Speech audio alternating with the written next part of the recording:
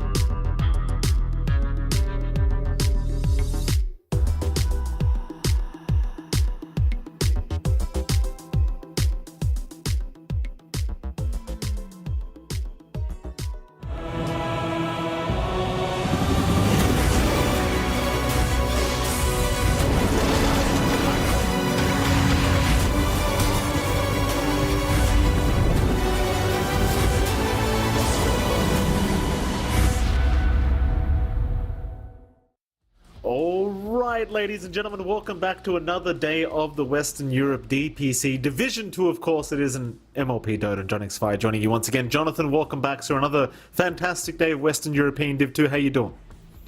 Doing great, Mike. We already had some good action. This is the last week coming in now for DPC, for Tour 2, for Div 2, right? So every standing starts to count a little bit more. Every win starts to count. Every loss starts to count in Western Europe here for Div 2. It's pretty close with a lot of these teams. There are still pats up for teams in the middle of the pack.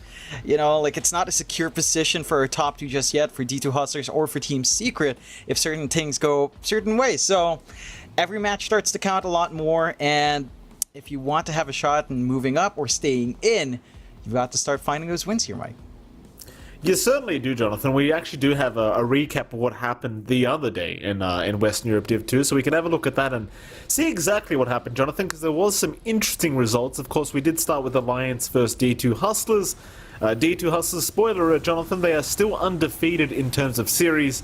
They ended up dropping, I believe, one game to Alliance, and maybe even game number 2. And in fact, it was game number 2 they ended up losing to Alliance. But did you happen to catch the game, Jonathan? Anything interesting happen? Yeah, we cast that game, didn't we? It was... Of course we cast that game. What do you mean? Yeah, of course we caught it. It was a real good back and forth. Game 2, we saw Chuen kind of pop off in December. I'm very tired, Jonathan, alright? Don't do that to me. I mean, I did like what Hustlers were trying, you know, in Game 2. They go with a mid-Pugna. It doesn't quite work out the way they wanted to, but they managed to rally in by Game 3 and they get control. We also saw a pretty rough time for Hakoda in this game too here. Like, they were missing a few crucial static storms. It felt like there was a severe lack of team fight and control. They were basically banking on their support duo with a Tiny and Disruptor to make all these plays, to catch something like the Ember, to catch this Void before the Chrono kicks in. For a while early on, like, that Pugna was a good solution to the Faceless Void, but there's only so much you can do, and at some point the Pugna can just get caught up front, so you can't really save as much with the decrep. Game 3 though, we saw Hustlers kind of rally back. They played this really aggressive game, just constantly running around. Yuma was gigantic on that Pudge. And they allowed the Broodmother through, right? The Vi Llama got to pick it in the offlane. They had to respect ban certain heroes in the first phase. And you get Broodmothered. And then you get reminded why this hero is like a massive first phase hero, why it's always banned in almost every game. And it's just rough to play against that. Well, here's a game we actually didn't cast, Jonathan. Of course, Ancient Tribe against Team Secret. Now, Secret, they end up winning this one 2-0. Now, this is interesting, right? Because Ancient Tribe, the first week they were undefeated. They were looking like the best team in Div 2. Suddenly, week 2 comes around, not quite as strong as of a team. Keeping in mind, they lost to D2 Hustlers. Secret did. That was their only loss in terms of series. It seems like they've really cleaned things up since then. Because while Game 1 here was quite long and it was a bit of a back and forth between these two teams, Secret are looking more like a Div 1 team, which is what we kind of want to see from these guys. And you're seeing it here in Game number 1. This was a game where it felt like Ancient Tribe should have just won. But it didn't end up panning out that way. I think it was 50 minutes plus this game went on for. And next thing you know, Secret are pulling the win off. Yeah, they just out-executed in that Game 1. Like, a lot of 4-staff saves coming out onto Puppy when he jet jumped first. Just made it really hard to play the game. Game 2 was a lot cleaner coming out from Secret. They closed it out a lot faster. You were still having to deal with LeBron's clock, which was, again, massive in Game number 1. But it's still not enough to clean up. And they just managed to, you know, play their style in Secret. Again, when it comes to execution, like, it does feel like they execute a little bit better as, like, a team. Maybe that's just coming out from having a strong voice like Puppy on hand in comparison. But they run around, they know what to do in the middle of these fights, even when they're behind. Game 1, they were behind for a fair bit. Game 2, they start on a much more equal ground, and they still coordinate like insane. Their positioning's really clean. And for the side of Ancient Tribe, this loss was pretty big. It minimizes their chances to go onto that run for Div 1. It was make or break for both sides again. As you drag on in Tour 2, as the weeks come in, Mike, everything counts. It certainly does, and this is another game that does count, because PugChamp against OG, I think, went a lot more unexpectedly than people would have imagined, because OG, you know, they do end up losing this one 2-1, I believe it was, to PugChamp, and you in particular were talking to me about this just in the just before we went live. Like, a very kind of unexpected series here from PuckChamp. This is a team right now that's sitting in bottom place in the standings. Like this is a team that has been struggling, yet PuckChamp end up finding a 2-1 victory over Old G, which is naturally a fan favorite. But even if it wasn't a fan favorite, John, I'd imagine most people would have assumed they were the favorites in this series. Yeah, I think going into it, you expect Old G to take the series maybe in 3 games, but still favored their way. But PuckChamp just rallied well. The time Old G really started to shine in Game 2 was when they kind of pull out that Thompson Earth Spirit that we're seeing right here. It does, I mean, it's Thompson Earth Spirit, right? Like, it just run, kill, kill, kill. They tried to repeat that strategy in Game 3. Again, going back to that Earth Spirit mid. Doesn't quite work out. Game 2 did go pretty well. Again, the aggression worked out for themselves. You have no one on that Monkey King running around there just doing what he can, and it felt big. You know, it felt good. It felt like they know how to play around that tempo. As I say this, they die in that fight, but you know, they play that pacing really well with that draft. And in Game 3 is where it felt a little bit more flat. You know, you have the Troll to work with here. You still have the Earth Spirit coming out, but it just felt like they were ready for it this time around in PuckChamp. And you know, it's also down to some of these picks, perhaps like Troll. It's not the best hero. It's not the best position right now, right? Like there's a reason why this hero isn't as popular. It's easy to kite around. They have this team fight swell with a Monkey King, which just gets shredded if you do just decide to focus in. Like you've got Mirana Monkey, they can get to work on that. Doesn't quite pay off there, but you know, you're not able to really maximize that egg as much. And again, with all these series counting for as much as they do right now, Mike, that loss does drag Old G down to 0-2, 2-3. So not quite out of the running for, say, a top 2 finish, but it's looking a lot harder to get that path to Div 1 here.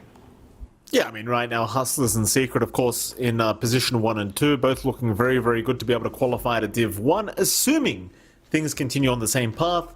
But like you kind of mentioned, like for the rest of the teams in the standings right now, literally no spots are 100% taken at the moment. Every single spot in standings is still available to be taken, which includes the final spots as well, all the way at the bottom. So, you know, teams like Ivy and PuckChamp naturally are looking to try and get themselves out of that position, and they are certainly in the running to still make that happen. And kind of like you mentioned, OG, these fan favorite teams, they're not out of the running to try and get to Div 1 yet, but it is kind of now dependent on teams like D2 Hustlers and Secret kind of dropping the ball a little bit, which right now you can't really imagine too much of. Yeah, it's hard to see them kind of dropping to a series. You do have, I believe, Old G and Secret actually playing today, so we'll see at least one really important match for both sides. Like, if you find that Old G takes that and then Secret drops your next series as well, then Old G is suddenly in contention as long as they also beat out Alliance. So everything counts more as we do see the schedule. Again, Old G versus Secret is the last series. We've got Hustler versus ITB for a second, and Ivy versus Alliance coming up first here. Can every single one counting? For the heaviest weight is probably on that Old G versus Secret, right? Because if Old G loses there, then that definitely eliminates any possibility for at least tiebreakers for that Div 1 slot. Yeah, absolutely. A very important series here for these two sides, at least for the first series here, Ivy versus Alliance.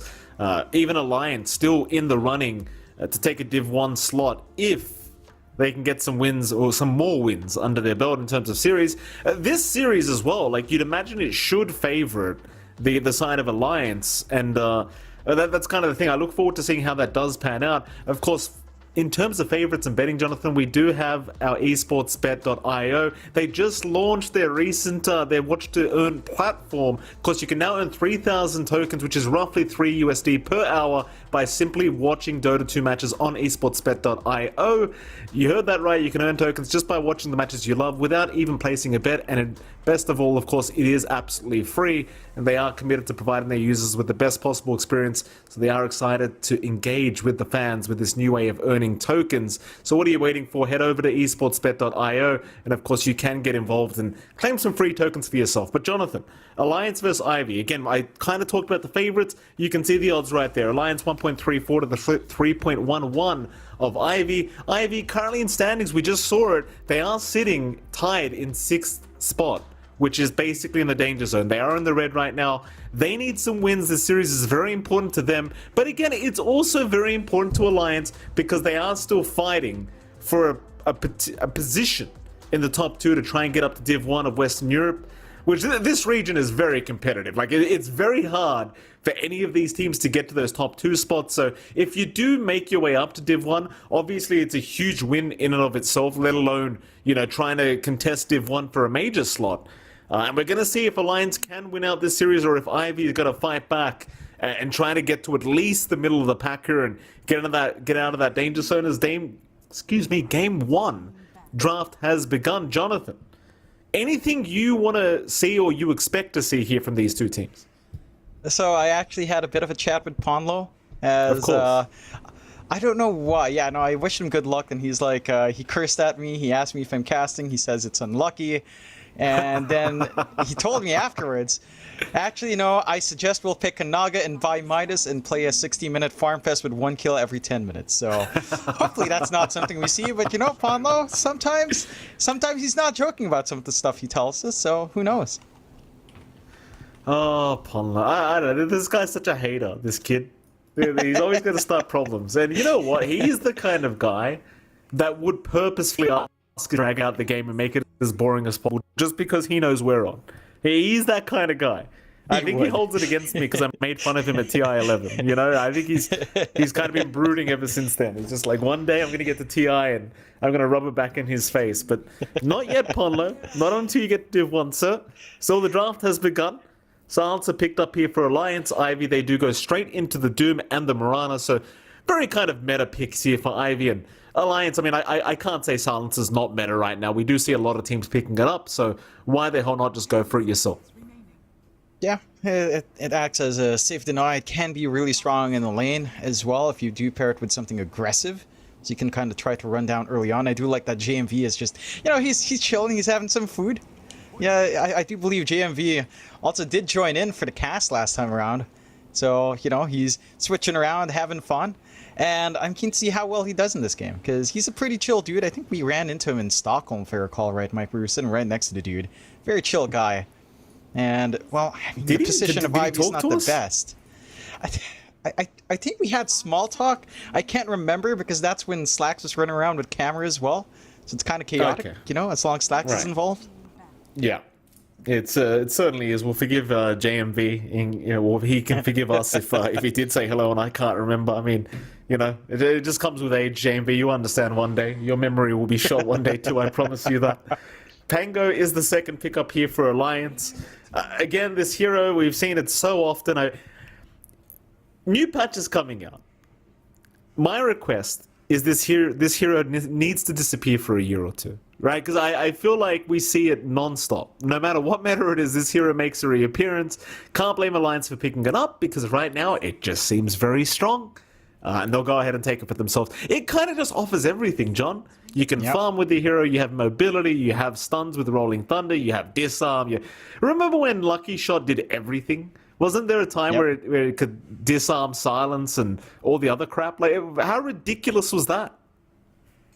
Yeah, it's pretty ridiculous. It still is, although the win rate doesn't really reflect it here in the DPC, 33% win rate so far. I remember seeing a couple of tweets. Someone, I want to say it was Fog, kind of yapping about this, where Diffusal Pango just feels so busted.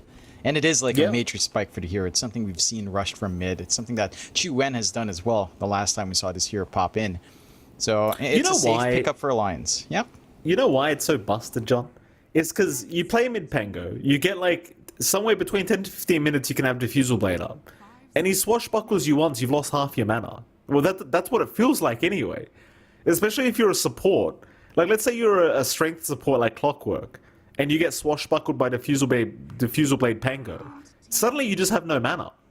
It's actually like one of the most annoying things to have to deal with. Like, not only is the damage output ridiculous, and you can purge somebody with it, but you just lose all the mana you needed to actually get out of it. Yeah, and you're going to have Brain Drain with the Silencer on top as well. So Alliance can potentially just keep you at 0 mana if this game snowballs hard for Alliance. And the nice thing about the Pango pick here as well is that it's a hero that doesn't really care about Doom. By the time the Doom's up, you should theoretically have some time to respond with just channeling your roll, or you're already in with your roll on top of the Doom anyway. You don't care if you're really doomed up afterwards. You should still be able to roll your way out.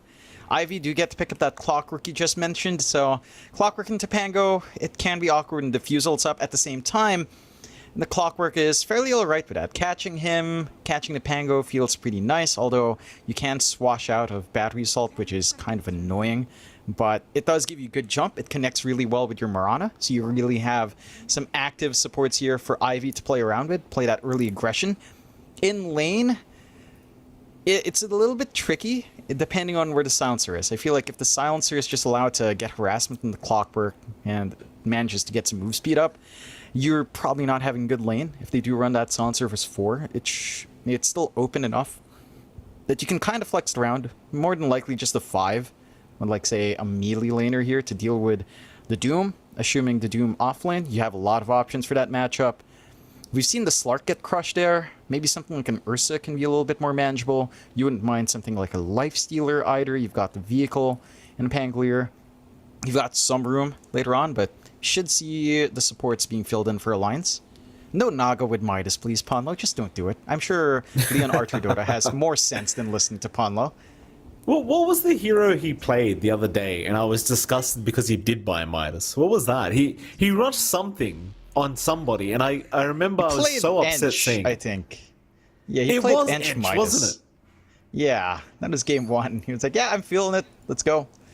Yeah, I can't remember. Did they win that game? I can't remember. No, he did. Lost game 1. He didn't. Thankfully. Yeah. I mean, what a ridiculous thing to do, Ponlo. Who would think TB is picked up here by Alliance?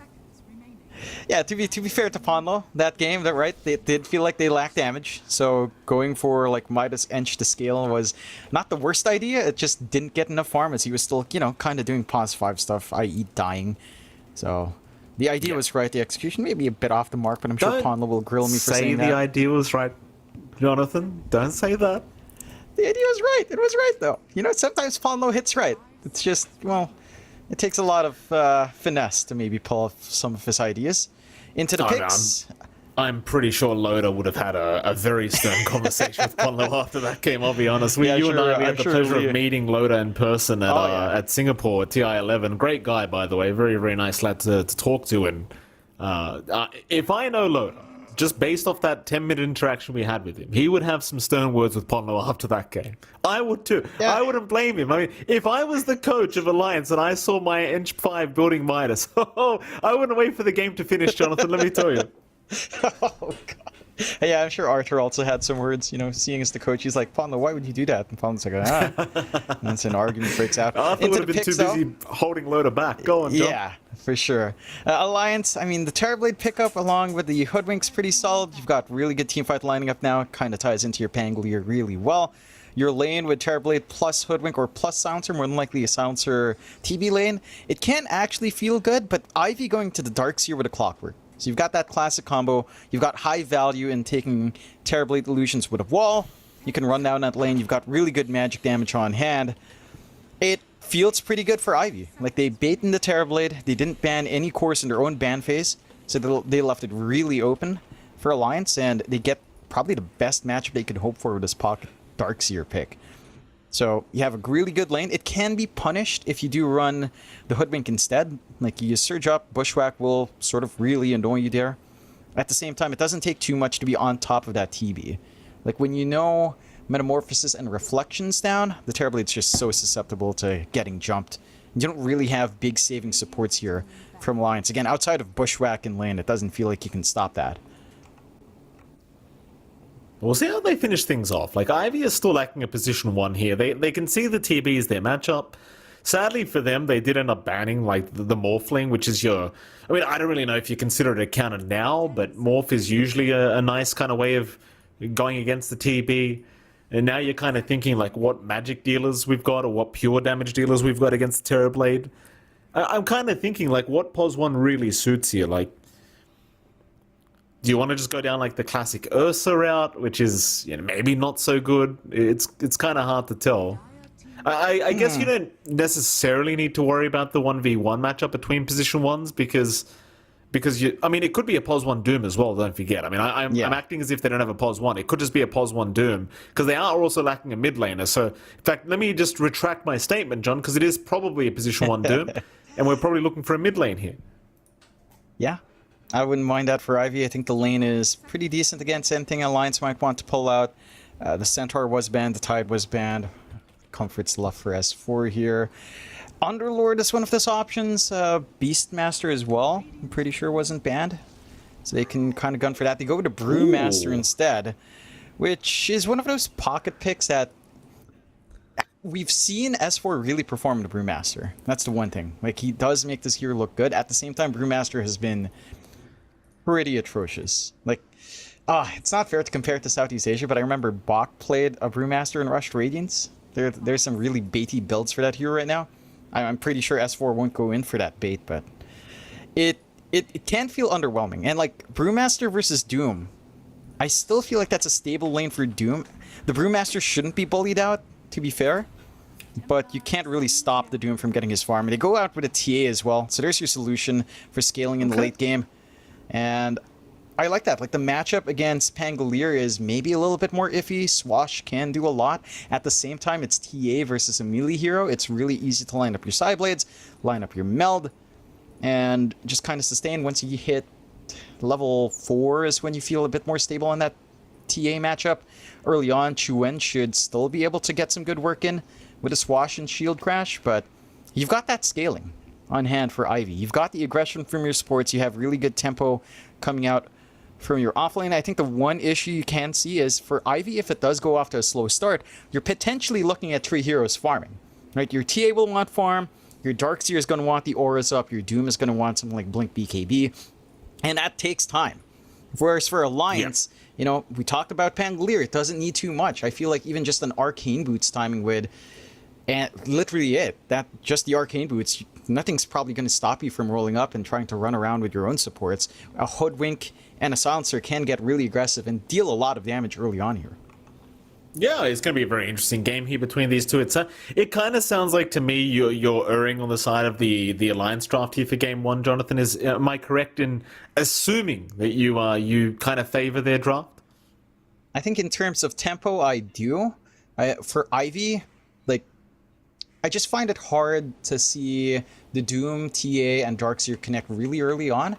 Because again, you're waiting for items to come out, you're waiting for Adi to kind of work into his aura items, Guardian Greaves at the least to come out for that Darkseer, and that can be slow going depending on the lane.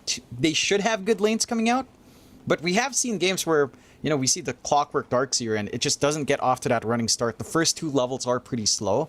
So if Alliance manages to kind of punish that and just hold steady under safe lane and get Charlie a good time to start off with, the timing for Alliance to hit with an early rotation mid with Metamorphosis and taking out the tier 1 tower, it will shut Ivy's farm down by a substantial amount. So that's the real timing I worry about for Ivy. Yeah, I think that's the point. The point you just made about the timing for the Clock Darkseer and the offlane in particular is something that bothers me a lot with this combo, right? Because level 3 is when you feel stupidly strong as this offlane duo of Clock Darkseer. And whether you can get to that point safely is in question. I feel like this lane they should be able to do so. It just depends on how much work Hans can do on this Pos 5 silencer, in my opinion. But yeah, we'll see how much they can get done, because this offlane of Ivy, I think, needs to work really well. Otherwise, it does go into this very kind of greedy issue of we have 3 cores that just want to farm. Right? So it does feel like the lanes do need to be dominant from Alliance to have themselves, from Ivy to have themselves a good game. Whereas Alliance, it's kind of like you don't really need to be too dominant, you don't need to be too greedy, you just have to buy space for Charlie. What is it, John? Yeah. I'm just interested in the wards here from Ivy. They plant double wards on the bot river spot. So, maybe a lot of overlap in the vision game there. Oh, they did too. Whoopsie daisies. I can't say that was on purpose. Yeah, maybe just a bit of miscommunication between... I mean, we've all done it, John, to be fair. I've done it many times. You know, maybe a bit of miscommunication, it happens. Yeah, it does feel like this can give you really good vision over, say, bot rune control and spotting rotations out from the 4. So it makes it a lot easier to see if Ponlo's fully committing for the rotation and kind of open up your mid for Stalkov to just have a good time. We are taking a look at mid as well. TA versus Pangolier, Stalkov versus Chuen. And again, this is pretty alright for the TA to manage. Like, Level 2, level 3 still feels better for Chuen, but the TA at 4, would say a 202 build can feel pretty hard to shove out at that point. Even just like, say, a 111 build by 3, you can kind of harass back into the Pango, especially when you know the shield crashes down. You can do a lot of damage up against melee heroes, so can't see how much Chuen can do to stop that. Yeah. Well, side lanes as well, of course. We're looking at top lane Aiden Coupe against Charlie and Hanskin. Should be a pretty interesting matchup again. The level 3 timing of Ivy here in this off lane is going to be where you really start to feel the pain here as Alliance, especially for poor old Hanskin. Like, he gets caught with one battery assault by this clock. He's probably just as good as dead at level 3, but we'll see how it does pan out. And of course, the other side lane, bottom lane Ponlo on S4 against JMV, and of course, is it Hani? Zani? I think it should be Zani, because it's not Cyrillic, so it should be... Yeah, I think so. Alright, well with if that, it's wrong, Zani... Yeah, JMV, they're going to be up against the Brewmaster Hoodwink. Like, this lane is quite painful as well, right? Like, for Ivy, like, you get the Cinder Brew with the Bushwhack. It is a devastating amount of magic damage. Yeah, you can really try to burn down Zani quite a fair bit. At the same time, I feel like it's still stable enough for the Doom to just play with Devour in this lane instead of going for the Infernal Blade, and you do see a 1-1 from Zani early on. So you should just be able to farm, you can pop Scorched Earth to deal some damage back. Your weakness is really just in Mirana 5 in this lane. It doesn't feel as impactful, although JMV is finding some good angles to get some double Starstorms off. So there's always a little bit of poke back from Mirana there, but certainly a lane with less initiative for the side of Ivy. Like, they will just have to take the passive stance and leave it up to Alliance to try and punish, and for the most part, a Doom is stable enough that you're not going to get shoved away. You should still meet that Midas timing. Heck, if you get a good creep, you can kind of fight back. You've got the Chain Lightning creep up onto Sandy, so he can harass back quite a fair bit. We've seen that creep really dominate the lane. When you see an Enchantress up on the Doom, it's equally good. It certainly is.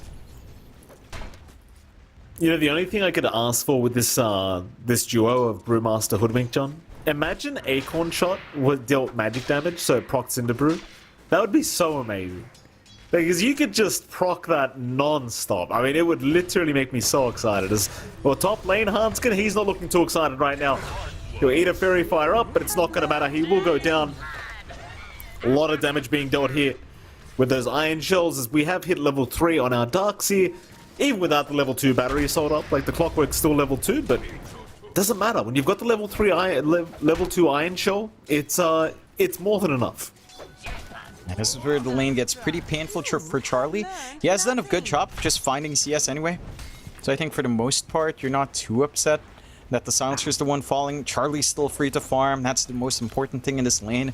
Holding up against that aggression, letting your Terrorblade hit those key timings, and kind of go from there. So overall, I think not too bad for Alliance still. It's a good start for Ivy. It's definitely what they needed, right? Like we talked about their lanes having to crush. Mid lane, he was in a bit of danger there, John, but does pop the refraction, barely able to survive. And Ponlo almost got him with that rotation. Just had no spells to throw out. I believe they did deny the water rune away from him, because you did see Chuen get it on his Pango, so happy days there. Like the TA is not having a very free time. Oh, they almost got Coop. They might still have him. Like, he is dying, yeah. Curse of Avernus. Oh, excuse me. Curse of... Arcane Curse. There's too many curses. Arcane Curse. We'll take him out. This bottom lane, Ponlo ends up dying here. JMV able to pick him off.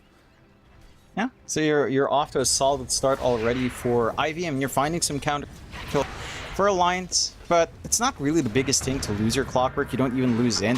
You're a little bit too far from Hanskin. You don't have a Glaives up. Kind of soak up. Getting really deep here with Zani, just buying that Ring of Health. Zani, I'm not sure about this. Bushwhack's going to land. It's going to be a lot of damage being dealt. They'll try to go against S4 with the Chain Lightning, but it's not anywhere near enough. Now Ponlo going up against JMV should be just fine, but I suppose for the Doom, he does deal a lot of harassment. My only issue is this is a POS 1 Doom that's not farming right now. He just left the creep wave for quite a while and lost over half a wave out of that. But it's still ahead. I think they understand their position here on Ivy. Again, you want to farm well, but you also want to stop the key timings coming out from Alliance. So you need to apply that aggression.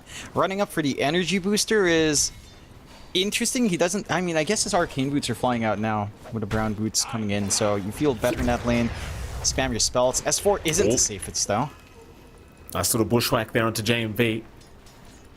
Zani trying to get very aggressive here. Meanwhile, Hanskin will rotate mid lane, just pops the curse. Stoikov going to try and get a little bit aggressive, but there is going to be a setup here from our Clockwork. Hanskin in a little bit of danger, still blocked by the cogs, is going to go down. Every mid laner's nightmare, their support rotating and doing something like that and just dying to the other enemy mid. Not a good feeling. Yeah, you don't really expect your Silencer to do much in a rotation, to be fair. It's more on really Ponlo on the Hoodwink to have to come in, maybe set up, try to get the Bushwhack going. You're starting to feel like you can't really burn through Refraction all too well. You are just depending on Chuwen, and you only do 4 strikes anyway, so you have enough to at least survive all of that damage here for Stoikov and just play that lane. So you're hitting that early tempo for Ivy so far. Your lanes are working out quite well. You really haven't stopped Charlie though, which was our concern for the Darkseer lane. Like Terrorblade can still play there. Hanskin goes down, but look at this. Stoikov's being chased here. Nice pushback from Ponlo to set up. Arrow is not going to land in time. Chuen able to get the Rolling Thunder, but Stoikov looks like he can just sidestep this, and he will. Chuen, not having the easiest Rolling Thunder, will have to back his way out, but now the chase is on. They pop the trap. They'll have another. In the meantime, Charlie ends up going down top lane, so even more disaster happening here for Alliance, as Chuen is going to get caught and does go down. Stoikov able to pick up the kill. And that's 2 cores down for Alliance in a matter of 20 seconds. Yeah, big kills. We just talked about Charlie maybe getting a little bit too free for time. They managed to focus in with Ade and just find that kill.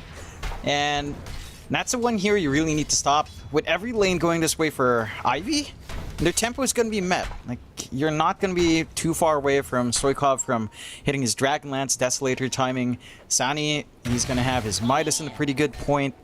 You haven't really stopped the Doom. To be expected in this matchup for Alliance. At the same time, it's kind of worrying that you're not really able to put a dent in the Doom. Right, so for Alliance, Charlie's probably not keen on joining in for a mid push in that timing we talked about with Terrorblade. Like when you have Metamorphosis up around the 10-minute mark, you kind of want to run up, just push, take a tier 1 mid, and try to shut down the map from there, get some space out for your TB from that point onward, and punish the greed. I don't quite see that happening for Alliance anytime soon. Oh, bottom lane, they're trying to move in, but there is an extra hero to help out. Doom going to be committed here by Zani, and S4 going to be left behind as Ponlo needs to run, but they have the vision with the Rocket Flare. Ponlo, oh, it's a lot of damage with this Battery Assault Iron Shell combo. Way too much to deal with. So they will hand over the tip to their clock. Very nice rotation. Noticing that they were out of position here on the side of Alliance, and it's suddenly 8-1 for the side of Ivy. Hugely. Yeah, they're just crushing it, right? Like, these two supports can do so much running around without necessarily needing any cores with them. Whereas in comparison for Alliance, they need Chuen ready, and they need Ponlo to be kind of connected to the Pangolier here. S4, once he has his ult, perhaps you can play, but that's a massive cooldown to expend for some moves coming out here. And you're still getting room to farm on your TA and your Darkseer. Yeah, bottom lane, Ponlo's been caught again. He will drop. Rotation is incoming from Chuen, but it's a long TP. He'll finally get there. S4 is still chasing this pos 5. This is Clockwork being such a pesky hero. He will just kind of sacrifice himself for that, but it still feels well worth it. You force a rotation from the mid lane, you force Rolling Thunder to be expended, and all they get is a pos 5 clock out of this. And you already got the Hoodwink kill, so you don't mind. Yeah, you don't mind at all. It's just free space for Stockov down mid to farm what he wants. Like, this TA, Dragonlance is already flying out. The path to Desolator doesn't seem too far off, and you're getting that early connection timing lining up for Ivy. Like, Mech's almost done an Ade up top. BKB for Sani after the Midas is going to be lining up here as well.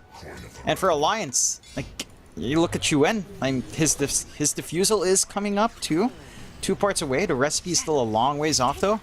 And that is your concern. Like, if this Pangolier isn't ready to face off against all the sustain and output coming out from Ivy, then you don't have someone to play tempo off of. Although Alliance will try to smoke up here. That they will. And they're going to head down towards the bot lane, see if they can find Zani, but it seems like this was already kind of scouted out. I think they may have tried to smoke underneath a trap. So there was a Moonlight Shadow popped immediately. Zani, hiding in the tree line, knowing they're missing. Chuen's going to show up bottom lane. Having a look through the tree line now, Zani, I mean, pings are out. It seems like he's already getting ready for rotations to come in. Doom ready. They will end up pinging him out, but Zani, he'll get the Doom off. Problem is the Rolling Thunder was already there. And the rotations, they aren't incoming yet. Here they come, though. You've got one coming in, that'll be Stoikov. Zani, he's still alive, but S4, he's popped the Primal Split. Zani's still trying to fight this one out. We'll go back after Ponlo, but he will finally go down. There's now S4. He'll go for a bit of a chase onto Stoikov. Meanwhile, Charlie will go down top lane. And the TA, Stoikov, he is still being chased here by Alliance. Getting very, very low now. Still trying to survive through this. He'll go for the meld, but it's not going to be enough. In fact, now a third kill to come the way of Alliance, it seems. As the Cogs are not going to protect their clockwork. He will also drop. An Alliance, they get a 3-4 trade across the map as even JM shows up. He'll take down Ponlo. In come more rotation. Zani's here now. Zani, I mean, he might just clean up. Chuen, very, very low on the Pango. Will go down. JMV picking up a second. The respawn time is just so darn low. He'll even chase for a third now. Arrow, obviously not going to land. A very kind of obvious arrow being thrown out here, and S4 will just easily sidestep. But they do salvage a pretty dire situation. They still find a couple of counter kills. It does cost them a lot of cores. Kind of streaming in one by one there on Ivy's end. At the same time, they did find Charlie a while ago while that fight was happening. So you're still overall not too upset on Ivy's end. You're putting a big dent on the timings of this Terrorblade. Charlie's still doing a fantastic job of farming up though. Not too far behind in comparison to Stoikov and to Sani. So he's still set to meet his own timings. Like Dragonlance up, Yasha to follow, probably the full Manta as well. Although yeah, I mean, jump in. Charlie again being focused here. He's going to try and fight back, but the problem is there is backup. He's gone. He is dead. I mean, he had Sunder available, but I don't think he felt as though he could get in range of the Darkseer, so he does die another time. And this is the thing, like, the Clockwork Darkseer combo, while it can be 50-50 with this combination, when it hits, it really hits. And that is exactly what is happening. Like, max battery assault plus iron shell, you don't even need the Darkseer there. No. And that's the great thing about how Ivy's been playing. Like, they've been able to leave Ade alone and just have this iron shell and Coop. He TP's in, he's got the damage, and they've been really keen on making those plays happen on Ivy. Like, they've been really aggressive on their support duos, just jumping around, doing a great job of just suppressing the map out from Alliance. Alliance, though, going for another smoke play. This one not under a ward or trap. They might find a good flank. They've got that Primal Split ready here. Yeah, I mean, that's the key ability, I think, to try and make Alliance really win out these fights. It's just, look at this. Coupe is just moving in. He does not give a crap. He'll force the Primal Split out. That seems kind of worth if Ivy can get everything out of everyone out of there. But Ponlo, he's going to find another target. He finds the Darkseer, so Ade goes down. And now suddenly the Primal Split seems a lot more worth for Alliance, as they are going to move into that mid-tier 1 tower. It's kind of the thing for Ivy, right? Like, with such a great start, you don't want to throw too many bodies back the way of Alliance. With that Alliance now claiming the first mid-tier 1 tower in this game, which is, I gotta tell you, pretty unexpected. Arrow is out onto Ponlo. Hook shot. Oh, it's right on target. Right on target. Finding two of them. They'll commit the Doom immediately. In fact, they never did. It was a pump fake. Alliance is still fine. And the Clockwork's gonna go down again. They don't have the follow-up. Yeah. It looked good to start off with, but they couldn't reach the back line. It's really difficult right now for Sani to just get that key Doom before the roll is up. And we saw a massive bushwhack come out from Ponlo. That held back the aggression, bought enough time for everyone to kind of get out of the cogs and, you know, just save themselves at that moment. Big takes for Alliance. They get to have a lot of map control go back their way. Charlie's still farming really well, although you are starting to see that lead pull out for Sani and Stoikov, as they have been left alone for a fair bit and managed to, you know, just make work of their Midas and Devour here, and Sani as well. the side of Alliance. And this key timing on Charlie is going to be pretty scary. Like, yes, you've still got the magic damage to deal with. You've theoretically got the TA plus Mel that can make it work. They just lost Zani. It's really starting to fall apart here for Ivy. Like, after such a dominant laning stage, they're just kind of getting caught left, right, and center. And now Alliance, they're looking for the bottom T2 tower. Radiant's middle tower is under attack. Yeah. And they've got the output for it with Charlie around. Metamorphosis still has a lot of time left as well. And this is down to a couple of key timings for Alliance. Like, they get that diffusal up on Chuen, his output just becomes incredible. Right? This is the exact reason why I believe it was either Fog, I think it was Fog who was complaining about this. Like, this feels absolutely broken. Like, the man drained the output you have in these fights. You combine that with this Ags timing Chuen is trying to rush for. The Pangolier just feels really safe and really impactful in these fights while Ivy are, you know, going into the shortcomings of this draft. It's greedier, they need to farm. They've got the Deso and Stoikov. They give their tier 2, they want to take Roche, but they haven't taken pickoffs before this. It melts fast, but Alliance are aware. This is way too risky. They come out of the smoke now. Everybody gotta get out of the Roshan pit. They are still trying for this as well. They're still trying for Roshan. Knocked out of the pit is the TA, but S4 is all over him. Surely no way out is Stoikov. He's going to try and get Chuen. He does get the Pango down, but it costs his own life. Zani still trying to fight. Already committing the Doom here. S4, he'll just keep going. He doesn't mind. In comes Charlie now. Even without the Metamorphosis, he can help with the Reflection. And that's going to be your Pos 1 Doom going down once again, maybe? Not quite. He's somehow actually going to run his way out. JMV. As JMV picks off Ponlo. Alliance completely forgetting about the Pos 1 Doom will go back towards the Mirana. And they'll have their way with him, I do believe, as he does go down.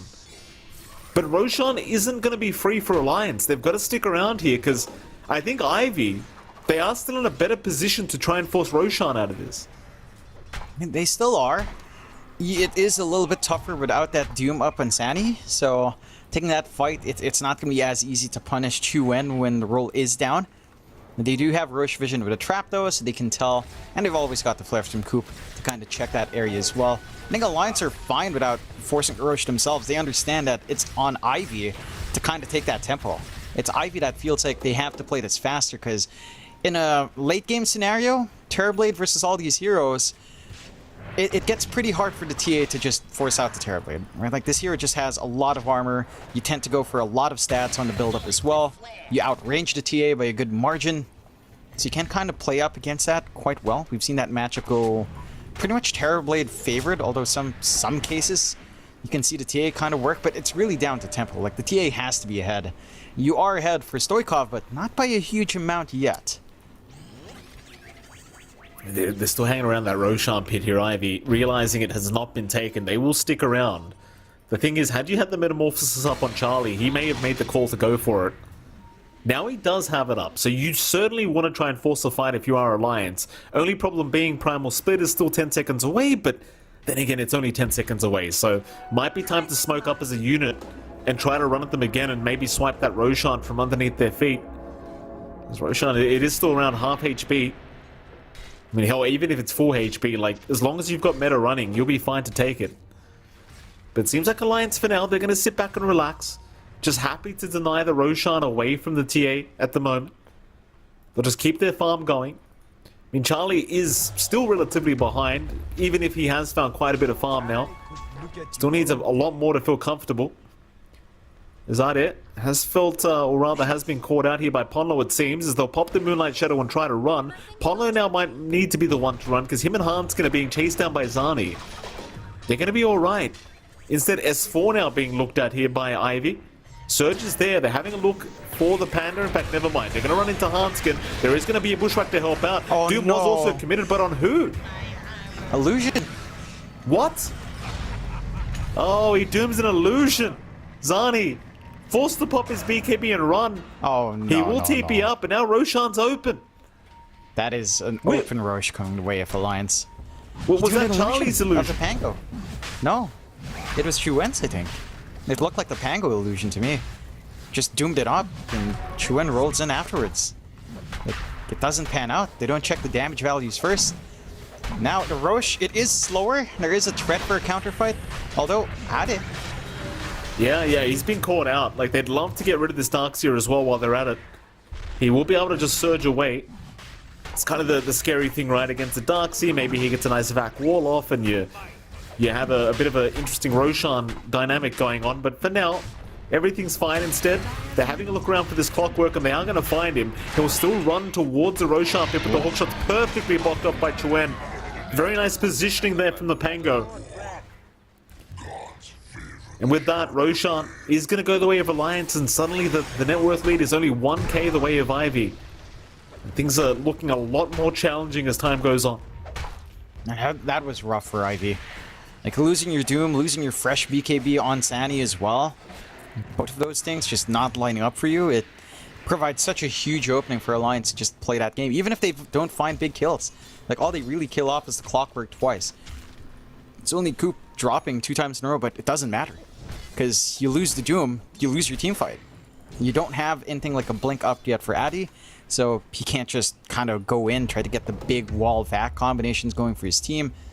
And for Alliance, like, meeting these key timings, having to save for Charlie up in the form of the Hurricane Pike, along with his Manta, it feels really terrifying. It's hard to kind of jump that Terrorblade until you get maybe... You do have the blink up in Zanny, but you have to wait for that next Doom.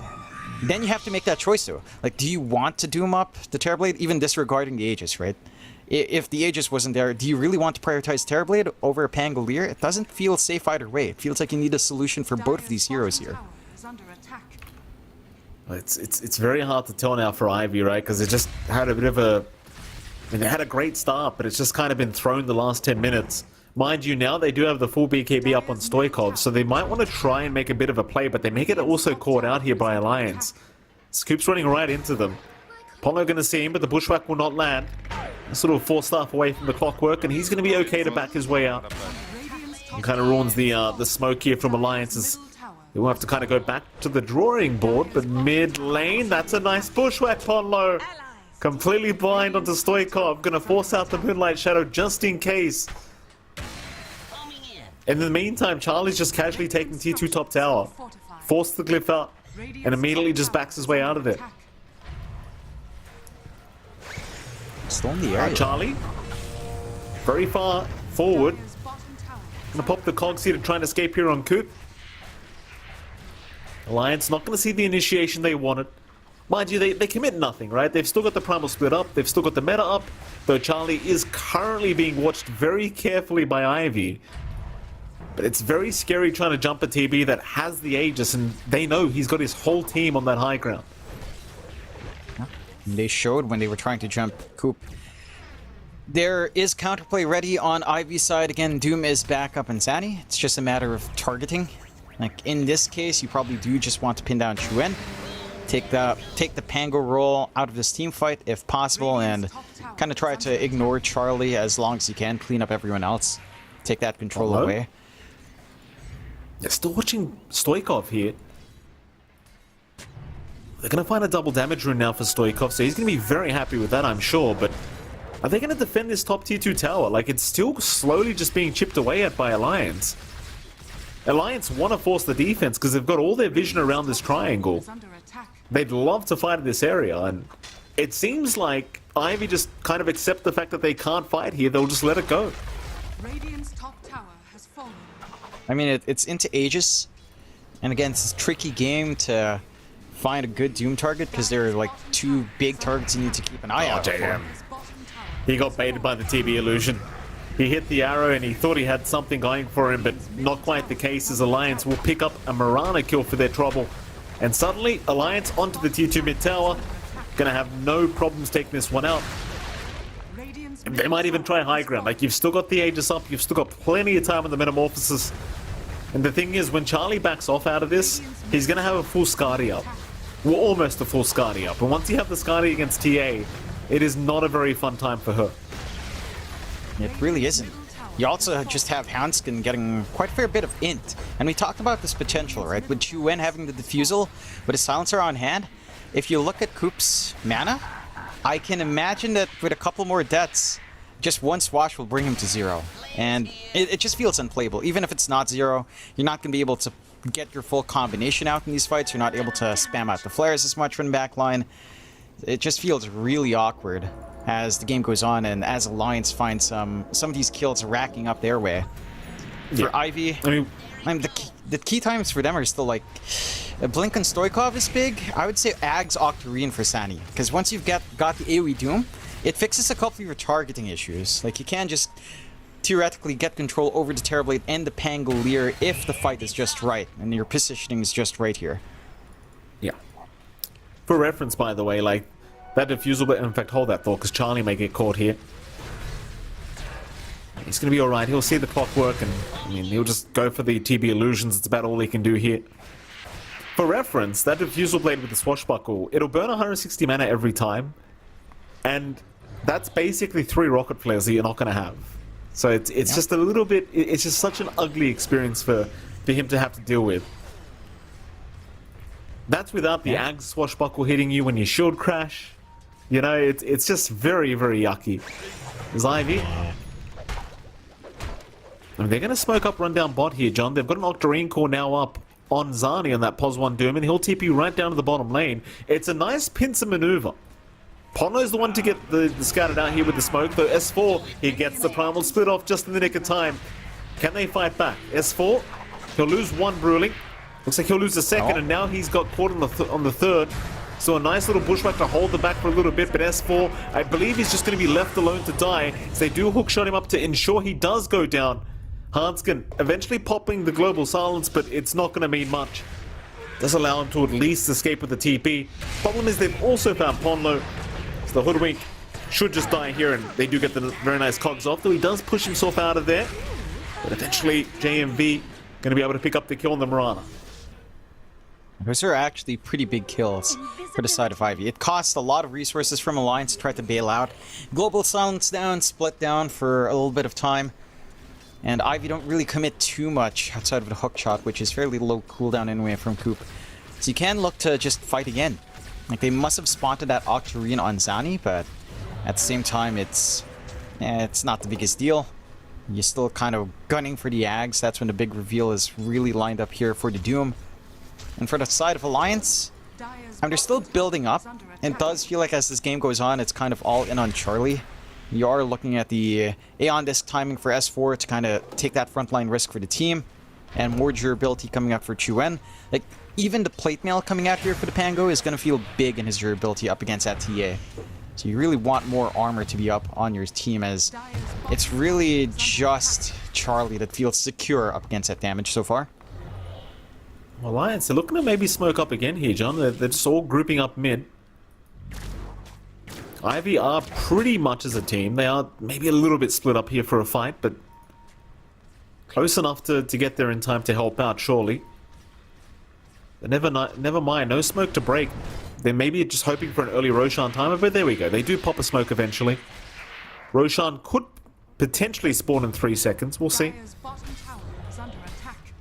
It's going to be a quick one. 9 seconds away from respawning. They're going to go straight high ground, though. They saw Zani, and he can't be expecting this. Right onto the high ground they go. Zani eventually going to be able to get his BKB off, but needs to back off. He won't have that available for the team fight any longer. So they'll get right to work on the mid-rats. And Ivy definitely want to try and force a fight here if they can, but without the BKB on the Doom, it's so hard to see it happen. They're going to make the jump with the hook shot. There's a ninth back wall onto Charlie, but S4 and Charlie both getting out just fine. They'll pop the primal split just in case onto S4. An Alliance, they could still potentially look to turn this one, but they might just reset and go for Roshan instead. It just seems like the safer option. They do not have Metamorphosis up for that long, so their output's a lot slower, and the side of Ivy actually wants to chase. They still have Doom ready. They will chase indeed. Both sides now realizing Roshan is up. Maybe this is the opening for Ivy now. Like, you're going to have your BKB up in 10 seconds here for Zani. You could think about just forcing Roshan. Problem is, you don't have the BKB of Stoikov. He's going to be kind of missing that for another 43 seconds. They seem like they're going to try and force this one anyway. It's dangerous. This is not a safe Roshan to take for Ivy, but they're playing a very risky game here to try and make a comeback in this game one. because they are certainly falling very behind as they've already caught up to TA. Forstaff is there though, but Chuen, he does hit the Rolling Thunder. They'll Forstaff once again, so he's going to be fine as now the Doom does come out on the Pangoli, but he's already rolling. He'll just roll out of it. That's Doom committed and really amounts to nothing. Roshan is still very, very healthy as well. And Ivy now in a very precarious situation because Alliance are now in the prime seat to try and take Roshan. I think for Alliance, they're just waiting for that metamorphosis to be off, which isn't too far off and should align closely to when your roll is back up anyway for Chuen. So you're going to have a much better time after that reset, whereas for Ivy, it's a longer time until that Doom is up and running. They'll Moonlight out, but they're trying to take these massive risks. They just don't quite have everything in the tank to really take it. And again, it's just a targeting issue, right? Zani, he's forced to Doom up the Pango to prevent the follow-up swashes, to prevent the shield crashes from coming out, but it just leaves so much room for, say, Charlie in the backline, if he does decide to come in, to feel really open about just taking that fight. All he has to fear is just a terribly dilution from the Law of Replica. Beyond that, like, you're pretty safe to go. And before that blink for Ade, it felt a lot harder for the Darkseer to get into these fights. Now with the blink up, Ivy can take a much more aggressive stance now with the Darkseer. Like, if they do see that clump up in the Roche, a big vac wall, that can change the fight. That it certainly can.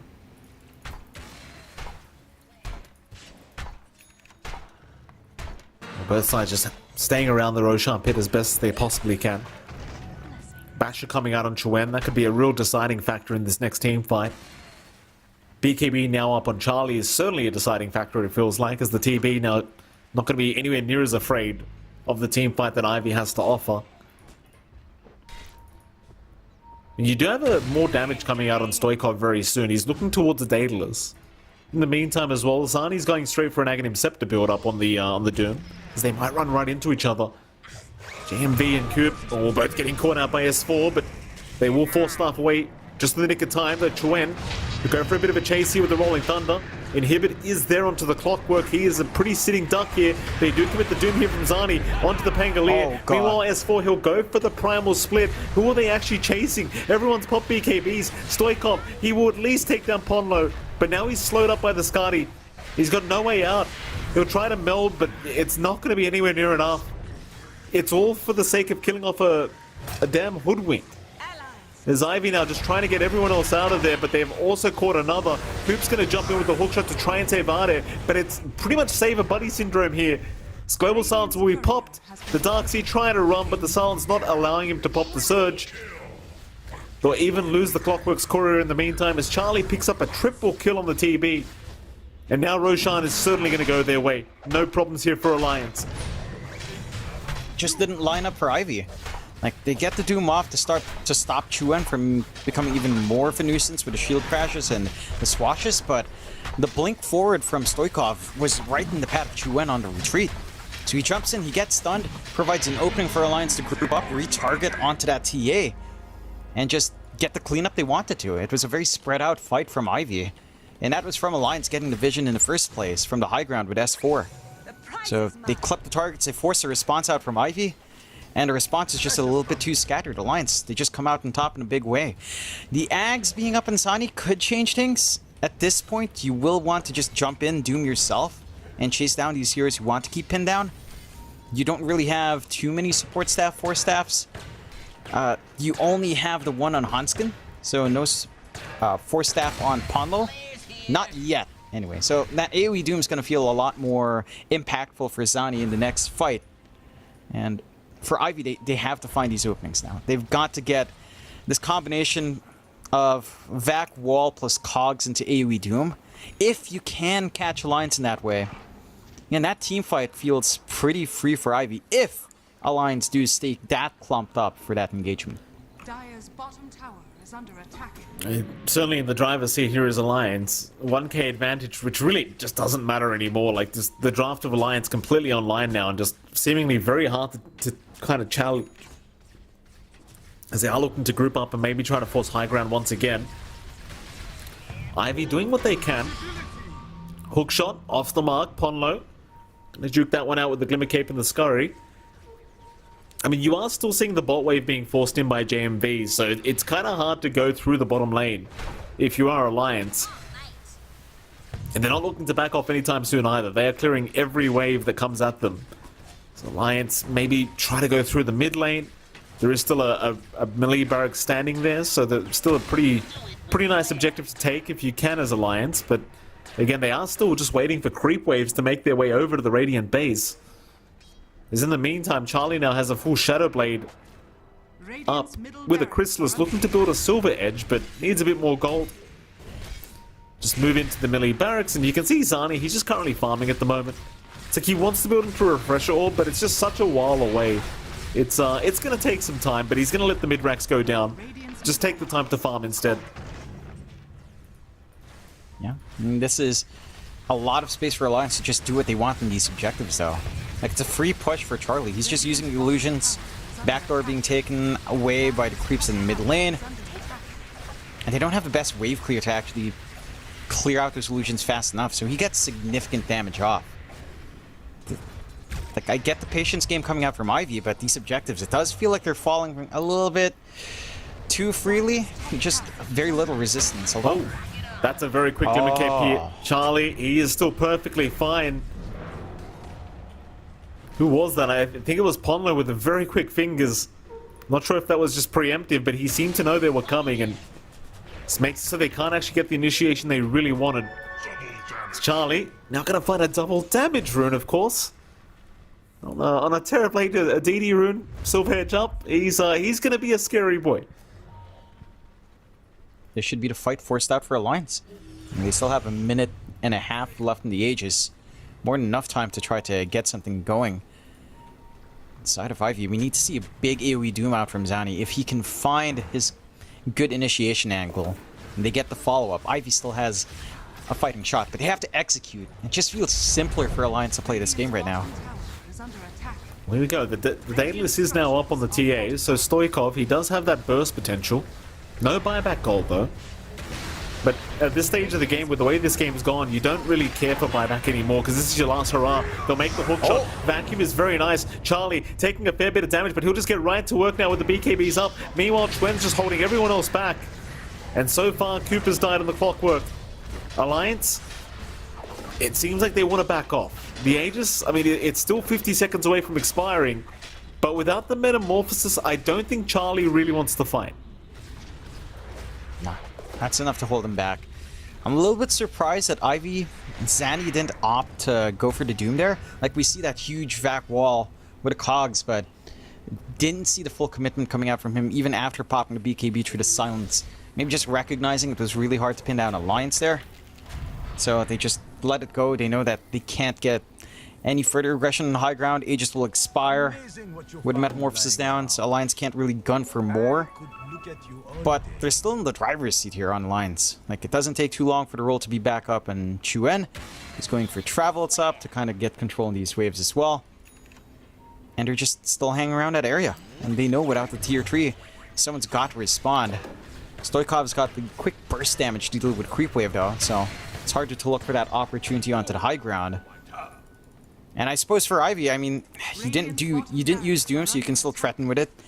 You can save up for this refresh. Double AoE Doom from Zani. Again, that can change these fights in a big way. You just need to see them toss it out there when the opportunity looks ripe. See what they can do. I mean, they're still in this game. Nowhere near out of it yet. I mean, it's just so tough with the kind of draft Ivy has. While you have got great scaling, it just hasn't really panned out their way. And they're going to try again. Moonlight Shadow is popped. Ivy head into that Radiant jungle, see if they can find somebody, and they might run right into S4 in a moment. In fact, Ponlo's the one being watched because he's farming a creep wave. Ida's going to move in with the Iron Shell, so Ponlo, does he realize this is happening? He seems to, because he pops the Scurry, he is well aware something is wrong, and now, 4-star TP away, he's going to be just fine. I mean, it's kind of the thing, like, it's fun to get the Iron Shell damage from Invis, but it does eventually reveal what's happening, and gives a chance for him to get out before the hookshot comes in. Yeah, and it's not like it's a lot of damage that allows you to really soften up the targets just yet. With the Glimmer Cape up, Hanlo was kind of just tickled along there. Just enough to notice, but not enough to be a major threat. So, backs off in the nick of time, waste some more time out from Ivy at the least. Again, their build-up is it's speeding up on Zanny. Like, the refresh is pretty much ready, just waiting for the buyback gold on top of that as well. We've seen them find these opportunities for the big vac walls. We just need to see the follow-up from Zanny. Like, he's got the War Stomp, the AoE Doom. Once you line them up in that vac wall as well, it's fairly easy for Stoikov to get some good Psyblade usage there. On top of that, Chuen's looking to move in. Ponlo not really lucky with the bushwhack. They are only going to find Cute for now, and well, the clockwork is going to die. So, not exactly what they wanted in this fight for Alliance, but they'll take it. It's still a +5 kill.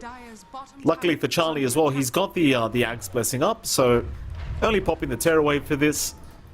Does still have the real Metamorphosis. As they are going to jump in. Zani, he's out with the AoE Doom. Still trying to run away is Charlie.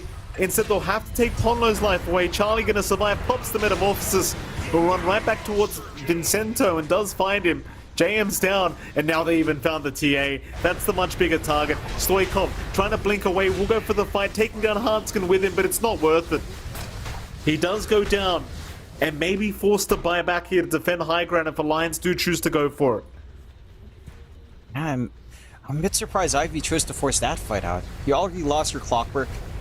You get this jump in on the Terrorblade, but they have Force Staffs to save. Both supports now in Alliance do have the Force Staffs up. So it's easier to bail out of that AoE Doom. You need hard hold. And your hardest hold is just coming out from Coop. You need probably just the cogs on top of that vac. And that's where the fight feels clean, but without it, it's just hard for Zanny to really get much use from that AoE Doom. And Alliance, knowing that's down, they're just going to clean up. There's really nothing to stop them from just going for the bots at racks. Probably not able to swing for top. If they did, that would definitely force the buyback right out, but they're so far ahead, I wouldn't fault them for just gunning for it anyway. They'll play it safe, though. Top lane, Zani. He's going to be okay to TP up. Ponlo can't get there in time to try and cancel that one off. 2 racks is now up as Alliance. 10k advantage. Happy days. Ivy. Again, not out of this game yet. You have some core items coming up. There's an axe being built on Ade, but problem is Roshan is happening. Rocket Flame will give the vision. Don't know if they can get there in time, but they're going to try. Jump in. Hookshot is there. Everyone in the Roshan pit. Global Silence popped as well. The Aegis is on the deck. Everyone trying to click it, but nobody's getting it. Where's the Aegis? Charlie finally picks it up. Oh, boy. So close yet so far. Complete fiesta in the Roshan pit as they will refresh the Doom, but more so for the BKB. Zani just trying to get away out of this. But he is a sitting duck now, bashed up by Chuen. He is going to go down. Buybacks immediately coming up from Ade, but this game is looking so tough now. Like that Roshan, it felt like their final chance to try and make a comeback, and it just doesn't happen. Just doesn't. It's just way too noisy to kind of figure out what to pick up. He got the axe. Got the Axe Blessing. Yeah, he picked it up at the least, but I don't know if that's going to be enough here. I mean, it's something. See what he can do with it. I believe he gave it over to the Darkseer, so Ade now doesn't need to buy his own Axe. You do have the normal punch now available on the Darkseer. We'll jump in. Vacuum is there. Normal punch onto S4, or rather Charlie, but Charlie can just sunder it right off and go right to work onto Stoikov, who's trying to run, but the damage output is just insane here from Charlie. And the tier 4 tower is now suddenly under siege as Alliance. Oh, jump in from Zani. Doom is out. It's onto Charlie, but is there follow-up? They're going to try and jump in. Go after the TB, but keep in mind, he still has the Aegis up. So he's got the secondary life plus the Terror Wave, as they are getting right to work. Charlie is still just mad fighting through all of this, but will finally go down the first time. Alliance, do they leave Charlie be? S4 is still sticking around. Charlie's going to fight against the wall on his own, basically. They'll vac him back, and Charlie eventually going to drop. A triple kill for Stoikov. Only issue being is they got the Megas up. So, sure, the game continues, but Mega Creeps are incoming. Alright. That's the kind of isolation we needed to see from Ivy, the kind of chain stunts and control they needed to pin down these targets with that Doom up. It's a big win, but with the map the way it is, I don't know if you can get enough from Ivy. It does feel like they need to force back the buybacks and then get the kills on top. and try to go from there. Like, they've got this DD and Stoikov, so they certainly can force the issue onto the high ground. They've got to try, right? Like, you really haven't got many other options.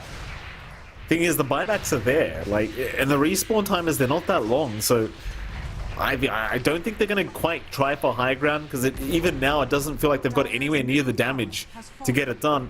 Instead, they're going to kind of take the blessing as they do, and you know, it's just like the net worth lead is only 5k now. You know, we're back in the game somewhat. Yes, we have to deal with mega creeps, but there's a chance, and that's all that matters sometimes. Yeah, we still got a chance. I wonder how much of a chance Dota Plus is giving. Good old Dota Plus is giving a 21% chance for Ivy right now. So all things considered, it's not bad, right? Like, you'd expect at the point with mega creeps up, and to be fair, the net worth lead from Alliance isn't huge, but just the map state, normally Dota Plus kind of goes crazy and just says 99%. So you've got a shot on Ivy. And they are reaching this point where, you know, you've got the Ags up in Coop as well, and the clockwork. So you've got the overclocking going off, bigger AoE stun on the hook shot, and we have seen those hook shots be massive from our clockwork here. And just the rocket flare spam as well. Like, you're getting some answers out. You also take a look at Stoikov queuing up the Divine. He understands what's up. He knows what this game is boiling down to. No, he changes. Alright. Not brave enough. Goes for the Swift Links. Fair enough, the safe play. Not as exciting, but sensible enough.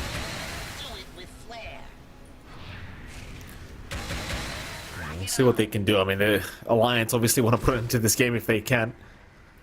Swift Blink almost built up here by Charlie. They'll head through the top lane. It's always that huge advantage when you've got mega creeps up. Like, you just feel so confident, knowing that even if a team fight goes bad, like, chances are that they can't actually get to the high ground in time to make a difference. Because how many games have we seen where the mega creeps just take over and just start hitting the tier 4 towers in the Ancient while the fight's still ongoing? Like, it's just so tough to defend against these damn things. JM Vincento currently being watched. Chuen gonna pop the Rolling Thunder early within the smoke. Does move in and does land the initial stun. That'll be JM gone as Charlie just pop the Terror Wave just to ensure they have the damage output. Mind you, JM Vincento, he does have buyback available, so he can come back into this for the next team fight if he needs to. But as you can see by the lines being drawn out here by Alliance, it's not like they really want to try and force high ground. They just want to control the whole map. Just farm everything. No need to force high ground when you've got such a huge advantage. Not in net worth, but in just map control. And now it is about kind of increasing that net worth advantage if you can. I want you to take a look at good old Ponlo right here, getting frisky, queuing up the Dagon. Of course he is. Classic Ponlo. You know, no Ags being queued up. The decoy feels pretty nice. No Hunter's Boomerang for him. No. He has to go Dagon. We need more damage, guys. Oh, absolutely. This is what I mean. Like, he's giving Arthur and Loader a heart attack back there somewhere. There's Ivy. Chuen's going to jump in. Rolling Thunder is there. S4 going to pop the Primal Split immediately. An Alliance, they're just looking to go right up to the tier 4 towers. No more messing around. They know they can just kind of take these down very, very quickly as S4 will find the first. Charlie just letting the illusions do the rest. Ivy, very hard position for them to try and force here. JM Vincento jumping in, already being caught up by a bushwhack, but will be fine to just leap out of there. Because now the Ancient is completely exposed here by Alliance. They're trying everything they can to clear out these creeps incoming. Alliance is kind of riding the Ancient though with these Primal Split. Brewlings, as they do catch out Hanskin at the very least, but Charlie's there with the Terror Wave. They'll pop the Doom onto Charlie. Back wall is dropped as well, but the BKB's war ongoing, so it really does nothing. And Alliance, seeing all this, they just back off. They still have the Megas. All the buildings but the Ancient is cleared now. They just won't risk it. Without the meta, without the Terror Wave, just no need for it. Yeah, no need to force the issue any further. There's still a refresh Doom ready on Zanny. And you did have to pop Global Sound, so you can just sit back, relax, maybe wait for the next Roshan here for the side of Alliance for Ivy. And they've still got some bite left. It's just getting harder and harder to see those angles. Alliance just has much stronger jumps with her cores right now, whereas in comparison for Ivy, you're still reliant on pretty much Coop just jumping in. Like, Coop getting at least a Cogs, or starting off with a Cogs vac from Coop and Adi. which is easier said than done. So it's just harder to find these windows of opportunity for the side of Ivy right now, whereas for Alliance, it's a much simpler game for them. This could help the cause, though. At the least, having a nullifier out does stop the Force Staff on your Doom target from being a big issue. So you can actually pin down Charlie and look for that kill on the TB if he does go too far forward. Speaking of Charlie, though, he did find another double damage rune. I'm sure Alliance will want to make use of that another way. Again, being blessed here, Mike. I mean, that's why we call it Gaben's blessing, Jonathan, you know? Roshan, winning team, doesn't matter. Someone's getting double damage. It's Ivy.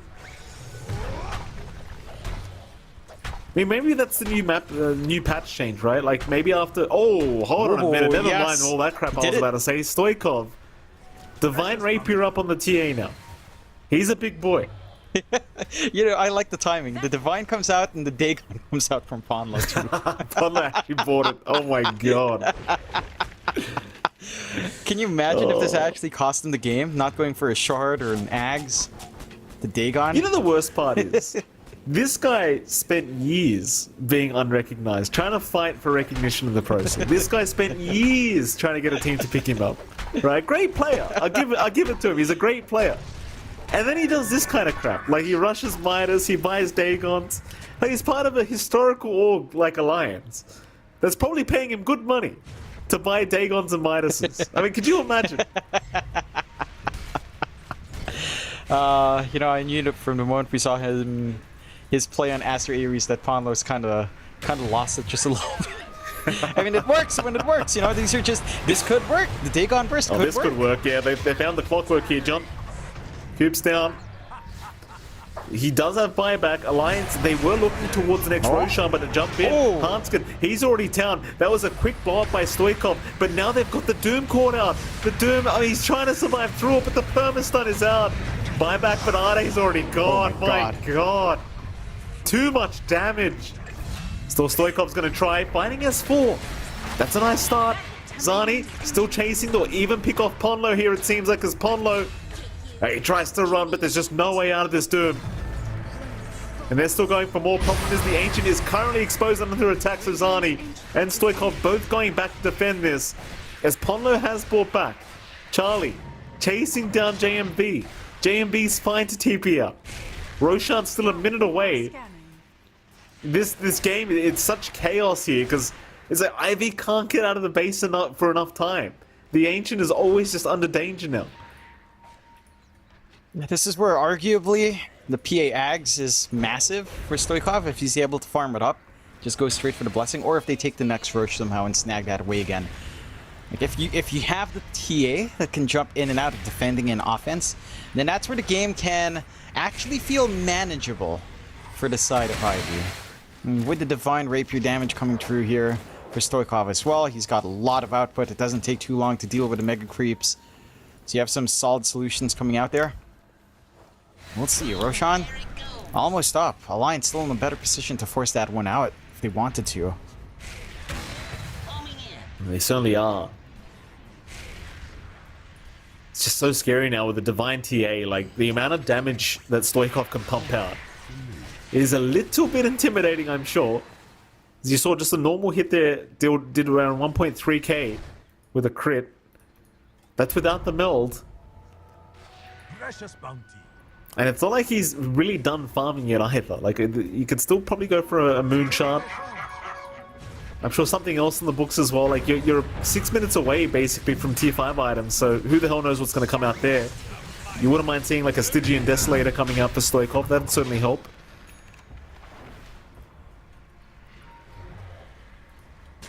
Overwhelming Blink now being delivered on Zani.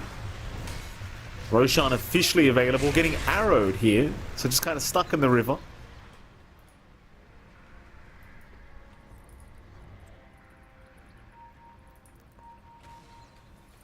Alliance, I mean, they're being very patient.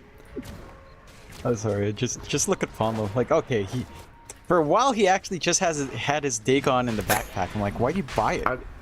I'm telling you, now he's regretting his choice because they could actually lose the game. Like, it's possible. So now he's certainly regretting his choice. No, it'll pay off. Trust me, Podlo will get a Dagon kill. It will be the most amazing thing ever. He's keeping the ceremonial robe, so a little bit less magic resist as well. A good amount of burst damage on hand. What could go wrong? And there's the Ags. That's where things can go wrong. Stoikov can jump around and clear out waves. Sonic projection, it's an ability. Now suddenly, you have a way of dealing with these mega creeps here with Stoikov as Alliance. JM's going to be spotted there for a moment, but does break the smoke of Ponlo as Zani does reveal himself, but will back off as well. Bushwhack will not land here from Ponlo. Zani's still hanging around though. Those illusions giving the vision. Moonlight Shadow may protect him for now as Chuen cannot see them. Just rolling around blindly, actually hitting them with the swashbuckles that are coming out, but now Rolling Thunder's down. Jump is there. They've got the Doom out. They found S4. That's a great target. Hookshot though off the mark. 4 staffs away. He's still fine as Charlie now pops the Terror Wave trying to go for a fight, but Arde's there to make sure he can't continue chasing.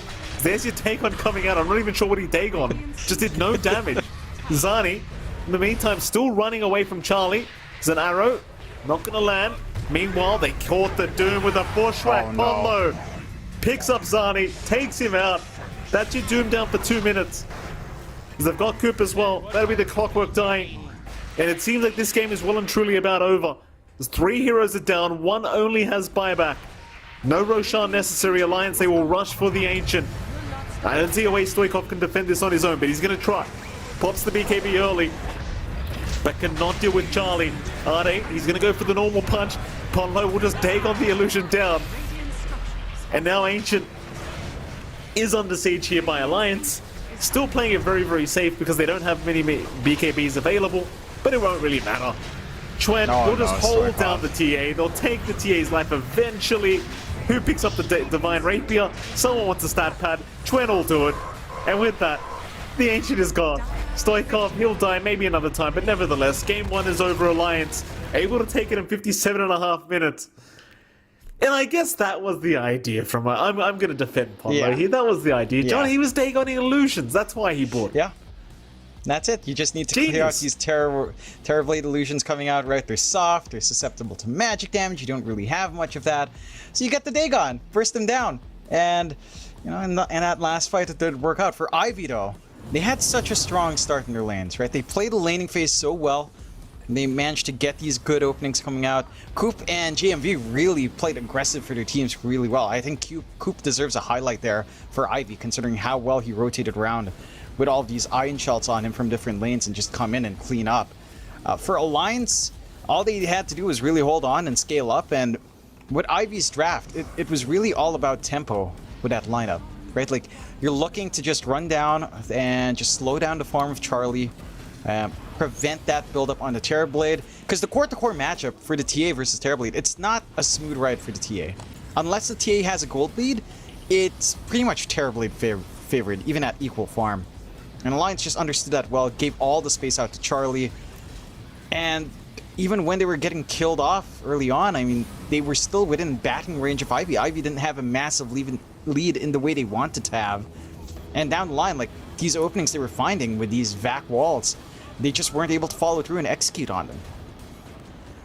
A very strong performance here from Alliance. Like, if there's one thing you could argue is maybe they need to clean up the lanes a little bit, because again, they did go very, very roughly here, and Ivy was showing some signs of life. Like, after the first 10 minutes, you'd say, hold on a minute, Ivy've got this one in the bag with the way they're farming and with the way these fights are going, but few unfortunate circumstances here for the side of Team Ivy. Does mean Alliance just proving to be the better team here in game 1. And, well, Jonathan, I'm not even going to ask you. I feel like the MVP has to be S4, right? Because the thing was with S4 this game, even though everyone played well on Alliance, I feel like every time he had split up is what made the difference in the early stages of the game.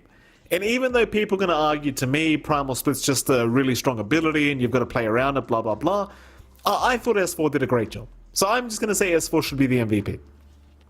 Yeah, I'd agree. I think S4 did a fantastic job of playing tempo. Maybe a little bit slower in the early game. You know, right when he got his 6th, they weren't really utilizing it. But once he had some items up, the durability was up, he was like more than willing to just pop that spell, run in for his team, make the space, lift someone up in the air, isolate a couple of key heroes, usually the TA if possible, and you clean up from there. Like, you just remove that factor from these fights, and that's where Brewmaster shines, right? Like that Hurricane up is pretty devastating. Like, we tend to see it as an answer to something like, say, Medusa coming out. In this case, keeping the TA away from these fights just prevent a lot of that output from coming through from the side of Ivy. And he just executed well. I think Alliance, they look a lot sharper this game. Like, again, their main shortcoming in this game was really the laning phase, but that was almost to be expected with the draft coming out from Ivy. They had really strong lanes, especially with the Darkseer plus the Clockwork, although the first 2 levels of that was shaky. I think for Alliance, that's the one thing that you might want to tweak up a bit, because I think if Ivy fixed their execution in the mid to late game, that goes a little bit different. With how strong their laning phase came out, if they just kept that Terrorblade shut down a little bit more and played tempo here, I could see Ivy in a different sort of game where that exact same start could lead to a very strong win. Thank you for that, Jonathan. Well, of course, we are going to head off to a very short break, and of course, right after that break, we're going to be back with Game 2's draft here between Alliance and Team Ivy. We'll see you then.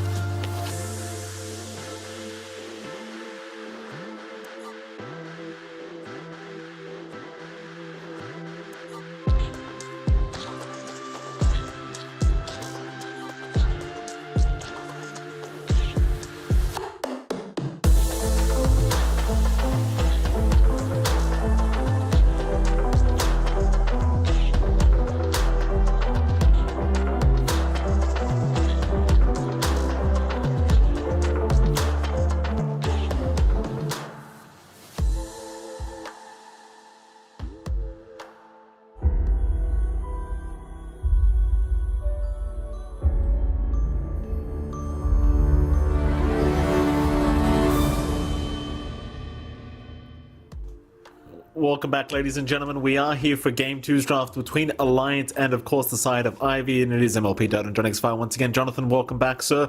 Game 1.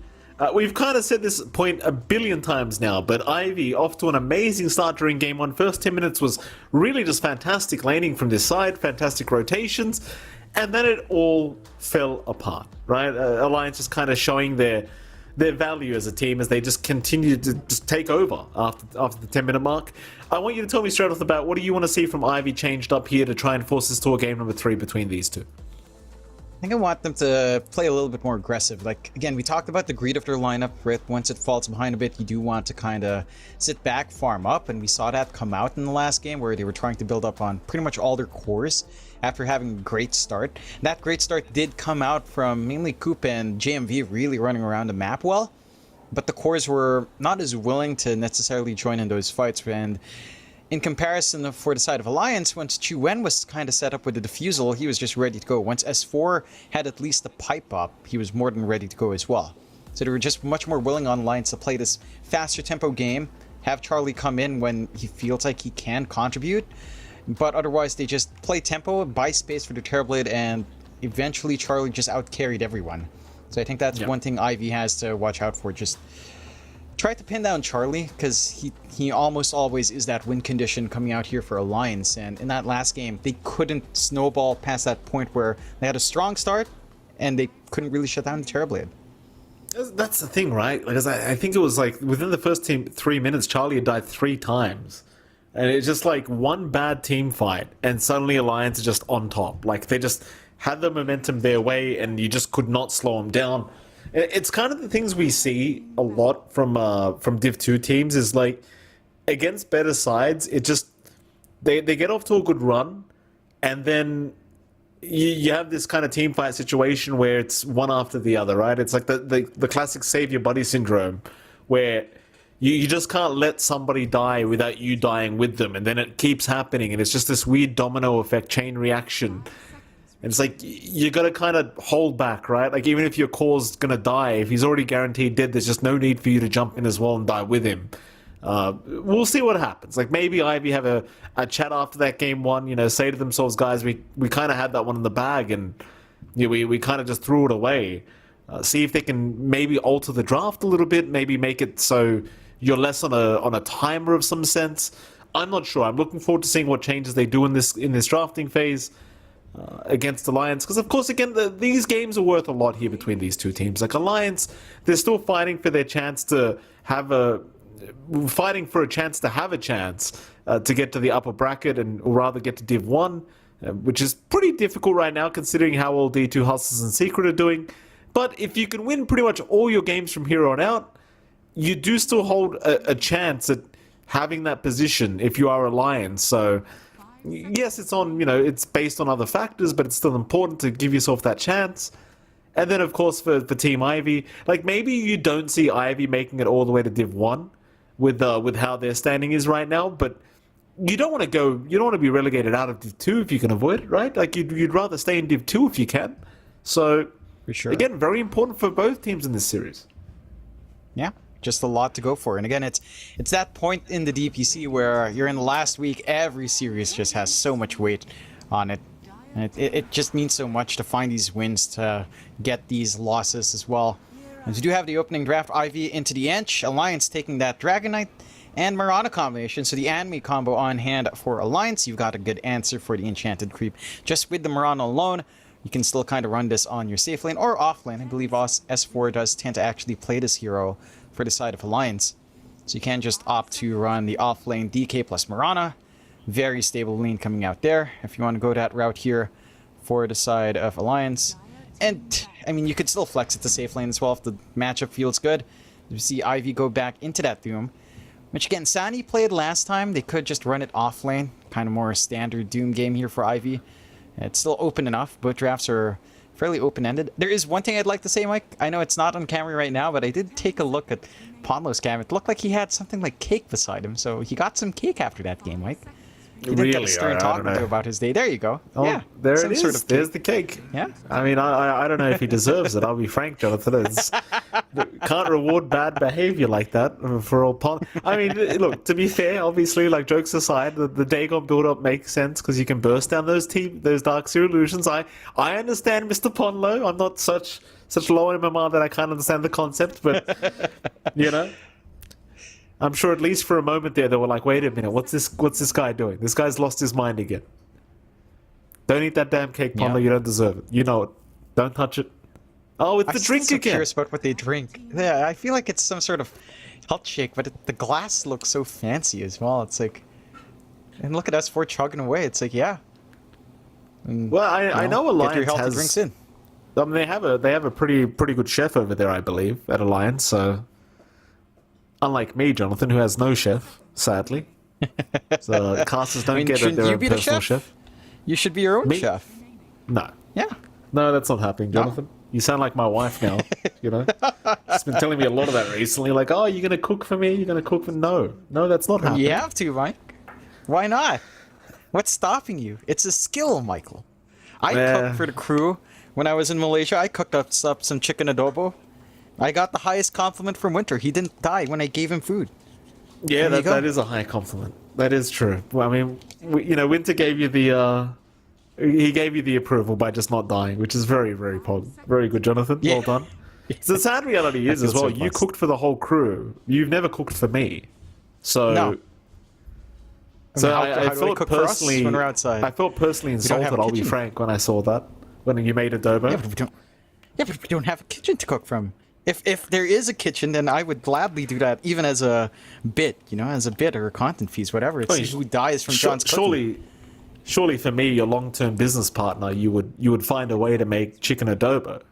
Considering I I've never been wouldn't to the go Philippines. out of my way to look for a kitchen. I'm not going to go up to the hotel kitchen and say, look for the Filipinos working there and say, hey guys, let me cook some chicken adobo up. No way. They wouldn't let me do that. You just assume the Filipinos are going to be there in the first place, huh? How dare you? I swear to goodness, when I was in Malaysia, we went to one restaurant. And I know we're straying from the draft. It's a fairly standard band. We went to a restaurant in Malaysia. All the crew were Filipino, 100%. Went in, sat down, took our order. I'm like, they look Filipino. Talked to them. They are Filipino. Say salamat. They're like, oh, a Filipino. I'm like, yes, we're everywhere, aren't we? We're like ants, Mike. We get somewhere, you can't take us out. Well done, John. You said it, I didn't, Jonathan. I say Hey, nothing. we all know it. All of us Filipinos know it. We're everywhere. Chances are you're just going to run into someone from the Philippines somewhere. Probably not Antarctica. That's the least likely place. Anywhere else, you're likely. Thank you for that, John. Final ban out here from Alliance before we can continue with these drafts. Alliance focusing on the position 1 ban outs. Funny, they are focusing on POS 1s right now because... we saw the POS 1 Doom come out for Ivy last game. Ooh. It seems like Alliance are fairly confident that is not going to be the case this time around. So they'll just leave him. Just let him have the Doom. Ban out POS 1s instead. Seems like they just want to make sure this Dragon Knight has himself a good game. 10 seconds. So they get rid of the Deke, or rather they get rid of the Slug, the TB, the Morphling. 5 I do imagine it should be a position 3 DK we're looking at here for S4, but yeah, could be flex. We've seen mid DK, we've seen POS 1 DK. I think if I was to prefer anything, I'd just prefer the offlane DK with the POS 4 Mirana. Generally feels very nice, Yeah. but yeah, there is that flexibility, I suppose. Yeah, it's open enough. I like that Alliance take the clockwork away from Coop. He had an amazing game last time around. And also, you get the Mirana for yourself away from GMV, who also had a lot of impact there. So you're kind of taking this comfort away from Ivy. And this is something that we've seen Alliance execute on fairly nicely as well. These two heroes, not too uncommon for them.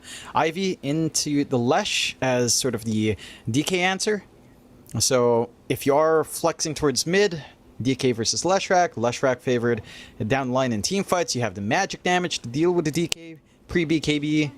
Even with the BKB up, once it fades down to 6 seconds, you have a lot of time for Ivy to actually still run down that DK if they don't burst you down in that stun window with the Dragon Tail plus Arrow. So it's a good solution coming out from Ivy. And we'll go into the Snapfire as well. So I like the look of potentially running Doom plus Snap. Even just the Doom plus Enchantress offlane feels pretty good here for the side of Ivy. Like, it's a lot of aggression, it's very stable. Again, you can find yourself 2 pretty annoying creeps to kind of have Devour and Enchanted upon. And if Alliance don't block camps themselves, that lane for Ivy can be pretty hard to deal with. We saw it last game when Zanny kind of got the Chain Lightning creep. It makes that lane 10 times harder. It certainly does. Sniper will come out from Alliance. That's one way to kind of deal with these core picks of Ivy. Like, you really don't have the answers towards a Sniper this game, apart from just rushing the Sniper, just trying to run at him. But generally speaking, the Sniper should feel very, very safe this game, as there's really no way to catch him. I suppose you can make the argument, you know, your Doom's going to build a Blink. Maybe you can get the Ags on the Snapfire and go for the Gobble Up play against the Sniper. But overall, I feel like it's so far a pretty free Sniper game. Also does a very good job of kind of halting the push, right, of Ivy, because you've got this Leshrac Ench, where with the Sniper you can kind of just sit back, pop shrapnels, clear out the creep wave, and just make it very hard for them to approach your objectives with actual confidence. So it's one of those rare games, Jonathan. I actually like the Sniper coming out. Yeah, I think it's a stable pick for Alliance. There's just no punish. I'm curious if they'll just give that to Chuen on a mid, as I think that's what Alliance tends to do. So just run Sniper versus Lesh, which honestly, the Sniper still edges out, but I don't think the Lesh is completely washed out of that lane. It's still fairly manageable. You can trade blows in terms of clearing out the creep wave. It takes Sniper quite a few levels to be at that point where the Leshrac can't really reach him. So in the first 2-3 levels, Leshrac can still Lightning Storm, harass, maybe look for the lineup for the split Earth, because Sniper doesn't move the fastest, so you can kind of punish and run up. So I think it's still playable for the Lesh in the laning phase. I am just curious whether or not Alliance will stick to their guns and just give that to Chuen. It does look like Ivy is expecting that, as they are banning out pretty much just all safe laners right now, taking care of the Bloodseeker. What else is left in the pool here? You don't really have a good vehicle for something like a Lifestealer. You can infest Clockwork, but it's not amazing. Leshrac as well, not having the best win rate right now, which I guess makes sense. The hero has kind of dropped off a little bit. I do feel like there are still a lot of games where Lesh can look good, but recently in the mids it has been more of the Spirit Brothers show again popping up. One more ban to go. 10 seconds. Offlane kind of being focused here, it feels like, from Alliance. They'll get rid of the Lycan. 5 seconds remaining. Just anything that deals well with the Sniper, you just kind of get rid of here. Ivy, it's still a question of, do you want to run POS 1 Doom? Do you want to run POS 3 Doom? It's still very open for them. I think they might want to just switch things up a little bit, considering how Game 1 went, to be fair. I mean, if you do safe lane Doom, I think you need to do something else with the Leshrac. Like, get that jump for the Sniper from the mid. Maybe something like the Ember. Like, it's been left in the pool. Yeah, even Storm's been left. There's no hard punish for the Storm Spirit here from Alliance. Like, you don't have, like, the hardest lockdown outside of Blink Dragontail, then getting follow-through from that. So something slippery can be pretty hard to slow down from Ivy's end. But that requires, again, you're running something like Offlane Lesh and Safe Lane Doom, which is already pretty awkward. And they'll go for the Naga under end for Ivy, so it's not Ponlo that decides to go Naga, it's Ivy. Again, Ponlo kind of told me, you know, I'm going to suggest to my team, we'll take Naga, we'll take a Midas, we'll get a kill every 10 minutes, and we'll farm for 60 minutes. It's Ivy that goes for that route. Mind you, I don't think they're going to play that slow. I think their lanes actually look decent. Coming out would say Naga Snap is a pretty decent lane. Easy cookie targets with the Naga Illusions. If you get a value point in your Ensnare, you can just run down and try to melt that DK early on. Riptide kind of softens him up quite nicely here as well. And it does give you late game scaling. So you have some answers on hand. Alliance don't really have the best wave clear to kind of deal with the Naga Illusions either. So they're going to need a lot of answers in this last pick. And you still have a lot of safe lane options, I suppose, but all the big ones were kind of taken out. I don't know how to feel about this Naga Saranjan. I'm still kind of shocked. Like, I like the idea of, like, sleep into setting up the fight, just going right to the back, find the sniper, but I just don't know. I don't know if it's the way to go. Like, at the very least, the Naga, obviously a value pick because there's not really much in the way of getting through the high base armor of the Naga Siren right now. Like, she's... Oh, okay, never mind. They'll go for the Underlord. So who's going where now? Yeah, it's a Charlie DK. Chuen still running that sniper mid, and then you give S4 that offlane Underlord. So now the lane is a lot better up against Sani. Like, you can actually pull out the Naga. You've got consistent HP burn down the line to deal with the Naga Siren as well and her high HP illusions. So that does become a little bit more playable for them. And it is a fallback for Alliance, right? This is something S4 is really comfy on. You can build up. My worry for Alliance is that you don't have much aggression once more, even from Chuen's mid. Right, the sniper tends to just farm. I mean, you can get aggressive with, say, your double Wraith Band timing, and maybe once you have your Dragonlance into Hurricane Pike, it feels pretty stable for a sniper to just be secure. And you do have aggressive supports. I think the game for Alliance is going to be hinging on Hanskin and Ponlo and what they can get done early on. Like, say they hit level 6. We have to see what Ivy was doing basically in game 1, where Coop was just kind of running around, getting some good hook shots off, having the follow-up from JMV. Hanskin and Ponlo kind of need to repeat that performance here to get that space going for the initial farm that Alliance will need to try to get some tempo here. Because as the game drags on, you have a pretty good lineup from Ivy to stall this game out. Like, Naga can stall infinitely with a split push, and you've got the Doom that can scale once more.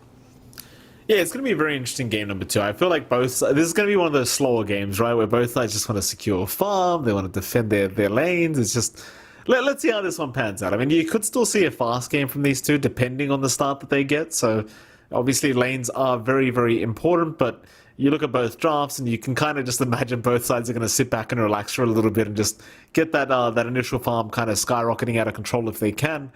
I'm very curious to see which one is able to take out game 2. Again, Alliance, they're only one game away from pulling off this series win 2-0.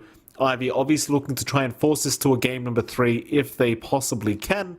And I'd say with this draft, they've got themselves a decent enough chance to try and force it to a game 3. It's going to be all about gameplay here between both these teams. Looks like we do have game number 1, or rather game number 2 underway. Sadly, though, we are going to go right into a pause, which is standard for us, isn't it? Yeah, internet issues, says JMV.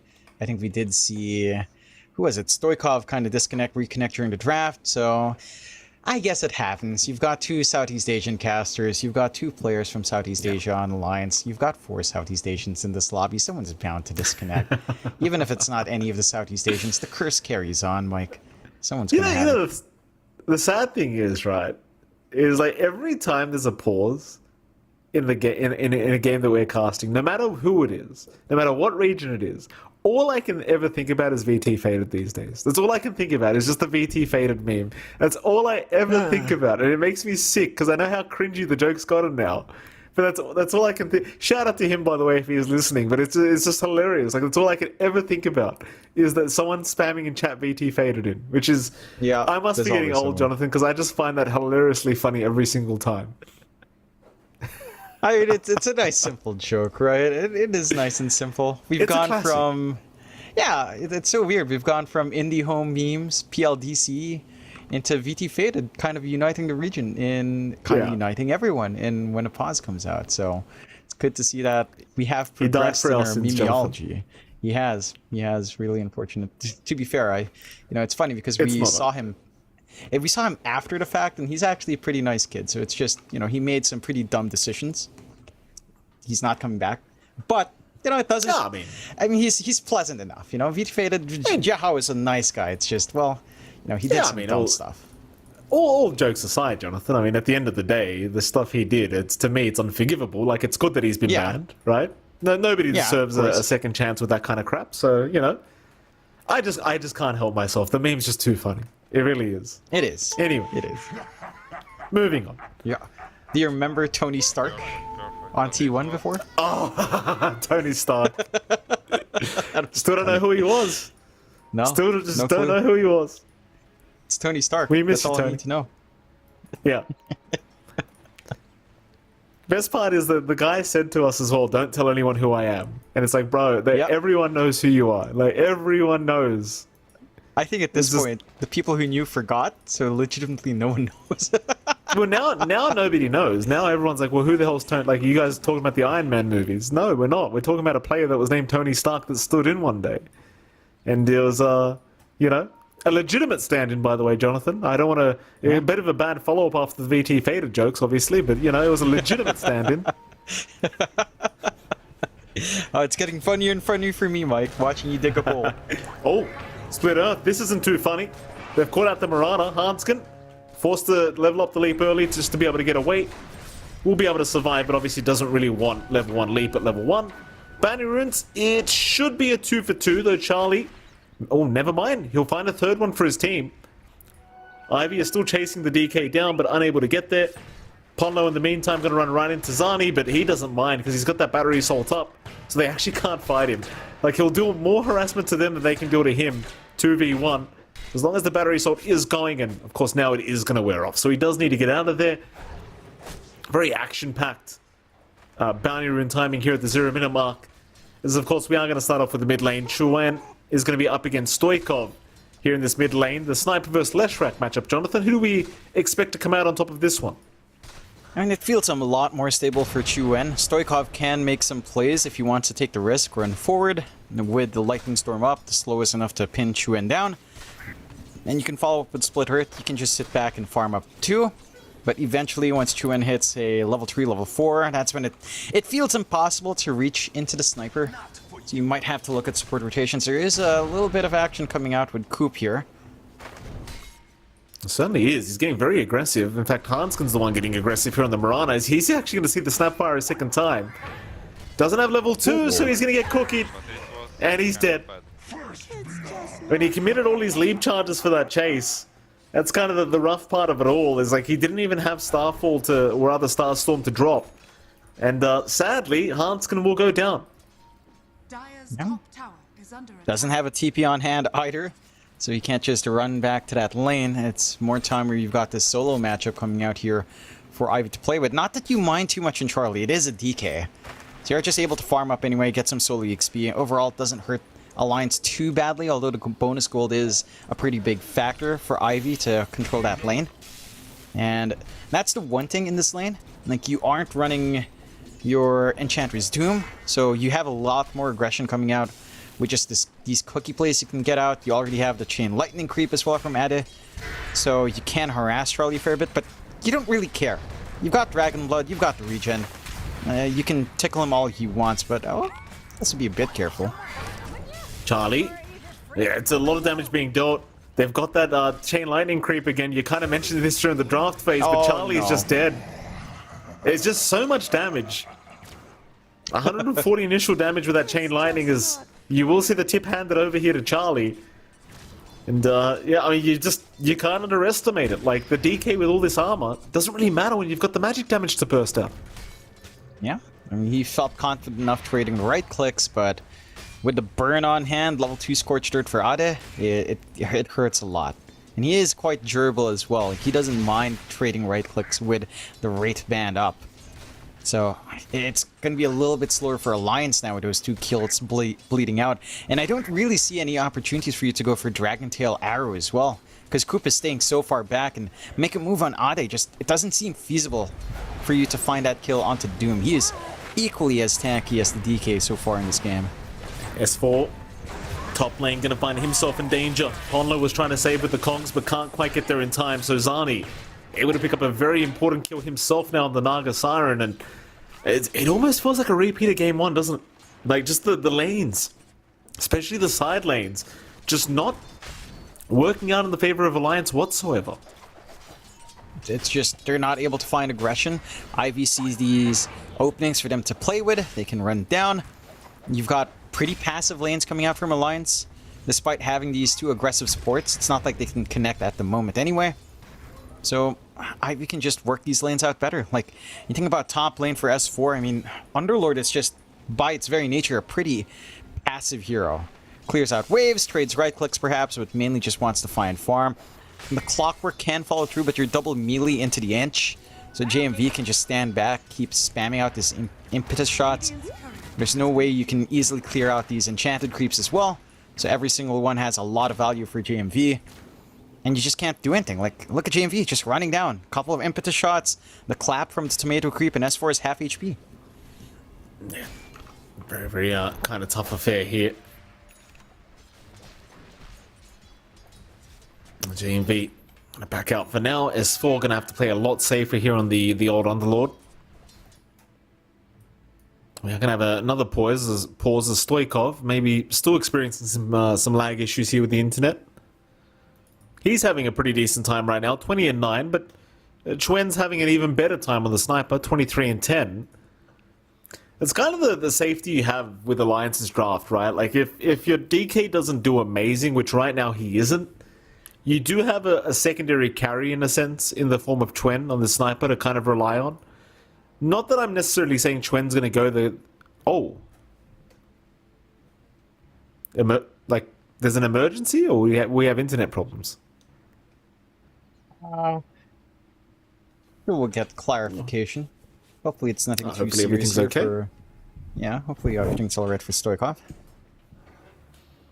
Anyway, the point I was making is I'm not sure what kind of build-up Chuen's going to go for on the sniper, but it doesn't really take much for the sniper to start feeling like a pretty big right-click carrier, right? Like, this hero can be quite devastating with the right amount of items. Yeah, I mean, you're already at the powered creds, you're queuing up the double rate bands here for Chuen, and that is when the sniper can start to feel pretty silly. And he doesn't need to worry about early jump-ins, because quite frankly, you don't have that mobility on hand here from Ivy.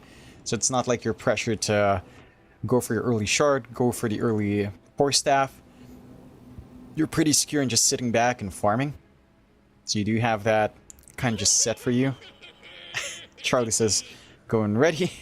Holland just says, wait. GMV says, we're not ready yet. It's like, yeah, right.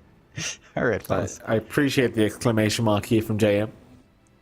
You know, really letting him know how ridiculous of a go-in ready that was from old Charlie.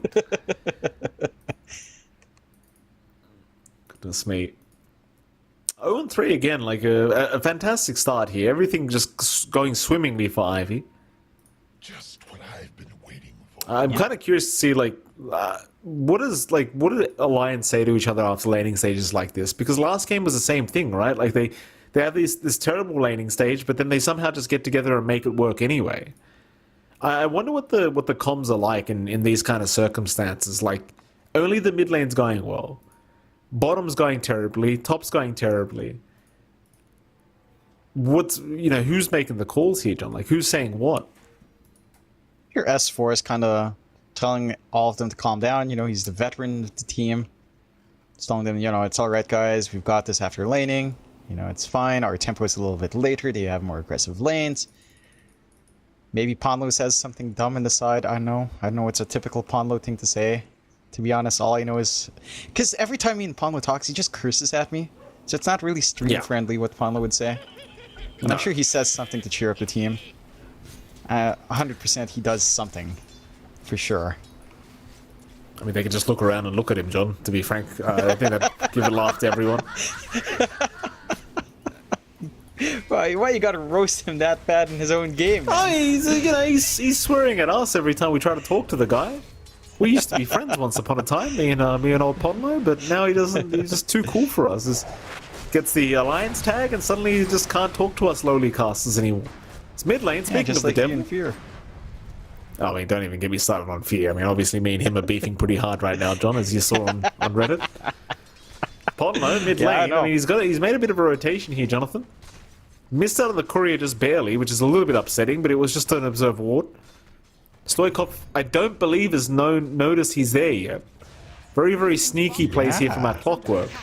Oh. And he will jump in. Cogs are out, Stoikov trapped within them. Chuen is there with the follow-up damage. Stoikov dropping low is going to go down. Very strong rotation here from Ponlo, and now Coop. He rotated. He'll go for a cookie, but he needs to run. Level 6 is up on Chuen, but he hasn't gone for any points in Assassinate, so it looks like he is going to give up on the chase. Nevertheless, you got the mid-lash rack. You're going to be very happy with that as Ponlo. He is still trying to go in, and he will. Oh, Battery cell popped. Shrapnel is there from Chuen. Oh, Ponlo! Oh, that's not. You can't pause yourself, Ponlo. I mean, he did stop for a moment. So S4 literally resumed the game. I don't care if Ponlo died. Let me just play. Game what? I mean, he Game did stand hang. still. Same for That us. was kinda bad. Yeah, it just froze, I suppose. Maybe just some server issues on hand. Yeah, nice excuse. I mean, he stood Ponlo. still. Yeah, Ponlo stood still. He walked in, it looked like he gave up, but I'm pretty sure Ponlo never gives up. Knowing how he does. Yeah, JMV telling us that they experienced it as well, so hopefully we don't get that coming anytime soon. As it does give us a chance to switch down bot. Look at that. Aid, not in good spot. A very pretty sight, though. Yeah, that's Speaking good of which, timing. hold on a minute, Jonathan. I was going to make a reference to the anime, but then I realized you haven't watched it anyway, so I won't. I'm gonna watch Bottom Book lane. 1. Alright. He's going to try and go for a run. Chase is on. Charlie doesn't have any spells to throw out, but Hudson's getting plenty of damage off, and eventually they're going to die. But Chuen has also gone down mid lane. So they probably find an even better trade here in the mid lane as JMV ends up picking off the kill. Yeah, you're happy with that. JMV also intercepted the courier of Chuen a while ago while they were going pretty far forward. And this all stemmed off of just that hanging moment for Ponlo. Unfortunate. They get a bit too aggressive, they get punished. And that's your one big lane that's winning out here for the side of Alliance, just dropping. You still have this key timing for Chuen though. Double rate bands plus power treads up. So the sniper is a menace now. He right clicks pretty hard, he has good armor, even if he does get dived, you're gonna need magic damage to really clear him out. And now, as long as Ponlo's on top with control, you can find these kills onto Stoikov if he's not careful. And Ponlo's trying again with another sneaky position. That he is.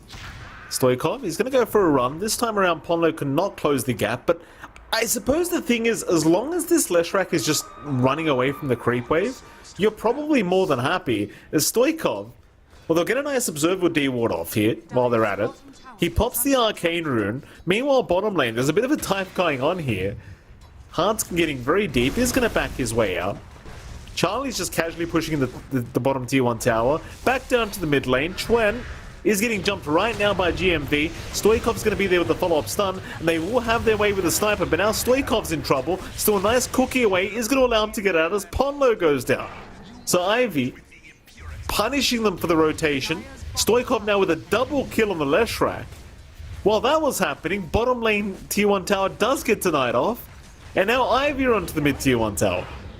As Hanskin, he can leap away. That was his final leap charge. And this tier 1 tower, it's going to take some substantial amount of damage. Yeah, they don't fully commit inside of Ivy, no creeps up. Just back off. It is only a level 1 Diabolic Edict as well, so it's not a ridiculous pace coming out here from Ivy, and Alliance are finding some leeway on the side lanes. You've got room for S4 to farm, you've got room for Charlie to farm. Number 1 in net worth right now on that DK. So all things considered, despite these kills coming out from Ivy, it's still a rather even game. 1k lead coming their way, not massive by any means. You are getting room out for Sani, but you also expect that Alliance cores don't need as much farm. Ponlo's going to find JMV. Nice little enchant there from JMV. They're going to bring the creep back their way as S4 going to join in, but JMV is still on the run. A couple more right clicks will do it. In fact, make it just one. Ponlo able to secure the kill as this Warpine Raider is still going to chase him down, but so Ponlo should be able to farm it up just fine, and he will. Very, very nice. Managed to get some pickoffs here for Alliance's end. And those are pickoffs they do need every single time. They are at the point where the Midas is pretty much done on Charlie, flying out now. So the farm can escalate for that DK. Go for like the Blink BKB into the Yags. That here starts to become a pretty good solution for the illusions on August Iron as well. Like the splash damage can do a lot of work on top of the Firestorm coming out from S4. So you have some good solutions here. Ooh. You just need to stem that bleeding right now from Ivy. Very strong smoke break from Ponlo. A mid-rotation as a 3-man not going to pan out. That may have just saved Chuen's life. Or even Charlie's life, because it looks like they were heading down towards the bot lane. Meanwhile, rotations are only coming into the mid here from Alliance, so it seems like they're getting ready to try and set up onto Stoikov again, but Ponlo's the one to get jumped as he is trying to secure the power rune, though the Conk's pushing back Stoikov is going to mean that it does get denied off, and Coop's actually the one to drop as S4's joined in. With the Fiend's Gate, Stoikov's going to drop S4, he says thank you very much, and he's out of there. Yeah. I like seeing that coming out from S4. He gets a good read at, he can make a play in here, he teleports in, and they clean up onto the Lesh. They sacrifice Ponlo in the end, but Chuen gets the field safe despite all these supports on mid. And they slow down the Lesh. That's the one big tempo here they need to keep down here from the side of Ivy, because the Lesh rack provides them with all this early damage and push. S4? Oh. Yeah, I mean, sometimes you have a brilliant moment, sometimes you have a not so brilliant moment. He does end up dying top lane. As now Stoikov's going to disconnect once again. So the internet issues just not really resolving themselves here, as he will just go for a quick reconnection. You know, the most annoying thing for Stoikov is not only is he having internet issues, but everyone's targeting him mid lane. Like, it's the worst scenario to be in. Because like, you're already having a really annoying time just trying to deal with the internet issues. And on top of that, you just can't like drop your guard. And like, so he's disconnecting every 2 seconds trying to fix the internet. But then he's forgetting about the rotations, maybe he's losing the momentum. You know, the feel of the game disappears, Jonathan. Yeah, it does. Especially with, you know, these longer reconnects. Ponlo.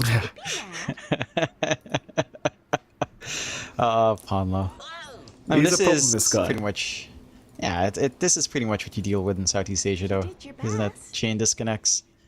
Yeah, you have to be on top of your game. You have to deal with that, you know, indie home packet Phoenix, the PLDCs. Yeah, it's a part of life. It's a part of the game, almost. Not a good part, but a bit of a part of it.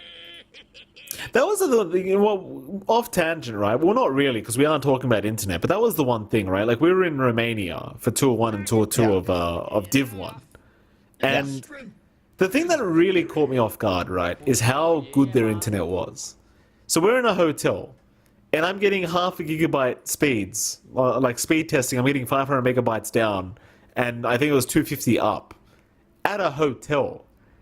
Meanwhile, that's like... I get 1/5 of that speed at home, right? On like the best plan that I can get in Australia.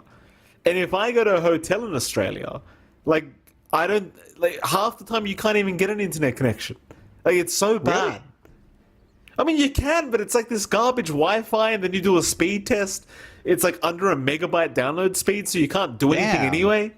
It's so bad. Oh, it's just, what are we doing? How's it worse in the Philippines? It's so bad. It's legitimately so bad. Like I'm on 500 up and down at a pretty decent monthly rate. Which really I don't think it's the highest as well. I know it does, and it makes me happy to see upset Mike. In hotels, you at least get like 50 up and down as well. Per Not device. here, you don't. What's wrong with Australia, dude? I thought you have the NBN. I thought the NBN would save you. Oh, mate, it hasn't saved anyone, John. This is how Australia works in that way. You know, we upgrade things as they're about to be, you know, useless anyway. So we just get the upgrade that's about to become irrelevant, and that's what we kind of did. Amazing stuff. Again, by our genius government officials. Yeah? Because we just got, what was it? The satellite internet. We just got that here too. Starlink. Did you really? Yeah, we have Starlink. I mean, I could buy one. Like, the monthly cost is about the same as my current up and down. It's going to be slower for sure, but it's a backup. Just in case. This is crazy, man. Like, it gets to a point where our internet's so bad that you start considering satellite internet. Like, that's just terrible. What's the world coming to, man? So just lay down a few lines. It's not that hard. You know? Create a few jobs. Do something. Are we out of pause time, are we? Oh, no. JMV's just letting them know that it's their pause time. Ponlo, it's still their pause time. You don't get to negotiate pause time, Ponlo. Right? Naughty, I know Ponlo. It's still new for you to be in the pro scene, Ponlo. This is not how it works, sir. You say new. He's been here since RSG, not RSG, but no, yeah, it was Resurgence. Not Reality Rift. Was it Reality Rift? He was in one of those lineups, like in 2017-18.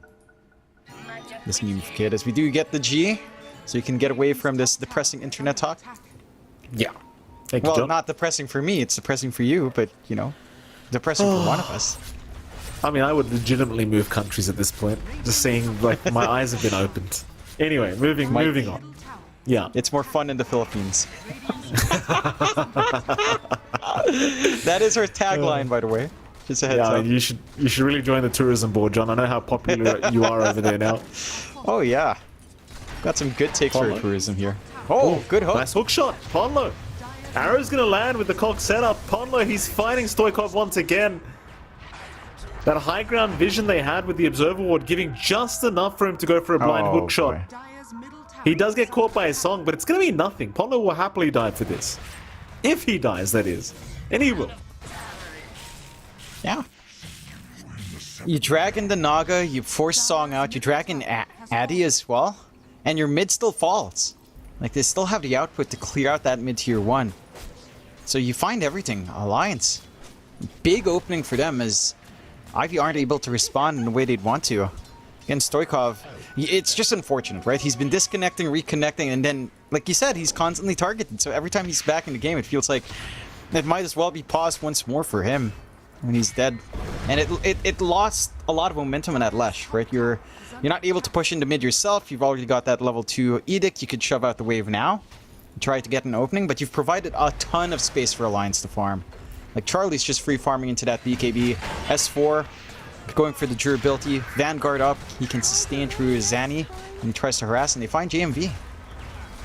If they do, JMV can go down once again. Chuen able to pick up the kill himself on the sniper. It's Ivy again. It's a very similar story. Like, it feels like after the 10-minute mark, they just, I don't know if they're falling apart or Alliance just wake up, because it just starts really swinging their way. As speaking of Alliance, well, S4, he's currently being caught out top lane. He does have the mech Vanguard up, so he's a tanky boy. He also has the Fiend's Gate if he really wants to try for it, but he does not. He wants to go for a run. Problem is the Lightning Storm going to land once again, and he is going to drop. As Ponlo begins being very toxic, claiming Naga Siren is currently missing. Thank you for that, Ponlo. So they are going to get another kill for their way. S4 going to end up dropping. They get a big courier kill, though. That's Zanny's full Manta, delayed for at least a minute 42 minutes, I think, at peak. So it's a pretty big stall on the Naga. And that is something you can use on Lions. They'll go for a smoke play out. They've got the blink up on Charlie. No, Addy gets jumped immediately. Charlie with a very nice initiation. The arrow is going to, rather the cookie is going to save from the arrow. He's able to get out of there just barely. It's Alliance. Not quite the initiation I think they were hoping for, though. Addy's getting very greedy with that Midas play. Oh, you just... That's why you don't buy Midas, John. Yeah, it gives you those weird intentions, you know? It's like Lord of the Rings. It's the ring, Jonathan. Throw it in the volcano and forget about it. Yeah, but you've got to use the Midas, right? Yeah, and you've got to build the Midas. You are a Doom offlane.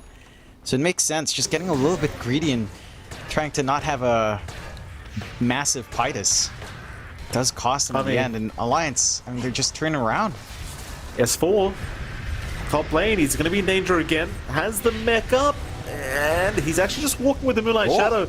They don't have enough. Charlie's here. Song's going to be popped, but they've got the Mortimer's Kisses to come in. Problem is they've chained everything wrong. So Alliance, they're just going to run right out of it. Ponlo, he'll go after Coupe here. This is a very messy engagement. Everyone somehow actually surviving, as now Stoikov going to move back in onto Charlie. Cogs not going to help out too much. Charlie's gone. has been killed. In fact, Ponlo may also be caught, but looks like he's going to be okay for now. Trying to give Chuen the vision as they hookshot him back again. Stoikov's still being targeted, but everyone's dropping. The Leshrac finally going down as they'll move back in onto the Snapfire. S4 somehow still alive, finally dies into JMV. Is JMV? He's not going to make it. Chuen able to pick up a double kill. 3 for 3 trade. I just don't know how that team fight even happens. It's just such a weird fight. It just feels a little bit uncoordinated coming out from Ivy. And Alliance are able to back up S4 quite nicely. I feel like there's some weird place you can still do with Underlord, right? If you jump the Underlord and you see your teammates gathered up, surely you can Fiend's Gate to your team's position and have them come in through the portal, which might have also changed that fight a little bit. It still works out for Alliance in the end, as Ivy. And the only good thing to come out from that is space for Zanny, right? Your Naga hits the Manta, the career respawns, so she's not caught out in that moment of vulnerability for the Naga Siren. She feels a little bit more safe with that item up and running now. But you are going to lose your top tower with no contestation. With your mid gone, invasions into jungle can open up here for Alliance. And we've just seen Ponlo more than willing to make these hookshot plays. Again. There you go. They're on to JMB. JMB's gonna drop. Nice easy pick off. In Alliance. Now it's starting to slowly take map control, it seems. Even though the net worth is still kind of the way of Ivy, like Adi and Zani are still farming extremely well on the Naga Doom. But I suppose the thing is with those heroes, you kind of expect them to be ahead. So when you kind of add up the fact that it's only a 1k lead, it doesn't feel amazing. No, it doesn't. It's all down to the fact Stoikov has had a really slow game. Like, he's not even going for the Bloodstone at this point. He's got the Blink up on the Lesh, he's going for the Yules. He knows he just kind of needs to survive in the middle, provide some space out for the Naga and the Doom to scale up even more. And that does worry me a bit, because it does feel like the Lesh... It's a pretty heavy tempo here. It does scale into the late game just fine, but you're not going to have that frontline damage as much as you'd hope for in comparison to if you had that rolling start for the Lesh. So you're really going to have to pick it up from your Naga, from your Doom here, to kind of get that damage going, especially onto these tanky heroes. Like, it is still a DK and an Underlord. Sure, S4's been melting recently, but he's got the Hood of Defiance. He's going into the Guardian Greaves. Once he has the pipe up for the team, it doesn't feel feasible to burst any of these heroes down as long as S4's there with the aura. Oh, mid lane. Smoke has popped. Ponlo, he does break it. S4, though, looking to get caught, but no, the Splitter does not land. In fact, S4 now going to turn it back around as they've got Stoikov once again, but they need the damage output and they haven't got it. Hanskin is going to drop S4 in danger as he was doomed up, but Ponlo's trying to hold them back, and he actually gets Artie out of this. Ponlo, somehow alive as well, is going to back his way out as they have found another, and it's going to be Zani. He's going to pop his smoke, TP out, he should be okay, and he will be. But somehow that still favors Alliance as they found the Doom for Murata. And they jumped super deep there from Ivy. Alliance. I mean, it was Ponlo and S4 breaking the smoke from the tree line.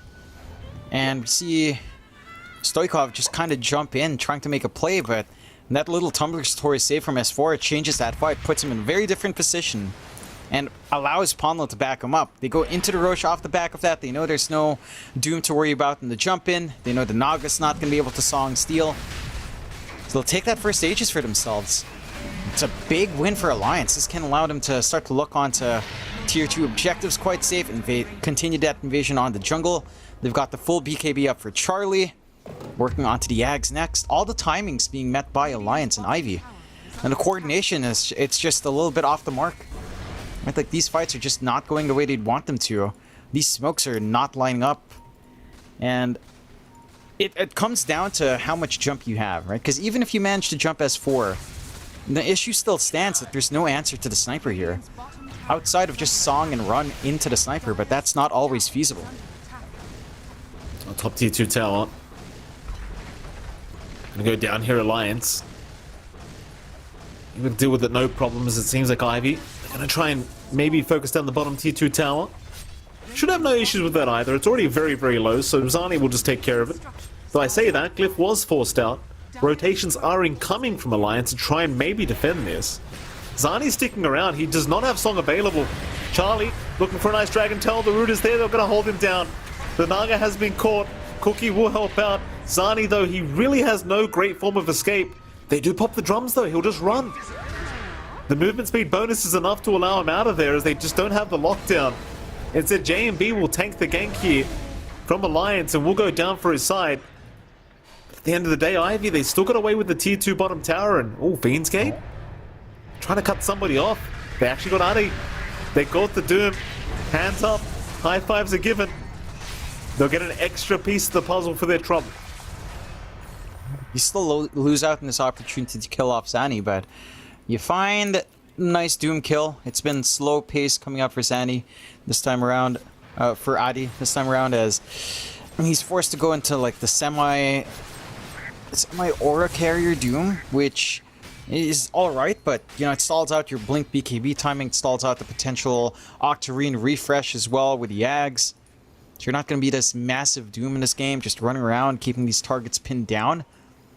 And again, like for the side of Ivy, we haven't seen the connections with these team fights all too well.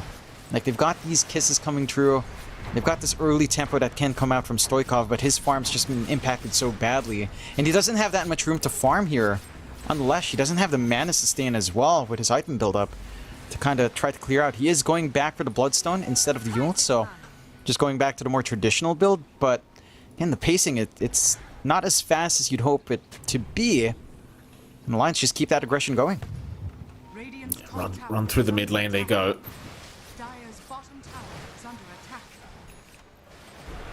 Radiant's courier has been Bloodstone has been picked up here on Stoikov, but the jump is there. They caught the Snapfire. That'll be Coop gone. Now the chase is on for more. Ponlo looking for a hook shot, finds the perfect target. He got the Naga. Zani does have the song available if he does need to pop it, and probably does. under attack. Will commit it immediately and just try to walk away. Keep in mind, does have the TP, Assassinate. will commit it, and Ooh. he's going to be fine. Very close call. JMV, probably not going to be so lucky. He's gone. No way out of this one, I don't think. He's trying his best to give himself an opportunity out of this one, but eventually the battery assault will take him out with Hanskin and the follow-up there on the Mirana. Yeah. You know what? There's an argument for Sniper Axe this game. Just to deal with the Naga. Like, if she defensively songs out, then, well, Axe Assassinate kind of fixes those issues. Then again, it's Oh, heavy mid lane. investment for that one. Charlie. Well, he's just going to man up here. He's got the Fiends get right behind him, in fact, so never mind. It's not really a man up, but rather just got the whole army incoming. Stoikov's going to join in to try and help out there. Dropping like flies here, Alliance. They need to try and kite in and out of this. Zani is dropping rather low himself. They will lose the Aegis though on Chuen. Do they need to? Well, they kind of need to protect. Zani, very fast silence here on the Dragon Knight, but it's not going to be enough. Zani's gone. The Alliance really making use of the Aegis now. Finds Stoikov as well. Enjoy, you lose the Aegis, but you get so much out of it. You see that opportunity to kill off the Naga without the song, and just take it. Ponlo does a fantastic job as well there. Like, he holds back the back line, playing a completely different part of that mid lane, preventing any fall through from Coop. So, really good targeting coming out from Alliance. And Ivy, I mean, this Naga, it has a heart. It's not tanky enough.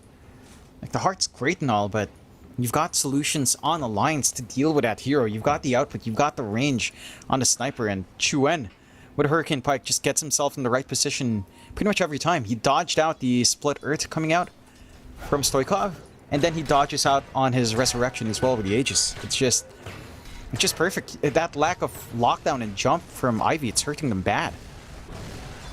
It's really starting to affect them quite poorly here. Like Zani on this Naga, this is the classic Naga issue I have. Like this, you can farm as much as you want, you can get as many items as you want, but this hero just feels like it never takes off. You're kind of seeing it, like he's got the heart up, he's got the Orchid, he's got the Manta, but it's like, well, what does it matter if you can't just stand there and fight? I don't know. Top lane, Ivy, grouping up again. They could try onto Hanskin, but he's got 3 leap charges. He should be just fine to walk away from this. They won't even try for it. They're just going to try and address the wave. Let's try to equalize a little bit more. Yeah. No rush. Smoke up on Ivy's end, though. They do have Song back up. Doom in 15. So they can try to get something done. Who can they find, though? Like, this is a big smoke to commit. You really don't want to support. You want something a lot bigger than that, but Hanskin's in a very nice position to break the smoke on Zani, and that's going to be it. And they're still trying. Stoikov now breaking his smoke on Ponlo. So Alliance doing a very good job with this support duo of just being in the right position to break all these opportunities for Ivy. Best they get out of this is the outpost to be retaken, but that's, you know, kind of a long stretch from being a big win. Roshan's still got a while away from respawning as well, so you're really getting not too much value out of that outpost being retaken, apart from maybe the XP bonus, maybe the map controllers. Maybe if you're Ivy, you could think about going for another smoke, but it's very challenging against all this vision being provided by the rocket flares, the positioning of Alliance support duo. It's just hard to find a crack in the armor of Alliance at the moment. Yeah. They're not really able to find it. I mean, with the blink up on Ade, you do want to make a play. This is your reach for the sniper. Just this blink BKB being up on the Doom. is under attack. But they don't have the vision. Like, they have control over the Roche Pit at least. If they can wait that out, it's still 40 seconds until we see the actual respawn timer. And that's where you can start to play a little bit more. But Alliance just understand where they're strong. They stick together, they prevent any pickoff play from coming out. And they just keep building up. Like, Chuen's gonna have BKB in a short matter of time. You've already got the Ags up on Charlie going into his own Manta now. So the DK is gonna be massive to deal with in the middle of these team fights. Already sitting at like 3k HP with 27 armor. And you don't have the damage to melt him outside of just Stoikov, but again, he's pretty underfarmed at Lesh. Dire's bottom tower is under attack. Bottom tier 2 tower. Gonna go down here, Chuen. Gonna set up for it. Creeps will get the job done. Radiant's top tower has fallen. 1916, very slight net worth lead as Ivy do the exact same thing across the map. They'll get the tier 2 top tower. Has allowed enough time for Zani to have the Bloodthorn up now. Thing is, like, the damage isn't what's lacking. It just feels like the survivability of Ivy is the real kind of issue here. So many things you have to try and focus on throughout these team fights, and now Chuen's got a full BKB up, so the sniper's going to be a lot more challenging to try and burst down. As Ivy, I mean, maybe if you can get the Doom off on the sniper, you're kind of laughing, but we haven't seen that all game. Radiant are scanning. Here we go. Alliance have smoked up, rushing right towards them with this BKB timing as Hanskin does have his smoke broken. Rocket Flare is going to give vision onto Artie, but instead they're going to have to try and focus on the Snapfire. Secure the kill you can get. As Artie, he's still trying. Ponlo would have to go for a blind hook shot, and he won't bother trying for it. Just try to find another target instead, and they might run right into JMV. Rocket Flare will hand over the vision. Ponlo looking for the angle for the hook shot. Is going to hook onto the enchanted creep. Nice little block there by JMV as now he'll look to turn this one back around. Ponlo still being very annoying just with the conch standing there. As Zani's going to show up now on the Naga Siren. He'll go for an ensnare onto Hanskin, but S4 is right behind to try and save, and they will do so as he does heal him up. Now JMV's back in the one in trouble as he does get caught out by the cogs and he's going to go down. Meanwhile, Charlie gets doomed up, but he's already in the dragon form. He's got the Ancient Black Dragon going. So now the rest of Ivy just need to run the hell out of there. Zani's moving back in.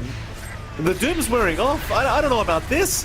Peter Malice is going to hold him down. Ponlo's going right into the team fight. He'll get a cogs off, but does end up going down. So Ivy have got one for their trouble. They've still got Song. That's actually a very nice setup.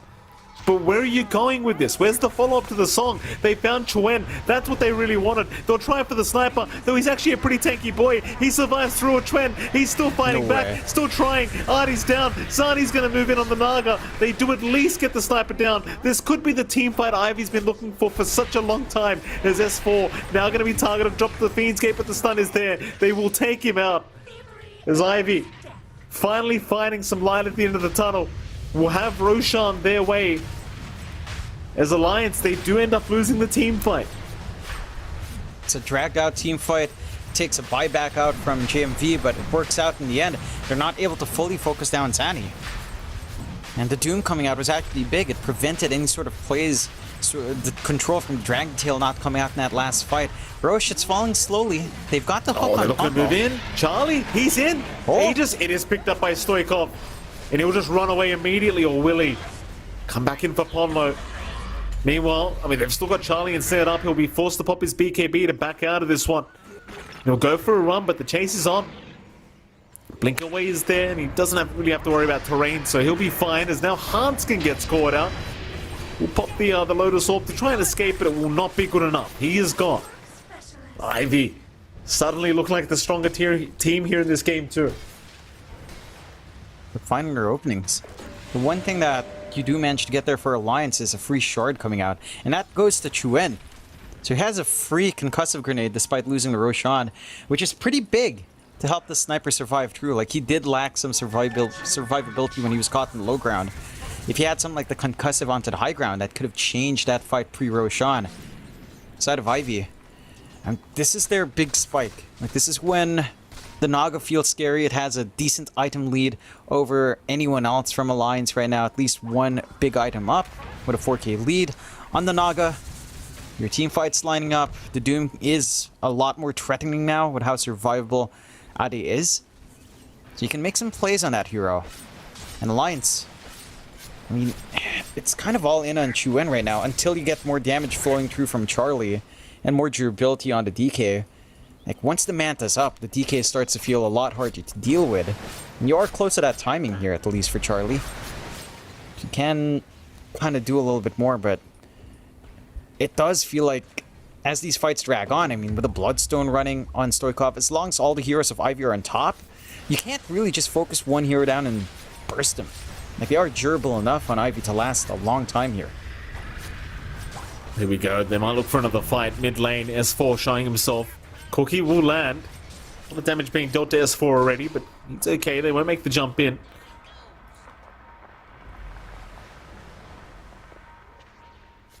Just hold back for now. Just trying to maintain that tier 1 mid tower as Stoikov does have a look around with the split earth, but it's going to find nothing. Mid tier 1 is, or rather mid tier 2 is still dropping, but the hookshot is in. Ponlo, who'll try to go after Stoikov, but a nice cookie away.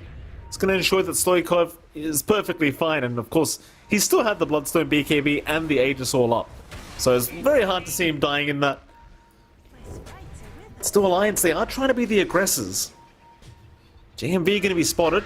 Jump in from Charlie. He's going to land the stun. Hit a Malice there as well, but he's a bit too tanky on the Ench right now. He's just going to be force-staffing himself out of there. They're stalling out quite nicely on Ivy. Again, they're trying to scale into this game now. I like the build-up coming out from Zani. Going for the Hex on the Naga. That's the hard control they really need when they want to go for this aggressive song play on to maybe chase down Chuen. That Hex makes all the difference. Chuen is not that durable in the front line. S4 and Charlie can hold out a lot better, but once that sniper is just collapsed on, he pretty much just folds. And Ivy have a good read on that with his build-up here from Zani. Ada is going for the typical Octarine, so the lower cooldown will be on hand. There's the Hex buyout for Sani. Stoikov as well working on a Hex. So you have the control flowing in for Ivy and Alliance.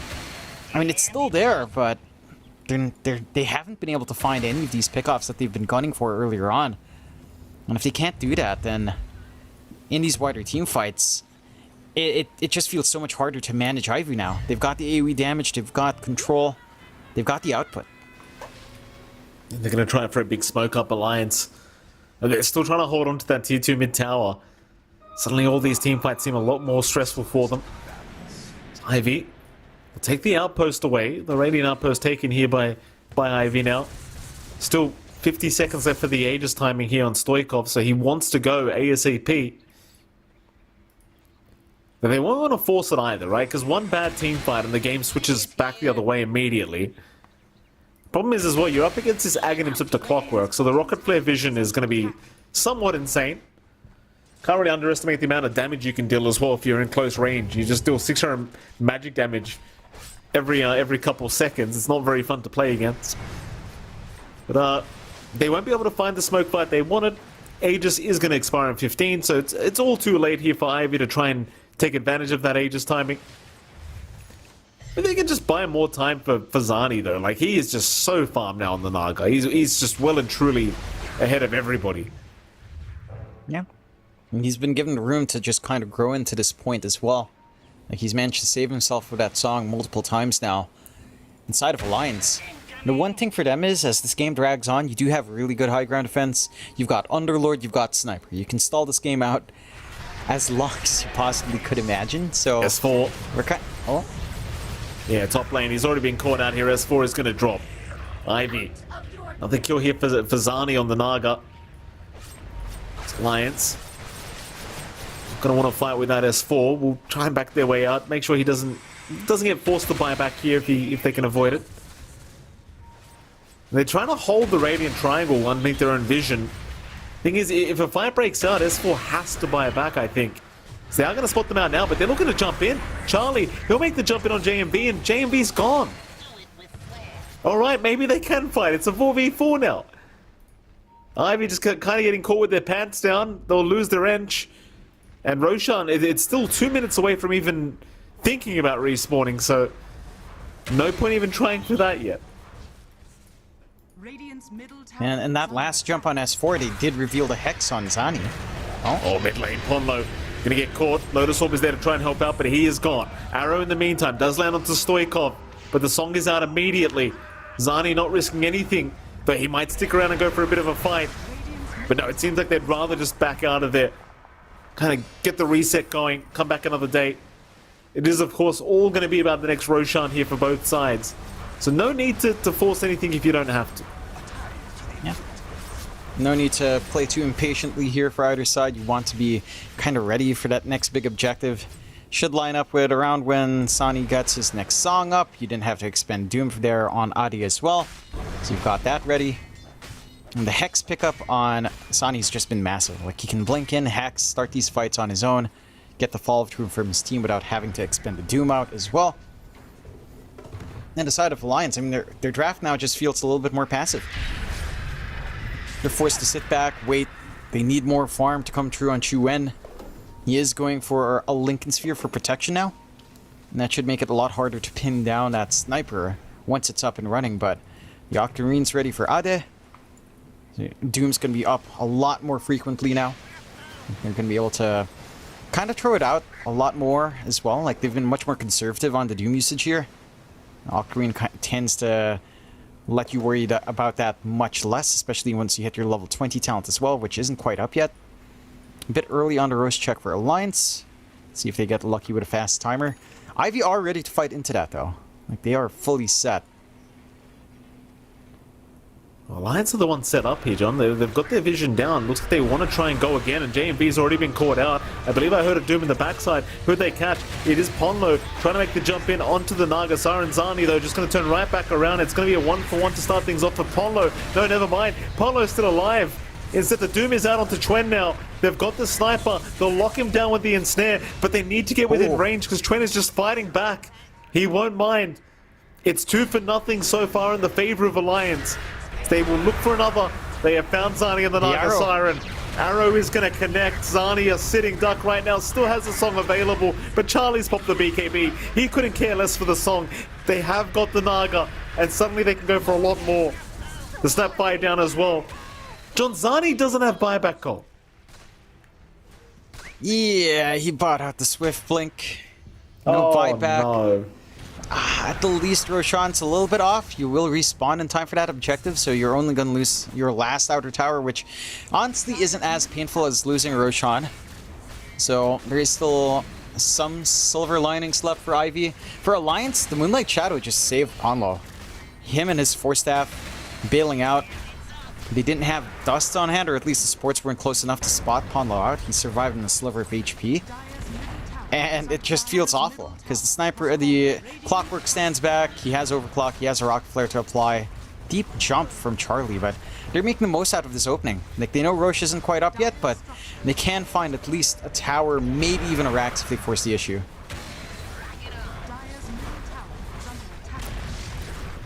Tier 3 tower gone now. Alliance, they're getting a lot more than just the tier 2 here.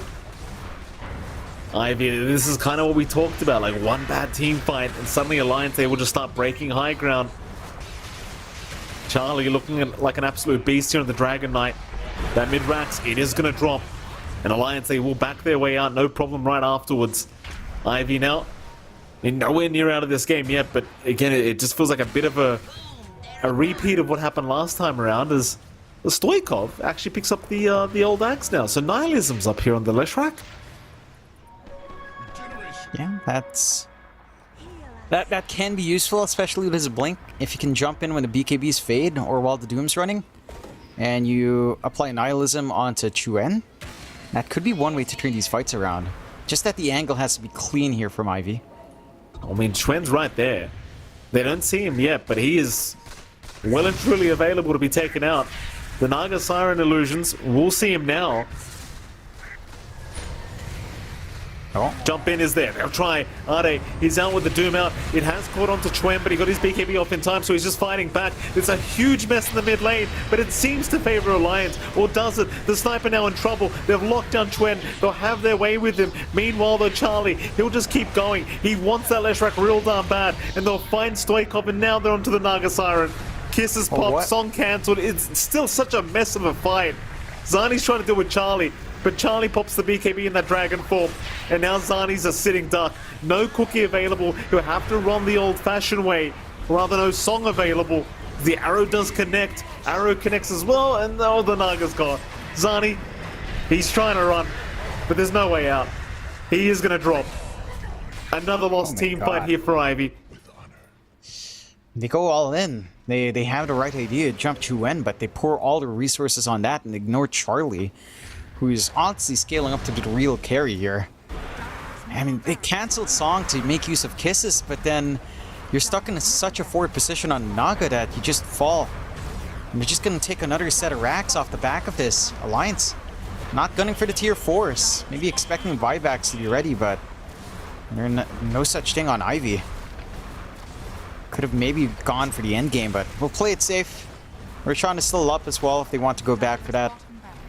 And they'll just find a bot set of racks. Overwhelming blood for Charlie as well. He's going for more? No, he changes his mind. Changes his mind. Like you said, Roshan's still up, John. They'll just go for the safer option here, I think. Ponlo? Gonna have a disconnection. Nothing cheeky going on here with old Ponlo. It's always the Southeast Asians as well. Get to lag out. Yeah, but he's using Swedish internet, isn't he? Yeah, but I know he's he cursed. is. He's cursed or something. Ponlo just attracts that kind of fortune, I guess. Yeah. Likes a bit of a handicap, you know. He likes playing on 10 FPS, I'm sure. Already connection is there. Looks like the go-ahead is out.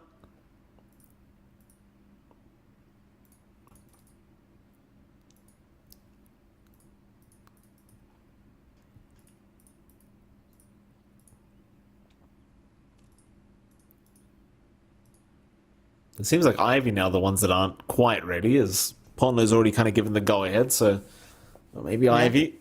Never know, Stoikov could be having another internet issue, maybe just having a quick chat with each other, trying to figure out what the hell's happened in this game number 2, because again, it's just kind of rough seeing how well they were going. I mean, just everything was just their way, but unable to hold on to the lead that they had. Alliance kind of... that. Just Fiend's Gate into Roshan. Of course. Gotta appreciate that. I still swear, there's some sneaky plays you can do with Underlord that we just haven't seen yet. Like, can you imagine a reverse smoke play? You smoke up 4 of your members in the team in the fountain, you run up with your Underlord in the dumbest position, pretend like you're gonna die, drop the Fiend's Gate to base, think that, oh, he's gonna try to run away, then your entire team comes through. Right? Like, that's a play. Why don't we see that? Like, there's some creative... It's pretty hard to execute, to be fair, but if we see that, now I'm going to tip my hat to that team, because that's exactly what I fantasize from Underlord. That's all I think about, Mike. That's actually what I think about every time, though. The Underlord picks up is like, how many plays have... No, not right? No, that's a garbage play, John, but the No, it's big. The Fiends... The Fiend's Gate. Like, how many plays could you do with the Fiend's Gate that just haven't been done? It's like, there's just so many different kind of possibilities with this ultimate. It's one of the spells I just hope doesn't get changed in the next big patch, right? Because it's like, this spell has a lot of utility and a lot of potential.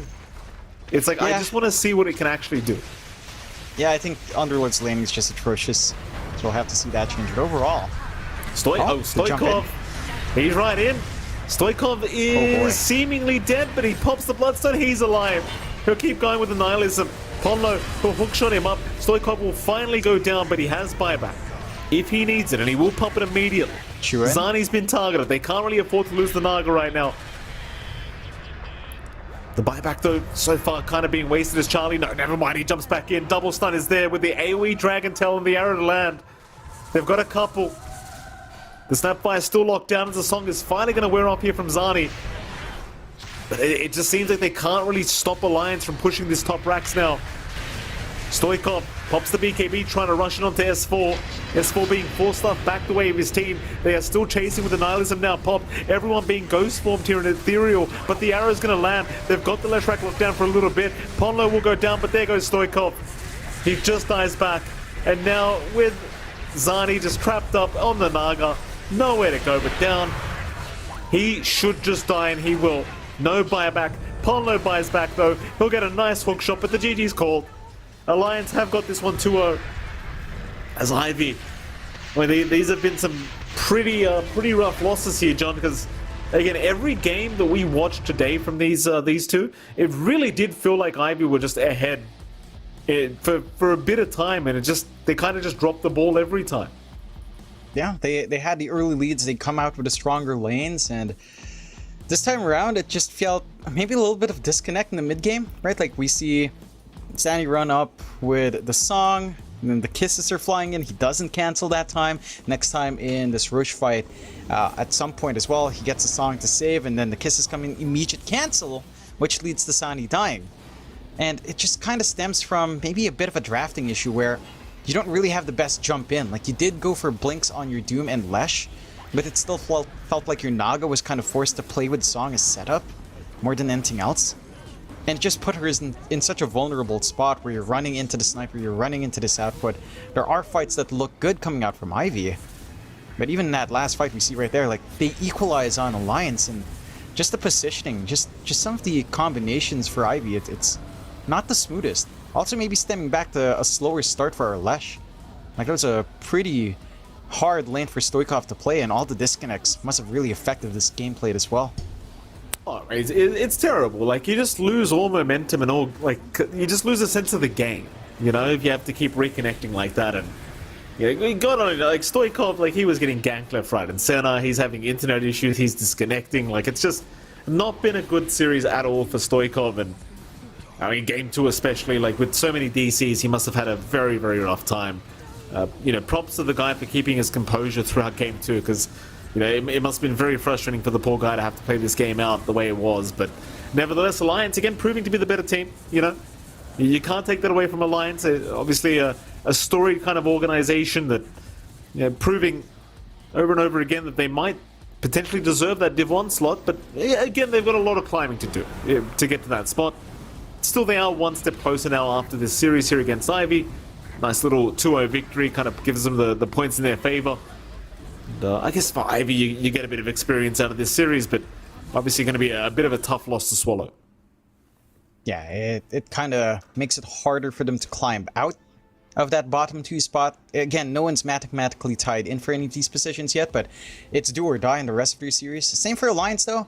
Like, this win keeps that momentum up. It allows the dream of going into Div 1 stay alive, but it's dependent now on a Secret at least dropping one series. Right? If Secret drops a series and Alliance wins their next series against, say, Ancient Tribe, and they win their series against Old G, then the Alliance squad has that chance. And in this game, it's so hard for me to call out the Jonathan, MVP. Yeah, I gotta interrupt you. We need an MVP. I mean, I know you're gonna carry on telling me why this hero deserves to give me the... I'll say Ponlo. I think his clockwork actually did a lot of work. His mid rotations were great. He set up really nicely with his movement and his use of vision. And he cut off a lot of these fights in a really big way. So I want to say Ponlo had that impact for the team here for Alliance. Certainly deserving of an MVP, in my view at least. I was actually going to, like, kind of make the point that I'd never wanted to give Ponlo MVP while we were casting, John, but there you go. Ponlo gets the MVP. Should have probably talked to you about it before the series started. Well, there you go. Hey, he does this. He did a great job. He's done a great job. We'll give him that. Good on you, Ponlo. Yeah. Well done. You get an award for once. Well done, Ponlo. You won something. It might be the he does. highlight of his career. Go on, John. He doesn't do anything silly, you know, no Midas, no Dagons in his clockwork, just straight play into the Yags, and he gets that impact going. So a solid game coming out from Ponlo. Again, good movement, and overall Alliance, again, they're looking sharper and sharper. Still not the cleanest games. Again, like, the laning phase has been consistently weaker for Alliance, and I think that is something better teams can certainly use against them. So they have a lot of improvements left as they go into the last few series here, Mike. Yeah, absolutely. I mean, you've always got to improve as these teams, and it's not easy, John. I mean, as much as I like to make fun of Western Europe and talk trash to these guys, I mean, obviously this region's the most competitive out of all of them, so it's kind of, you know, it's kind of hard to take me seriously, obviously, Jonathan. And, you know, for an organization like Alliance, you know, you've got so many teams you have to go up against, and then you've got the up and comers, the new names coming up as well. Like, you know, these guys like D2 Hustlers, for example. Like, yeah, you've got some names that you recognize, but then you've got a lot of names you may not recognize, and they're at the top of the standings right now. Of course, followed by Team Secret, who everyone knows naturally, but just It's very hard, is what I'm trying to say, Jonathan. It's very hard in this damn region to climb your way up to Div 1. And, well, they're on the path right now. And hopefully we're on the path to an interview as well, because I'm looking forward to speaking to someone from Alliance, as long as it's not Ponder. I want to speak to somebody. I want to hear what's going on. Yeah, it's funny. I think it would be fun to talk to Ponlo in one of these things, because I don't think we've ever gotten Ponlo in a winner's interview. Yeah, I mean, Well, we that's do have no an diss at interview him. ready. I believe we've got S4, Jonathan. Luckily, so let's speak to S4. Let's see what he has to say, Mr. S4. Congratulations on your victory, sir. Fantastic play. How the hell are you feeling?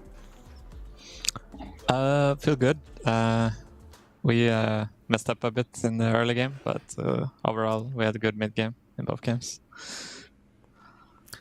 Well, that's what I was going to kind of lead into as well. Like you mentioned, you messed up in the early game. So both games, we noticed the early game was pretty rough for you guys. How do you recover from that? Like who's kind of talking to the team to say, hey guys, like let's get it together, let's do this, let's do that, to try and pull the game back our way? You kind of just have to communicate on a timing where we're gonna collapse and go together. So we kind of have to wait. If we fall behind early, we have to wait for our timing and then go. Basically, anyone who feels strong at that moment is gonna make the call to make the play. Alright, S4, be honest with me, because you're dealing with this Ponlo kid. Last time we casted him, he built Midas Enchantress. This series, he built Dagon. Like, how much does that impact you? Like, do you get angry in the games, like dealing with this guy's item builds? Be honest with me, S4. You don't have to lie. Yeah, I didn't like the Midas in last series. That was a bit too much from Pondo. The Dagon, we had a Dagon in what game? Last game? Oh, that was a good the first Dagon, game of this series. For the Dark Side. That was a good Dagon. Go on, John. All right. So, as far I'm curious. You guys have looked pretty sharp in 2 tours. It's a little bit of a tougher road here to close out, but for you personally, do you think there's anything that changed with Alliance from Tour 1 to Alliance to Tour 2 here? Nothing much changed because I feel like we're on the same patch still. There was just a super small patch, and we're kind of just waiting for the new patch right now. It's just around the corner, right? I don't know how long, tomorrow or 2 days. So for me, it's been kind of the similar season 1 and season 2. And I think going in, there's still a shot for you guys to go into Div 1. A very narrow shot, but it's still there, assuming certain things happen with the rest of the series for other teams as well. But what do you feel like is one thing you want to see yourselves improve upon as well, going into your last few series here? I mean, basically, whatever results we get, it doesn't really matter for us at this point. We just want to play our best every game we play. And if we get to Div 1 doing that, that's good. If we don't, then we try again harder next time. All right, I like that mindset. And I have one last, a little bit of a fluff question as for, we see you guys slurping your drinks on these fancy glasses. Can you give us an insight as to what the secret juice is?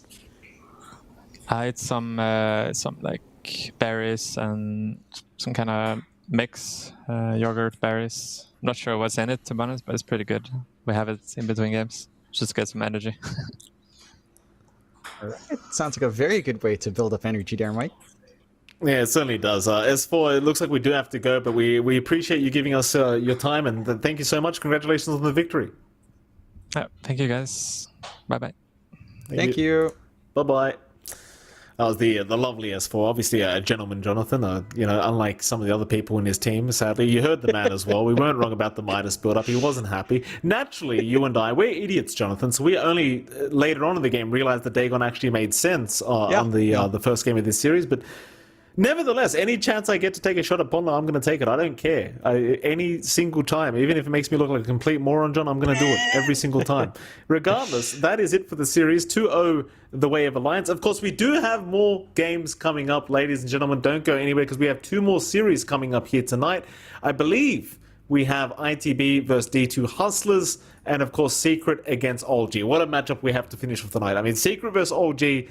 that seems like it's going to be a hype matchup. Probably a lot of people interested in seeing how this one pans out. A lot of fan favorites, naturally. Even I might stay up, Jonathan. Why the hell not? Just watch that damn series. But a very exciting night of Dota.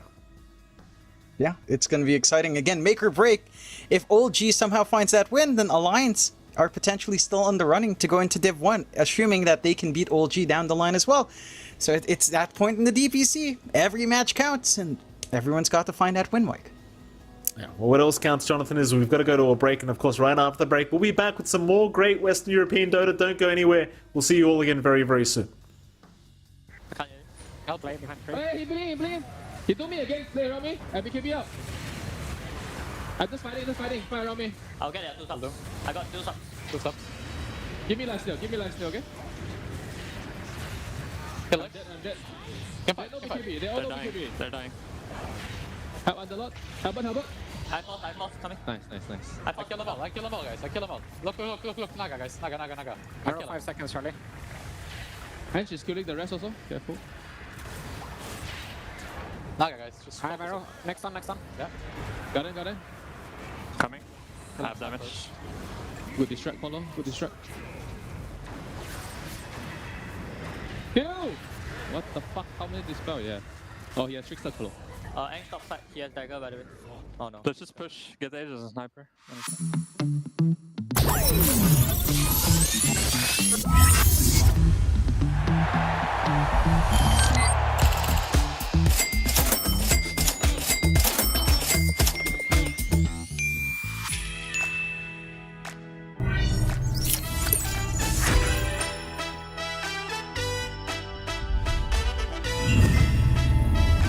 Watch more. Earn more. Full TV.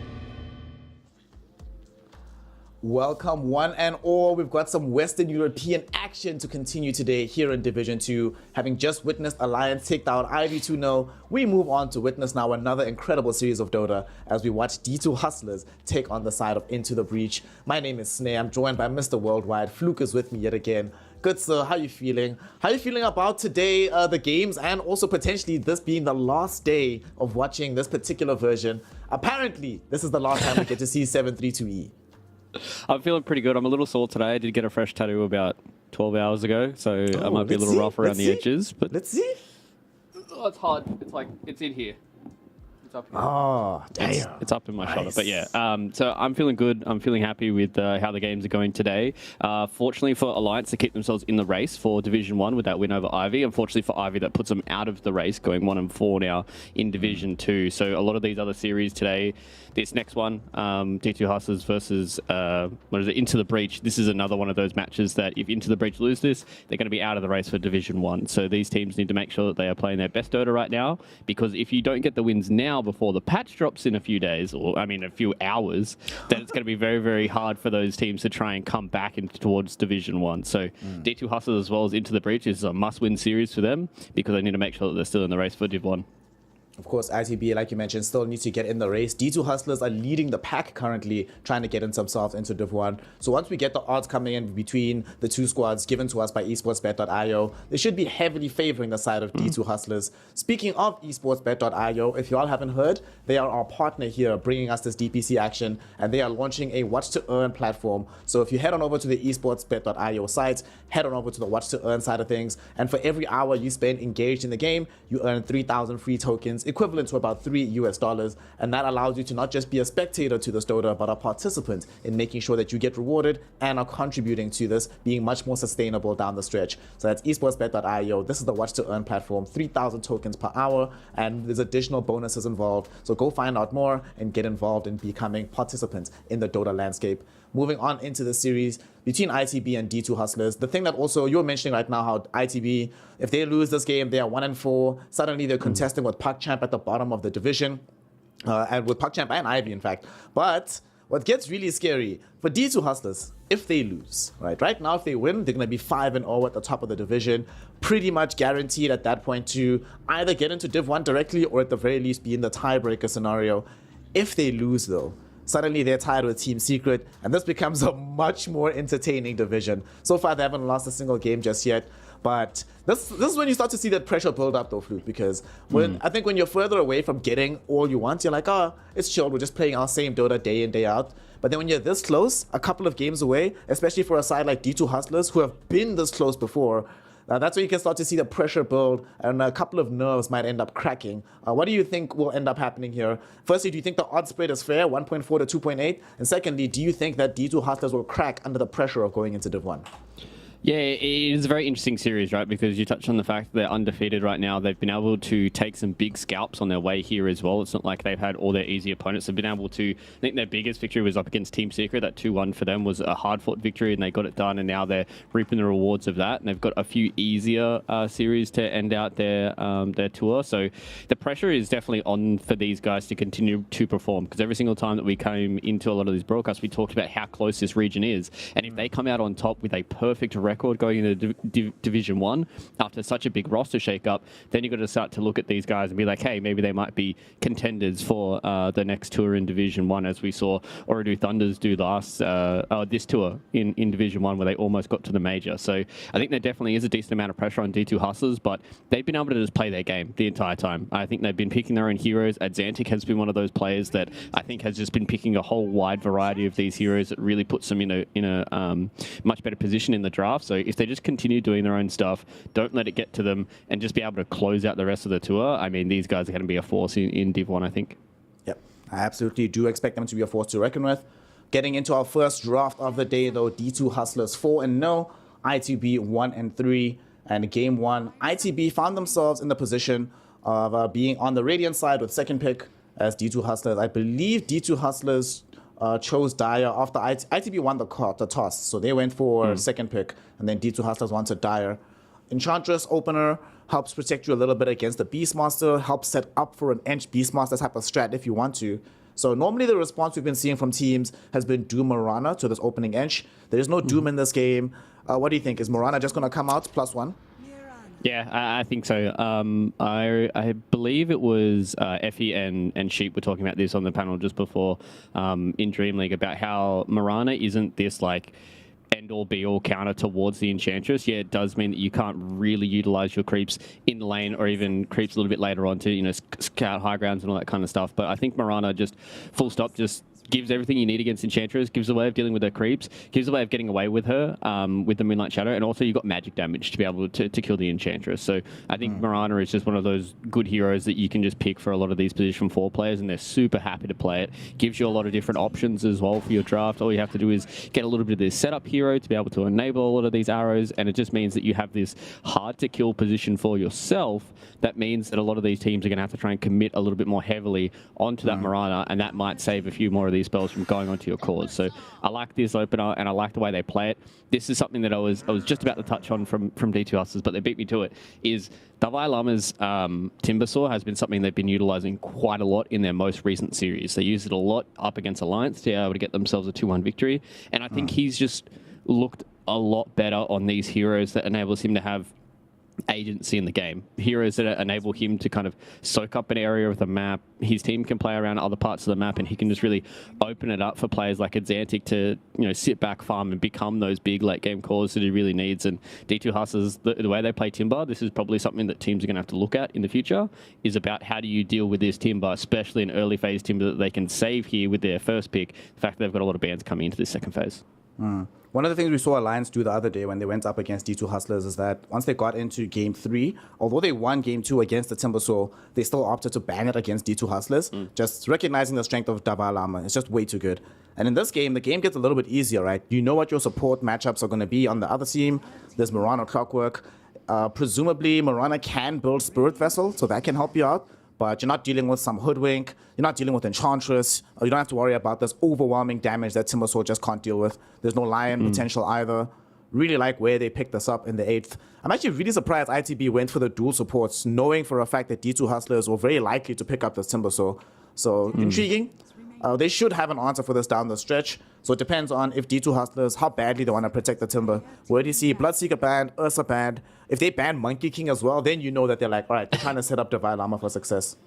Yeah, 100%. And I wouldn't be too surprised if you see that coming out as well, right? Because, as you said, ITB, they've already got their first 2 supports, and these 2 supports can semi-deal with the Timbersaw, right? Like, obviously, you've got Battery Assault to try and deal with these Timber Chains. You've got the Arrow to be able to set up on him as well, and as you said, Spirit Vessel builders, but Timber still should be able to deal with these heroes quite handily. He's got a lot of burst damage. He should be okay in the early laning phase as well, the fact that he's always got Timber Chain. So as long as they just make it so one of these cores really can't deal with the Timber, then it's going to make them feel really good. I wouldn't hate to see even something along the lines of like a Drow ban as well, a hero that can deal pretty well with the Enchantress. You get BKB, you'd be able to deal with that Untouchable. You can deal with her from range as well, and obviously you've got the multi-shot that doesn't care about Untouchable, so you have another way of like physically bursting down this Enchantress. So I think D2 Hustlers can use this final ban to protect their own carry that's going to come in this second phase as well. So they can just give themselves, like, kind of kill 2 birds with 1 stone, right? Like, you get rid of a core that's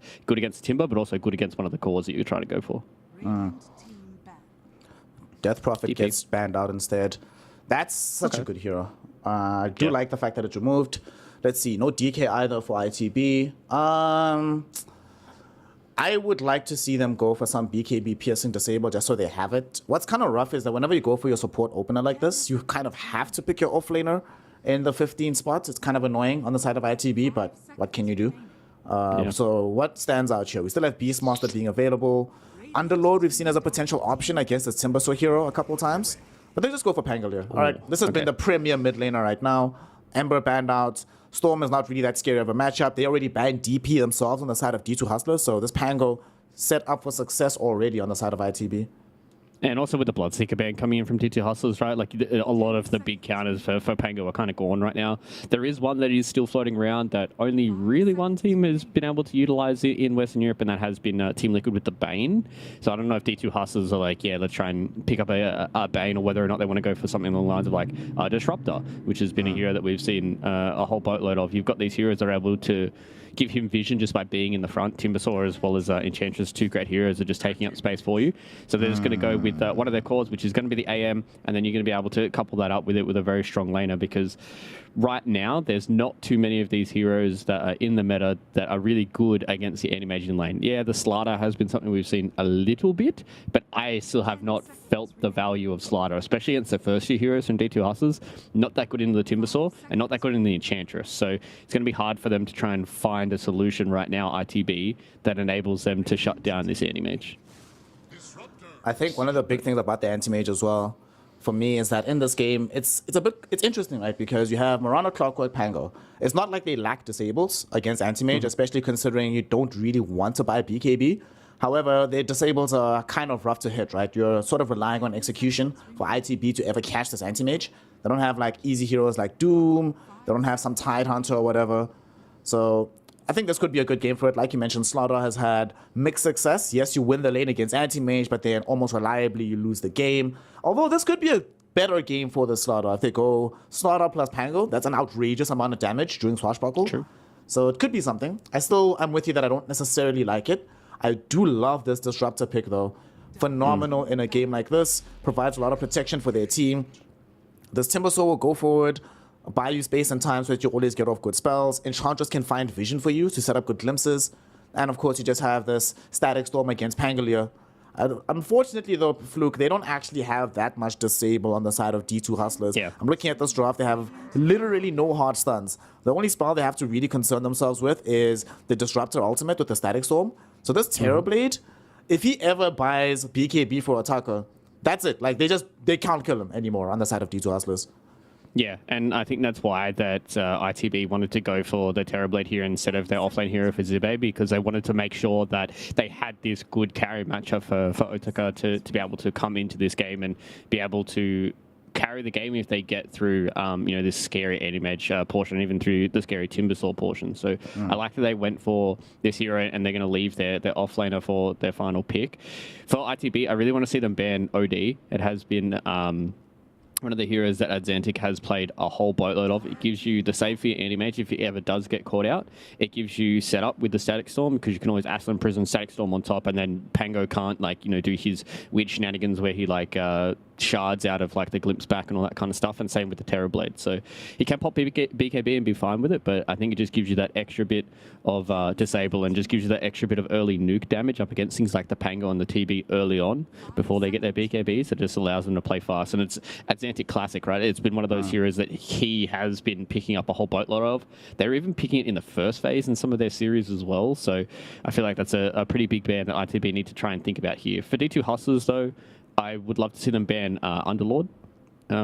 We've seen a hero that has done pretty well into the anti-mage. Yeah, you don't have mana to spam Firestorm, but it was it 33 that did like the 5 gauntlets?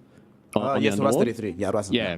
And then you just go passive, and then you're able to sit there and farm against the anti-mage, but he can never kill you once you get Vanguard. So it also enables you to be able to set up on him a little bit later on. Firestorm's great into the Timbersaw, and as you said a little bit earlier, not that much lockdown. And Underlord's one of those heroes that if he's able to freely run around in a fight with some of his items, he can deal a boatload of damage. So that's something that we've got to be thinking about now for D2 Hustlers. Intriguing bans here at the very end for D2 Hustlers. They're trying to protect the anti-mage. No Axe, no LC, so all that instant initiation that is very hard to counterspell against is gone. So what is left in the off lane for Shibe? He could potentially play Pango, but I wouldn't like to see that. I guess they'll have more information coming in once they see what the Adzentic hero is going to be from this mid lane. He can also play Timber as well, to be fair. He could, definitely. So looks like ITB are clocking that as well, because they ban Batrider and Doxia. Like 2 heroes that can go off lane, but at least one of them can go mid lane as well. So they're covering both their bases. Yeah. It's all about what D2 Hustlers feel like they need here. They can go for a Beastmaster. if they want to try and have a little bit of that extra lockdown. Raw's really good up against the Pango as well as the Terrorblade BKB, or they can just go for an Advantic hero that has a little bit of extra catch. Things like Puck wouldn't be too bad for them. It's going to be hard for them to try and catch the Puck, gives them that little bit of extra magic damage, and heroes that get locked in the same place for the Timbersaw to be able to do his thing. That's the one issue with Timbersaw that he can have, is sometimes that if people are just fast enough to be able to move away from his combos, that it's hard for him to kill people. So a little bit of extra team fight and lockdown is exactly what D2 Hustlers need right now. So they've got options. I think it's really about what Devi wants to play. Ooh, Advantic Tiny? Question mark? I think so. We've seen some issues with Tiny scaling in the game. However, we have seen a lot of the times Pango versus Tiny matchup. Well, Tiny always gets picked into these like Pangos, Storm Spirits, Ember Spirits. You can win the lane, you start to rotate around the same time as this hero. Before BKB on Terrorblade, it's a way to clear out both the illusions and get the damage onto him before he can get off the ultimate. It's that much needed stun because he still didn't have any real lockdown beforehand.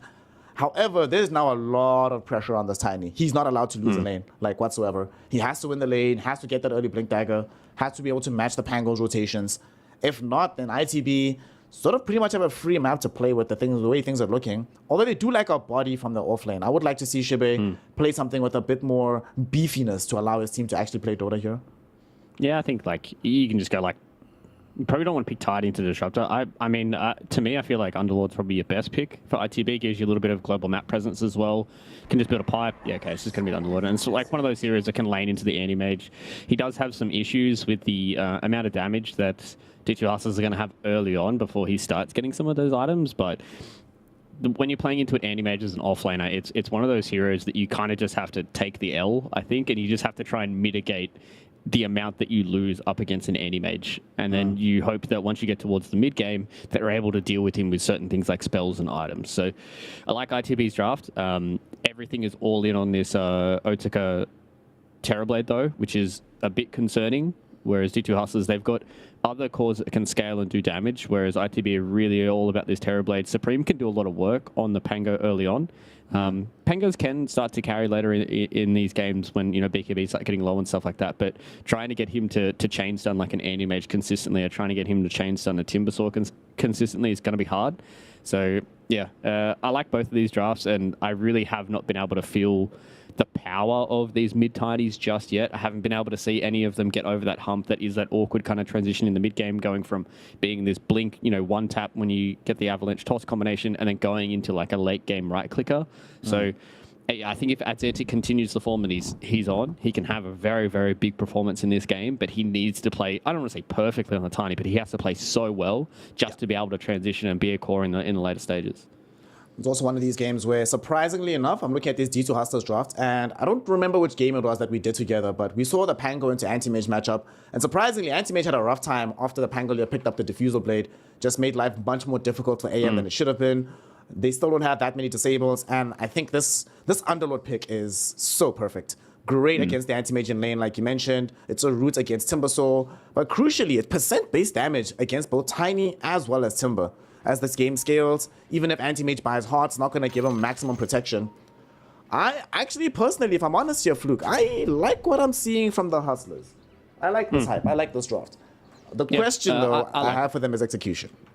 Yeah. I think that's the thing for me, right, is I like both of the drafts, and both of them have good ways of playing the drafts and getting around it, but it definitely will come to execution. I'm looking towards Adzetic to be able to execute for his team, and even Supreme. So I think both of the two mid laners need to kind of have a big performance this time around to get a team into a good position in the mid game where they're able to actually execute and play these team fights. And I like how Zubay's decided to take a leaf out of 33's book. He hasn't gone the 5 gauntlets. He's gone 2 gauntlets and 2 circlets. So he's a little bit more even with his stat distribution. So I do like this. And I think this is the only way you can play this lane into the anti-mage, is you just say, I'm going to get 2 levels in my passive, and then once I feel strong enough, I can just build a soul ring and then just go farm elsewhere while I'm trying to be this tanky hero in this lane. Let's see how things start off, though, in this game before he becomes that uber tanky hero. It's D2 Hustlers contesting against ITB for some bounties here. It's just going to be a 2-2 trade. Nothing too special. Nothing out of the ordinary. So let's get into it. Lanes, let's see. So we have this Pango versus Tiny middle. Oh, boring as hell. Unless somebody really messes up, nothing should be happening here. You just trade farm, and then you just trade farm, and you just trade farm. So Observer, shout out for starting us off middle, but we're not going to need to see this at least up until like 4 or 5 minutes. Thank you very much. Yeah, power runes are going to be super important for both those two heroes. That's why I'm expecting to see like an early immersion rotation. The one thing for D2 Hustlers, they don't really have the same rotating supports that Into the Breach do have. So that could be an issue for them once these first power runes come up. Look bottom, Divine Llama. This is how you deal with the Timbersaw, my friend. They go onto him, level 1 battery assault with level 1 meta coming in for attacker. And they just body block him and run him down. They know that he doesn't have access to the reactive armor just yet. So whilst he still only has Whirling Death, you exploit that timing, get some bonus gold into the Terrorblade. And best case scenario is that Otaka is the one that actually gets the kill. Very well done by the ITB lineup in this bottom lane. Yeah, and the best thing about Respect going down is he brings the Band of Elvenskin down to the Terrorblade, so he's able to start out with a decent amount of agi. Nice. This just makes this lane so much easier. So all you support players out there, moral of the story is please die for your carry, so you can come back with items for him as well. Thank you very much. Yeah, as I said the other day when we were casting with Jamie Vincenzo, I'm a core player, and that makes me happy. It brings a smile to my face. Like, yes, Pos 5 player, bring me. You are my glorified courier. So I spent a few years playing support. I played carry for many years, moved to support, and I've moved back to core lately, and let me tell you, it was, having net worth feels so good these days. I was like, what? I'd missed this for so long. Yeah, just being able to click your Pos 5 and ask for tangos. You can't get them to be your personal salve bot anymore, which is a little sad, but you're still able to get a decent amount out of them, which feels good. And also shout out to all the really good Pos 5 players out there. You guys are probably one of the strongest mental human beings on the planet. I don't know how you stick with that, but, you know, praise to you. Praise be to the Pos 5 players in chat right now. The Pos 5 player in the top lane, Hakoda, putting some pressure onto Shebe. He actually glimpsed him back. I mean, the Shebe, if there's any lane an Underlord does not care about. Like, Disruptor normally is such a good laner these days, like, which is a far cry from how he used to be. Nowadays, though, if you're playing Underlord, you don't care about this. You don't even have to buy a cloak. You just keep some mangoes on you. You've got some... Dude, he has double circuit. Is he going to go double bracer? I hope not. I think this is just like casual. Then he turns it into a fast Vanguard. Yeah, it probably will be. He will just get this Vanguard, and I think he'll try and figure out how he's feeling about the game in the lane. Can just go Arcane Boots and then just leave his stat items and just get rid of him as he feels fit. Can just make the Respect decision. was going to be able to get a kill there on a Theola core, but been able to get away from him. Unfortunately, because Divine Llama now has reactive armor, because Underlord just does not die in the top lane, and because it's unlikely that this anti-mage gets hit by an arrow, I don't think we're going to get that many kills for a while. I think it's going to just be a bit of a farm fest right now, which is, I guess, okay news for ITB. Underlord is doing a real number on the overall CS of Yuma. I mean, look at this, dude. He's 7 CS behind on this anti-mage right now. And it's not like this gets easier as time goes on, right? So already got the 2 points into the Atrophy Aura. At level 4, you get the... you just get the second point Firestorm, and then Yuma really can't touch you in the laning phase. Yeah, and this is why I was calling for it in the draft, right? It's just you get these stats and then you just have Atrophy Aura, and the Anti-Mage is one of those heroes that doesn't really get damage until later on, and he relies quite heavily on his mana break to be able to deal the damage to these offlaners, and it gets to the point where you've lost so much mana that the mana break does literally no damage to you, and you can see the Zibe is literally just sitting there and clicking back at Yuma, and it's going to get harder and harder, especially once he gets items. Oh, God. Well, so 2 offlaners that can't die. Top lane, we have Shebe with the Ring of Health. A boring mid lane. Divine Llama with 2 points reactive armor. So, not much gonna happen. It's all gonna come down, I guess, to what the supports end up doing, right? Like, who is being able to utilize this more passive early game to stack more? Who's setting up the team for more success? Where's the vision gonna go? And you were mentioning, like, the rotations for the power runes. 90 seconds until those end up spawning. And it doesn't feel like either of these lanes on either team is really set up. Outside of Immersion can go middle, I guess, but I guess between him and Theolocore, they're the only ones. But I don't want Theolocore being the one to come middle, right, at 6 minutes. Doesn't really help us out that much. Yeah, that's why I'm really looking towards Immersion to be able to get a kill. He is going to have a little fight here with Hakoda. That's fine. But they've brought Theolocore up towards top. They've already triggered off the glimpse, though. Was good. Yeah. Immersion has some leap charges. It has a mango. Hakoda had already triggered off the glimpse, so no kill opportunity. Are they just going to straight up try lane against this Underlord and leave the Timbersaw alone? I guess you can. I think they Yeah, I think they kind of need to pressure him a little bit, but still, like, the Enchantress is not going to do that much damage early on. So it's one of those things where she can threaten him a little bit so he can't just, like, freely stand up in the lane. But at the end of the day, I still don't think they're going to kill this Underlord for a very, very long time, especially now that he has his ring and he's, what, 300-ish gold away from Vanguard. And once that comes up, like, you literally just have to leave him alone. How on earth are they going to deal with Shibe as this game scales later and later? Mid lane, they're setting up for these power runes. Looks like ITB, they really want these, but Dialoko has a Centaur Conqueror nearby. Potentially to try to deny the rune. We'll get the stomp out. And the rune goes bottom instead. Adzentic picks up the DD. Yeah, want a bit of the RNG out there, but again, D2 Hustlers put themselves in the position to be able to win the RNG battle, right? Like, they had the Centaur Conqueror at the top lane to potentially try and fight that one out, but they still won the RNG anyway. So now that there is everybody mid lane, 6 heroes, I still don't think there's going to be too much fighting happening. And maybe if Into the Breach want to try and get a kill with the Rolling Thunder, they can. But we're having a good old classic support 1v1. In the river. A Sacred Arrow in a second, so should be able to get rid of the Centaur Conqueror. They go for the Swashbuckle, and there's the play. You just said it now. Rolling Thunder. Good times. Hakoda. Oh, Hakoda.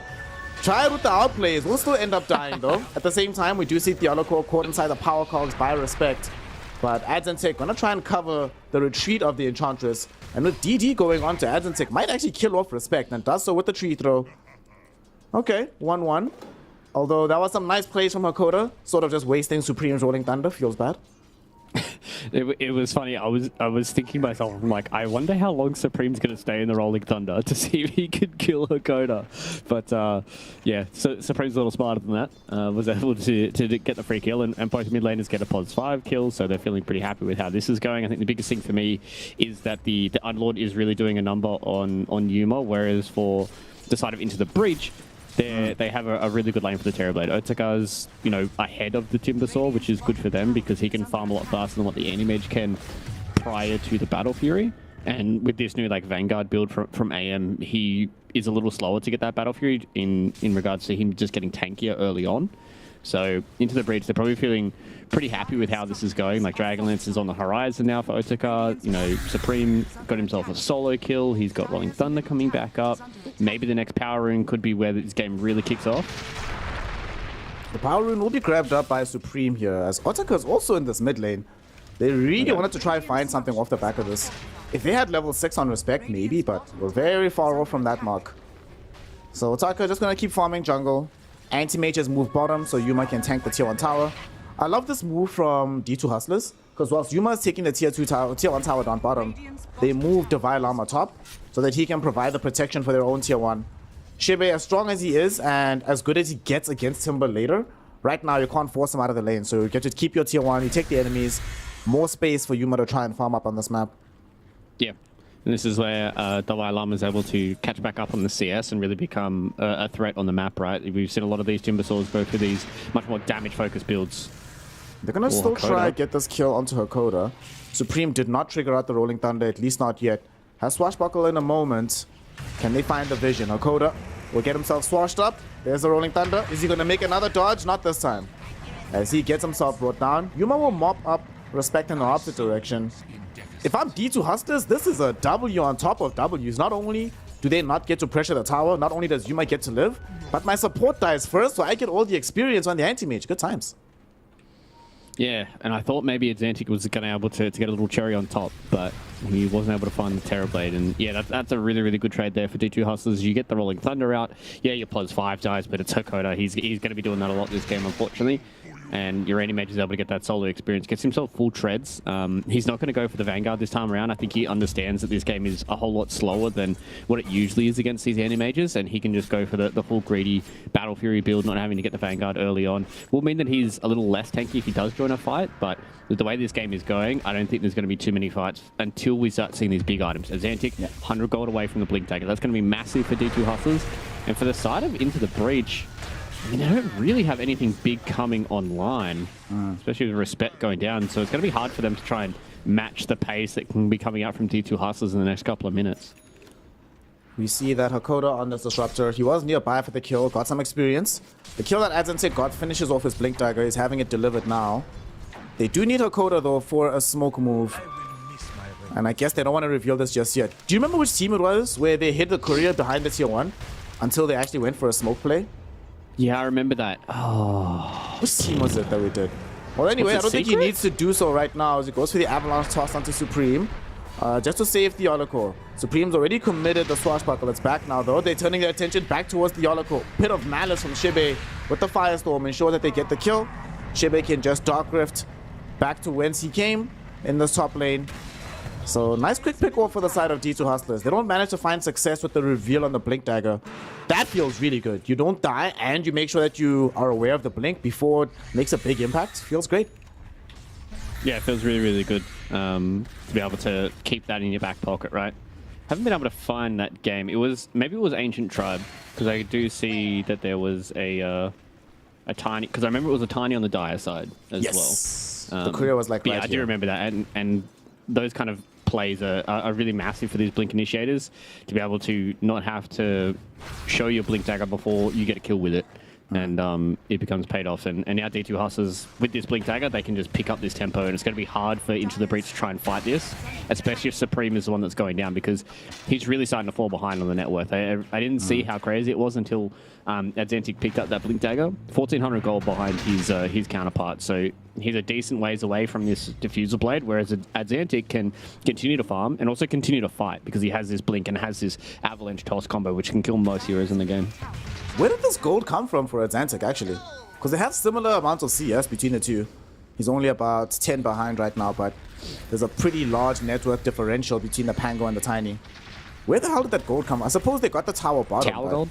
Yeah, it's only one tower. This is like yeah, that's the only thing I can think of is tower gold, and the extra 10 CS is like maybe he got a lot more neutral creeps in the jungle rather than Supreme getting lane creeps. Well, right now though, for D2 Hustlers, they still haven't been able to convert that net worth on the Tiny into kills. They will lose their tower in the top lane. Article commits the Metamorphosis to get this down, but they smoke up on D2 Hustlers. Hakoda has the level 6, so they have the really big combination. They just jump onto Mirana, try to get an easy kill. Divine Armor will clean that one up. Immersion is like, thanks boys. Giving me team vision. Allow us to come back middle and defend our own tier 1. Like, you don't really care about losing the Mirana if you get to protect the tier 1 at the same time, so... ITP are doing surprisingly well right now. Yeah, especially because it was a double core movement, right? Like, you put the Tiny in the same position where your Timbersaw was, and you only lose a pos 4, you're like, yeah, it's not the worst. And yeah, I think ITB are doing a good job at kind of trying to stem the bleeding. I don't think they're, losing out the game super hard, but they're doing a good job at just stabilizing the game, giving Otaka places to farm, and now they're starting to fight too. They're going in for this Rolling Thunder onto Adzentic. Nice usage of this hook. Coming in from Respect to buy space and time, not allowing Adzentic any avenue of escape. They even came in with this Dark Rift. And the protection from the Static Storm, unfortunately, not going to be enough to try and keep the Tiny alive. Let's see how much further they can pursue this fight, though. Divine Armor lost half his HP inside this Firestorm. But they do run out of Disable. The one major drawback of the ITB lineup is holding these heroes in position. Neither of these lineups have the best lockdown in the world. So ITB, they get the one kill though, pretty big onto Adzentic, and yet again still keeping the tier 1 tower alive. That was a good fight. They need to try and get a kill on a core soon here for ITB. It really stabilizes the game, and as you said, like keeping these mid tier 1 towers live is going to be super important for both the Animagens farm and the Terrorblades farm, because there's a lot of heroes that can pressure both of them if they don't have these kind of safety nets for them to try and play around with. Same thing with the ITB. They really want to try and protect this triangle, because TB is going to be one of those heroes that isn't going to push on the other side of the map until he feels strong, whereas the Animage can play a little bit more dangerously inside of the Radiant jungle off the back of this tier 1 tower going down bottom. Okay. Kill the core. He's going to break a smoke. Yep. It's his turn to do support duties. Breaks the smoke, tanks his own death, keeping the game alive for Yuma. Though it's actually such good positioning for him, because him being there not only breaks the smoke coming in from the mid lane, it also makes sure that there's no rotations that can come through from the riverside. So Anti-Mage gets to leap out, he stays safe, he's got his Battle Fury, still farming. They still do have hookshot though, so they might not be done with this fight, but unfortunately they haven't scouted out this Observer Ward inside the Radiant jungle. They know where they're at, so they know that there's no fight coming on the side of D2 Hustlers. That enables them to smoke instead. Yeah, they're looking for somebody in the top side of the map, but nobody from ITB are even thinking about that. Now the hook against the Ola core. Oh, this is rough. He should be dead here. And Immersion doesn't even need to commit Sacred Arrow. They're still on cooldown. They find the kill. This should be the tower. Otaka does have meta and has a fair few illusions available. So you're going for this tower. They have a Sea Dragon as well. So this should certainly be a tier 1 falling. I don't know if we can fight this on the side of D2 Hustlers. Supreme has Rolling Thunder. He just picked up Diffusal Blade. Fighting into this feels like suicide. I think he just let this one go. Yeah, ITB have really hit this nice item timing around the 15-minute mark. They've got the Rod of Atos built up. Otaka's got his Yasha as well as his Dragonlance, and Diffusal Blade being built up for Supreme. So they've got a good amount of these early game items to be able to start to pressure out D2 Hustlers. So are a little bit greedy with their draft, right? Like, you know, Timbersaw plus AM, kind of greedy cause, and especially if they aren't able to fight early, but this could be big. Big fight happening potentially here. Divine Llama getting rolled upon right now. He's the one that got the setup initially. He's out of mana. Does manage to Timber Chain away from the arrow, but they will not have any option against the Pit of Malice. He's out of mana, and now he's out of life as well. Those raindrops did a huge job in keeping him alive, but everything has its limits. And they go 1-1 in that situation. Divine Llama's life taken away. And Static Storm used. And Supreme, what a huge swashbuckle with the shield crash. Two heroes caught inside Pit of Malice. Adzentic gonna find himself rooted up by this Rod of Atos picked up by Shibe. And D2 Hustlers will lose another life. And Theonico, where did he come from? Well, no matter where he came from, I can tell you where he's going. Straight back into the fountain. It's D2 Hustlers being dismantled right now by the side of ITB. Yeah, and this is what I talked about just before, right? Like this nice item timing that they have where their TB is a lot stronger than what the Animage is, so he's more than ready to fight. And the same thing with Ziba and Supreme. Like these heroes just have easier ways of getting this fight going, whereas D2 Hustlers, they kind of need Divine Llama to start joining these fights so they can have, you know, the same kind of numbers, but he's in this awkward spot where he's not overly tanky just yet. He does a boatload of damage with this Kaya and Sanj, but it's so easy for, you know, Supreme to come in, swashbuckle him 1 to 2 times, and Zibe now with this Rod of Atos means they've got good catch. Tons of setup onto Divide. Do they have what it takes to kill him though? He's still fairly tanky, but he's dead for sure. My goodness.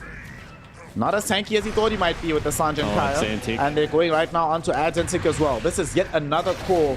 And this is the problem here, Fluke. Strength cores versus Shibe. How much damage did this Underlord do?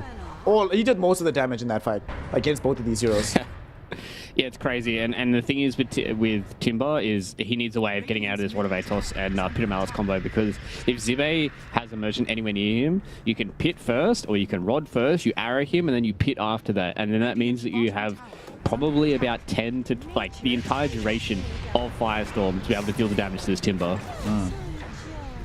Well, Timber. Yeah, this Underlord pick is absolutely owning. This is, Zibe's playing it really, really well as well. I like that he went for this Rod of Atos early, understanding that they just need that little bit of extra lockdown. They needed the setup for the Mirana, and they can just deal so much damage. And now that he's gotten this Rod of Atos, it's just turning into more net worth because he's getting so many kills, and they're just walking around the map and starting to close down the areas that Yuma can play on this Anti-Mage. And yeah, this is starting to look scary if you're a D2 Hustlers fan right now. To make matters even worse, we were talking about the lack of lockdown. And he buys us Atos, but it's also so good in this game into Anti-Mage. Manta, you need this Manta just to try and do anything in these fights, but if you find yourself Mantering too soon, Pit of Malice, Firestorm easily isolate you, then they know who you are, you get Atos, then you just die. And Anti-Mage, unfortunately, is also not one of these heroes that likes to build, like, raw armor, right? He builds stats so he gets armor in that direction, but because he doesn't go for raw armor nor for raw HP, it's gonna hurt being mauled down by Otaka. It's not gonna be the easiest game for him to play on this AM. As now they're going for the Aegis. It's dead. It's already gone. They kill Roche. Yep. Alright, this is one thing that I really hope we see in the new patch. Pango needs to be nerfed, dog. Like, this hero is bonkers. Like, this Pango hero is messed up when he has a free game like this. Like, Lucky Shot has been insane ever since they changed it to armor reduction instead of, what was it, silence and disarm in the previous one. Now it's just a disarm and armor reduction. And the Rolling Thunder is insane. Like, yeah, this Pango hero is probably one of the better mid laners that we've got right now in the game. Better? I think you mean best, sir. What's better than this, honestly? Like, Ember's not as good as Pango. We've seen Ember games fall apart. We've seen some tiny games fall apart. Slightly better than Pango in the right. If they're both in games where neither of them have like their direct counters, I think Bat's a little bit better than counterpoints. Pango, counterpoints. It's much easier to pick a draft that has some kind of address against Batrider. But let's put it this way: you can first pick Pango in pretty much every game and still feel decently good about it. You sort of have to like curate the draw for a Batrider. Just Pango's too good. Oh, Dionico also actually a little bit too good. Went for some pretty big outplays. Nice Hurricane down to the low ground, but they still catch him. They're way too fast, way too mobile with their draft. And they're not done fighting just yet. When they go back on the Dark Grip, look who they found. They found Divine. No, Divine! He went onto the high ground with the Timber Chain. That's going to doom him for sure. He is not going to be able to make it out of this one. I say that, but they get the Timber Chain down. They don't connect with the Sacred Arrow from Immersion. A little bit too far away. And Respect was there, but he didn't want to throw in the hook shot. I think he thought that the team had it. So I'm very surprised that they do that, and Respect actually gets punished for this. Okay.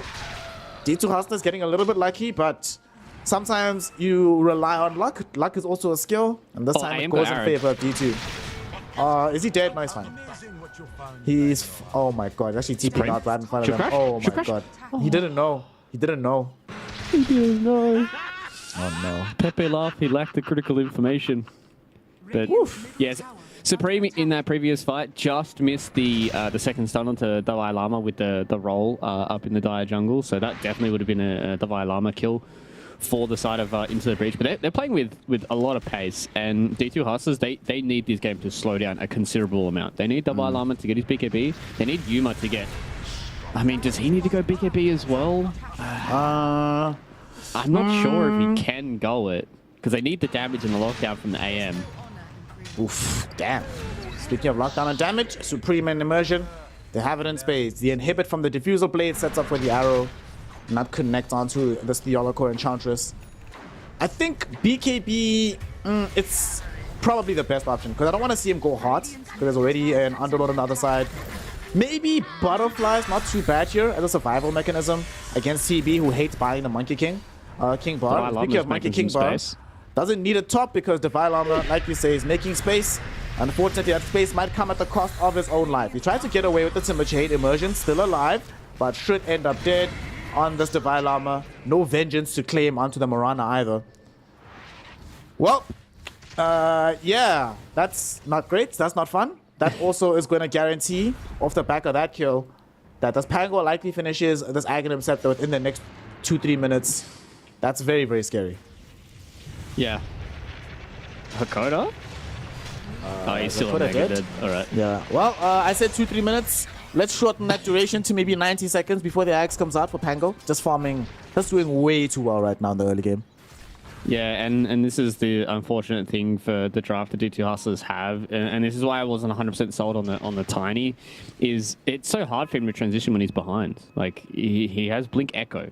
That's it, at 23 minutes, while as the Pango, who he was beating at the start of the game, now has Blink, Diffusal Blade, and basically an Ags on the way. So, you know, Supreme is doing a really, really good job of just playing with the pace that he needed to this game, to be able to get his team through this mid-game. And yeah, I don't know, man. Like D2 Hustlers, they need their next set of items. They need BKB. They need Yuma to get his next item as well. But like even then, like how are they supposed to deal with Pango? How are they ever supposed to kill Zibe? Like that is my question. Is if you spend all this time trying to kill one of the other cores, like you're not going to kill the Underlord. Like, and I don't think they have enough damage or enough spells to be able to kill all three of these cores from Into the Breach. And I said that, you know, it's kind of all on Otaka here on the Terrorblade, but Zibe as well as Supreme are really abusing this early stages on their two heroes that make them strong, and now it's in a point where D2 Hustlers are so far behind that it doesn't matter that it's only like a traditional one core, that they just don't have the damage to kill these semi-cores, which is a big problem for D2 Hustlers.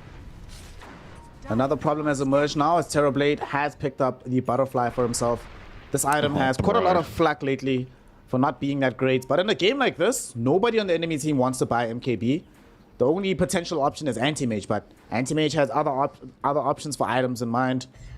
So he's just not going to die. Once he pops BKB, literally immortal in the midst of these fights. We spoke about how hard it's going to be, like when we just looked at the draft, but this itemization makes it even more difficult. Zavalama gets hooked upon right now. Do they have the damage to kill him? He's mega dead. He is going to be able to pop the BKB to try and survive here, but he's still going to end up losing his life. Oh no. That's the BKB reveal. That's 9 seconds. Down and out. A tier 2 tower about to fall as well. And this was D2 Hustlers thinking that they could pose aggressively, posture a little bit because they knew that the Aegis has just expired. But the difference in strength is still way too large between them and ITB. Is this TB meta skin pay to win? He has a DD rune on right now. You wouldn't be able to tell. Because I didn't. I see. I didn't notice until I looked back and I was like, man, that timber melted. And then I was like, oh yeah, that's right. He has a DD rune. You can't see it because of his metaform. So maybe the Llama, like when he went into there, obviously he didn't even see the DD got bottled. But even in that fight, like if you're that Timbersaw, you're like, did I really just die that fast? But in actuality, it was a DD rune. So that is something that I'd imagine in these next couple of fights he's going to be a little bit tankier up against the TB. So it's not all doom and gloom just yet, but the fact that he used his 9-second BKB and still went down is pretty massive. These next couple of Roche fights are going to be super important for D2 Hustlers to try and get a pick beforehand, because if they can get an Aegis, they can delay this game for a little bit longer, but it's going to get to the point where the AM's just going to get out-carried by a Terrorblade. So I don't know how late they can really go here for D2 Hustlers. So check this out. If they don't know that that was a DD, now I'm thinking maybe now, Divine Llama, you're saying that he should be tanky in the upcoming fight. But if he doesn't know that there's a DD, maybe he overestimates how strong TB is and then doesn't actually play aggressively because he's scared. So this might just be pay to win. You're right, Sataka. With the right cosmetic for this game. Big brain. Absentic, the hero that still has not been able to really scale in this game on the Tiny, sitting at the bottom of the net worth of all the cores. Does have BKB and is building into getting the Echo Saber yet again.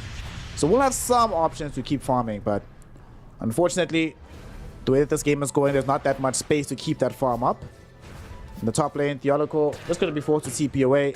Does not want any smoke with Otaka, who's not far away from having Skadi. Dude, Skadi, Butterfly with BKB on Terrorblade in a game like this.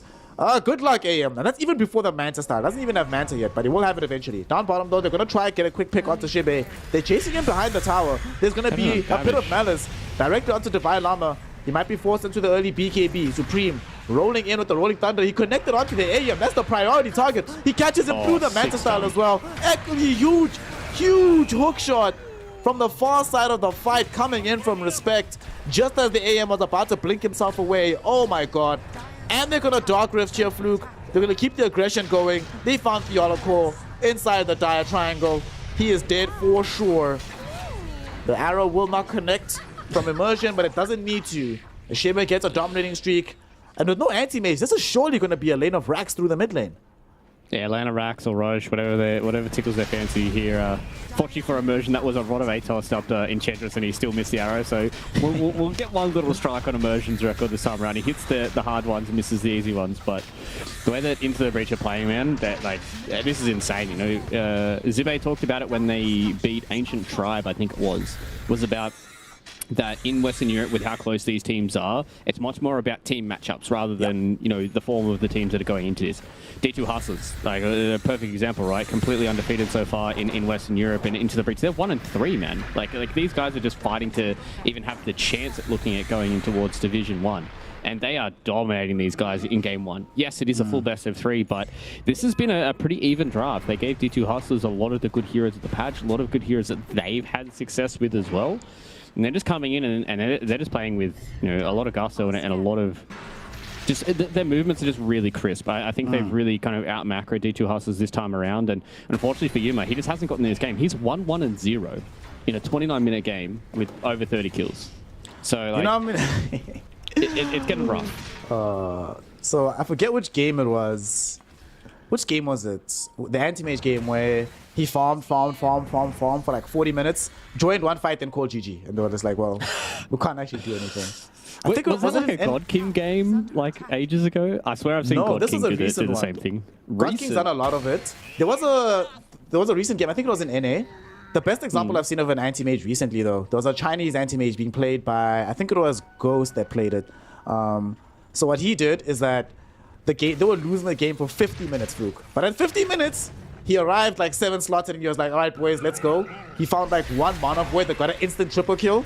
And then they were like, we can win the game. Sadly, Divine Llama, I don't think you have that kind of option of just one big Mana Void. Forced into popping the BKB. So he's down to 7 seconds and not one BKB has been popped offensively from him. And ITB, they're like, sweet, we forced out a big spell from him. It is time to go see the big man and get ourselves an Aegis and an Agamemnon shot. Yeah, this is, again, just great macro. movement from into the breach. They understand that all they need to do is make it so D2 Hustlers don't feel confident in fighting them, and that's off the back of Timbersaw having a BKB. So they just walk in, they get an Aegis now on the Terrorblade. Last Aegis went towards Supreme. Who got the shard? Clock? Who I did guess? get the shard? I think Respect got it. Let's see. Yeah, it looks like Respect, because they already had it on Pango. I believe Underlord had already bought his own one. Yeah, the Underlord shard is definitely in the build, so I'd imagine they probably just gave it to Respect. Give a little bit of respect to Respect. Be like, you played well this game, man. Here's your free shard. Yeah, look at his net worth. It has to be him, right? Because he only has Drums, Limmer Cape, and Tranquil Boots. So it looks like he's the one that received the blessing. And mid lane, they're going to be blessing Divine Llama yet again with some more damage. He still doesn't have his BKB just yet. The Static Storm will drop down from Hakoda, but as proven several times in this game, it's not a catch-all solution. Hakoda himself will get himself brought down by Supreme, and they take down this young Timbersaw as well from Divine Llama. Shibe, we spoke about the presence of this Underlord in the draft, but man, this has worked out perfectly for them throughout the game. And now they're looking for another lane of Rax top. They didn't finish it off completely in the mid lane, so Ataka will come here. Dude, you know how confident you have to feel to be split pushing Rax 3 and 2, and you're still gonna get both of them almost guaranteed? Yeah, they can see Yuma's trying to get a trade in the bottom side, and at this point, that's the only thing D2 Hustlers can hope for is a trade, because they can't get mega creep, so that's a good thing for them, is they know that they can't get megaed. But you lose 2 full lanes of Rax. Do they even get the tier 3 tower bottom? Yuma gets it. Oh, he got caught though. He should be fine. He should be fine. Yeah. Just Manta can counterspell the Rod of Atos. He should be okay. TP's out. And oh, dude, if he had Basher already, that might have cancelled the TP, because Supreme caught him with the swashbuckle. Would have been incredible.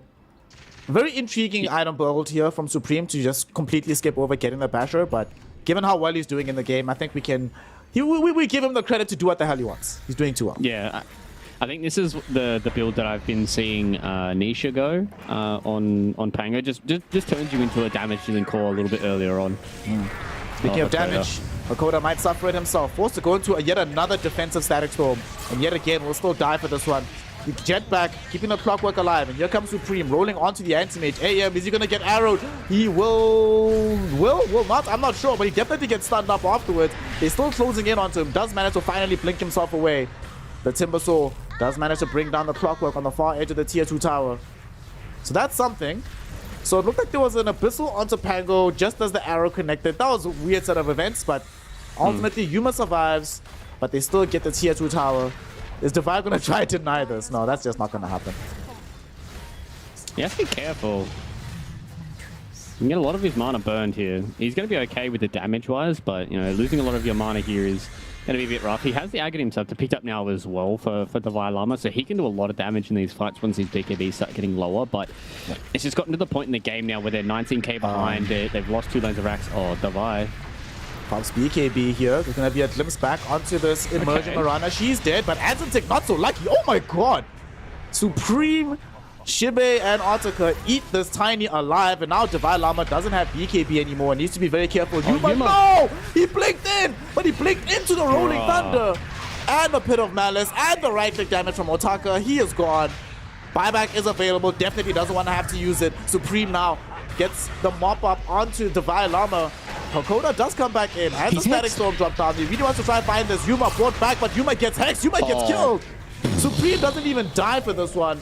And I think that's it. That's curtains. Die back on the anti-mage. Anzentic still gonna die. He dies a second before his BKB comes back. Oh my god. From bad to worse to absolutely horrendous. ITB mop up D2 Hustlers and dominate game number 1.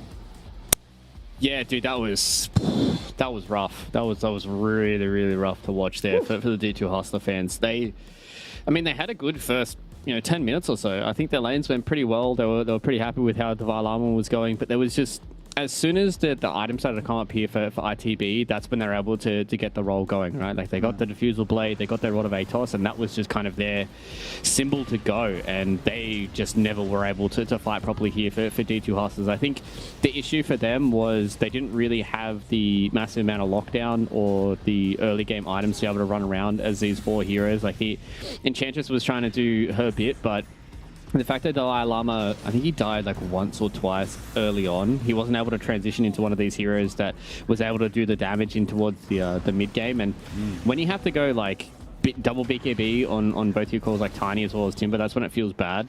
Because Timber wants to go for this greedy kind of damage build early on, right? He wants to go like Sanjin Kaya, Blink Dagger, and Aghanim Scepter before he gets his BKB, so he can deal a lot of damage in these fights. But they just had to up against Zibe with this Rod of Atos, and same with Supreme on the Pangolier. And unfortunately for Yuma, he finished 1-3-1. So he was involved in 2 of the kills of the 12 that they got, I believe, and unfortunately died 3 times. And there was just, I think that was just a rough performance from Yuma.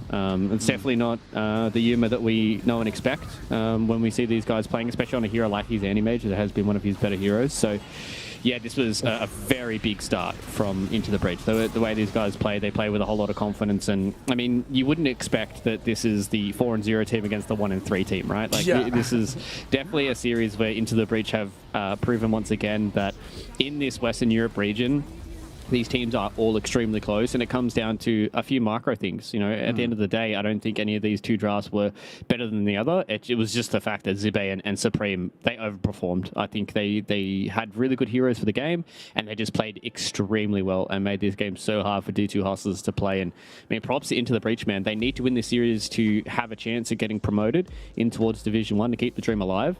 So if they take down D2 Hustlers here, that, I mean, with a patch on the horizon, man, and if they take down the undefeated team in Div 2, we've got a spicy end of this tour, that's for sure. Absolutely. And the spice came from ITB. Shibi did really well on this Underlord. Perfect itemization, phenomenal laning phase. But I have to give it to Supreme. This Pangolier. Yet again, we see Pangolier pop off. Yay! Please nerf this hero into the damn ground. It is just way too good. Supreme, we saw him come out of a laning phase where somehow he fell behind in net worth. He was like 1,000 gold behind at about the 12-minute mark, which was somewhat peculiar. But as the game just went on and on, adds and tick, we just keep getting to see why this Tiny is not being favored as much in the mid lane. His progression in the mid game, very difficult to achieve. For Supreme, even though he's behind early, he buys Diffusal Blade, and suddenly the game is very, very playable for them. We got to see yet again how good the Pangol can be into Anti-Mage, making sure that this hero never has a safe place to be in the fight, always having his mana burnt away. And it's like, well, now Yuma, every single time he gets to a fight, he's blinking like into a Rolling Thunder, into a Swashbuckle. His fight is done. Immediately, he has to retreat. The same is sort of true for Adzentic. Only Divine Llama can sort of hold presence, but even then, only when he has BKB available. So right now, ITB, some phenomenal drafting, some phenomenal play as well in game number 1. Keeps them in the hopes of maintaining their position in the division. And if they beat D2 Hustlers, some very interesting questions get asked about potential tiebreakers, and we no longer have an out-and-out favorite to head on into Div 1. We find out if ITB have finally turned this corner, or if D2 Hustlers can find a way to bounce back and make this a 2-1 affair. We're going to be taking a short break, and when we return, more Dota 2 action between these two sides here in Div 2. So don't go anywhere. We'll resume shortly with this hype. Go find it. Yep. I hex Timber soon. He's coming on at the mid. He's coming with a beast, so careful. He's up. Hold up. Nice.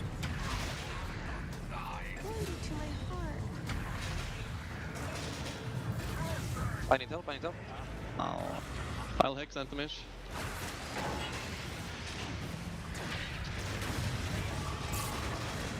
Nice. No. No buyback on me. Nice.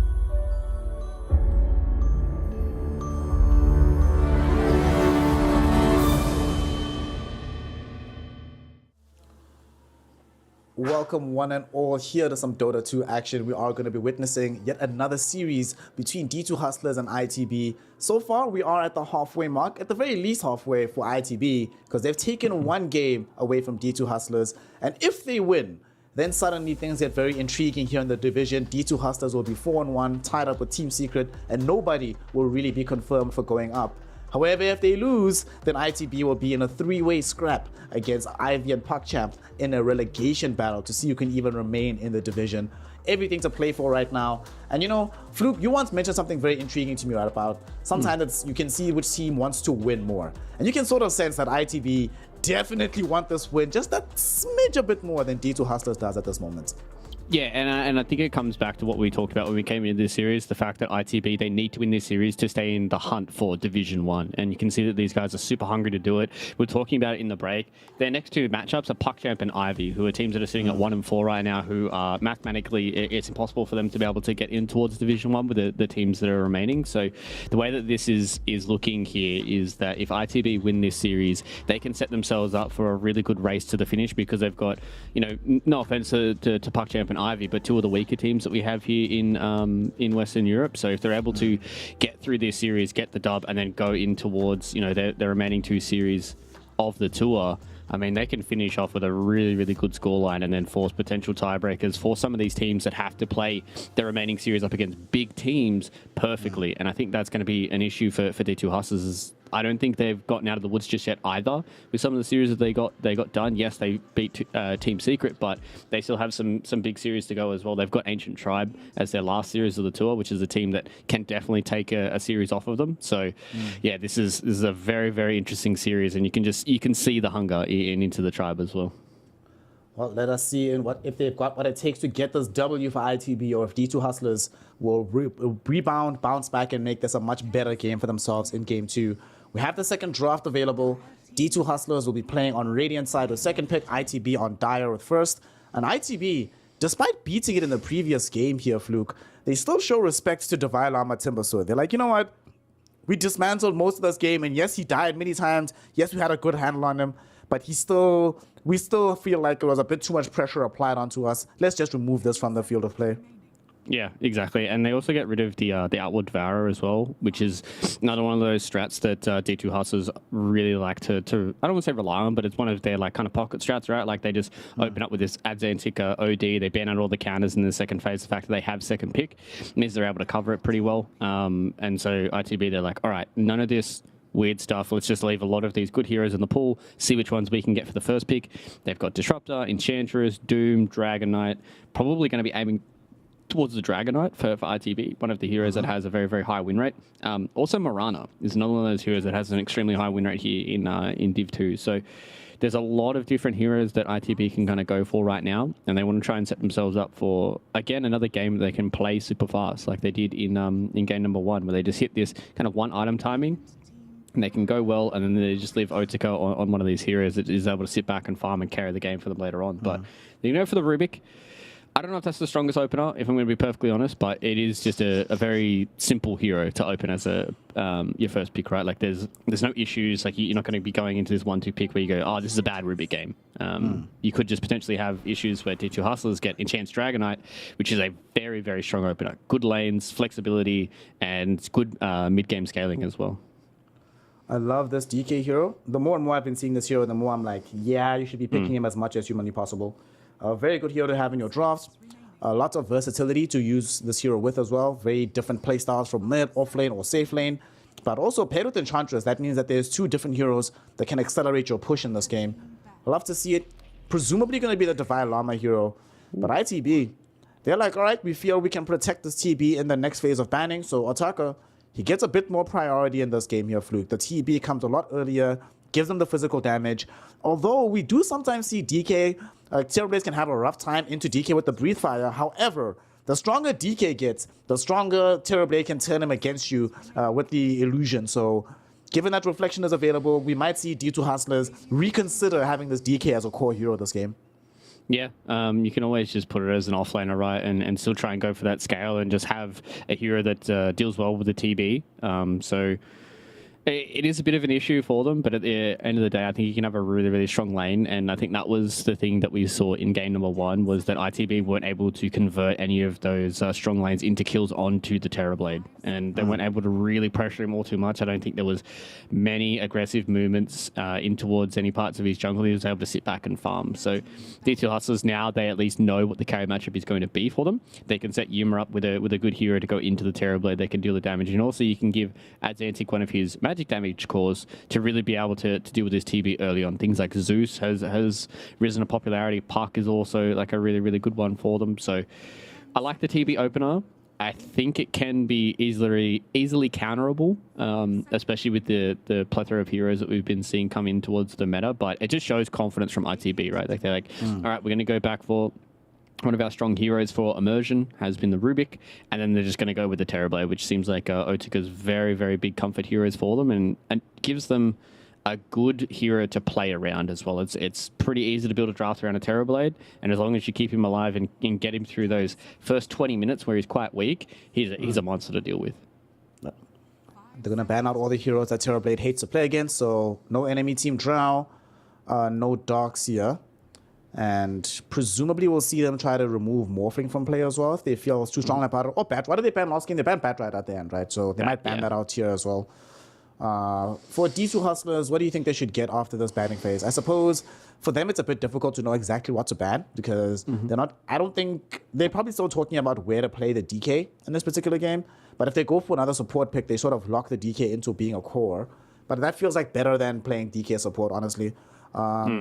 Last game, we saw that they really struggled with having another body in tandem with the Symbol Sword to just soak up some of the damage. Hakoda just kept dying way too often. It was too easy for them to just keep jumping them because Adzantic was too squishy. Hakoda and Theoloco didn't provide the most tanky support duo.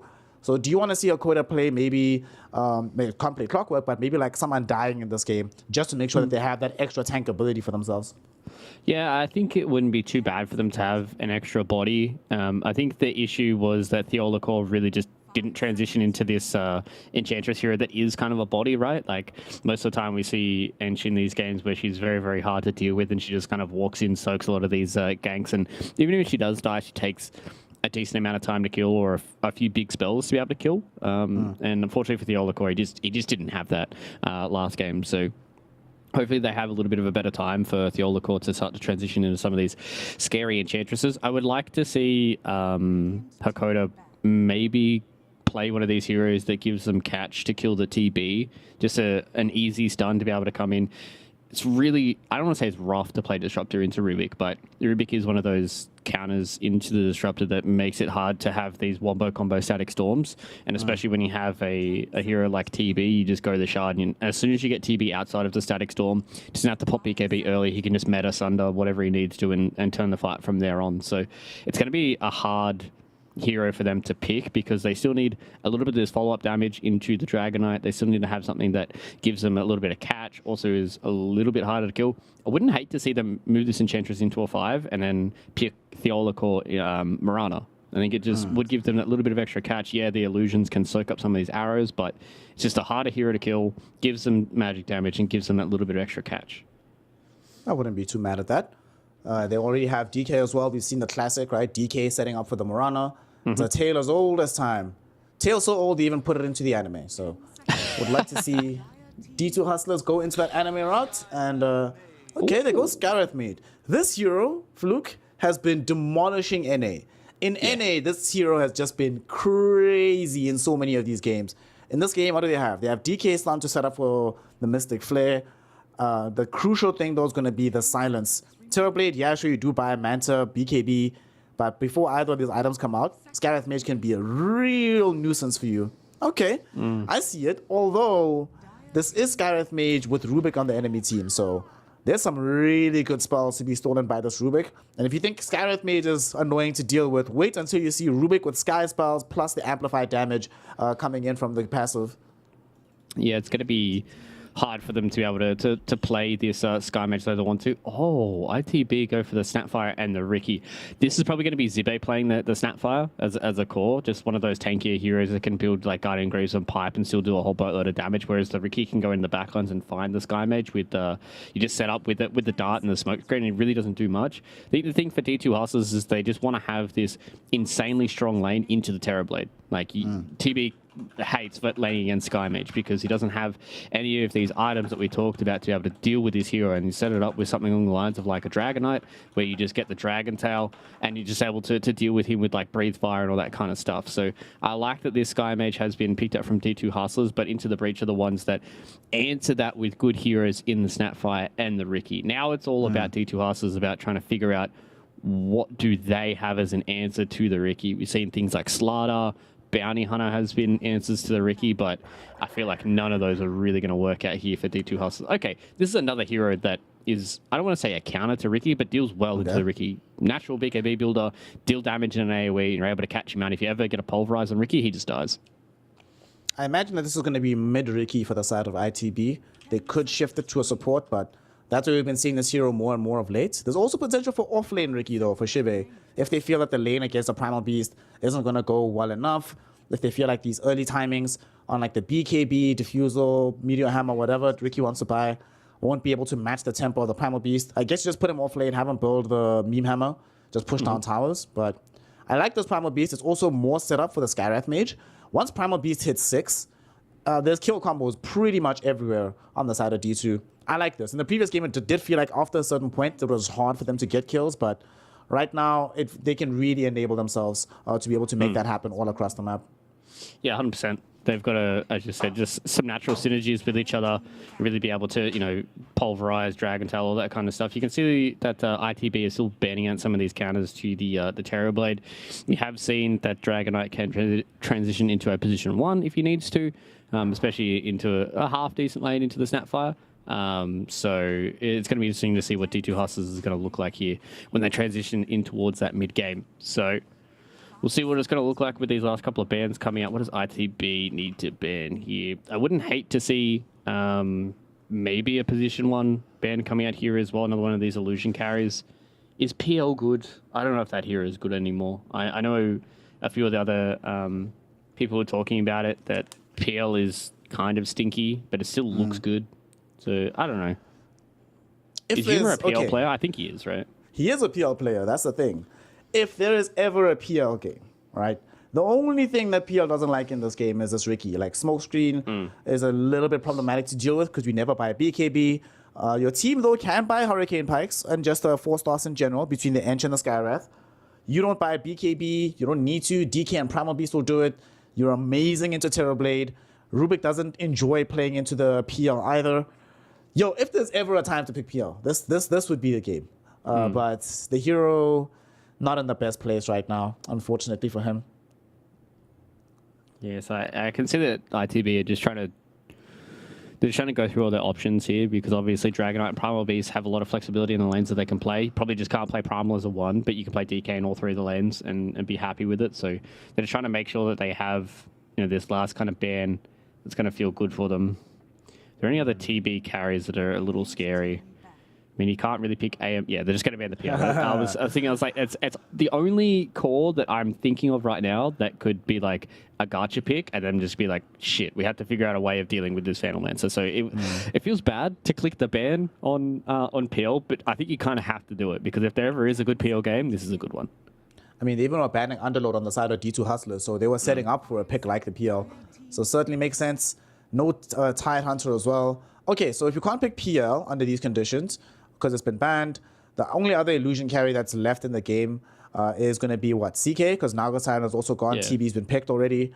Or presumably, actually, how do you feel about Waterboy for D2 Hustlers? They don't know the full game spread just yet for ITB. But, okay, we'll talk about the Waterboy in a second. What do you think they still need on the side of ITB to round out their draft to themselves? I think it depends on... They kind of just need a second core. I think when you have Snapfire as a position 3, you need something that can scale the same as what a Terrorblade can do. So a Supreme Hero that can become another core in towards the mid-game. So what are some of the big ones that are left? Something that deals good into the Primal Beast, so a little bit of Ember, movement. maybe? Yeah, Okay, yeah. December. Okay. Yeah, that's a smart pick. The only just issue in is time. Just in time.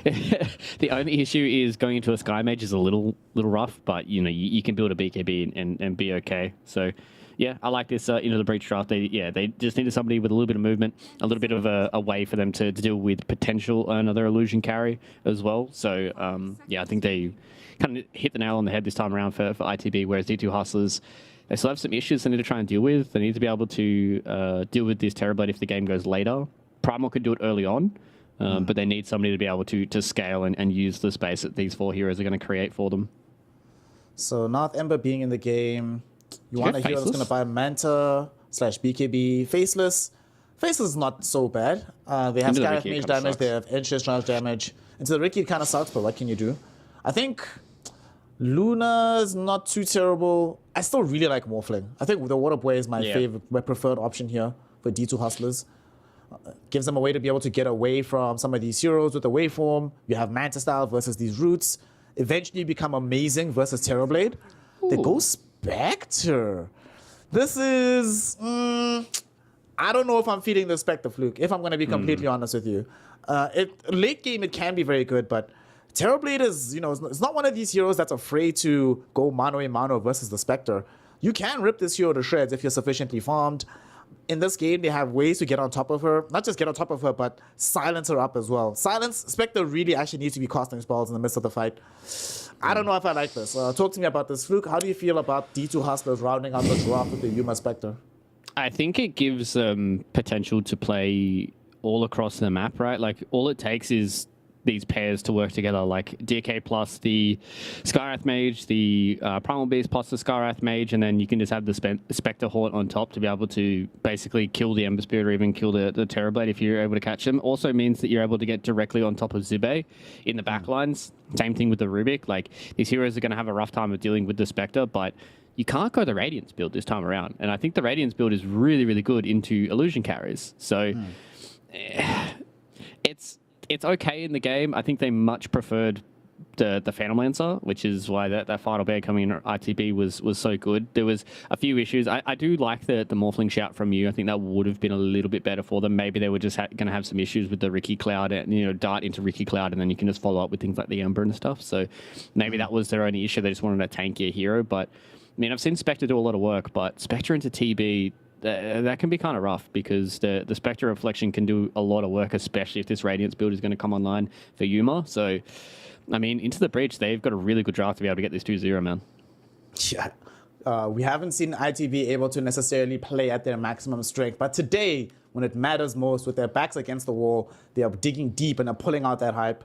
On the other side, though, for D2 Hustlers, they still have an opportunity to make this a 2-1 series and force us into a situation where we consider them the #1 seed, the #1 favorite to emerge from the division. Let's find out if they can take their fate into their own hands or if ITB will sort of reset what the hierarchy looks like in Division 2 with the second and all-important game. Let's get into it. One thing I love about this D2 Hustlers draft, I'm not in love with the Spectre, and it does mean that side of the map is fairly weak, but their other lanes are amazing, Fluke. DK into Ember, we should see DK come away great on that one, but Primal Beast, Skywrath Mage, that's a rough lane to play into as a Terrorblade. It's going to get harassed out quite a bit, and a lot of this harassment is magical damage, so that massive amount of armor that you have not going to protect you that much.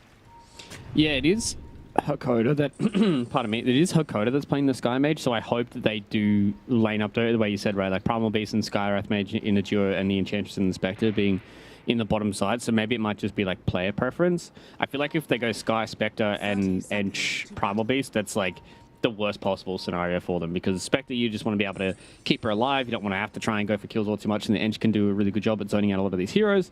And the Sky Mage is just so good into the Terrorblade. So I hope they do make that change, because otherwise I'm going to be a little less excited about their lanes, and I think they could put themselves in a rough spot where they don't have the best of the heroes that they've got. So they just put Spectre bottom. They're going to try and have a little fight at level 1. They're gonna find a kill at level 1. It's not just a little skirmish here. They get the first blood, they pick up a bounty, and they should be able to pick up the one down bottom as well. If ITB had gotten 3 bounties, maybe you're okay with this. I mean, on the side of D2 Hustlers, but ITB not just getting first blood, also getting up even bounty trade. This feels good. They are going to be putting Hakoda top to make sure that they get as much harass out as possible. And Respect doesn't have access to the Fade bot anymore. And they triggered the meta from Otaka. So he thought that they might be going in for a small skirmish here, but it ends up not happening. Just has to try and utilize this to clean out the creep wave. Okay, so it was just player preference. All right, this is good here from D2 Hustlers. Expected them to play these lanes this way. I like that Otaka, this is usually what you see from Terrorblades, right? Popping them better and just being able to abuse level 1, and that's the issue with Hakoda going this concussive shot. They tried to get a little cheeky with their level 1. You know, concussive shot into the trample can do a lot of damage on these heroes, but Otaka was able to abuse the fact that he's not just going to get like perma-spammed like every 5 seconds from the Skywrath Mage and only has to really worry about concussive shot. And just meant that he was able to secure the whole first wave. 4 and 3 on the denies, whereas unfortunately with Dalai Lama, he hasn't even looked at a creep just yet. Well, he's looked at them, but they want nothing to do with him because they've just all been killed in front of him. Down bottom. It will be very intriguing to see how this Yuma lane pans out on the Spectre. Not anticipating them to do all that well. Like Shibe on the Snapfire. You're playing melee heroes? Honestly, Snapfire is horrendous to play into in the from the safe lane position. Should still be able to get his farm with the dagger, but I anticipate Shibe pretty much getting free farm under these conditions on the Snapfire. Yeah, and I think the Oracle is just going to go for a much more supportive focused Enchantress. You know, just get a few early levels in Nature's Attendance just to keep Yuma happy.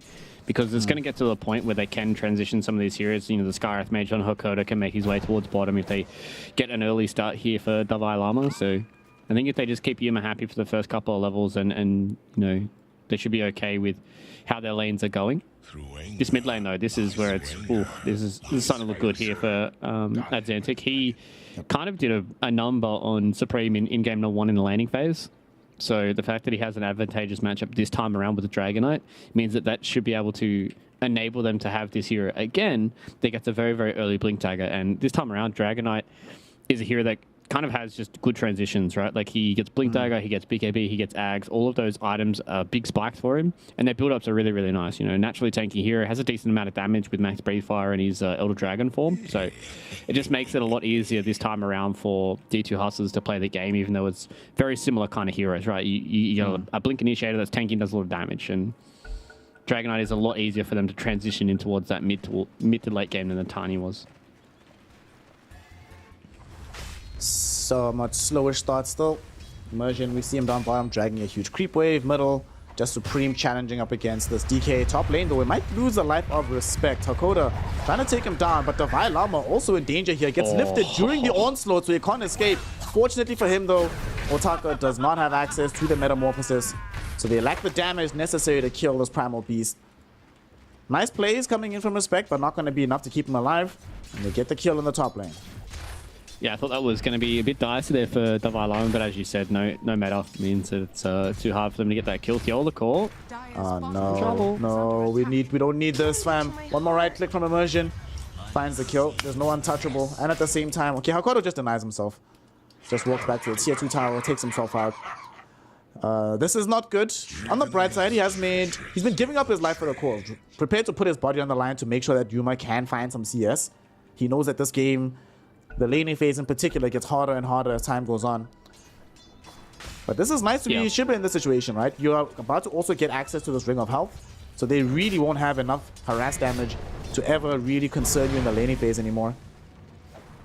Yeah, it's at a good spot now for Zibe to be able to transition in towards his next set of items. I like that going for this Snapfire. It's another one of those heroes that I'm not 100% convinced is a really good offlaner. I think its laning phase is pretty good, but once you start getting towards the mid game, it feels like it's kind of just a support that you just get some early levels on. So I want to see what Zibe does this time around after his game 1 performance. See whether or not they give a little bit more farming time to a player like Immersion. You obviously need to get that shard as soon as you hit 15 minutes. And then especially if you start to transition a little bit later on with things like the Diffusal Blade and BKB and all that kind of stuff that we've seen from some of these support Rickies. Yuma might die, actually. There's not enough mana for 5 snap quickly. Okay, he's fine. Scary place to be. Does have 9-1 charges. Yep, so he's going to be chilled. Still playing very aggressively on the side of the map. And Are having more mangoes coming in for Shebe. Wants to keep the harass going in this laning phase. Speaking of harass that's been happening, whilst top is just toying around with each other, mid lane, this DK is demolishing the Ember Spirit. Double the net worth, or double the CS right now. More than triple the denies. Not having the best time in his life here, Supreme. You were mentioning how the matchup is favored towards the DK, but even though it's favored towards DK, this is still a very good job being done by Adzentic. Yeah, Adzentic is one of those mid laners in this tour that I think is kind of up there with his laning prowess. He really hasn't lost all too many lanes and has just been able to abuse a lot of these advantageous lanes that he gets. Like the fact that he's doing this to an Ember Spirit now just means that his level 6 is going to come out much faster. He's going to get a lot more farm. And it means if you keep Supreme down, then it's going to be hard for Into the Breach to get a lot of these team fights going because they're going to rely quite heavily on the Snapfire damage. And if they don't really have an Ember Spirit that can deal the damage himself or even survive in these fights, then maybe Odzika is going to have to play a little bit of an earlier part in the game than he would like. And that's when it starts getting a bit rough Into the Breach if their Terrorblade has to be the one that comes into these fights and deals the extra damage for them. For now, this DK just going to keep the train going. Hasn't decided what he wants to build into first just yet, as he has power treads finished. We do see that they just grab some bounties on the Ember Spirit, so he's refilled down bottom. They're going on to Theoloco, and they should be able to kill him. Shibe might not be able to save the life of Immersion here. Zuma trying to chase him down, but they don't have the damage. Eventually, though, with those mud golems, they find the kill. On the meantime, on the other side of the map, we're looking for a deny. Hakoda brings down Respect before he can deny himself, but needs to watch out. The illusion from Otaka is still chasing him down. I don't think he dies, though.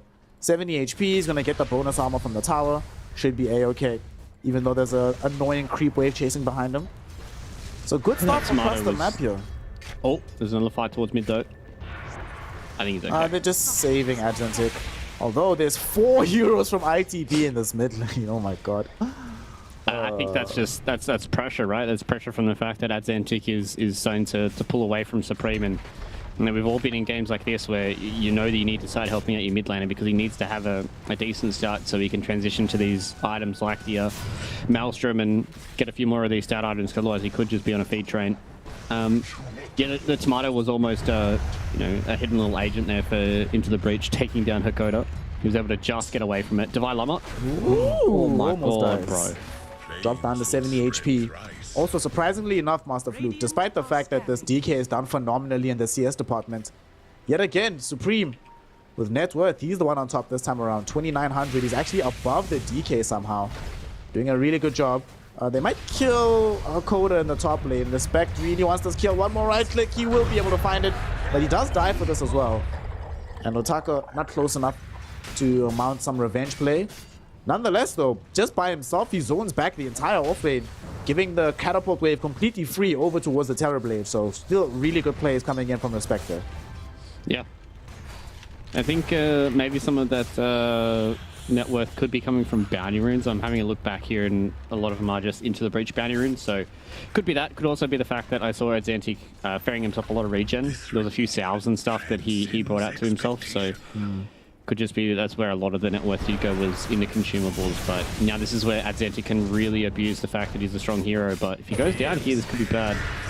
He's the one that might be getting abused. The Dragon Tail stun gonna do enough to bail him out of trouble. Divine Lama actually wants to go in. Thought about completing the full onslaught, but he's like, yeah, I just want to go back top, honestly.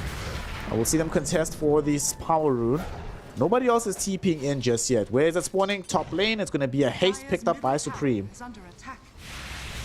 Yeah, this time around the RNG favors Supreme, and he's happy with that. They're just going to keep respect towards this mid lane because they know where Dalai Lama is. They see him towards the mid lane, so Otaka's going to be happy with how that is going. They don't really have pressure from Yuma or Theoloco because it's an Enchantress and a Spectre, so things are not going to feel too scary from them. So I like the fact that they're divvying up their resources really, really well. They're making sure that Otaka, when he has these opportunities to be able to be left alone, they do leave him alone, and they're able to put a little bit more emphasis back on a Supreme who is starting to do really well, and pulling away at a 2k net worth lead with only being 1 kill ahead this early on in the game is really, really good here for Into the Breach, and can set themselves up for a good mid game. But the hero is very, very strong coming out from D2 Hustlers. They got a lot of damage early on, and Divine Lama, he's probably dead here. Could be a double They're kill. gonna try maybe kill her Coda as well, and they actually bring in 4 heroes to make sure that the Violama goes down.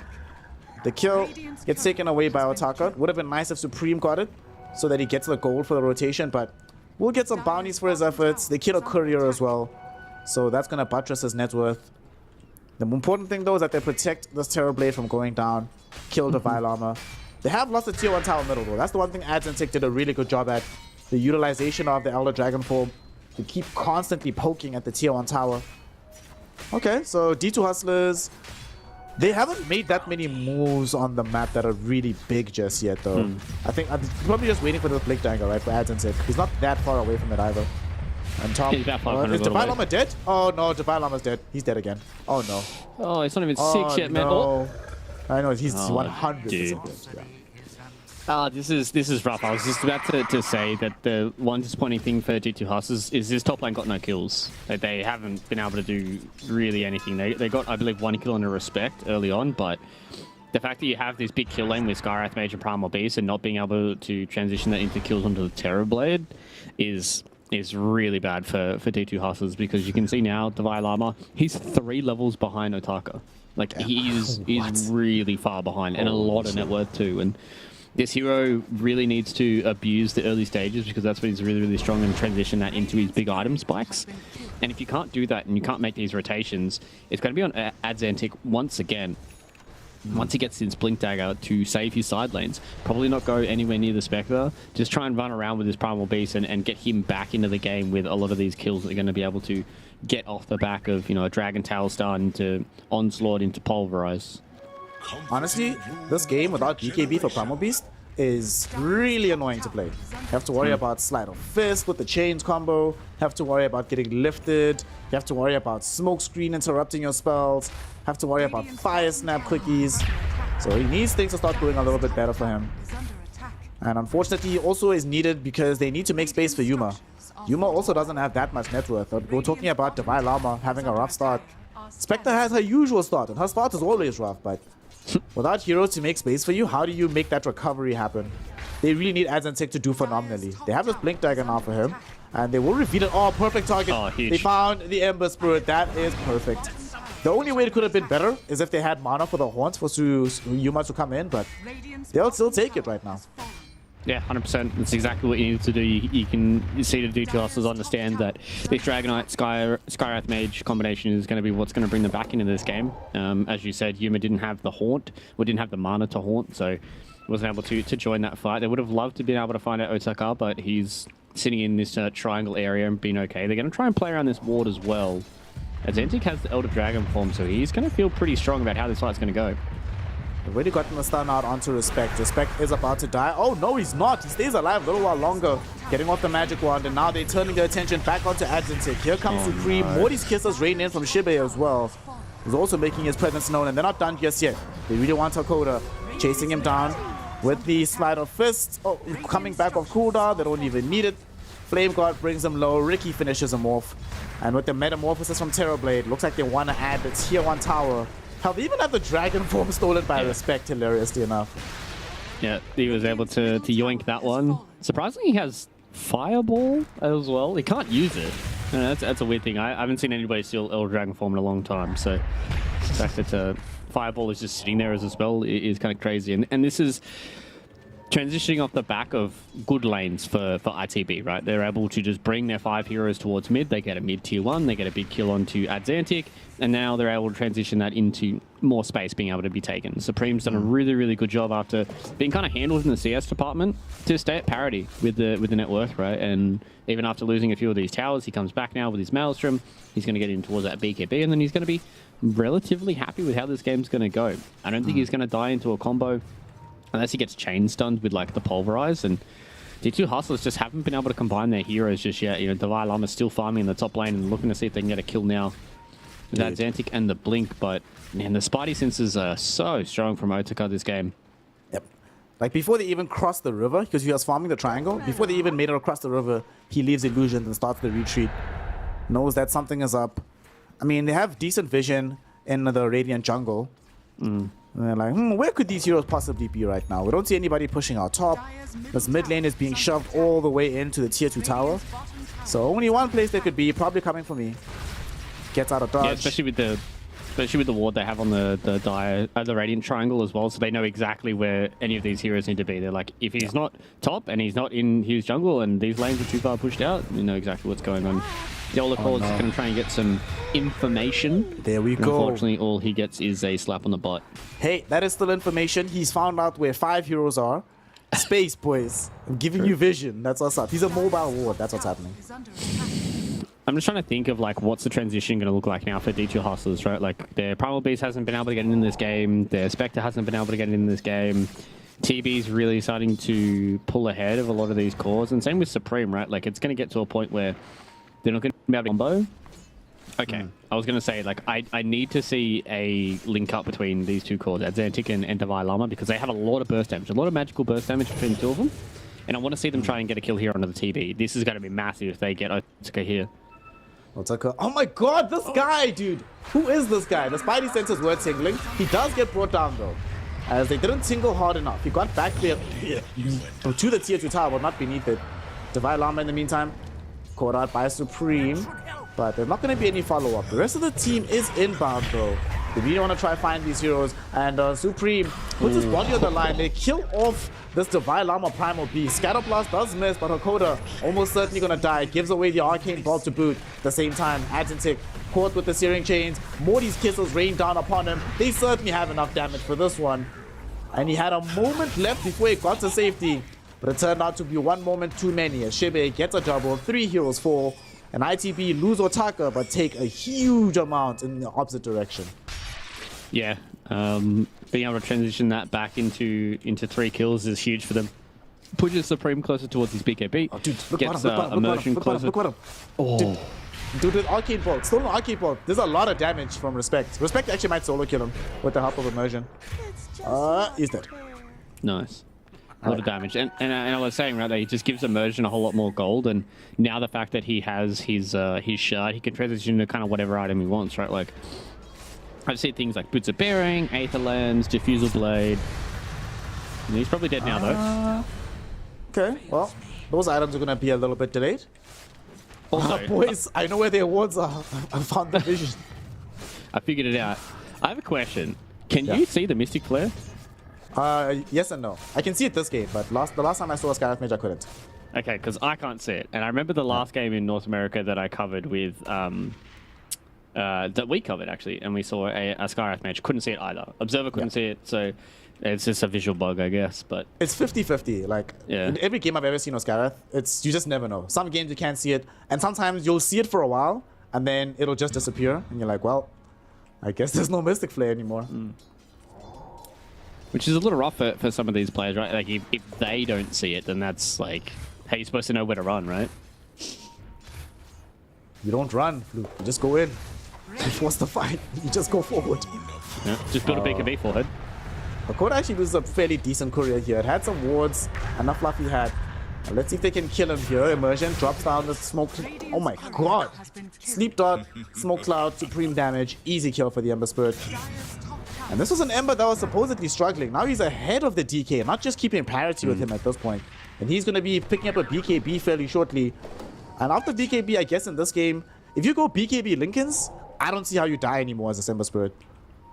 Yeah, definitely. It's going to have to come down to something along the lines of like a Basher from Yuma, but he's a long way away from being the scary Spectre. He's the lowest of all the cores. He's got Blade Mail up. He's got decent amount towards his Aghanim Scepter, but to have this Aghanim Scepter build really start to snowball for you, you need to have other cores that are strong in the game too. And unfortunately for Adzantic and Divine Llama, they haven't been able to get their grip on the game just yet. But they have BKB up now on the Primal. Well, they're might have to get a BKB on Adzantic, as he's been slept up right now. They want Hakoda first, the easy target. The Arcane Bolt still coming massively into effect.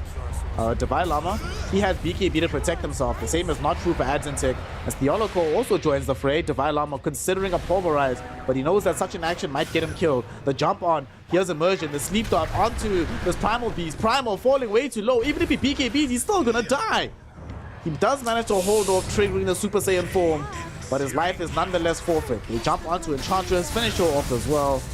ITB, man, will not be denied in this game. 7k gold lead, 19 minutes in. They're picking up a tier 1 tower in the top lane. They have control now of the Radiant Triangle.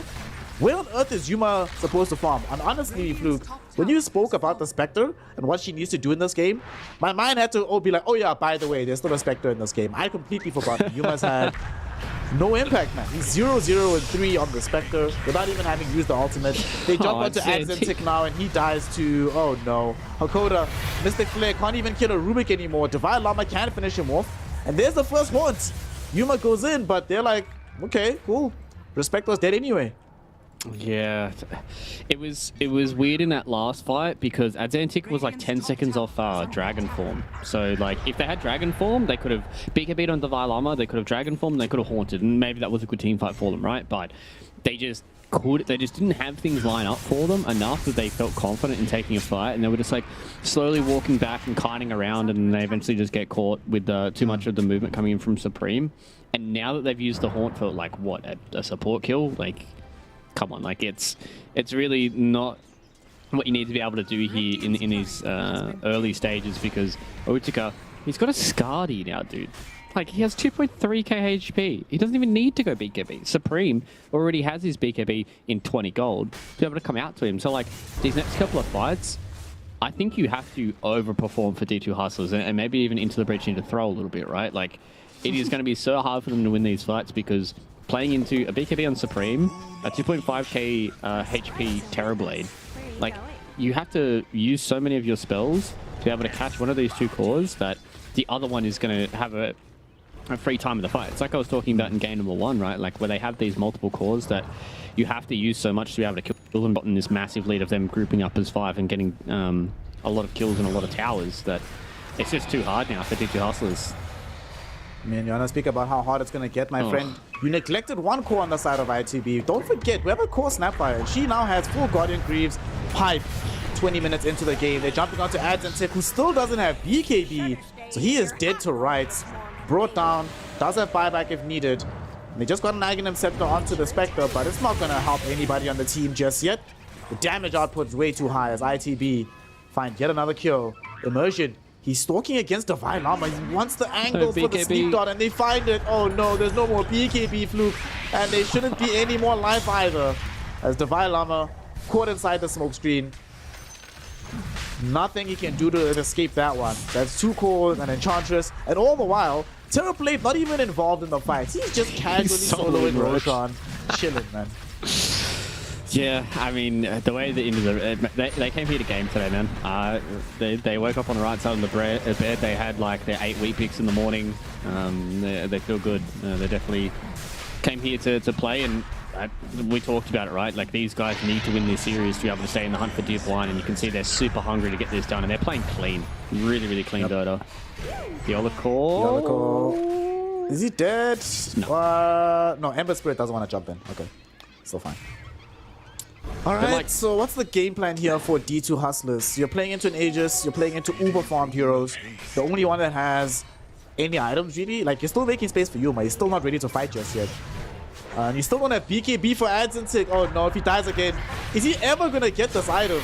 Yoloko getting jumped on right now. Yuma finally makes a big appearance. Hakoda misses out with the Mystic Flare. Yoloko will be the first one dead. Supreme now jumping onto Adzentic with his own BKB active, saying, mate, I bet you wish you had this item. Would be nice. Kills him off. Like you mentioned, Yuma has to retreat. That's the first Ags Horts in the game. Use the Shadow Step as well, and it does absolutely nothing for them, Fluke. They just cannot find an angle into ITB. Yeah, they don't have damage, man. Like, it's just straight and simple. They don't have the damage to kill any of these heroes, and they're just constantly getting caught by this Ricky, who's just... Immersion is just walking around the map, man. Like, he's just walking around, he's vibing out, he just throws the dart here or there, he just says, you guys want a free kill? Gets themselves kills on cores, and Adzentic is just slowly but surely falling behind. He is close to the BKB, and maybe that's where they're able to get this next fight. You know, Divine Llama, he's got Blink BKB now.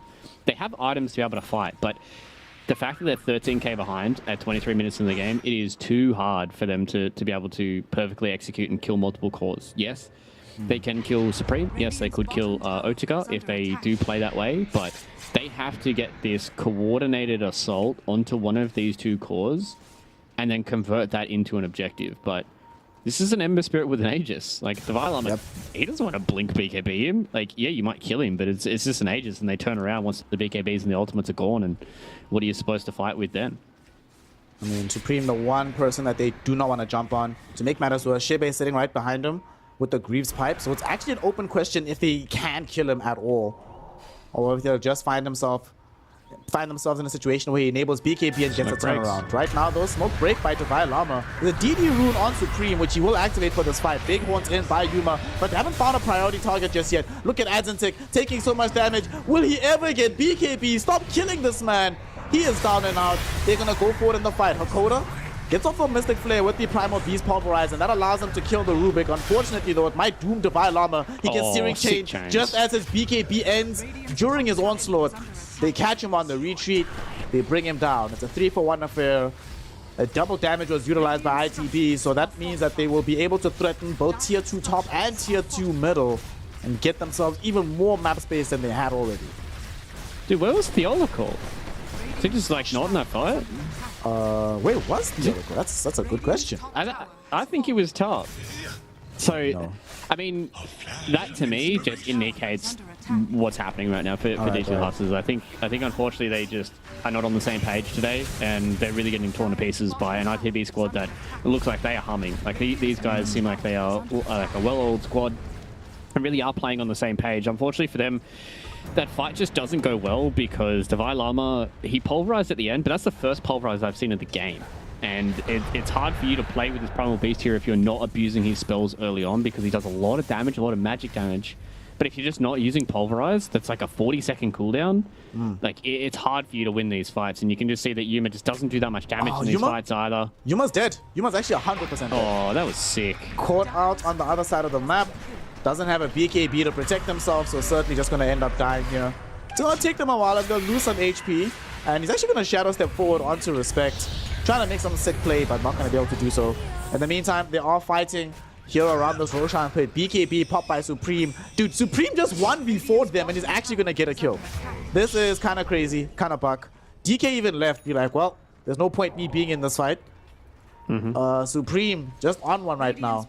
I don't know if production can actually give us a replay of that last fight that happened so we could see where Theoloco was, but on the bright side, you know, everything's looking tough. But at least Adzentik has BKB. You see, now he can BKB TP out. Doesn't just get caught out and killed, man. So there's a silver lining somewhere. Yeah, exciting. I bet you Adzentik is really loving that he has the BKB TP out after being able to farm it for the last 20 minutes. So, yeah, it's a rough game, man. I mean, Dota Plus is still favoring Spectre to a certain amount. Like, it's 92% for Into the Breach. I thought this would be way more like close to 99, but Spectre's still in the game. Devilama, he has BKB, so we can at least fight. And there's no Aegis right now, so this might be an opportunity. They're going to try and look for Respect and bring him down with the trample. So that's one big kill. Mystic Flare connect onto Shebe. Shebe forced to flee away. And right now, they've only lost one hero on between these two sides. DK though, oh no, caught on the high ground. That time around, he did not have his BKB. Was still on cooldown. And he will die. Devilama also doesn't have BKB anymore. Sleep Dart from Ricky up in a second. It's going to be able to connect onto this Primal. The smoke screen there as well. Fire Snap Cookie will not connect. Nice four stop, but even better Morty's kisses. Shebe finds a double between him and him as the Snapfire and this Ortega TB. They're able to mop up another 3 heroes, 4 tier 2 to follow. And I think we're not that far away from the golden letters coming out, Luke. I don't see how they win this game on the side of D2 Hustlers anymore.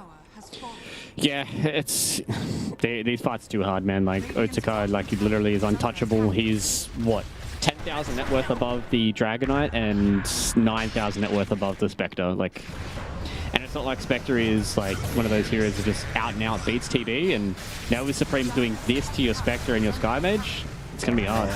They might actually kill Supreme here. BKB is not going to protect him forever, so does have to watch himself. They jump back and kill this Ricky. Limp back. Oh no, that's the salvation of Respect. But they did have to show Respect for the first time in quite a while. We are getting to a point where it's not win condition moments just yet, but Spectre is starting to become an issue. She's no longer completely ignorable in the fights. You do have to worry about her damage output. Eventually, she can become dangerous in a game like this. True. she still will need probably about another item or two before she can go anywhere near the Terrorblade. So if she can continue to farm on Respect in the backlines and maybe even Immersion, they can start to drag this game back. But I think the biggest issue for me is Atlantic and Divine Llama just really haven't been able to get in this game at all. They need a few more items to be able to stay in these fights. I think the biggest thing for me is there's just some slight disconnects with how their fights are going. Like there's been multiple times where Atlantic doesn't have Dragon Form. I understand not having BKB and all that kind of stuff, but initiating a fight when your Dragonite doesn't have Dragon Form, you might as well not have your Dragonite. He's a much weaker hero without the Dragon Form. That's why we were seeing a lot of these Dragonites go for like Octarine Core to have as much uptime as you possibly can on that ultimate. And unfortunately for Adzentic, he just hasn't been able to have that stranglehold of a game like we've seen in a lot of these other series. I highlighted him as one of my personal favorite players here in Western Europe, and he just hasn't been able to have a series where he has control of the game, whereas Supreme, speaking Supreme of... jumps in, they get the jump in from Divine Llama, pulverize into Mystic Flare. Do they have enough damage to kill? Yes, they do. Does have a Remnant drop down, but no buyback, so maybe they pursue this fight further. They're chasing the Ricky, they found the dust onto him, so they have the reveal onto Immersion. They did have to pop BKB for that on both Divine Llama as well as Adzentic. But bringing down Supreme at this stage of the game, well worth it. And better yet, Fluke, who gets the kill? It's Yuma on the Spectre. Yeah, that is 100% worth. Look at the amount of gold they got, right? Like, that is a 1,600 net worth swing, which is massive for them at this moment in time because Yuma gets a lot of that gold, builds him towards his next item, which, what's it going to be? Probably Basher, I think, is like Basher Abyssal Blade is the best place to go. You can go for something along the lines of like a Skadi if you want to be a little bit tankier, but he is at the point now where, as you said, you can't really ignore the Spectre anymore. Like, she does decent amount of damage and she's also quite tanky herself. And if Into the Breach aren't playing super clean, they can get caught out, as we just saw. Like, they've got enough lockdown, they've got enough damage. I was kind of questioning the amount of damage they could do to the Ember Spirit, but as soon as he got anywhere close to that Mystic Flare, he just got melted, man. Like, he got deleted. So, these fights keep going that way, they can look good. They almost killed Respect or Immersion rather here in the mid what a lane. stun. With the combination yet again. Adzentic trying to get out, but no. Stolen Onslaught by the Ricky, interrupted. They get a kill back onto Adzentic. At the same time, we see Theodore able to rain down some impetus shots, which do manage to bring down Respect. But Yuma, this is the real big top. Slowed down by the sleep dart, caught in by the smoke screen. Where are the 4-stars? Where is the help? None of it is coming. They bring down Yuma, the priority target in the fight. There's buyback on the Spectre, and that is the best buyback point hero in the game. And they also kill off Immersion here. Will they find revenge though? Supreme going back in for Divine Llama. Divine does have BKB, but right now just leading them on a merry little goose chase away from the base, away from the push. It's only Autica that's there right now. Dude, this is actually so sick from Divine Llama. He's gonna onslaught away right now. They won't be able to cancel this. And yeah, you lost your tier 3 tower, but now you actually don't lose the racks anymore. Divine Llama with the game-saving plays at the very end there, keeping hopes of game 2 alive for D2 Hustlers. Yeah, that was big brain. That's massive for them, as you said, kind of saving a racks by himself. Still being able to live, and now he's getting his halberd on the way as well. So they're starting to get to that point, man. They're starting to finally claw back into this game. It is a long road ahead, though. Like a massively long road ahead. Like they have to win these next couple, like 5 or 6 fights, right? Like they need to win some of these fights and win some of these fights convincingly too, for me to start having the faith back in the D2 Hustlers to pull this one back. But they are playing the way that they need to. They're getting a lot of these quick picks and they're kiting around into the breach as well. They find Shibe. 4-star will be there, getting him away from the Mystic Flare. BKB into the Pulverize. They really want this kill. Shibe, will he lose his life here? Hakoda trying to get out the damage, and they succeed. Yuma horns into the fray right now as well, but they've stunned out Supreme. But Supreme finally gets off the BKB, turns around onto Divine Llama. With the Searing Chains and the damage from the Flame Guard, they almost bring down the Primal Beast, but he does get away to safety on the high ground. Onslaught down to the low ground as well. They leave behind the Yolocore, but that's a worthwhile exchange. The Yolocore for Shibe at this stage of the game, you take that trade.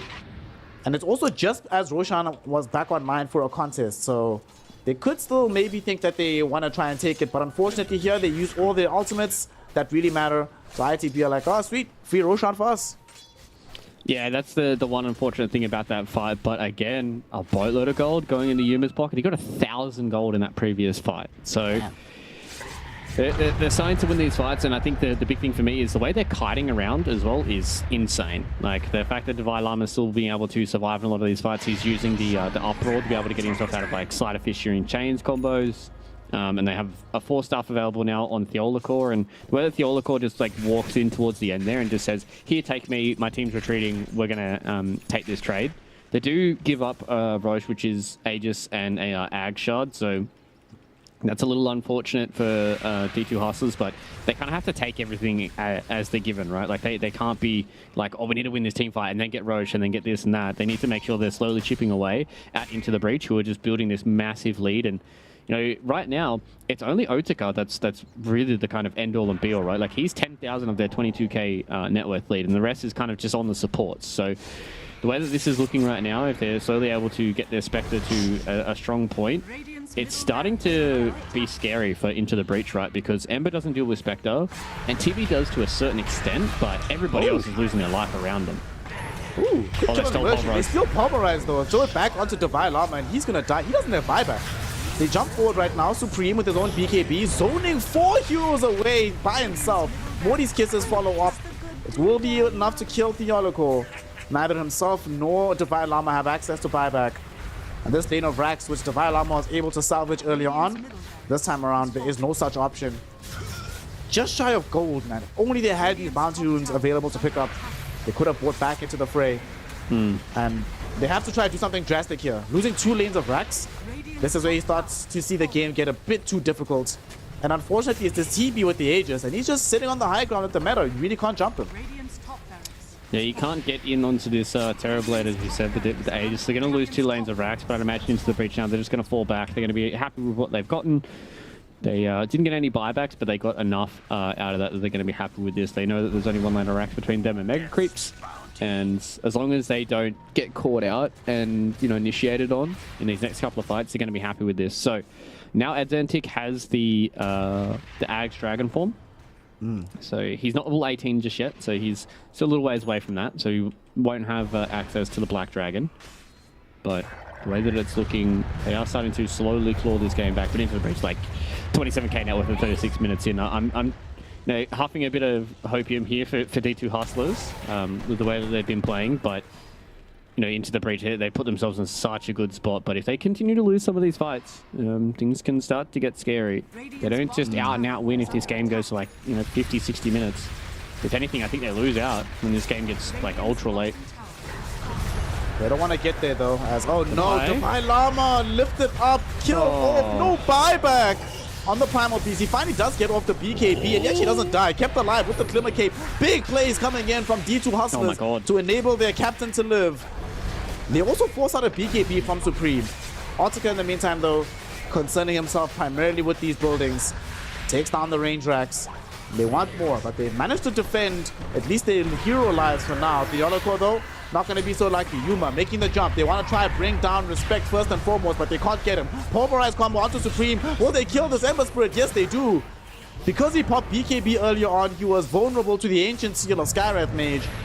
But he does have buyback. He returns into the fray, looking for Hakoda. Will be able to find him. Hakoda does have buyback. Adzentic does have it as well. They're both going to be forced into it, as IZB will claim the Megas off the back of this. The question is, can they retreat from this fight? They get the Pulverized combo onto Attacker. He still does have this Aegis available. He turns around right now. In the meantime, Spectre, she jumped the back end of the fight, but she got caught out. Stolen Pulverized from Respect onto Yuma. And Yuma is out. Yuma is dead. And there's no buyback for the Spectre. ITB are on the cusp. Fluke, they're doing it. They've killed everybody. They forced the GG. They've done it. Hopes of going to Div 1 are somehow still alive. They deliver the first loss to D2 Hustlers. They stay out of the relegation zone. And they show us exactly why they went into Division 1 loss tour in the first place. Yeah, damn, that was a sick series coming in from Into the Breach. They came here to party, man. Like, they understood exactly how they wanted to play. They played really, really well. They played insane as a squad. And I think all of their players that needed to have standout performances came in and performed today. Supreme, yeah, he was losing out in some of those lanes, but his net worth, like the fact that he was able to keep up in both of those 2 games and then eventually overtake Adzentic in those mid lane kind of matchups, I think all props to Supreme this time around, the way that he played and the way that Otika understood his role, right? Like in both games playing the Terrorblade, he knew that all it took was him to just get this massive amount of net worth. He can out-farm both of the two carries that he was going up against. He has a really good start with the fact that a lot of his lanes are going really, really well. And they just grouped together. Like, he wasn't afraid to join a lot of these frays as well and put pressure on these towers, because outside of the Terrorblade, they didn't really have a good way of taking towers. And you could just see that as soon as Otaka was like, okay, let's group together as 5 heroes, and Supreme's feeling pretty good with his Maelstrom, all that kind of jazz, we're just going to walk in towards the tower. I don't think they can kill me.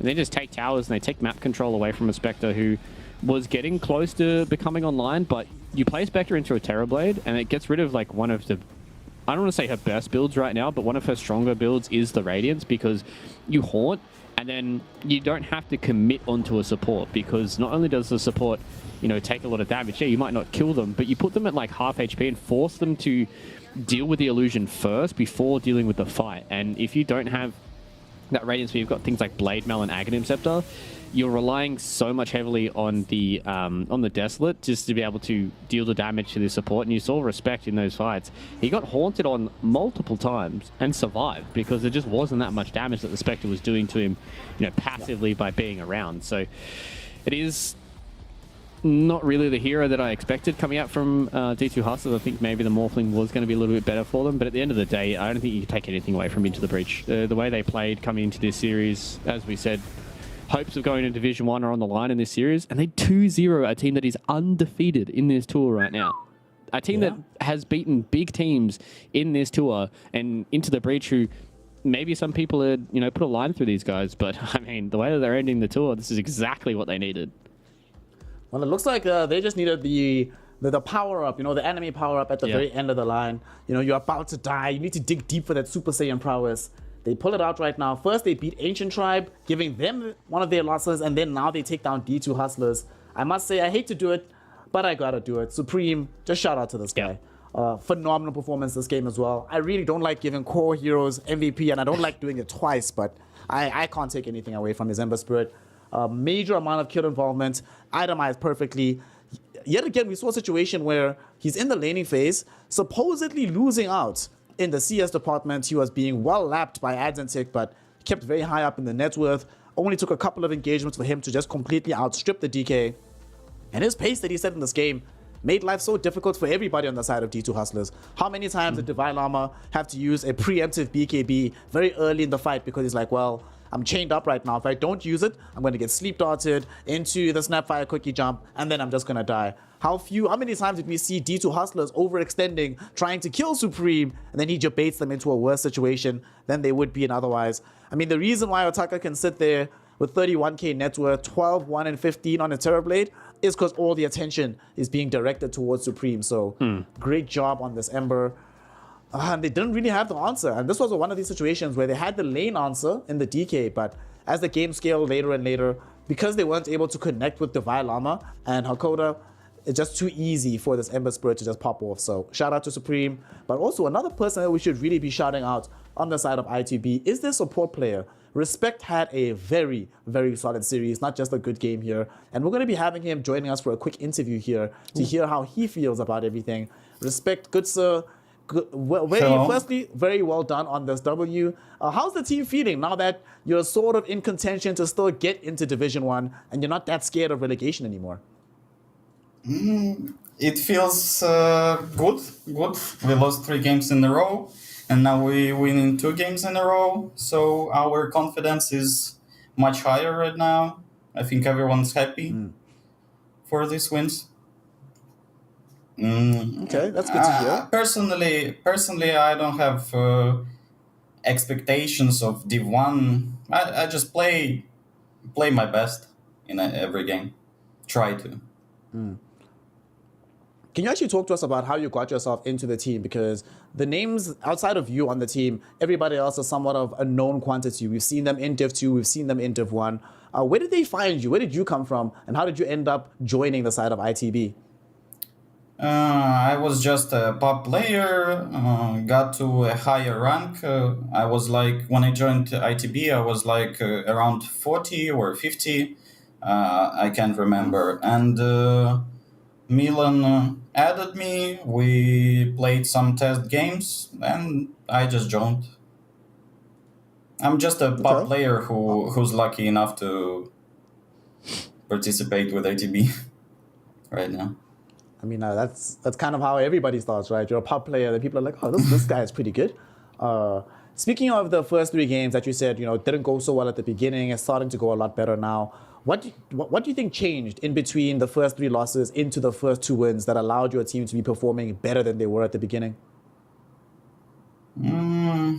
Can't exactly tell what happened. But for my personal view, we improved a little bit. And as Xibia said in the previous interview, Team Secret and OG is very difficult opponents for our playstyle. They are like our strongest enemies. But we could have won against Alliance, but not happened. We just played better this game, with these 2 games that we won, 2 series. The glow up is very evident in your squad right now. Master Fluke, holla at the boy while we have him online. Yeah, I mean, congratulations on being able to get yourselves on a roll right now and be able to, especially with 2 of the, I would say, weaker teams that you guys have left here for the tour, can really set yourselves up for a good shout at going towards Div 1 or at least bare minimum staying in Division 2. So my question for you, Respected, is what's kind of like you feel like your role in the team? Obviously, you're the Pods 5 player. Are you like more of a shot caller in the early game? Do you try and help out with the drafts? Like, what do you feel like is one of your big strengths in ITB right now? On draft, I'm very silent. I'm not very good at drafting.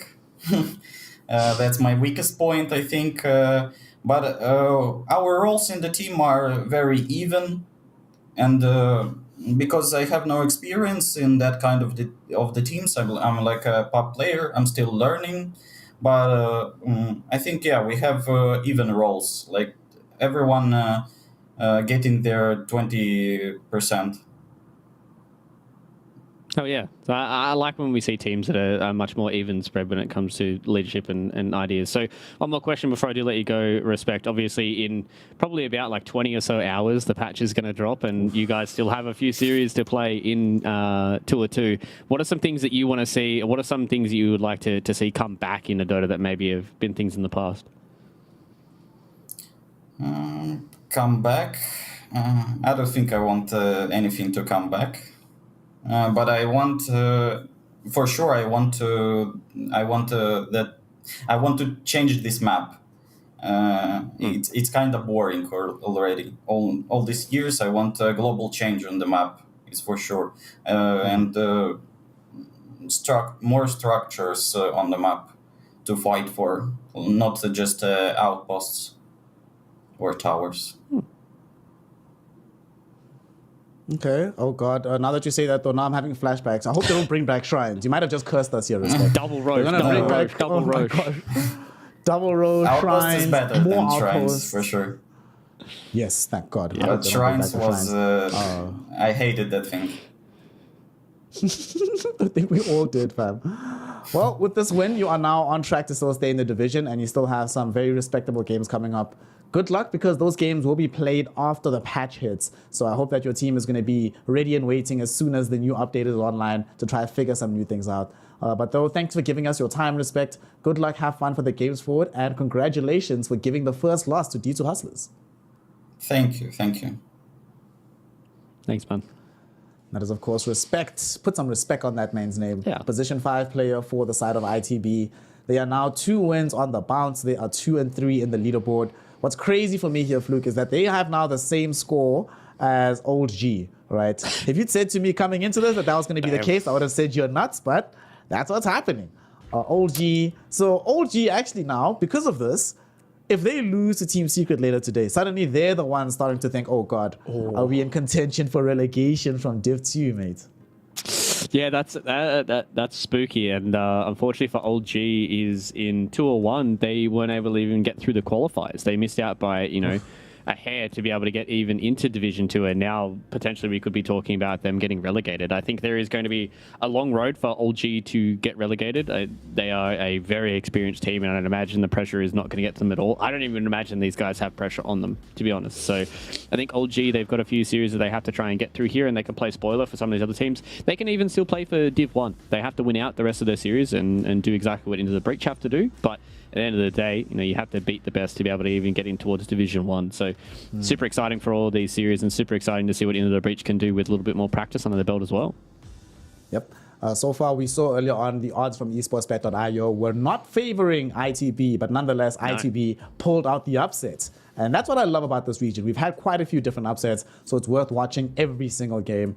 One of the ways that you can watch those games, if you don't want to watch it here on Twitch or through the Dota 2 client, is on the esportsbet.io platform, as they are launching a watch to earn side of things, where you at home can just watch the games there, and for every hour that you're engaged, you find yourself earning 3,000 free tokens, equivalent to about $3 US.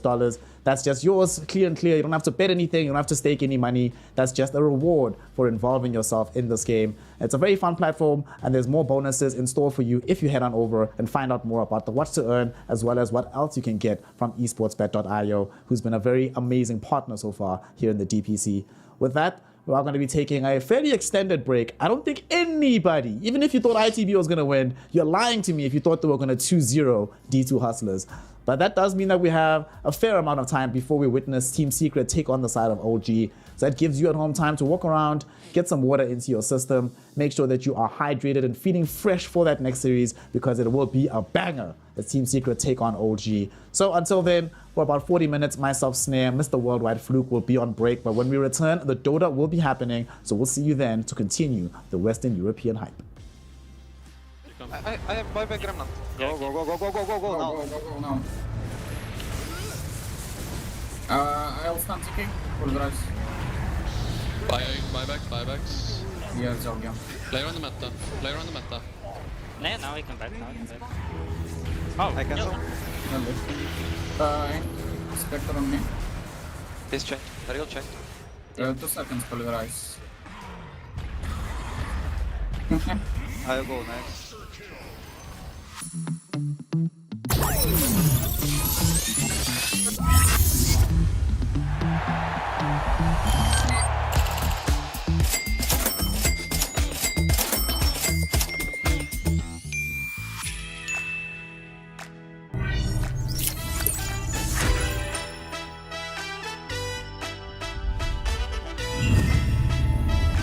Watch more. Earn more. Full TV.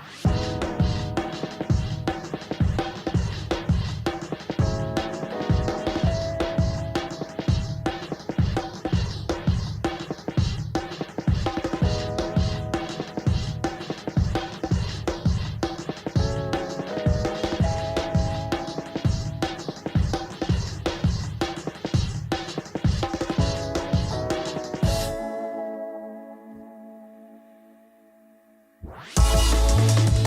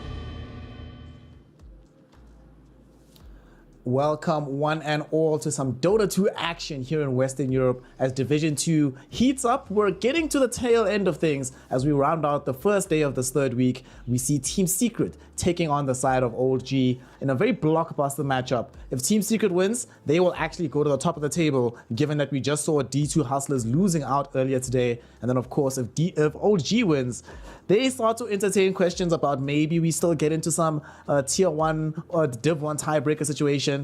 But if they lose, they have to entertain notions of being in a relegation scrap. So Fluke, give me the tail of the tape. What do we expect to happen between these two squads when they match up against each other?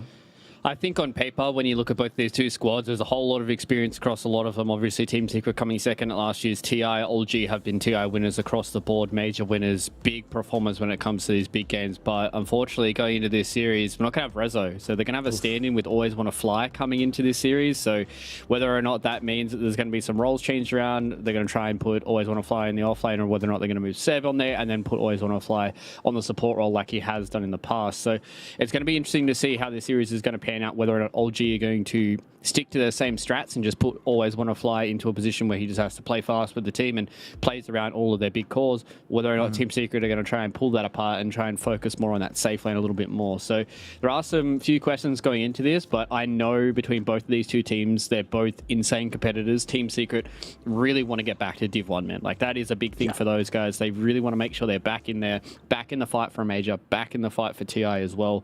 Whereas Old G, obviously these guys have done it all before, but the way that they're sitting right now, 2 and 3 on the standings, if they lose this series, they're 2 and 4, and that means that they are mathematically impossible for them to be able to get in towards Division 1, and they will have to try and fight for their lives to stay in towards this tour this time around again. So it's a very intense series for both these two teams, and I think they're both going to come out swinging.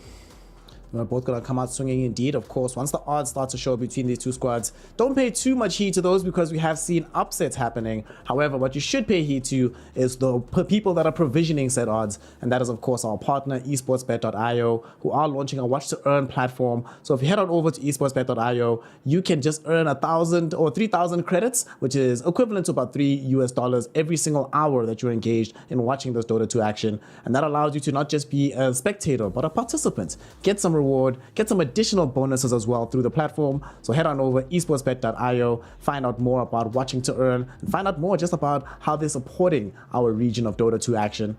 Going into the series, you were mentioning that, of course, Fluke, we don't have Resolution today. Always Want to Fly standing in for him. That does change things for OG, not just because of the role swaps, because here's what I think about it, right? Always Want to Fly, traditionally always a 5-position player. Right now, Kitrek is playing past 5 for the side of OG. So if Seb goes off lane, does that also move Kitrek into past 4? Given that the heroes he's been playing lately, it's been like Rubik's, Disruptors, heroes that you can play on the 5 position, which he has been doing, but also can function very, very well in the 4 position. So we'll see that happening. I kind of think that's what makes the most sense to me. I haven't seen Always Want to Play, Always Want to Fly play 4 in a very long time. But getting into the game, these odds, 1.46 versus 2.59. If you'd asked me at the beginning of the tour, I would say that's a relatively fair estimation of the difference between these two teams. But right now, if I'm honest, Fluke, given their last few performances, I think Secret should be a bit more highly favored, especially seeing how well Yamich and Armel are doing of late.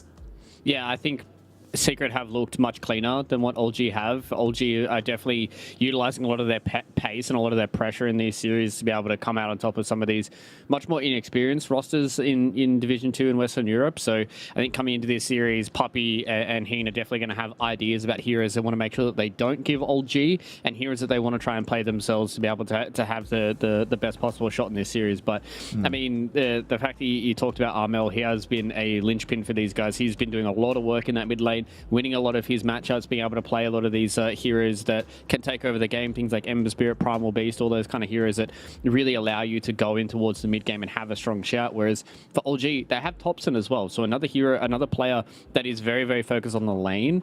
And that's going to be an interesting thing for me to see for Team Secret.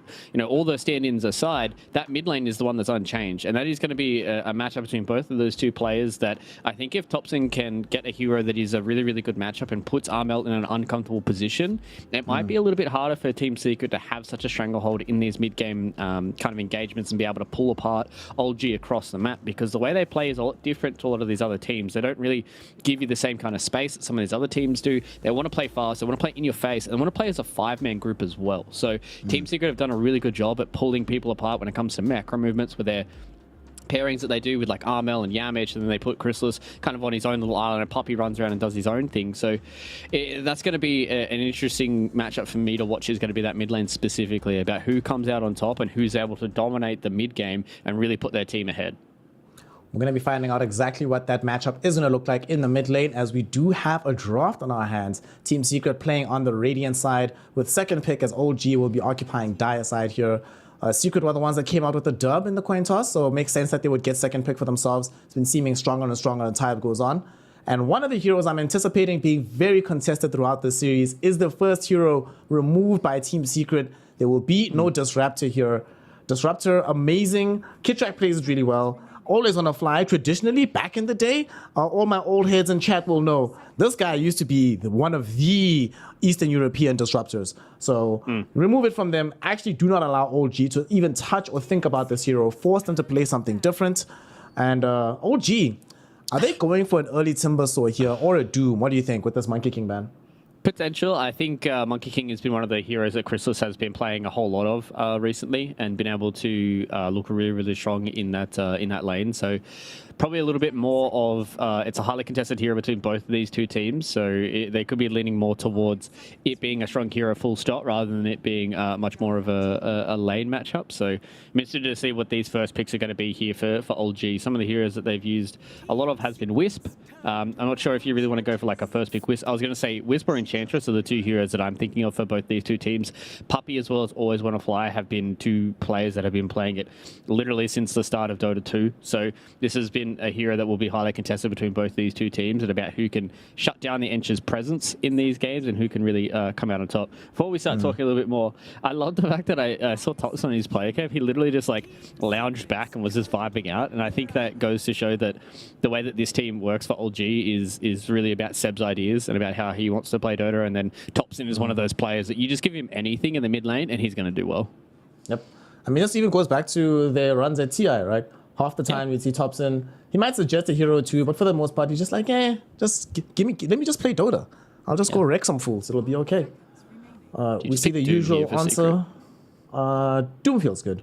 Already with the Monkey King ban, so there's some cover for the hero. As we spoke about in the last series, that this usually used to be the answer to opening Enchantress, but they go for Primal Beast. One of Armel's best heroes. Yamich can play this hero potentially as well. It can be played in the off lane by Boom. He's handled this hero up too, so versatility from the Primal Beast. I suspect they're going to put this in the lane, just in case OG wanted to go for some range carry for no one. I think no one has looked the best generally when he's playing those kind of heroes. So now he doesn't want to be playing Nature's Prophet, which he's played before. Definitely doesn't want to be picking Drow into the situation, making life a little bit more difficult for the safe lane of OG.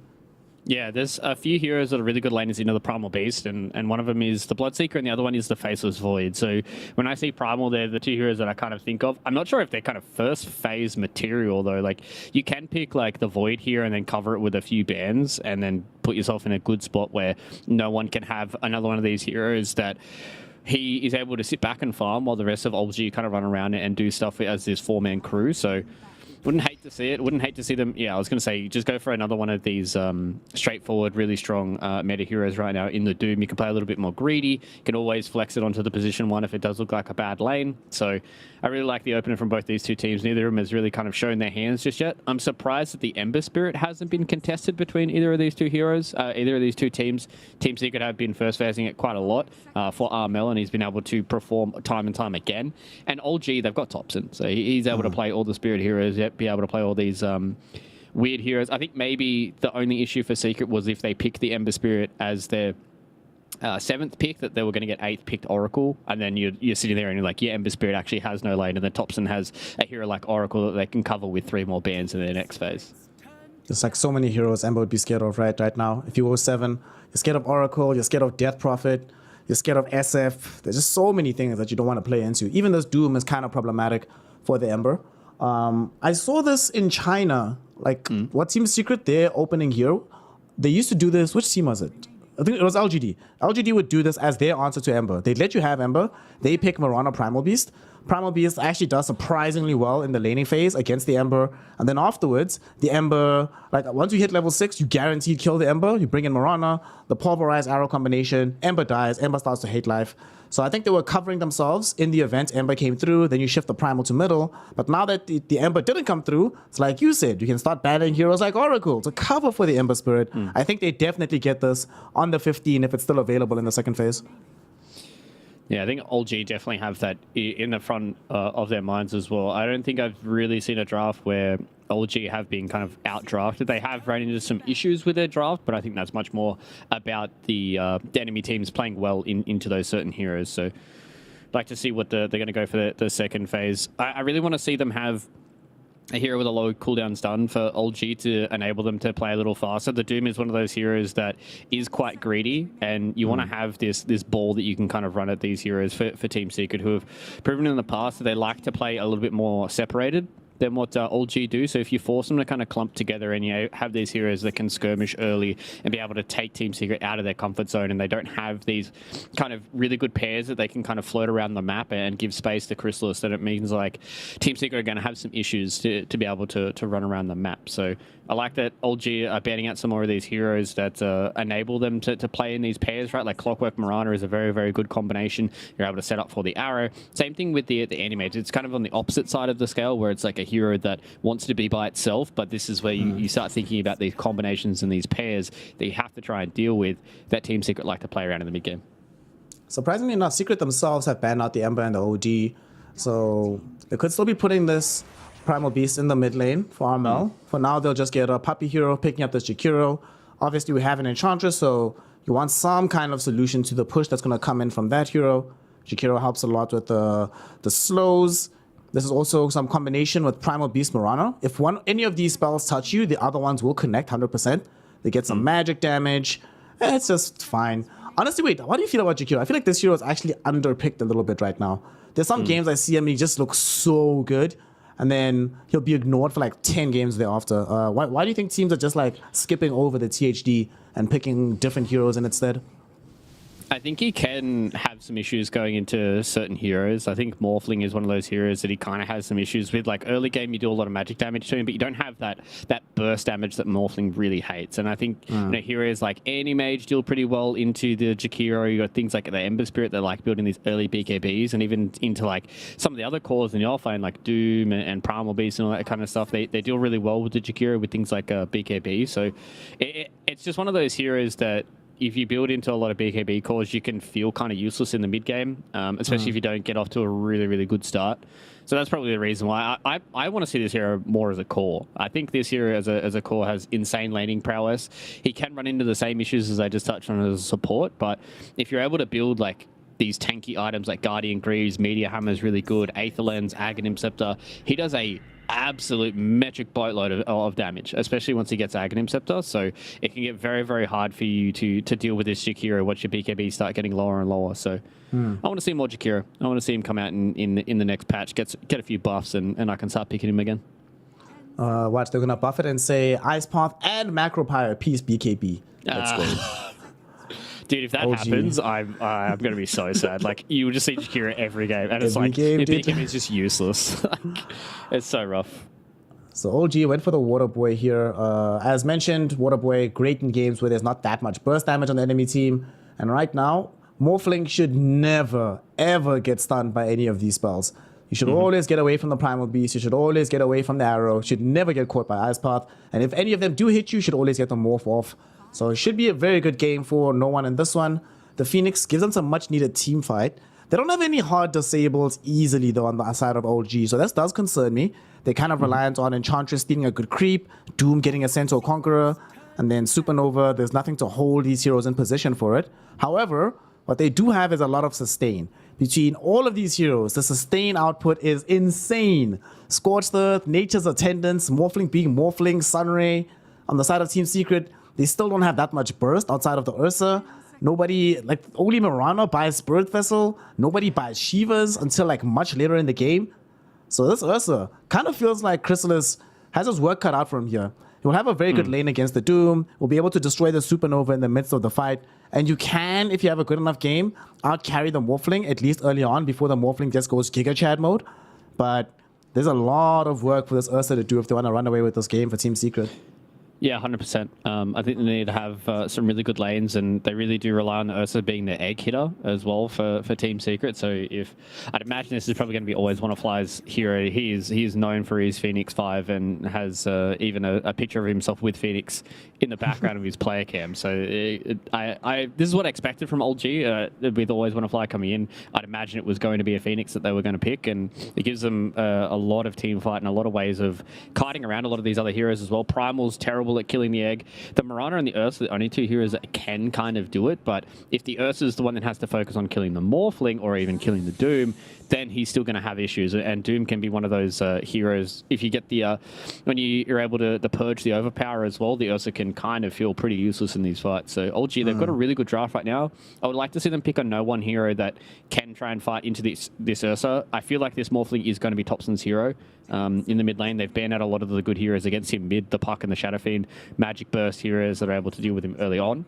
So I feel like this is probably going to be a no one hero. Yeah. Fluke? Yeah. Pango's in the pool. Topson's going to play Pango. That's why they banned Puck. No, he's going to pick Pango. Oh no, they don't have answers for Pango on Team Secret. They don't have like some Beastmaster.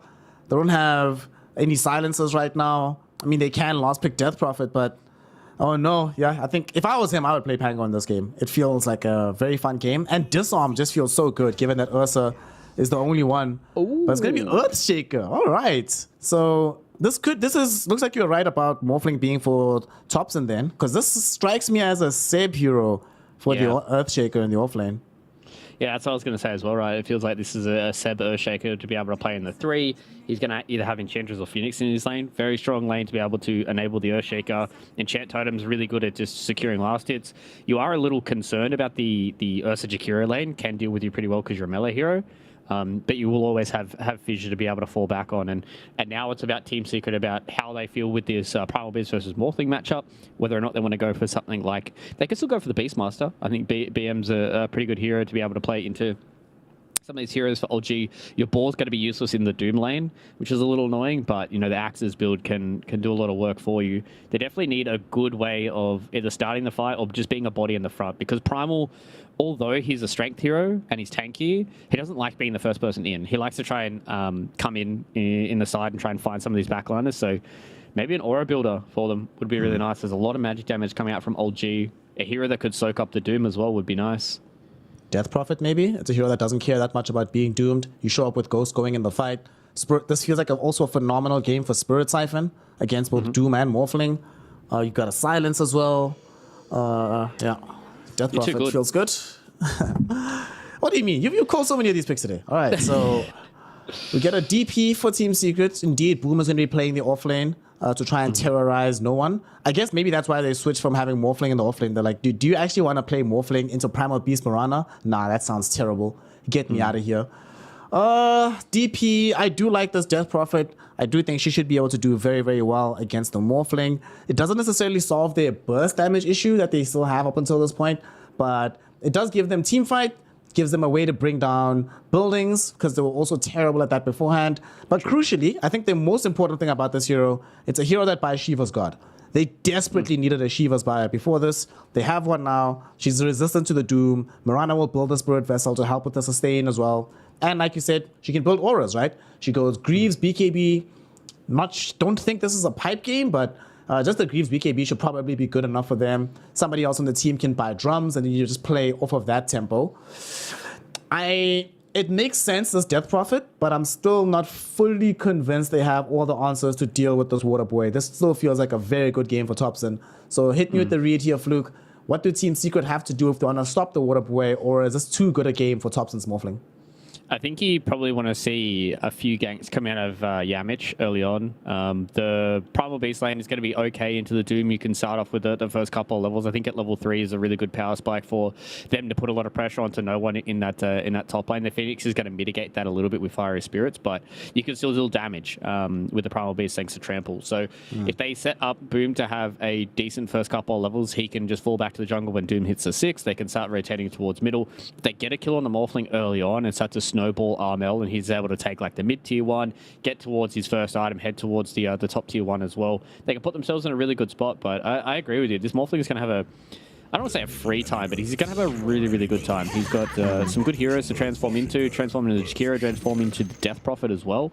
So it's going to be a good game here for Tops, and it's all about how Team Secret mitigate that, because the rest of the heroes are much more enablers for the Morphling. The Doom as well as the Earthshaker are going to be able to set up the team fights for him to shine, but at the end of the day, he's the one that's going to be dealing all the damage. So that's what Team Secret's focus is going to be on this game, is shutting down Tops and on this Morphling.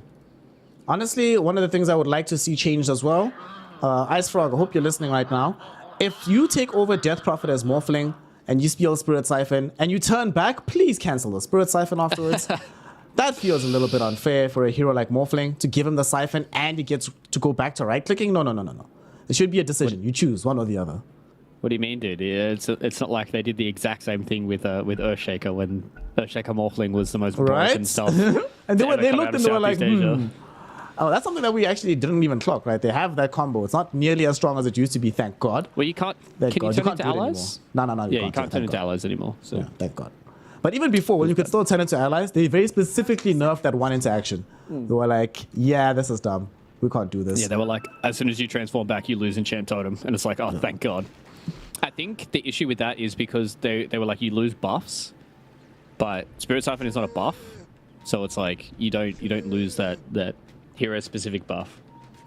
Oh gosh. But yeah, get rid of Morphling. Update his model for one, please. If he doesn't get an updated model in this new patch, I'm gonna riot. I'm gonna make like 15 Reddit threads. It has been far too long. Like, come on. You updated bloody Viper before you did Morphling. This guy has like 10 polygons. Please. As a person that actually wants less Morphlings in the game, not more, make him uglier, nerf him into the ground, and just make him completely unplayable. So we get the game started here. Game 1. They got 3 bounties for the side of Team Secret. That feels nice. That's a good way to start things off. And they got an Observer Ward deny as well. I'm surprised they were able to win out with 3 bounty runes early on. It's kind of crazy. But either way, it seems like Old G wanted to just play a little slower here.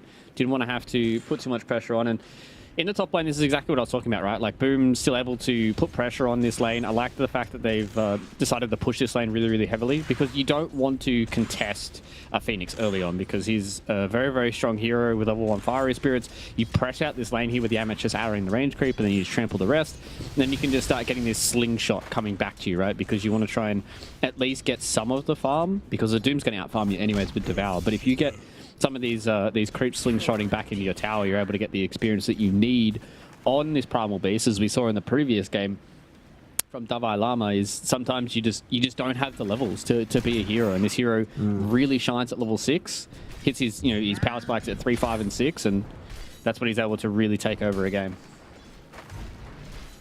Well, it's still going to be a lot of contestation on that side of the map. There could be kills happening there. Mid lane, unless somebody drastically makes a mistake, nobody should die. Middle, going to be yet another farm phase, quite boring. Surprisingly decent for the Morphling, because you just make sure that you have enough physical damage to kill creeps without being susceptible to getting bursted by a Cryptstorm. He's played this matchup before, it should be fine. Nothing of note is going to happen here. Let's see, other side of the map, down bottom. Ursa Jakiro into Earthshaker and Enchantress. I would very much like to be this Ursa, but at the same time, unless Seb dies, he should be able to find his own net worth as well. It's actually an annoying lane to play into, into the Ursa, because Enchant Totem, whenever you're trying to go for a last hit, bam! Enchant Totem. Very annoying. And that's the kind of positive that Old G have here, right? Is Yamich gets the first blood there on the Always Want to Fly, and that's, as I said, that's the positive here for Old G is this Earthshaker lane. He's kind of one of the few melee heroes that can actually deal with Ursa early on, because Ursa in the first couple of levels, he wants to slowly poke away at you with Fury Swipe stacks, but Seb's just going to walk up and he's just going to enchant totem you every time you come close to him, and you can't outlast hit an Earthshaker who has decent base damage, and then obviously enchant totem gives him 1 billion damage, so he's able to easily last hit, and as this lane gets harder and harder, that's when it's really going to start to see Seb carry forth, I think. That's where Puppey comes in, my friend, because Puppey can actually carry this lane too. Double attack speed slows, making it hard for Seb to get off those last hits. As soon as more levels start to come in for Puppey, Seb gonna start not enjoying his time down bottom. But for now, everybody just trading farm. Gonna get the Ring of Health for the spare, make sure that he doesn't die in the wave, and Seb also gonna go Ring of Health. The question is, oh, Fluke, here we go. My aficionado of the meme hammer. Is this a game? Top lane, no one might die though. Boom. Finding him with the damage, and with Yamich actually claiming the last hit. Oh no, that was not supposed to happen. The Doom seemed like he was a bit too far forward in that situation, Fluke. He gets punished for it. Yeah, and that's one of the issues that you have with Phoenix, right? As soon as Fire Spirits is on cooldown, Phoenix really doesn't provide much for you. Doesn't provide a stun, doesn't provide a way of separating the Doom and the Primal Beast. So Secret, they're playing this lane really, really well. Boom's off to a rip-roar of a start. They got the kill there onto no one as well, and means now that they're going to have 2 heroes. They're going to have a good start to the game. And I talked about Yamich being able to make a rotation towards mid with Thompson and try and get the kill on the Morphling, and I think that's the way that Secret are playing this. And circling back to the meme hammer build, I think it would be nice, but also I've seen a lot of these core Earthshakers, like you just get Shard early on, insane item to have, boom goes down again, but it's just such a good item to have over the Meteor Hammer, because you kind of want to play a little bit more at range until you get things like Blink Ags, and then maybe he might look towards it, but I think unfortunately we won't see a Meteor Hammer this game. It doesn't look like it. I'm kind of surprised that Boom didn't have any raindrops to take with him into the top lane. Super, super effective against Phoenix early on, but they actually might kill Always on the fly. He's getting charged into with the Onslaught, and Boom immediately finds his revenge. Alright, he was just taking an express trip back to the fountain. He wanted to replenish his mana pool. I see. I understand now. Nice little reset. They actually might go into no one. They didn't commit any of the spells from Yamich, so no one's needs to watch himself. Once they have Trample back online, they could try and make a play onto this Doom. Yeah, 100%. Especially with the interaction between Scorched Earth and Uproar, you can already see that Boom, I don't know if he's intentionally taking damage, but if you slowly stand in Scorched Earth, the damage isn't enough early for you to be worried about your life, but you get the Uproar stacks, and as soon as you get like 3 stacks, you run into a Doom who's naturally pretty slow without Scorched Earth, and you get that extra bonus damage onto the trample as well. Bottom lane, they're getting bonus damage out onto Chrysalis thanks to the Enchant Totem. They also block off his route to escape with the Fissure. Unfortunately, that also blocks the route of approach for Seb. But, you know, they show some dominance. Make sure that Ursa knows that he can't play this lane 100% freely. Yeah, I think that's what you need to do. So you need to assert dominance very, very early on into these Ursa lanes, because he needs to have that confidence once he hits like that level 5 mark to really be able to bully you out of a lot of these lanes. And OG, they're doing a good job in this offlane to put Seb off to a good start. Starting to win out on the CS War as well. Mid is going surprisingly well here for Armel, right? Like he's having a good time up against Thompson. Isn't completely blowing him out of the water, but you know, got to level 6 earlier. He's starting to win out on the power runes, and will eventually have kill threat on this Morphling. I mean, Morphling literally can't kill you, right? Yep. Well, once you get Spirit Siphon, you are 100% immortal in this lane. So Armel is doing his thing, hitting creeps top lane. They're going on to no one. We thought that they might try this aggressive play. Yamich, though, not gonna throw out the arrow just yet. Yamich? Oh my god. If Yamich had leapt forward and threw the arrow whilst no one is still stuck in the trees, maybe they find a kill there. Very, very peculiar that he didn't try and make that play, but maybe saving it to try and just bring down the Siege Dragon. But actually just going in right now. Always on a fly. Will die to the Starfall. Trample coming in right now onto no one. And they still held the arrow for Yamich. So no one can't fully approach this lane. He's going to try and make this run forward with the Scorched Earth though. Be careful, fam. Dude, Yamich is being way too patient with this arrow. Yeah, he's holding out until he can get himself a nice little kill. Oh, dude, and I feel so bad. The Icarus dive got cancelled. Boom just hit him in time with the Onslaught, and Always Wanna Fly wasn't fast enough to just fly out of the way, and he got it cancelled. That he's basically a sitting duck, right? So Secret, they're doing a really, really good job at performing in this top lane. It's exactly what they needed. They needed to be able to have these heroes that they can play in pairs, to be able to pull apart OG, who really like to group up early on. And if you're able to pressure them to group up earlier than they would like to, or even in positions that they don't really want to, then Secret are going to have a much better mid game than what OG have. So far, so good for the side of Team Secret. Is under attack. 2 of these lanes, they are winning out in terms of net worth. The one where things aren't going that way just yet is down bottom, but Chrysalis will eventually get there, provided he builds up into this Battle Fury and can just farm. Regrettably for the side of OG, their draft does need quite a few items, Luke. Like, this Doom is going to want to farm for a while. Seb needs Blink Dagger before he's fully enabled. Morphling, yeah, you're playing through middle, so you get more experience, but you still need a ton of net worth. As they lose Doom again in the top lane. This is before he even finishes his Hand of Midas, so his progression in this game is stalled out. So even if things are going better for them, unfortunately things are going a bit too good for Team Secret. Now they pop Ghost, they want the Pulverize. It's back in 10 seconds, they might not even need it. Arrow flying in, connect, flush. Yamich held onto the arrow. Well, he used it in between, but let's pretend that he saved the arrow the entire time just to try and grief the Phoenix. Yamich God. Yeah, Secret, they're playing this early game insanely well. Usually you don't see OG getting run over in these lanes, but the way they're playing right now is really, really good for how they want to play this game. They've rotated Armel towards top. Well, actually, they have made a rotation bottom to get the kill there on a Chrysalis, but making the rotation with Armel top gets this tier 1 tower, forces no one to make that rotation towards bottom. And unfortunately for Chrysalis, he got caught out, so it's not a complete 100% victory here for Secret, but what a good opening rotations from them so far. They won 2 out of 3 of their lanes, and they want to try and transition very solidly into the mid game. Despite losing the life down bottom onto Chrysalis, it will take OG some time to find this tier 1 tower. They are going to make the attempt though. No one almost has enough gold for the Midas. We'll see if there's a counterplay as they bring down Kitra coming in from Team Secret. But Armel is not nearby, so they can't pressure the mid tower, and Ghosts are still on cooldown. Major drawback for the side of OG is that whilst Armel can make these moves to pressure on towers, Thompson can't really do the same. He can show and lend his physical prowess to the tower sieges, but still has to sort of put himself in danger in order to be able to do so. Mid lane. Are they going to try a combo into Thompson? Puppy wasn't ready with the Ice Path. They might actually try to go for it now after the trample into the onslaught. Do they have enough damage for the Thompson? Shockingly low right now. But they didn't have enough reinforcements to bring down this Morphling. Still proof of concept. Morphling is vulnerable, is mortal, can still die under the right circumstances.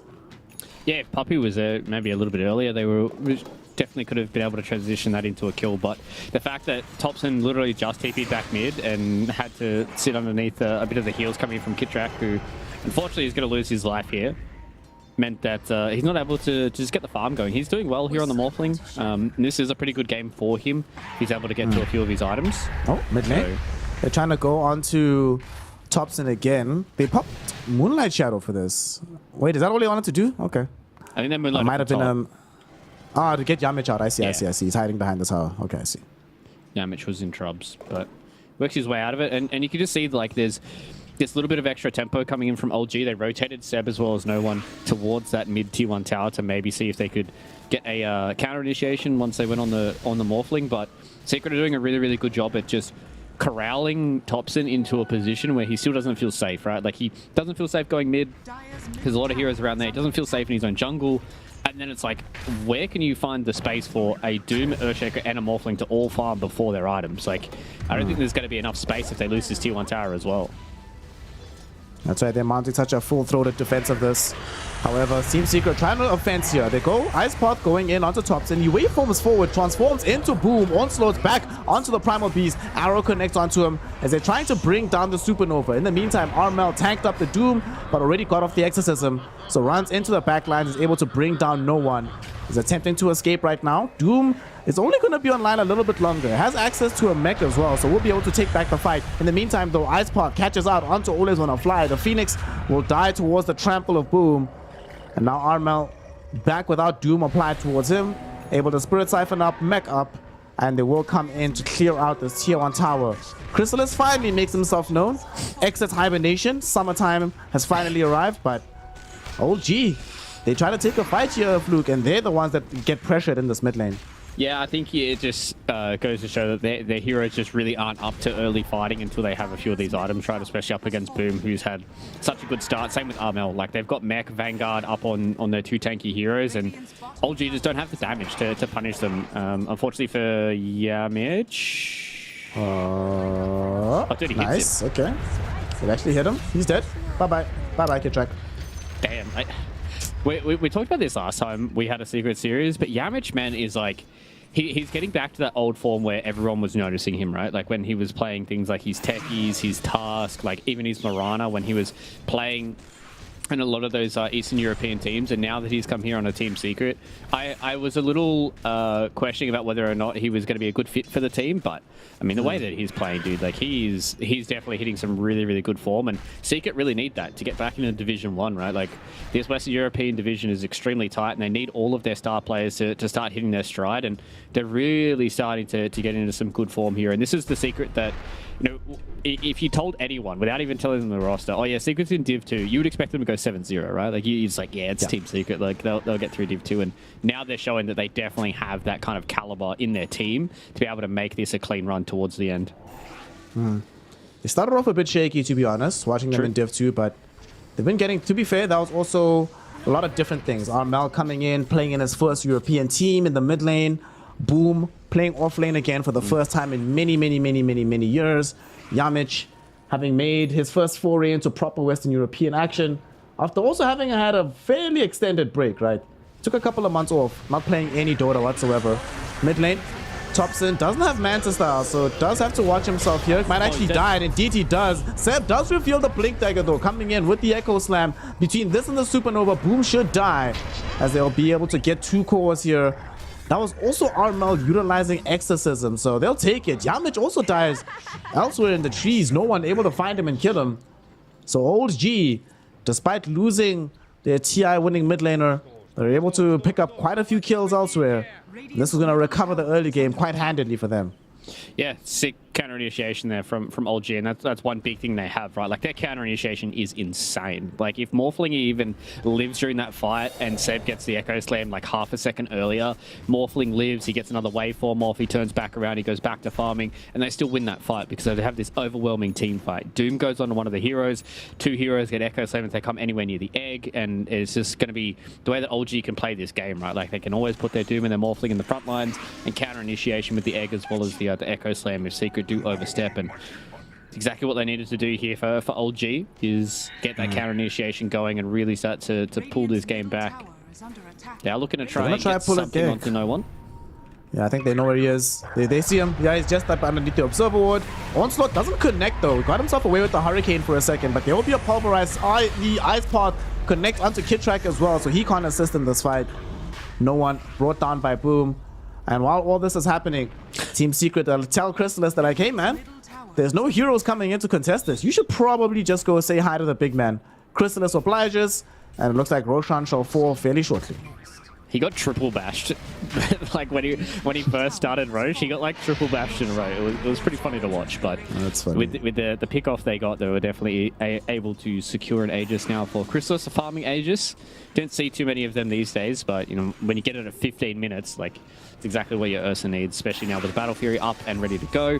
Going towards that Blink Dagger, and then Team Secret have kind of just almost hit their item spikes, right? Like, they've got Guardian Greaves now on Armel. Boom has his Lotus Orb, which I think is an interesting pickup.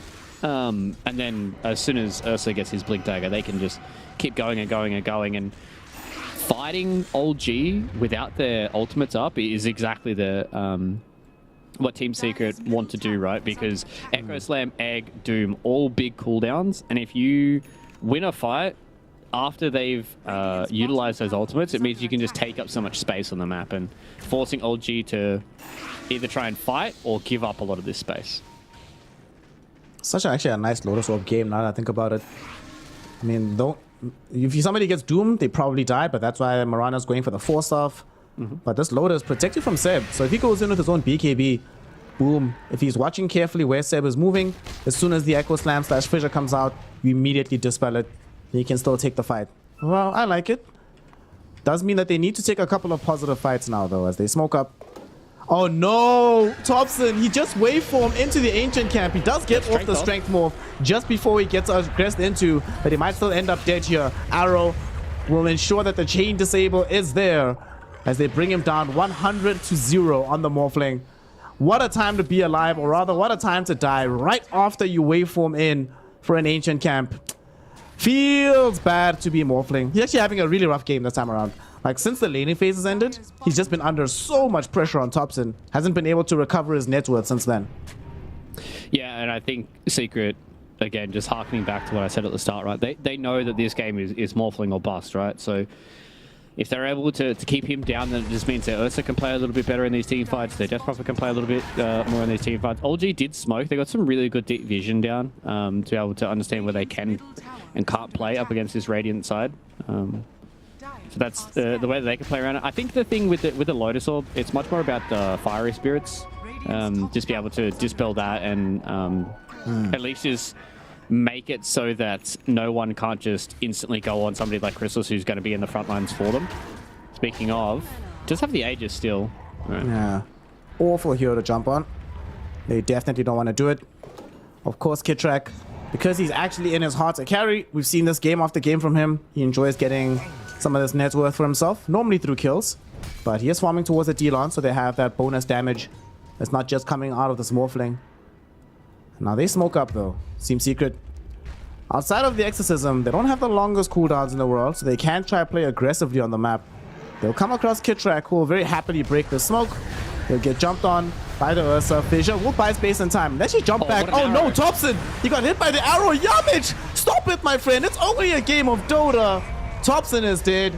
They take away the first life from this Ursa though, but it did require them to pop absolutely everything. Well, they still have Echo Slam and Doom, so they can retreat, maybe try to hold their higher ground. Boom, coming in after them, goes in with the uproar. Who will they find out here? They get the slow onto the Enchantress, and she is going to die. Long range arrow from Yamich.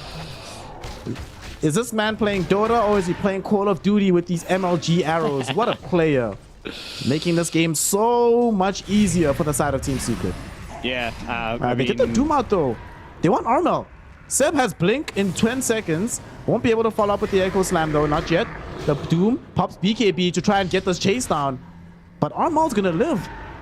They don't even need to get all the heroes in to make this happen. He's not even gonna get denied. He's gonna live, heads up. Oh, that is the worst possible set of circumstances for OG. In that last fight as well, Thompson waveformed in and he got clipped by the Onslaught. So that's how he got stunned, didn't get the strength morph off, and then there was an ice path over the top, and then Yamis just threw the downtown arrow, absolutely nailing him in the head. And then as soon as Thompson goes down, they just don't have any physical damage anymore. And this Ursa, who's just kind of running around still with an Aegis, all he has to do is pop in Rage if he ever gets to a bad spot. Armel's just pop the Ghost, and it's just so much damage that he does naturally. And man, OG, I really feel bad for Thompson. Today is not his day. He's getting caught out by some pretty bad timing.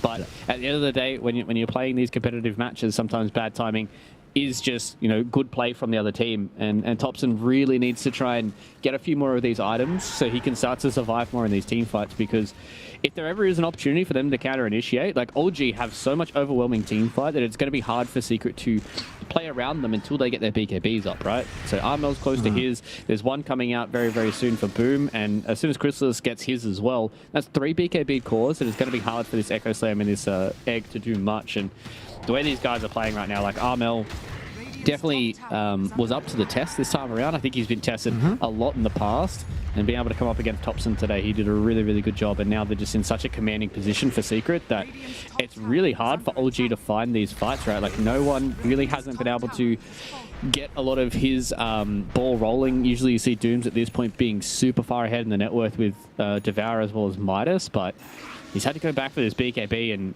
even during BKB, Ursa will melt him. Ursa will tear him to pieces if he gets on top of him. They just need Ursa to get the Basher, and then at that point, life becomes very difficult for the Doom. This Morph, because he doesn't have that much net worth, all that damage is still magical, so the triple BKB timing that you mentioned is really gonna hurt OG. Even Morphling only does magic damage up until he gets more and more items. Also, I can't believe you say you feel sorry for Thompson. You feel sorry for a Morphling player? No. You picked Morphling, fam. True. You willingly went into a game on the water boy. Lose the game and tank your L. Mid lane, Doom jumps in. No, no one! He does get the Doom off though, but he was initially stunned up. Armel can't get off the Ghost, can't get off BKB. Boom is buying space and time on the far edge of the fight with his own BKB. But because there's no other hero to chase forward, they can't catch up to Armel. There will be a stolen onslaught with the trample going forward. It only catches onto this Mirana. But she did trigger off the Moonlight Shadow. And now, with Doom gone on Armel, they're thinking about a re-engage here. They waveform back in onto the high ground. No one also wants to chase, but here comes Armel. BKB with the exorcism going. They want to look towards bringing down no one. No one falling so low. Will he be able to survive this fight? Hurricane onto the high ground. He stays alive. The supernova does pop. They stun up onto this primal beast and they kill off Boom. Seb though, forced to pop BKB, but to no avail. He is going to end up dead. The TP out from Enchantress will be successful, but always on a fly. Not going to be as lucky. They get that one kill. They're still in search for more though. Chrysalis sees Thompson. He jumps on Thompson. The Hurricane forward. No one really doing everything he can to keep Thompson alive, but he will not be able to succeed. And now Yamich. Okay, not this time, Yamich, but they still maybe have set up for a kill to happen onto no one. Spirit Siphon will be there. The ghosts are finished. They're not going to be applying the physical damage anymore, but unfortunately, Armel still a little bit too strong right now. Chases him down, gets a kill. So that's Seb and no one who both use BKBs in front of Armel, and Armel chases them both down in this fight, making it a 4-0 affair. No, 4-1 affair. Boom did die on the side of Team Secret.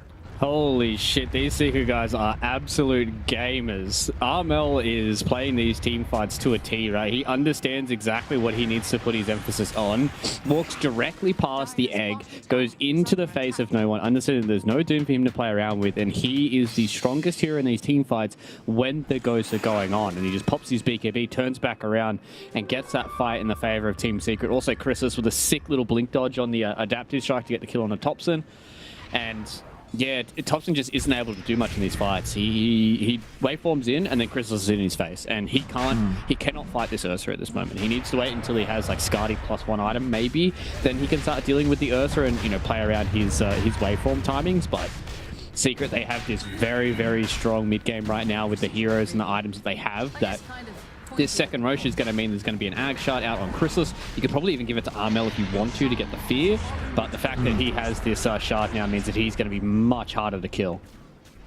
Honestly, I'm just genuinely still shocked that OG decided to re-engage on that fight, because after the Doom goes out and you realize that Armel can't turn with BKB Ghost, I think that's probably when you say we give up this fight. Well, we actually can't take this, but they decided to make the engagement happen. I guess they were banking on the fact that Boom, his BKB was down, and he did die in that engagement, but definitely not good enough to only kill those Primal Beasts. Earlier on, you were blaspheming by saying you feel sorry for the Morphling. I genuinely feel sorry for the Doom, though. No one has had a very rough game.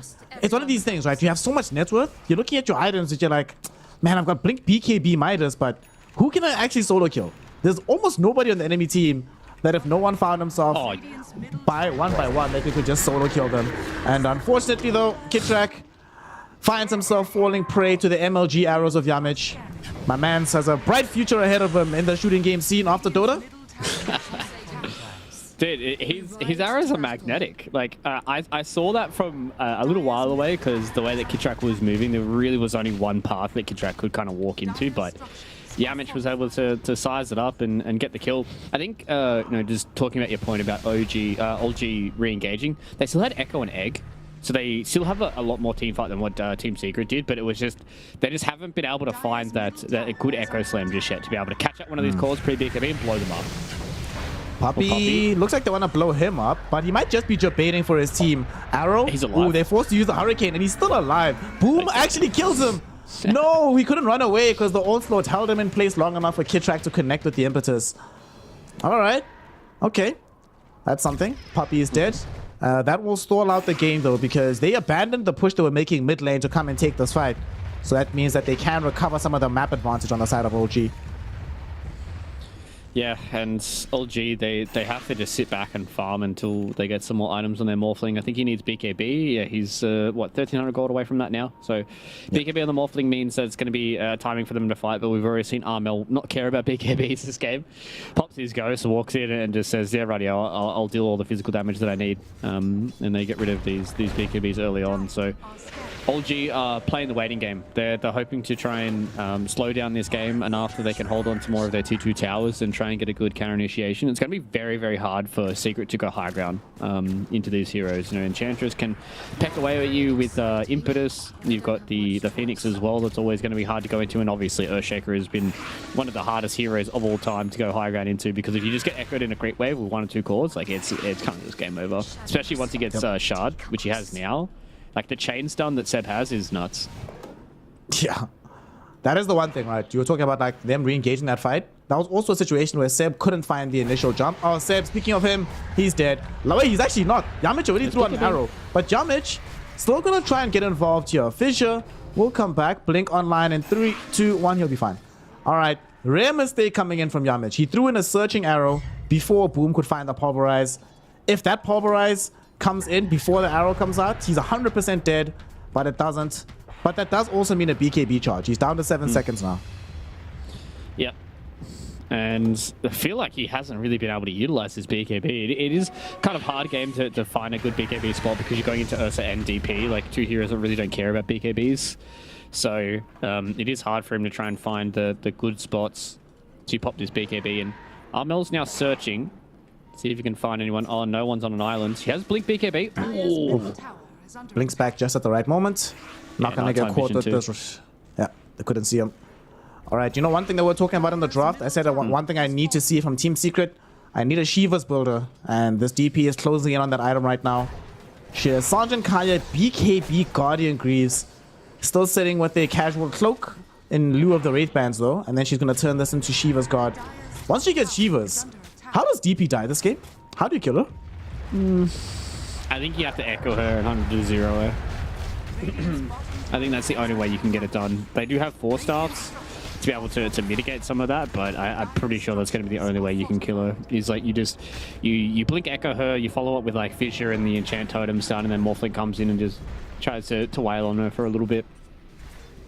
But outside of that, I don't know, man. I really don't know. That's a question for the gods, I think.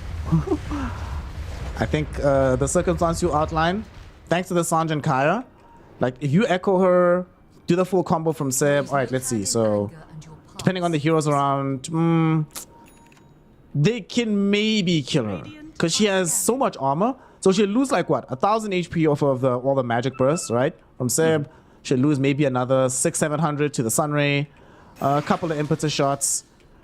But then the disable's finished. She might actually have to get doomed as well. It might be, they might need to literally drop everything on her to kill her.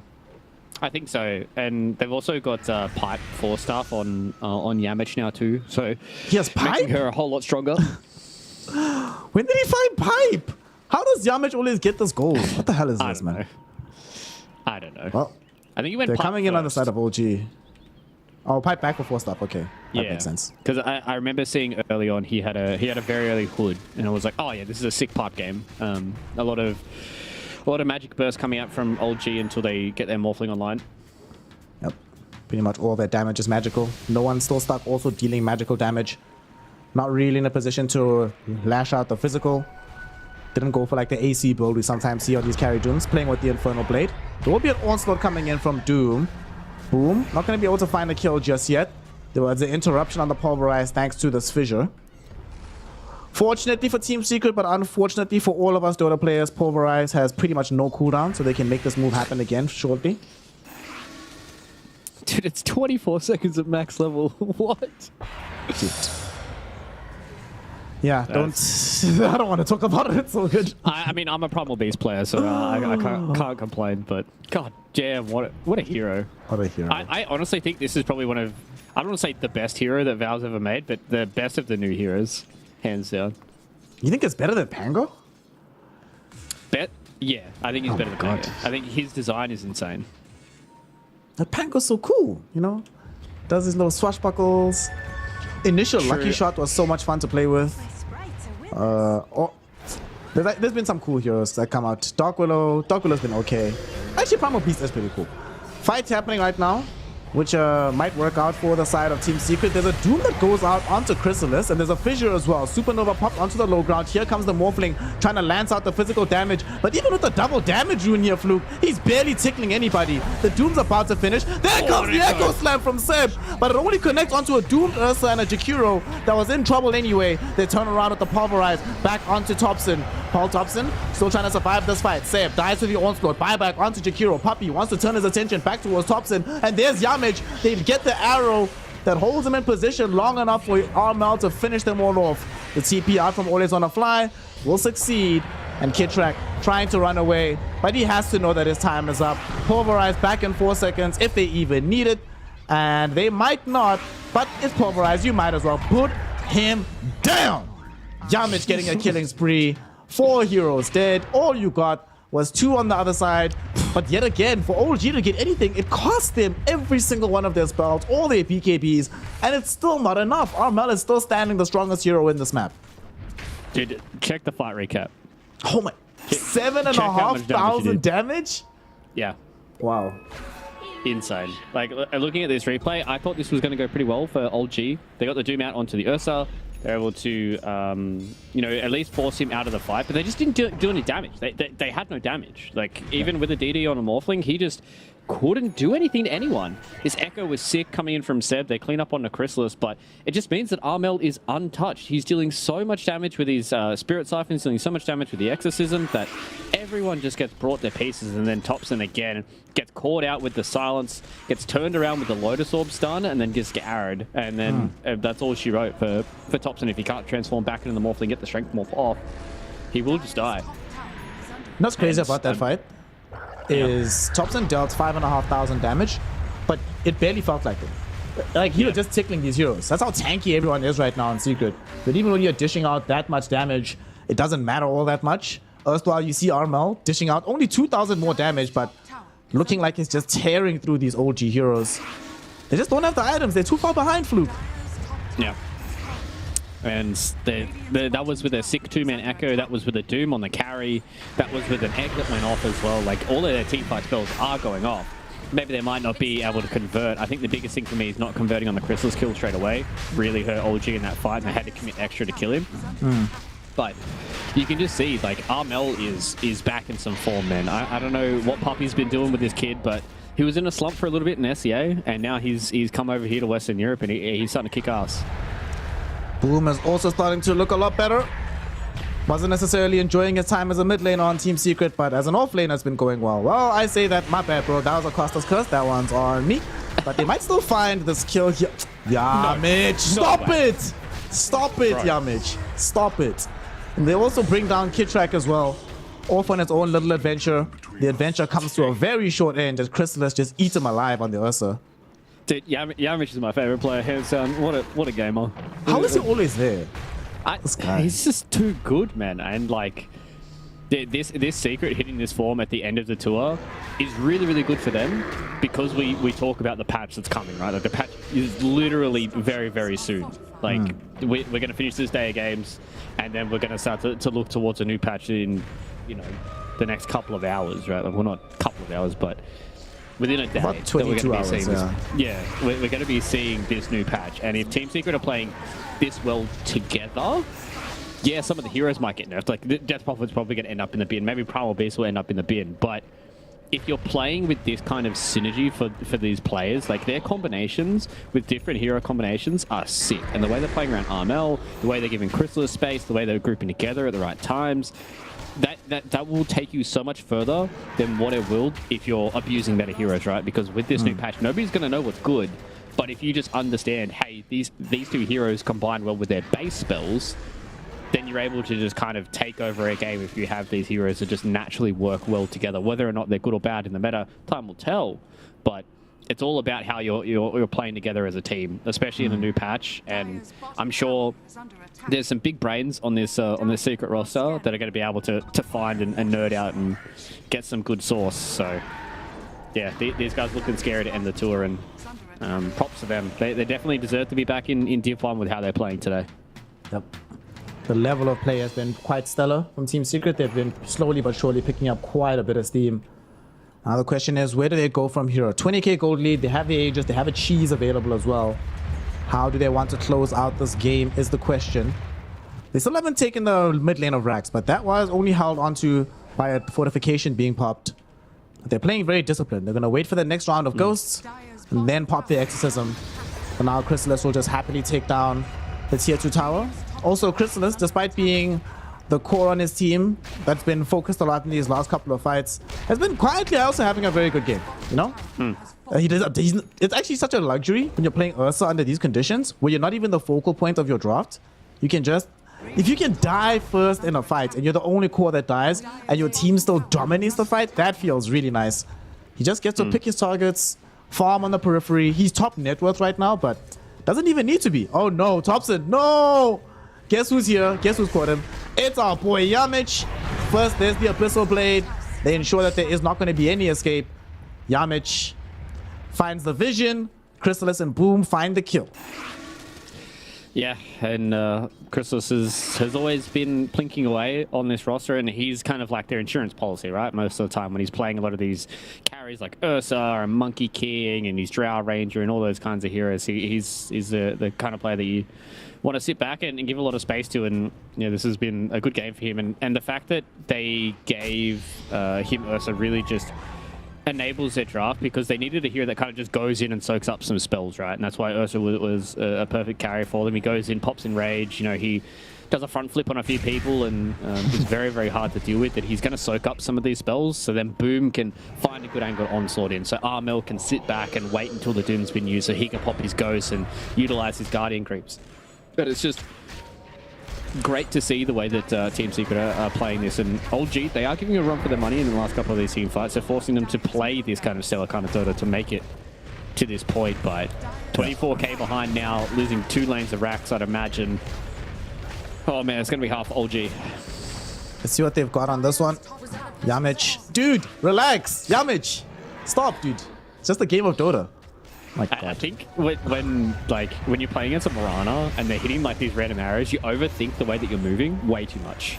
Like most of the time, like if a Mirana's not hitting arrows, you'll easily sidestep that stuff. But always want to fly there is like you can see these like duking back and forth, not really sure like where he needs to go, and it's just off the back of like Yamich hitting consistent arrows, right? And you start getting in your own head like, oh my god, this guy has magnetic arrows. I need to, you know, do a loop-de-loop just to try and get away from this arrow. But a lot of the time, you can kind of just play chill.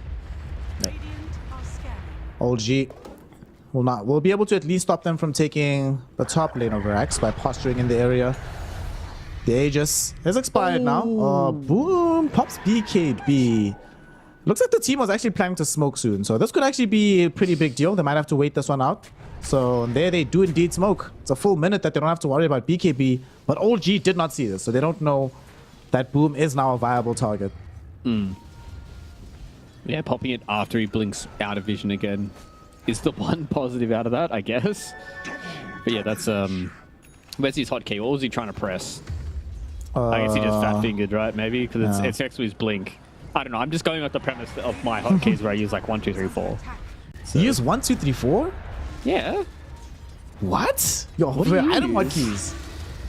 Yeah, my item hotkeys 1, 2, 3, 4. Oh my god. V and B. Of my 6 I hotkeys. use ZXC and then Alt ZXC. What? Why would? All right. What? Yeah, so that I can so that I can click my buttons, so that I have like my pinky, ring finger, middle finger on like my spells, and then index finger on my items, and then thumb on Alt, so I could press the other one. You want to do like a 180 twist to try and press Z? Like what? I don't have to do a 180 twist, just Alt. Then I just move my my ring finger. Nah, fam, that sounds whack. That sounds whack. Oh my god. Oh my god. I don't know. The first thing I changed when I started playing Dota was the item hotkeys, because I could not use like ZXC. Dude, I love ZXC. I've gotten used to it. Top lane, BKB is loved right now by no one as it keeps him alive. He gets to pop it. And they pop the BKB on Chrysalis as well. This is actually not bad for OG. They've had to use Exorcism Ghost for this. There's no Roshan to try and div it back to. Okay, they hold. And they might actually try and exploit the timing. They know that there's no BKB. This time around, unlike with the BKB from Boom, OG did see it, so they can try and exploit this movement. Yeah, if they can get a catch here, this is big. They don't have any vision to play around with, though. They have one ward up on the cliff and doesn't see anybody. Of That's course, only Poppy. Mirana breaks 2 smokes just by being positioned on the high ground. Poppy should die for this. And indeed he will. They're not going to get much else off of it. Man, they would have really loved to have grabbed a core there, but as you said, like Team Secret, they know that they're going to get punished if they stay around. And Yamich breaks a few smokes. Poppy's the only one that cops the L there, and he's more than happy with that. The fact that they smoked out. They didn't use anything big to kill him, which is still something nice for OG that they can still fight. But they would have loved to have been able to... If they caught like Armel or Chrysalis there, they would have been loving life, and that would have been a good avenue for them to start the comeback. Just catching some of these cores out and just being able to get a little bit more gold back into your heroes, because Thompson, at the end of the day, he still is playing Morphling. He still is playing one of those heroes that can 1v9. So he is very far behind, though. He is lowest of all the lowest of you know, the cores outside of The Sen. real cores, yeah. Yeah, in this game, and he needs to be close to the top. He needs to be somewhere around where his Doom is to be able to start winning this game back. But that's going to be a long road for him to get that done. Chrysalis? The bright side. Oh, Chrysalis. Ooh, finding the jump onto Kitrak. Not going to be able to kill him though. That was a BKB pop. Boom will come in. Very nice range on the Pulverize there, my friend. As they do manage to get the kill. Doom jumps in though. Hasn't doomed the target just yet. Just picked up the Aghanim Scepter. But then forced to flee the fright. Didn't actually get the Doom out proper because that Lotus Orb. Oh no. That's not what we need. I thought it was Ag's Doom, but it's not. It's the Lotus Orb. Fissure will still be there, blocking our mouth for being able to retreat. Thompson is dishing out the damage, as we do lose always on a fly Supernova right outside the base. Morphling dead, does have buyback though. The Enchantress, will she die too? She's trying to heal with the attendants. They're not going to be enough. There's buyback on 2 of these cores, or 2 of these heroes, but there's no Supernova available. And Thompson does not have BKB. They will still buy back though. They're going in for the fight. Sam popped his own BKB. They're going on to Boom, push him back with the Hurricane. That should allow them to get the kill. One big pickup there, but they did lose the lane of Rax, and it did cost double buybacks to make this happen. Yeah, and guess what? Roche is up now too. So, Team Secret, they can just easily walk in here. The Ursa's going to be able to tear it to pieces, and OG, they're going to have to try and fight. They have no Egg for 70 seconds. They have no Doom as well for 18 seconds, so maybe they can come in and contest, but look how fast it goes down. Crystal is going to tear through that. Refresher and Ag, so probably DP getting Ags. Maybe you might give Puppy a little bit of a pity Ags this time around. Pity and then they just get a Refresher Orb as well, so... You're gonna feel nice about it. I mean, Armel's, I guess he's playing well, so he deserves an Ag Scepter, and he does a lot more damage, but... Come on, give Puppy something, dog. Always on a flag. Okay. He gets a cheese. Okay, now jump in. This time it is the Ag's Doom, but they are able to force them from away from this Doombringer. BKB was popped as well by no one, so they can't have that fight happen for themselves. Bit unfortunate that that's going to be the case. Yeah, the rest of OG just they weren't close enough. Like, that was an initiation by himself, and just not being able to stick on top of any of these cores with the 4-staffs and the boots of bearing, and everything is just so fast that it's hard for him to keep up. So now they don't have Doom. It is a very, very low cooldown though, to be perfectly fair. 82 seconds, so the fact that it lasts for 16 seconds means that it's roughly only about like a 60-second cooldown anyways. So they should have it for this next fight, but there's only 1 lane of Rax left, man, and things are starting to get spooky because Chrysalis has a Swift Blink now. He's level 25, so he gets the extra overpower attacks, so he can kill the Egg and still have some overpower attacks to start swinging around. This is going to be hard to fight. We use some of those overpower attacks to bring down the tier 3 tower, and now these Rax are in jeopardy. Range Rax down to half HP. They have a creep wave coming in from the top, so there's no backdoor protection to buy OG and new lease on life. How on earth can they take this fight here? Morphling. I wonder what item he bought. Has his courier, might have just been scouting out. Doom jumps in, has the AoE Doom going. They really want to try and find this Ursa. Still has Aegis for another 3 minutes though, so not a very viable target. They drop the Ice Path down from Puppy, holding on to no one, making sure he can't progress in this fight. Arrow will be blocked by the BKB, and they just want to jump onto the Doom and kill him. Heads up. Pulverize now coming back in. Also always on the fly. He does get off the Supernova, and they take the first life. The Fear will come out, and they have to get away from this Egg. Stuns up to Chrysalis. Can Chrysalis escape is the question. He goes into the enrage, he refreshes, he gets off the secondary BKB, jumping onto Phoenix and ripping always want to fly apart. Boom with the trample, doing damage onto Kitrak as well as Thompson. The Echo Slam and the Fissure will cancel out the Pulverize, but it does not save the life of Seb, and nor will it save the life of this Morphling. Chrysalis gets an Ultra Kill. Come on, y'all. Do the right thing. No one gets caught by Yamich's arrow. Yamich is the real homie because Yamich knows it's Rampage time, baby. They get it. They throw in the towel. GG, well played as score. Team Secret take game number 1 in extremely dominant fashion, like up against the side of OG.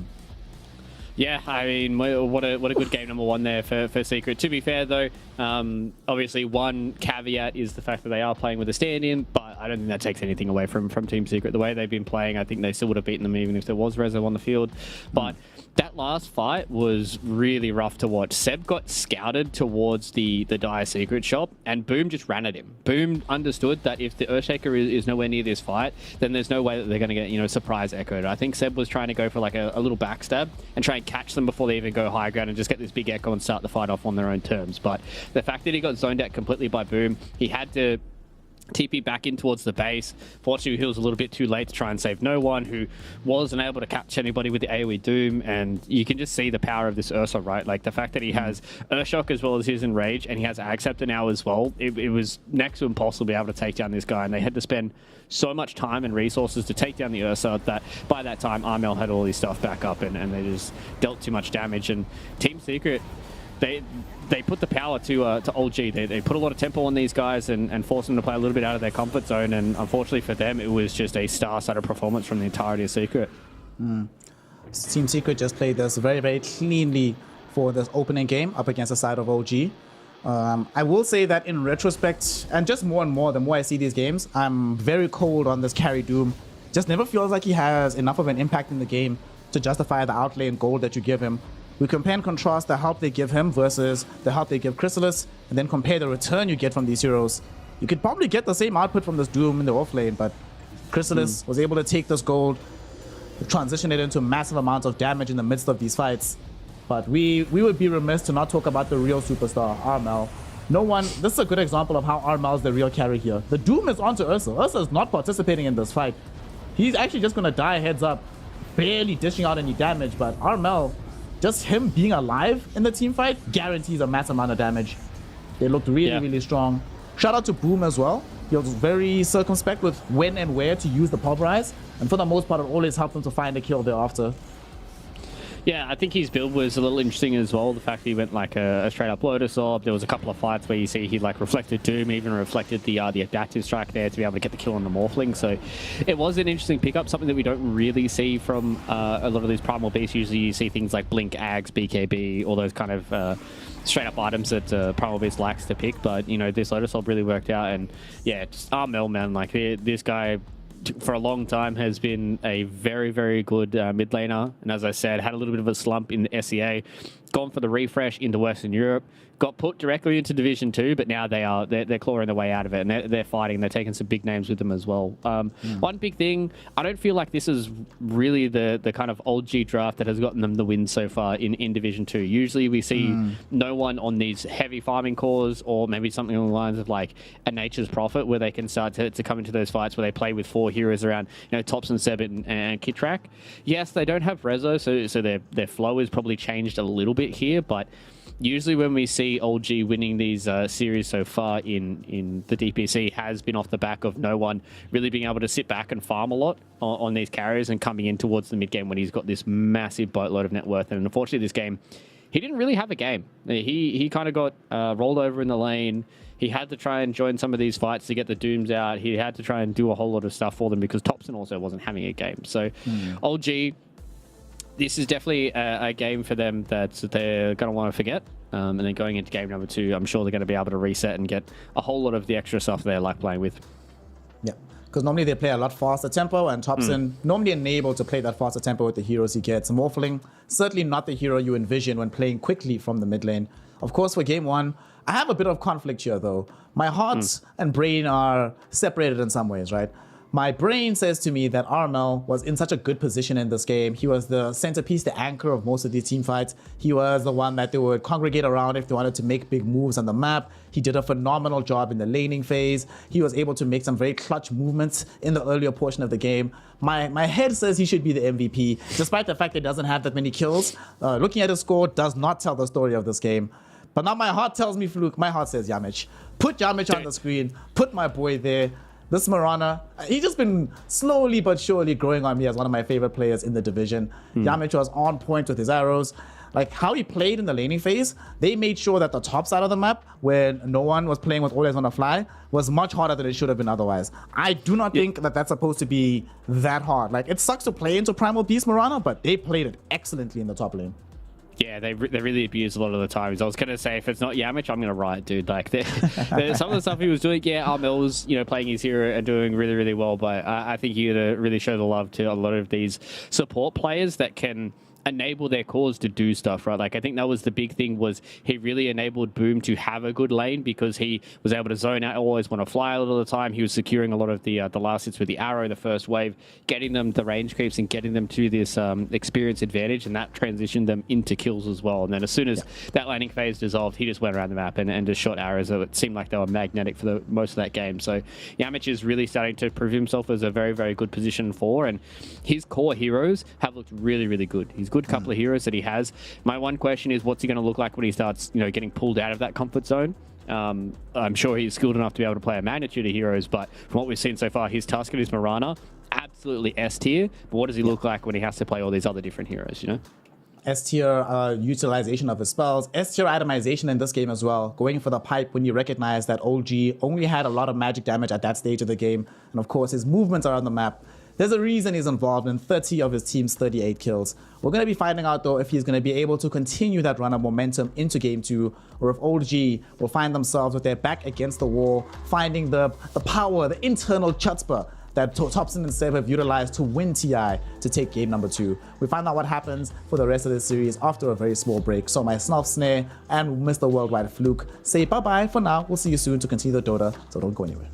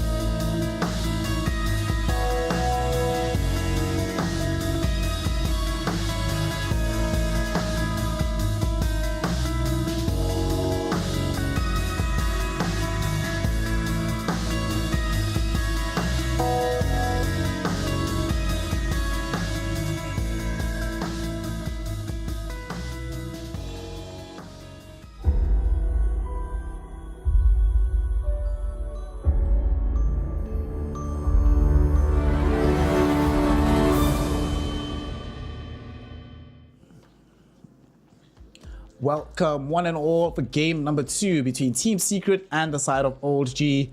So far, it's looking like Team Secret certainly have the advantage here against OG. The odds may be a bit further than what we saw expressed by the esportsbet.io odds earlier on. OG have their work cut out for them here. They need to try and recalibrate their draft. They need to try and find better execution. But very importantly, they need to try and figure out a very fast way, Fluke, to integrate Always on the Fly into the team. Him being here instead of Resolution has changed everything. Seb is now off lane, so it's not Resolution. Kitrak now has to play 4, so him and Seb have to play together instead of him playing together with no one in the lane. It makes the game of Dota entirely different. And of course, Always on the Fly hasn't been playing competitively for some time now as well. So there's a lot for them to figure out in a very short span of time. What do you give their odds to be able to do so heading into a game 2 if they want to try and force game 3?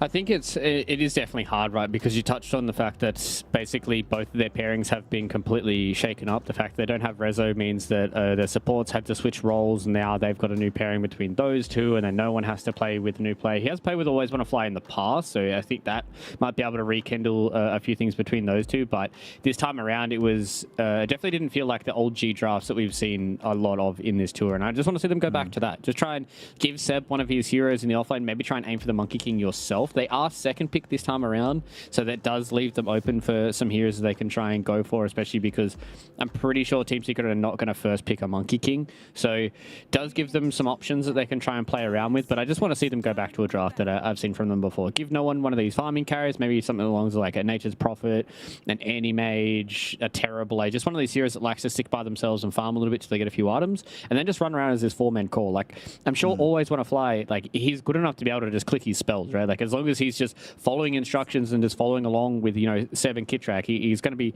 easily going to be able to integrate himself into the team. And I think they just shouldn't overthink it. They shouldn't have to change literally everything for themselves to be able to try and come here against Secret, because they showed that there's still fight in these guys. Is still like, they're still insanely mechanically gifted, but it was just, it didn't really feel like an old G draft to me in that game number 1. And I just want to see them come back with a bit more tempo and really push Team Secret to the edge. Well, we're going to see exactly what they can accomplish here in game 2 as the draft is underway. As you mentioned, OG have second pick. On the Radiant side, Dire first pick is going to be in favor of Team Secret. So now they have to decide. They can't get their Enchantress, which they often picked a lot. Mirana is still open, but we don't often see Mirana as first overall in a draft. It's normally in response to something else. We still have Primal Beast, we still have Beastmaster. They could force Nature's Prophet themselves, or they could just pick Rubik. Okay. All right. Yeah. This is like a nice generic hero. I'm a bit cold on opening Rubik for the most part, but every now and then we do see these teams that manage to make it work. And Team Secret has made it work before, so all the power to them. Yeah, I think there's like one of two ways of first pick drafting philosophy, right? It's like you either open with something that's very generic, very easy for you to play around with, or, you know, you don't really care if some of the counters come out, and that's where the Rubik comes in. Or you can try and go for some of these heroes like, you know, a little bit of a wayward one like Monkey King, and then force them to try and counter. Or you try and go for something early like, you know, maybe they could have gone along the lines of like maybe their Primal Beast. They could have gone for Mirana, I think wouldn't have been a bad shout either, but picking the Rubik here just means the Team Secret are like, okay, OG, what are you going to do? Like, what is your opening strat going to be for your first 2 picks? And then they can figure out what other hero they want to try and go for. And this is why I like this opener here from OG. Seb, insane Monkey King, same with Thompson. So they have 2 really good lanes they can play this. Seb has played offlane Monkey King in the past, and even no one can play it as well. So they've got this Monkey King that can transition to all these different core roles.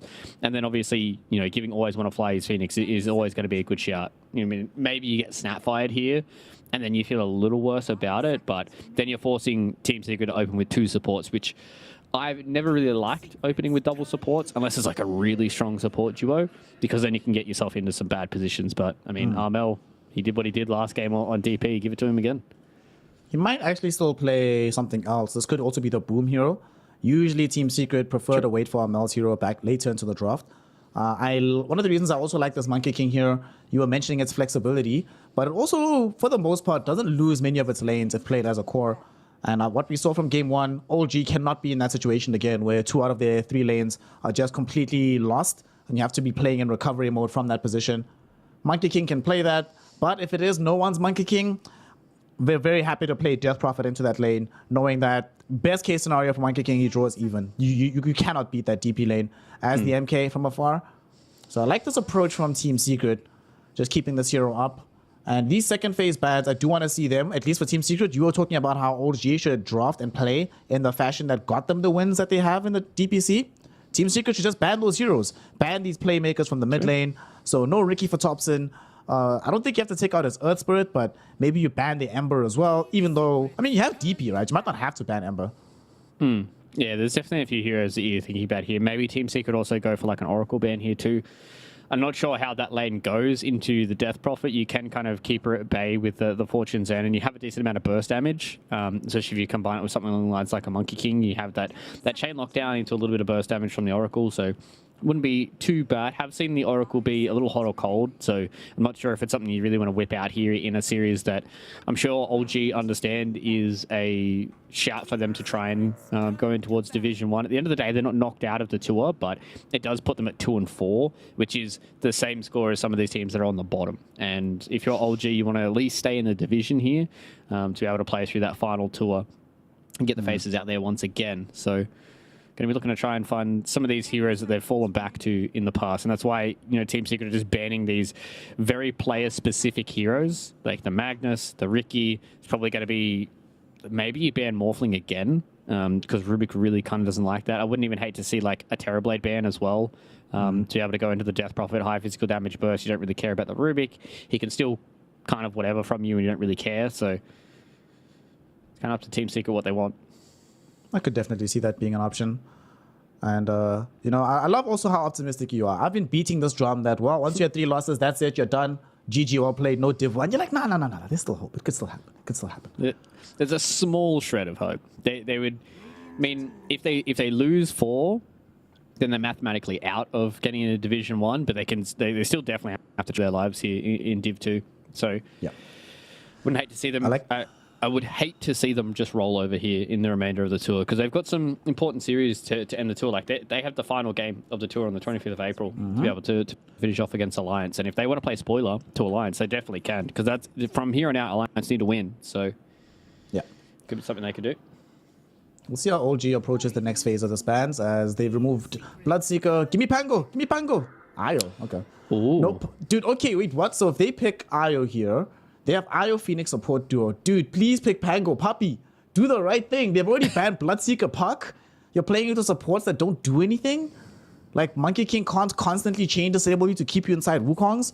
You just put DP or Flay. He won't do it, though. Armel did way too well in Game 1. They're probably going to give him this hero again.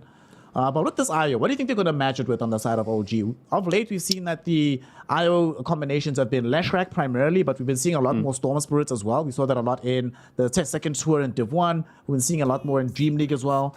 What do you think OG are going to be doing with this IO in this game? Well, they've got a lot of options, right? Seb is, he learnt from the best. He learnt from Arna about this core IO, which, by the way, that was created in Australia, in Australian pubs, just so you guys are aware of that. So he can definitely play a core IO. You can play core Phoenix as well. Seb has been one of those players that can play that. I think these 3 heroes, they're not set in stone where they're going to go. And I think that's why Team Secret are trying to still pick heroes that are like you kind of know what they're doing, but at the end of the day, you still have a bit of flexibility with the Death Prophet. So playing into this core IO, you want to try and have a hero that, again, doesn't want to be stunned, because if you play into the IO, they have no stuns. So if you're able to kind of abuse that and just have this overwhelming damage to take down the Wisp. There are things like the PA that we've seen in the past, but they're just going to go back for the Terrorblade here for Chrysalis. None of one of those heroes, again, they really try and give Chrysalis these farming heroes that he can just do the same thing that OG really kind of does, but they play more in pairs for Team Secret. And they just give Chrysalis this time to sit back and farm a little bit, come in when he feels strong, and be able to carry the game from there. And I think OG, they can go for something along the lines of their Zeus. I think could be really big here for Thompson. You can just give no one the Monkey King. Pretty okay matchup into the Terrorblade. Phoenix can be played as a 5. You go Wisp as a core. You go something along the lines of a Zeus, and then you get yourself a 4 hero for OG that can abuse the IO and abuse the Tether and the Overcharge until he gets his HOD. One thing I also love about the Terrorblade is you can get farmed enough that Monkey King can die inside of his own Wukongs. True. Despite the bonus armor. You're sitting there I have 24 bonus armor. Terrorblade's I don't care. I've got all these Manta Illusions, they all have Skadi. They just plink you down anyway.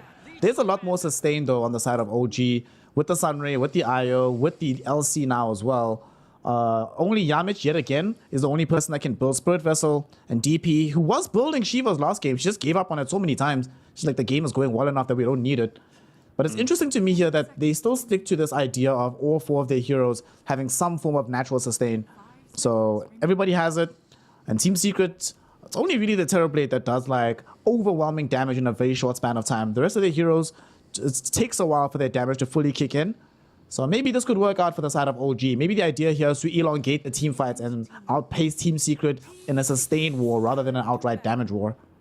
Yeah, that's true. They really don't kind of have the burst damage from Team Secret either to abuse a Wisp. And now with the LC, kind of shoots down some of my core IO ideas. This LC IO lane is very, very hard to deal with. You get like a lot of mana out of the LC. She can always just press the attack onto the Wisp and then they get the double heal. So that's going to be a very, very hard lane for them to deal with. Always Wanna Fly has also been a player that has played a lot of Wisp in the past. So he's going to be more than comfortable. I wouldn't be surprised if we see Kitrak go back into the lane with no one and then they just play, you know, Always Wanna Fly and Seb in the offlane together. It's kind of just giving themselves at least one of the pairs that have played together for a decent amount of time now, and then just try and build that up because Kitrak has played the Phoenix in the past as well.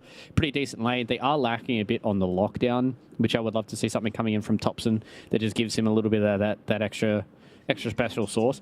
Maybe you might be thinking, I was going to say either ban the Zeus here or the Earth Spirit because you need a little bit of magic damage and a little bit of lockdown. And I think the Earth Spirit is probably the one that's a little bit further out of your mind if you're Team Secret because the Death Prophet does have a good lane into it and you're going to have an answer to it as well with the final pick. So yeah, it's going to be an interesting last pick here for Thompson because he kind of needs to do a lot for his team. They can play 4 heroes relatively easily with the Wisp, Phoenix and the LC. Just kind of need to have somebody in there that deals a little bit more damage for OG.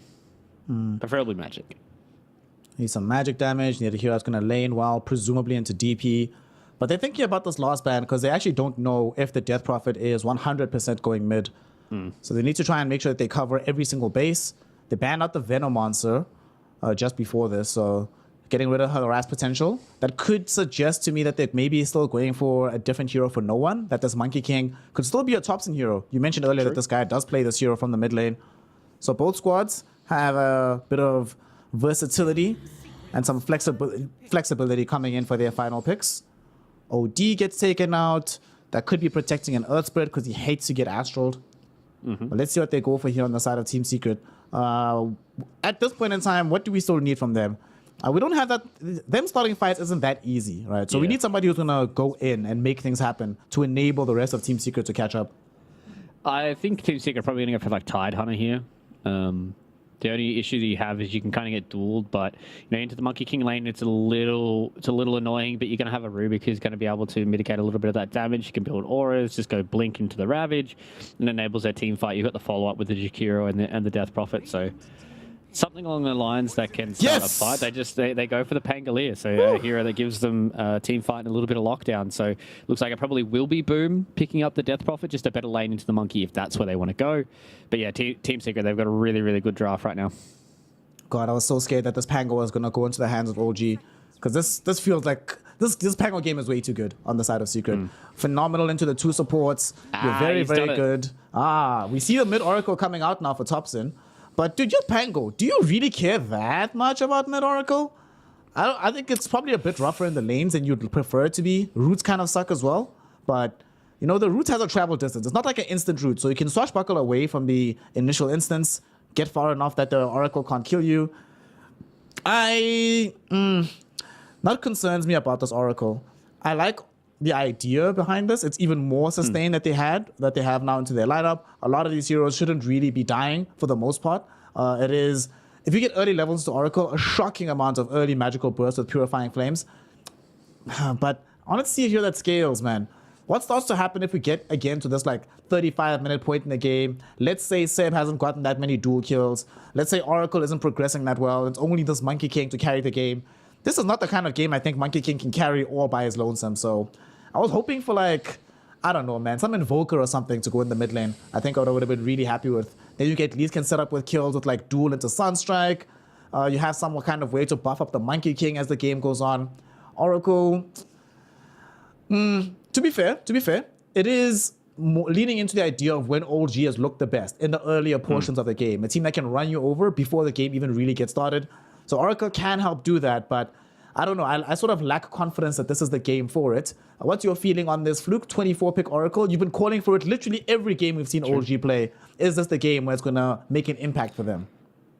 I don't know. I've got this weird feeling that it's a good matchup into the Pango. I understand that you've got the Swashbuckle to be able to get away from it. You've got the Shield Crash for a little bit of damage mitigation, but Oracle in the first couple of levels does like an insane amount of damage, and like you really don't think about it all too much. Like if he, like his first combo, you know, at level 2, level 3, he Purifying Flames you and Fortune's End you. That's like 400-500 damage. And you're sitting there just like, oh my god, what is happening? And then the Pango, he doesn't have a big health pool. That's the one issue that Pango has, is he's actually pretty low on the HP. He gets his survivability through Shield Crash.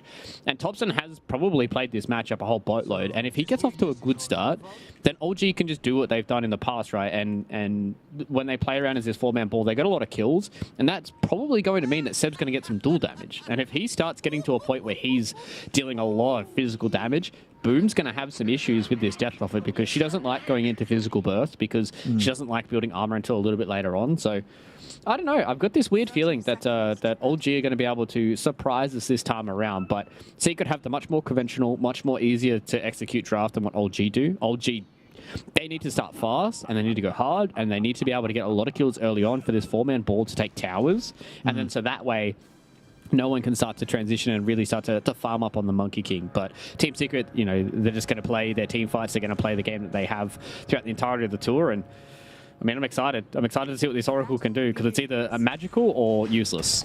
Yep. One thing about the Oracle as well, though, is prior to the Oracle pick, looking at the heroes that they had available, LC was really going to struggle killing heroes during the duel. They didn't have that much burst damage, but with Thompson playing this mid, he'll have a ton of experience. We'll have that maxed out Purifying Flames, which is an astonishing amount of early damage. So the first few duels, especially if they're near the Oracle, should come out well.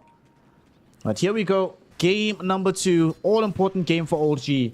If they lose this, right now, they're mostly out of the running to go to Div 1. But if they lose this game, it's guaranteed. Then it simply cannot happen, no matter what permutations take place. Erstwhile for Team Secret, winning this would put them at 5-1. And with one final series to go, that would put them really, really close to guaranteeing themselves a slot into Division 1. They need this win, but so do OG, so the stakes could not be higher. Nobody can afford to make mistakes here, Fluke, and that's the kind of Dota we love, because it almost guarantees mistakes will happen. You love to see it.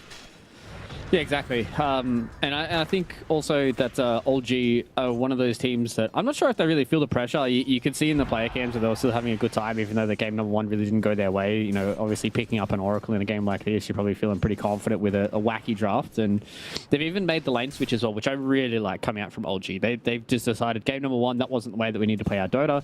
Yes, we're missing Rezo, but, you know, at the same time, Seb is a TI winning offlaner. Like, this guy knows how to play offlane. So all you got to do is put a player with one of his best heroes in the Phoenix in that offlane, and just play the normal kind of Dota that you guys have been playing throughout the tour. And with this IO as well, they've got a lot of pace, they've got a lot of good ways at just continuing the fight. The one issue is they are lacking lockdown. So, you know, once Chrysalis gets towards a BKB, it's only really going to be the duel, it's going to be the issue for him.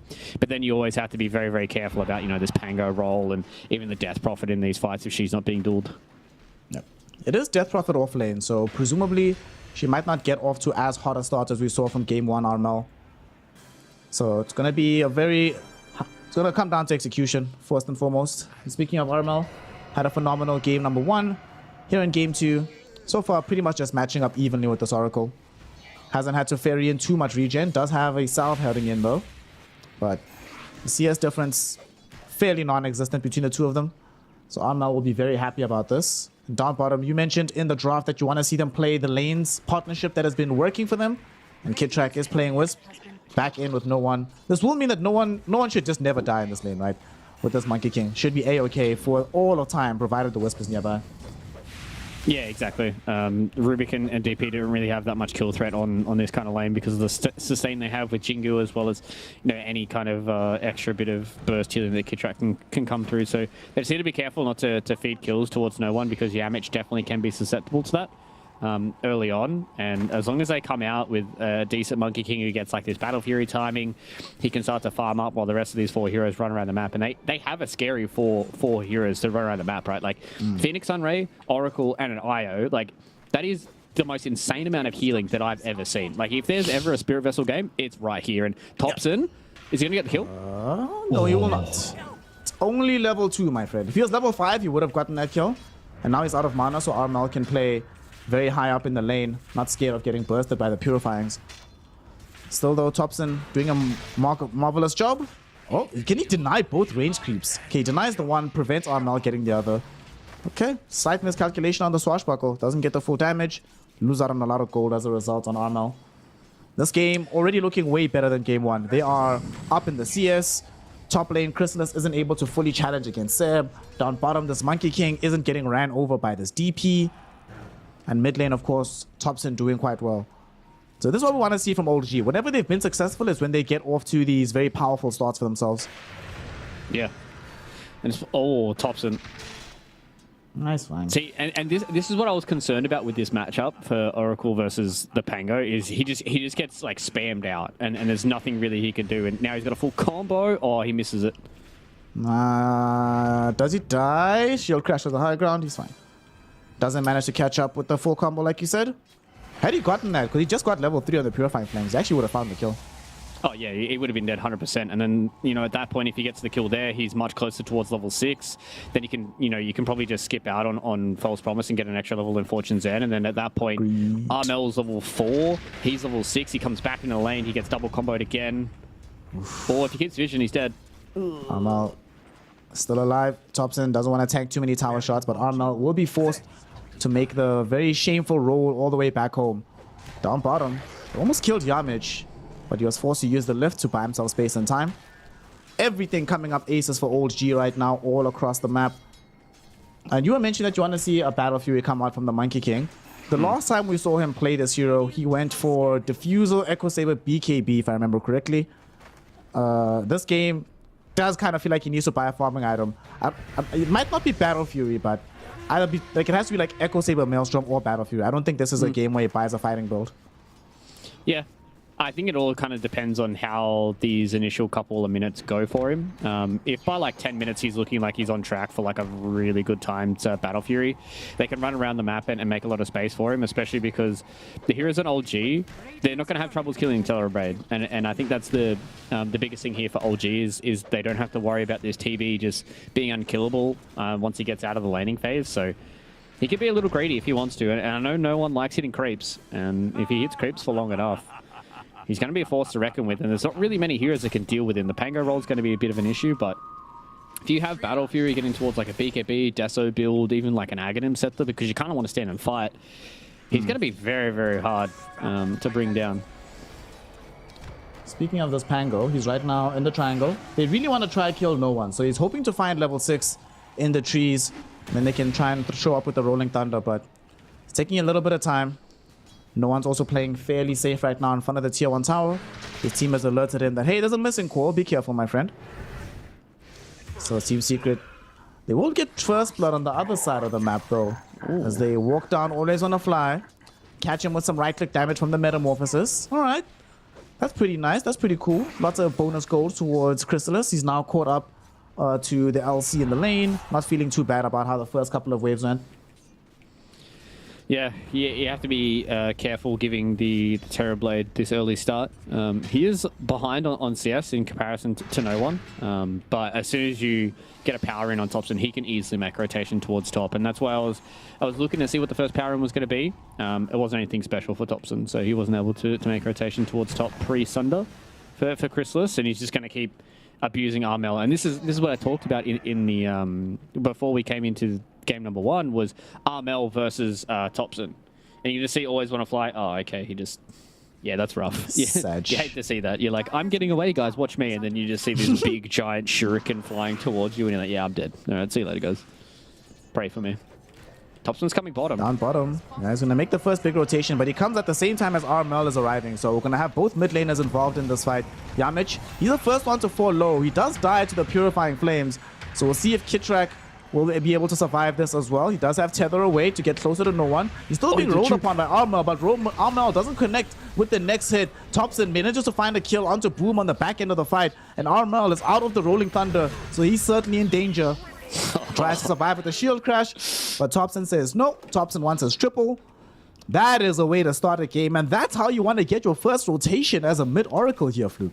Yeah, dude, I told you, it either looks really good or it looks really bad. And like the way that Thompson has been playing this early lane, he dominated Armel, he forced him out of lane, forced him to jungle to get his level 6, and then he makes the first rotation. It forces Armel to make his rotation as well. They aren't able to get a kill, and he just turns around and kills everybody because, like, how are you supposed to put pressure on an Oracle who is running at you and dealing, like, 700 burst damage, right? Like, Fortune's End does 280 damage, and then on top of that is 360 damage. So that's, like, what, 640? Like, you're doing 640 magic burst every 6 seconds. Yeah. Like, he's basically Laguna blading you every 12 seconds. Thompson. This guy, you know, there was a while he was just on top of the world, man. This is Thompson, erstwhile OG mid lane extraordinaire, trying to get back to those glory days when they won back-to-back TIs. Still can't believe his first big tournament was an international, and then he just wins. Pretty great. He had 100% win out on land for like 2 years, bro. Yeah, it's crazy. What a freak. Well, we're going to see exactly how OG transitioned from this moment in time, though. Having already gotten this massive rotation, they also open up space for no one. Because of that particular move, they know that the move from Armel not going to be coming anytime soon again, because he needs to farm up for his next item. Needs the Orbital Corrosion, needs the Diffusal Blade. In the meantime, on the other side of the map, Seb didn't have to show up, so he's also getting a ton of farm on the LC. Feels like Team Secret. The game's not completely out of hand just yet, but the warning signs are there, Fluke. Yeah, the warning signs are there. It's definitely starting, and I think they need to start by trying to shut down Thompson. Maybe make a couple-man rotation once they get some level 6s. Try and gank him, kill him, because otherwise he's just going to keep doing this. And he can walk around with the IO as well, and the IO is going to give him a lot of mana, and then he can give the HP back to Kitrak. So it just means that they've got this like really good symbiotic relationship. They're able to give each other a whole lot of these resources to enable Thompson to stay on the map. Thompson's still chilling around this bottom area. There's an observer ward that hasn't seen that he's here, but Boom is still playing very, very cautiously. Until Oracle emerges somewhere on the map, they're not going to want to make any big moves down bottom. Yeah. It's a massive amount of burst damage he has. He is going to walk underneath the ward, though. So they know exactly where he is. Okay, he's going to go for the Ags They first. did pop the scan. Oh, he's rushing Ags? Okay, I like that. I like the Ags build this game. And they're actually just going on to Armel. Does get Rolling Thunder off. Should be able to survive this initiation. Are they going to try and set up for a kill here? They have lift back and they don't have the relocate, so they actually might get this kill. They try to buy space and time with the Bounder Strike. It's not going to be good enough. Kitrak in danger as well as he tries to TP out. Will not be able to do so. Boom. Gets the final finish and earns himself a double kill. It did cost the usage of Exorcism Ghost, but it's certainly a trade you'll take. In the meantime, top lane, Seb under danger. They should be able to bring him down with a couple more right clicks. Puppy has Breathe Fire again, or the dual breath in 2 seconds. Throws it out. Does get the connection, but it's not enough damage. And now, here comes Always on a Fly. They're looking for the turnaround. But Jakiro, very tanky hero with some pretty decent stats, so not that easy to kill. And Thompson also makes his movement to the top lane as well. Yeah, he just has to keep playing fast, right? Like, that's all he has to do. I don't think he can sit back and farm because, yeah, Oracle will farm relatively okay, but in comparison to a Pango who can just, like, swashbuckle and shield crash the wave and it's dead in 2 seconds, Thompson has to spam Purifying Flames on it. They found Chrysalis, though. Nice one. Okay. Can't close him down just yet. If he had the Aghanim Scepter, maybe there's danger, but he's okay. He's chill. Yeah, just go farm the jungle. Interesting that he's rushing the Reign of Destiny. I feel like it does a decent amount. Oh, they get the catch there on a Puppy. He's dead. He's not going to get died to a duel, though. So despite dying, I think he's okay with that. Doesn't give away any additional damage. They will be able to kill off the Sea Dragon as well, since it dies underneath the Tier 1 tower. Their heroes aren't necessarily the best for pushing, so they have to stick to this creep skipping shenanigans. Still, though, they will get the tower at the end of the day. but that also enabled Armel and Boom to finish off the tier 1 tower down bottom. Yeah, and that's the kind of one issue, right, is they can't really contest against the Pango unless the Oracle is around. Once this game starts getting later and later, the Pango will become stronger and stronger versus the Oracle. But this is where Thompson needs to just kind of abuse the fact that his hero does so much damage early on. And if he gets this early Reign of Destiny, it can do a lot of damage for the duel. It is a 40-second cooldown, so it's a little bit hard for you to try and just spam it in a team fight. But the way that they're able to play here for OG, they've got Fortune Zen, they've got duel, they've got things like Wukong's command to be able to try and keep people in place. So if they're able to, you know, Reign of Destiny on top of no one inside of Wukong's, then he's going to feel pretty confident in just standing it, even if it is against the Terrorblade. So this Reign of Destiny, if it comes out at an early enough time here for Thompson, they're going to have this nice little timing where duel is basically a guaranteed kill against most of these players with things like Fortune Zen and the Purifying Flames and the Reign of Destiny on top. Because it does a lot of damage. It does 60 damage a second, so it's like kind of like a much better Radiance. And the fact that you're able to just keep your LC alive and that, you're probably going to feel pretty good about never giving away duel damage. So it's going to be nice to see how this Reign of Destiny works. Still a little bit of gold away from picking that one up. 1800 gold required to go into his coffers before that's available. The rest of the map, though, just being farmed up. Team Secret have the Terrorblade inside their triangle. And no one still trying to close the gap and finish off his Battle Fury. There already, pretty much. We don't see this all that often nowadays. The direction that he's going with the itemization. Claymore and Broadsword first before Perseverance. Not something that is all that common, but I suppose he felt that having the Io nearby, that regen was a bit moot. Didn't need to buy it himself. Can just pick it up for free from the Io, and then he just gets raw damage. Yeah, it's also one of those things where, like, if you're not being pressured and you're able to get to the Claymore first, you know, it's 1350 gold, so, like, if you're able to accrue that amount of gold, you feel confident to just be able to go for it, because then it increases your farming speed much more than what the Ring of Health or the Voidstone does. So it just means that if you get to that point first without being pressured, then you get that extra damage, then you go to your Broadsword next, and then it just means that your farming speed gets increased by a boatload. So it's the best way to do it, especially if you don't want to do, like, this like, Vanguard opener that, like, you know, Animages have been doing. So it just means that you've just got that increased farming speed for you. And Blink Dagger's up now on Seb, as well as only 1,000 gold away for Thompson for this Reign of Destiny. So this is a big timing here for old G. You know, you get Seb up a little bit more when it comes to his HP and mana. Blink duel somebody. Thompson's able to get a kill on top of that. They have the False Promise available now too. Secret are ready here for this tier 1 tower push. They want to try to find a dual kill. Unfortunately for old G, their siege potential is pretty gobble, so they kind of need to find pickoffs first before they can aggress onto these buildings. Puppy will reveal himself. He's scouted by Thompson, who's walking around with an Invis rune. Fortune's End will hold him in position. And here comes Seb. Duel, the second one of the game, but the first victory of the game. But we will see a counterplay coming in. Armel with the Rolling Thunder, looking towards bringing down this LC. She will get False Promised by Oracle, but she's not dead just yet. There will be a drag back with the relocate and the drop down on the Supernova as well. So Io will live. They will maybe try and re-engage onto this Pango, but the damage potential coming in from Boom thanks to the Exorcism, and the stolen overwhelming odds from Yamich finds a double kill with the Fade Bolt. They're chasing down onto Seb as well. Seb needs to run, needs to hide, but he cannot. The real carry is here, Fluke. Yamich has showed up for this fight. Gets a triple kill on this Rubik. They get the tower as well. All of this began with Old G starting the fight, looking for the dual kill, and they get the dual kill, but they also get much more than what they were hoping for. Yeah, Yamich, he had a bit of a quiet one for the first 15 minutes. I was wondering when our buddy was going to pop his head up, and he's biding his time. That's what he was doing. He was just waiting in the wings until he was able to capitalize something like that. Overwhelming odds with almost max out Arcane Supremacy, 22% spell amp, and it was like a whole creep wave and like 3 heroes. So they just got blown to pieces. And you can see that Old G understand that they need to keep this pace up. They need to make sure that they're constantly getting kills. They need to make sure that Seb is starting to transition into a big core.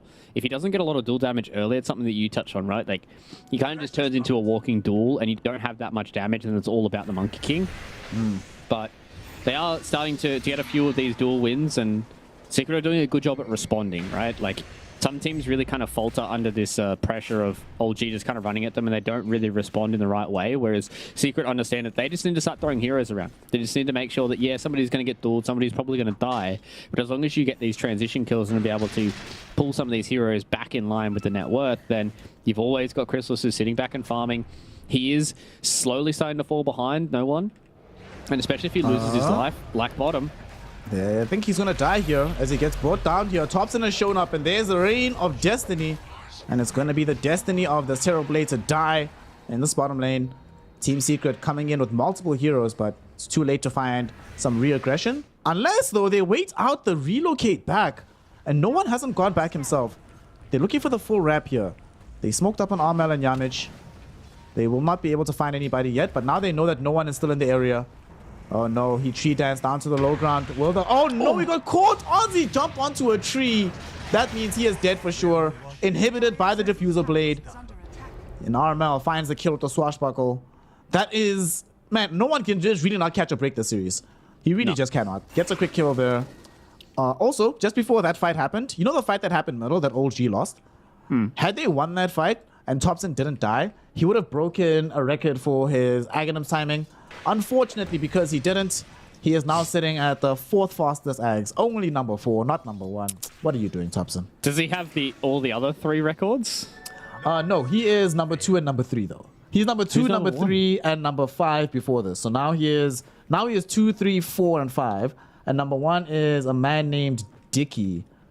Pog. I don't know what game this was. This looks like it was a game. Okay, let me find out when this game happened. I was gonna say, other people play Oracle mid except for Thompson. Oh, so check this out. The number 1 record of 14 minutes and 26 seconds is still held by Dicky from 2016 at the Summit 5. 2016, mates. Was Oracle out in 2016? Apparently it was. And he had Ags then? And he bought Ags, yeah.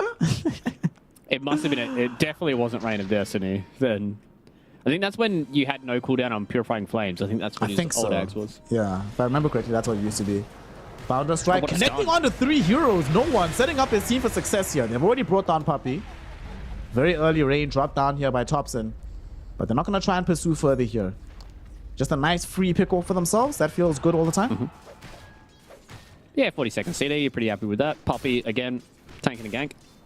I thought that was going to look way worse for them. The fact that he caught 4 heroes with a boundless.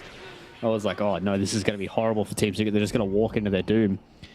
But they weren't able to connect on anybody else. Seb is still farming on the bottom side of the map. So they didn't have that extra initiation with the doom.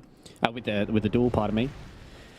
Now Armel is onto his own Blink Dagger. So he's caught up really, really well here. He's topping the net worth for the entire game. So props to Armel once again, being able to sit back and farm. And this is going to be... Man, these team fights are going to be rough. Yeah. Like, who do you false promise for Thompson? Like, does he save it for himself? Does he try and keep Seb alive? Like, it's going to be hard for him to figure out who is going to be the optimal target for him to try and save. I'm still more worried about how do they ensure that Wukong's command actually does damage this game. It's really not easy. On the bright side, there we go. There's only 1 4-star on the Team Secret lineup so far for Yamich. Of course, they still have mobility spells on this Pango. But they'll need a few more if they want to feel 100% safe away from this Wukongs. But they still defend this mid tower. For me, this is honestly the biggest problem with the draft. It's just their lack of ability to push. They're going to make a quick jump onto Ole's on the fly. They also find Thompson. He's going to get reload out right now by Yamich. Yamich will ensure that he's safe and fine. Save. He also false promised himself. And Seb caught in with the Ice Path, Macropyre on top of him. He dies just as the Supernova pops. And the Supernova brings Olis on the fly right in front of the face of the Death Prophet, the last place he wants to be. And now Thompson, no more false promise, no more relocate, no more options. Boom finds a triple kill with this Death Prophet. They've also isolated Kidtrack. Oh no. From bad to worse, everything is just crumbling apart. The Ghost will finish before they can get into the pit, but they still have a very healthy duration of the Metamorphosis, so they have more than enough damage to take down the big man. Yeah, and they've also got Lucky Shot, guys. Yeah, that definitely should work on Roche. Anyways, my issues with Pango aside, this is the issue that I talked about, right? Is that Oracle, like, trying, like, does he save it for himself? Does he save it for somebody else? He false promised himself, and then Kidtrack reload him out. So it was like a double save on the same person when they could have utilized that false promise on the Seb. Maybe if they turn around with the false promise, the Reign of Destiny, then they're able to keep the Legion Commander alive. They can turn around maybe for a dual victory with his Blade Mail up as well. But it's just a little bit of miscommunication between the two heroes. So they both are on the same page of keeping themselves alive. They understand they need to keep Thompson alive in these fights, but as soon as False Promise is gone, as soon as Kitrak goes away, Thompson is a sitting duck, and there's not really much that he can do. He's going Blink Dagger now, but if they get Thompson, I mean, oh no. No one. I was going to say Thompson, but Thompson's chilled. He's fine. He's like, somebody has to die. I'm glad it's not me this time. Oh well, no one. Brought down, and he was about to TP out as well. The Rolling Thunder connected just at the very edge. And also during that last fight, poor always on a fly. He Icarus dived through Ice Pod, so I thought stopped him in place, put him right in front of the Death Prophet.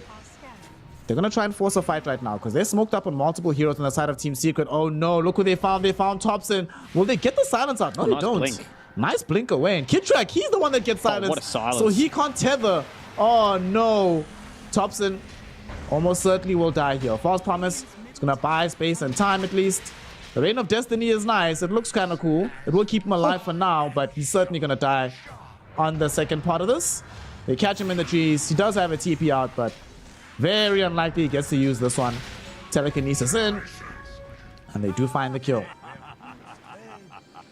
Yeah, that's, I mean, what are you supposed to do as an Oracle, right? Like, you get caught out like that, and you're definitely going to go down. Kitrak tried his best to get the reload out, but it was a sick little silence coming in from Boom. Also, Yamich has been stealing the Reign of Destiny. So 26% spell amp on this is nuts. God. Like, the amount of healing and damage that it does, not only is it better than Thompson's, it also just means that they can keep, like, their Terrorblade alive inside of a duel.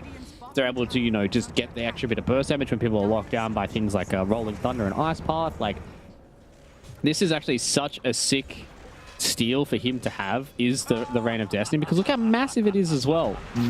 It's kind of crazy that he's been able to, you know, have such a good game once again on a hero that he's not kind of hard carrying on, but he's doing the little things right here for Yamich, and Secret are very slowly but surely pulling away from Old G, and it's going to be hard for them to fight them soon, you know? Like, it's going to get to a point where not only does Chrysalis have, like, a BKB, he's already got Scardy now, like, Armel's really coming back into the game. He's gotten through the hard part of it, and it's all about what does No One and Seb do. Like, these are the two cores that actually need to start doing work in these fights for Thompson to pop off. Wait, Armel had a hard part to this game? That's news to me, mate. Since the laning phase ended, it's just been smooth sailing for this Pango. He's top net worth, basically, almost tied up with Chrysalis.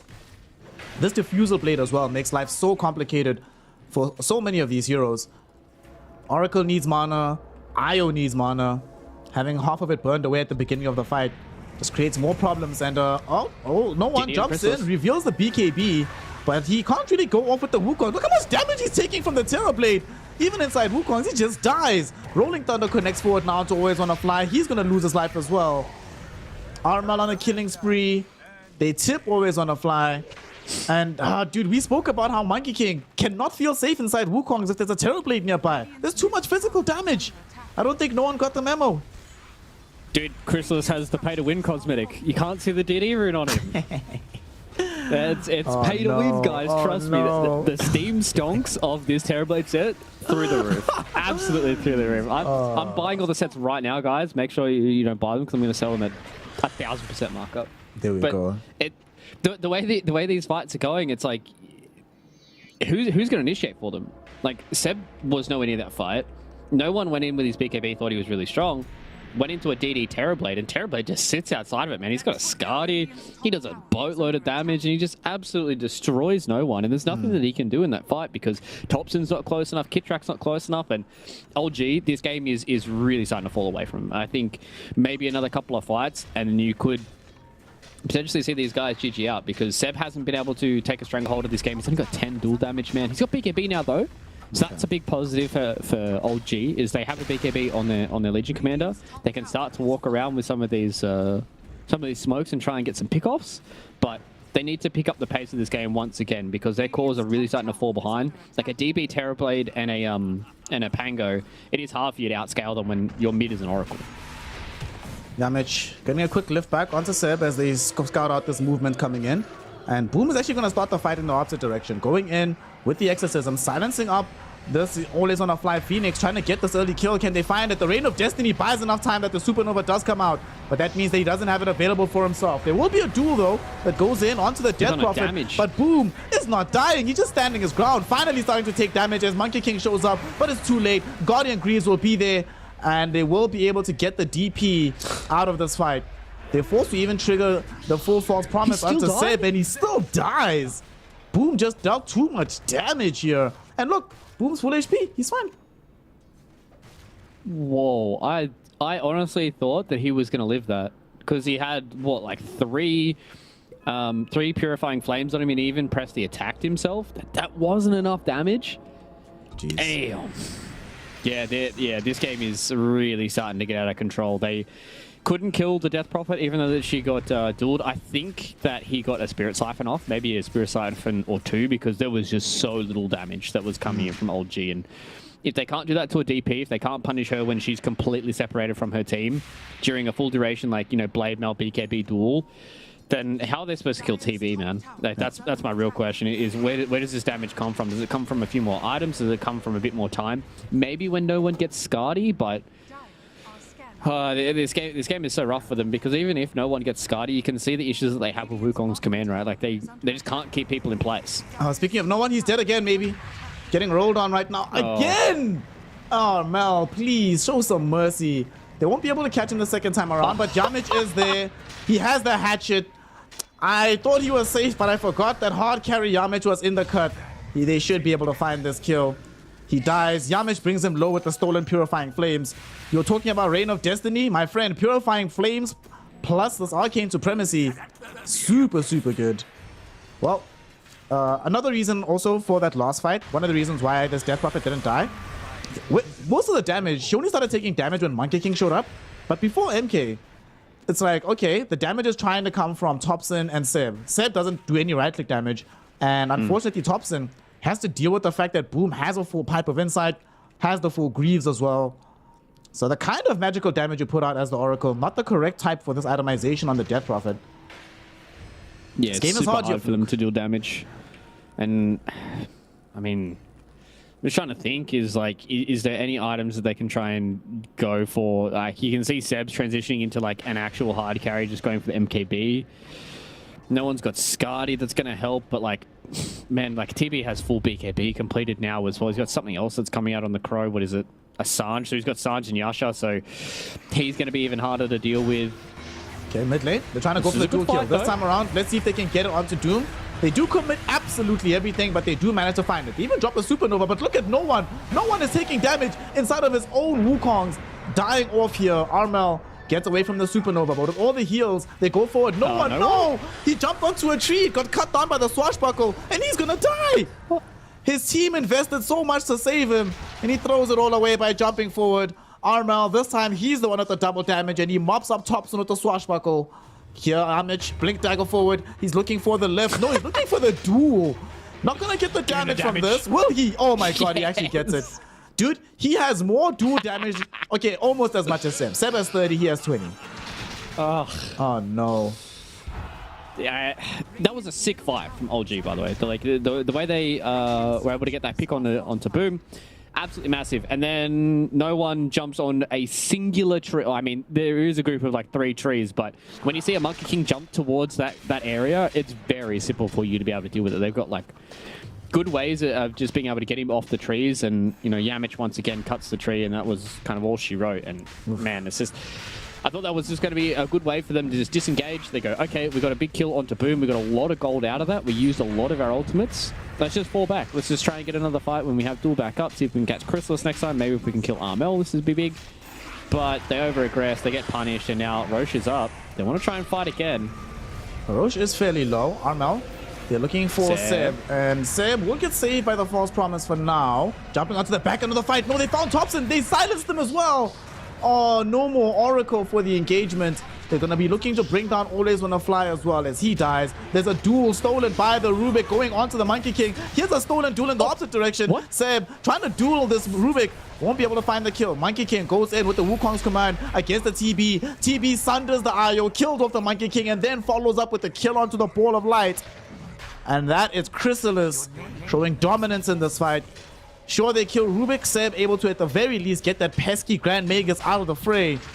But it's not enough, Luke. 4 heroes will fall. They get their Aegis anyway. And they are just cruising through game number 2. Yeah, they weathered the storm, the early storm from Thompson. He just wasn't able to really snowball after such a good laning phase that he had and a good first couple of rotations. The rest of LG just weren't able to come into this game and really shine. So Team Secret, they're proving why they're going to be 5-1 in the tool right now, sitting directly at the top, uncontested. With only 1 series left to go, they could finish this tour 6-1. And they're definitely going to be ruining that series up against D2 Hustlers if they do finish 6-1. That was a series they definitely could have won. But D2 Hustlers were able to pull out on top. Did you see the interaction between Rubik Duel and LC duels? Duel? Yeah. Yeah, really so funny. as soon as Rubik's Duel finished, it cancelled out Seb's Duel. The LC's duel, yeah. And it's just like, well, okay.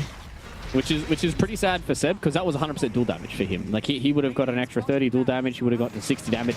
I don't think that really changes the landscape of the game too much. It's like 24k net worth at 32 minutes into the game. But it still definitely would have meant that he would have had a little bit more damage. I think for me, the big impact of that isn't the damage necessarily going the way of Seb, but it's the emotional impact. He's just like, really? Seriously? This is happening to me? Come on, man.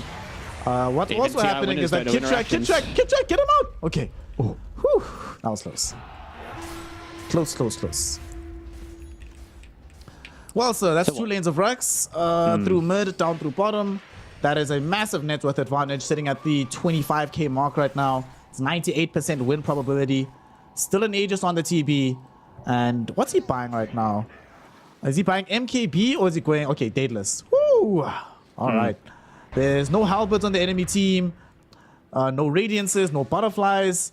No armor items. Well, there's 1 plate mail on the Phoenix, but that's pretty much it. So you are really going to tank damage. And no one... You thought you were having a rough time surviving inside of Wukong's before, buddy. Good luck for the next one.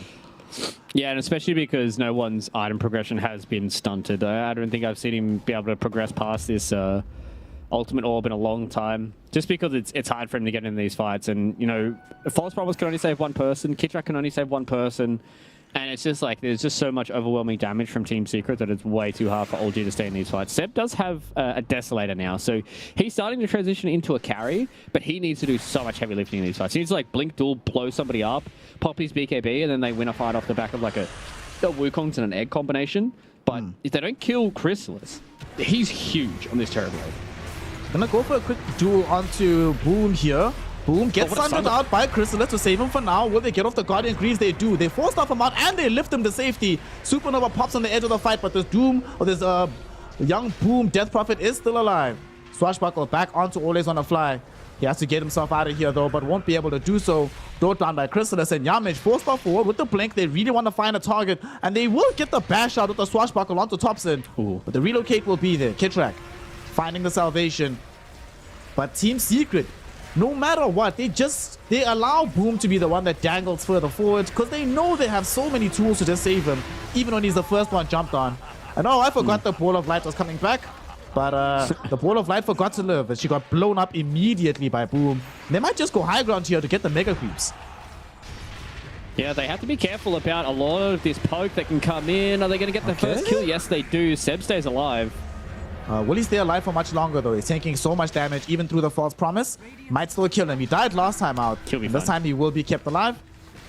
But they will look towards the lane of Rax. They know that now without the dual combo, without Supernova, without Wukongs, it's very hard for them to try and make this happen. And speaking of Wukongs, yet again, Monkey King getting found out in the trees. Oh no, he's gonna die on no one. Does have buyback though, so returns into the fray. In the meantime, Icarus dive away for the Phoenix. He can't save Thompson, who's being shredded to pieces by this BKB Terrorblade.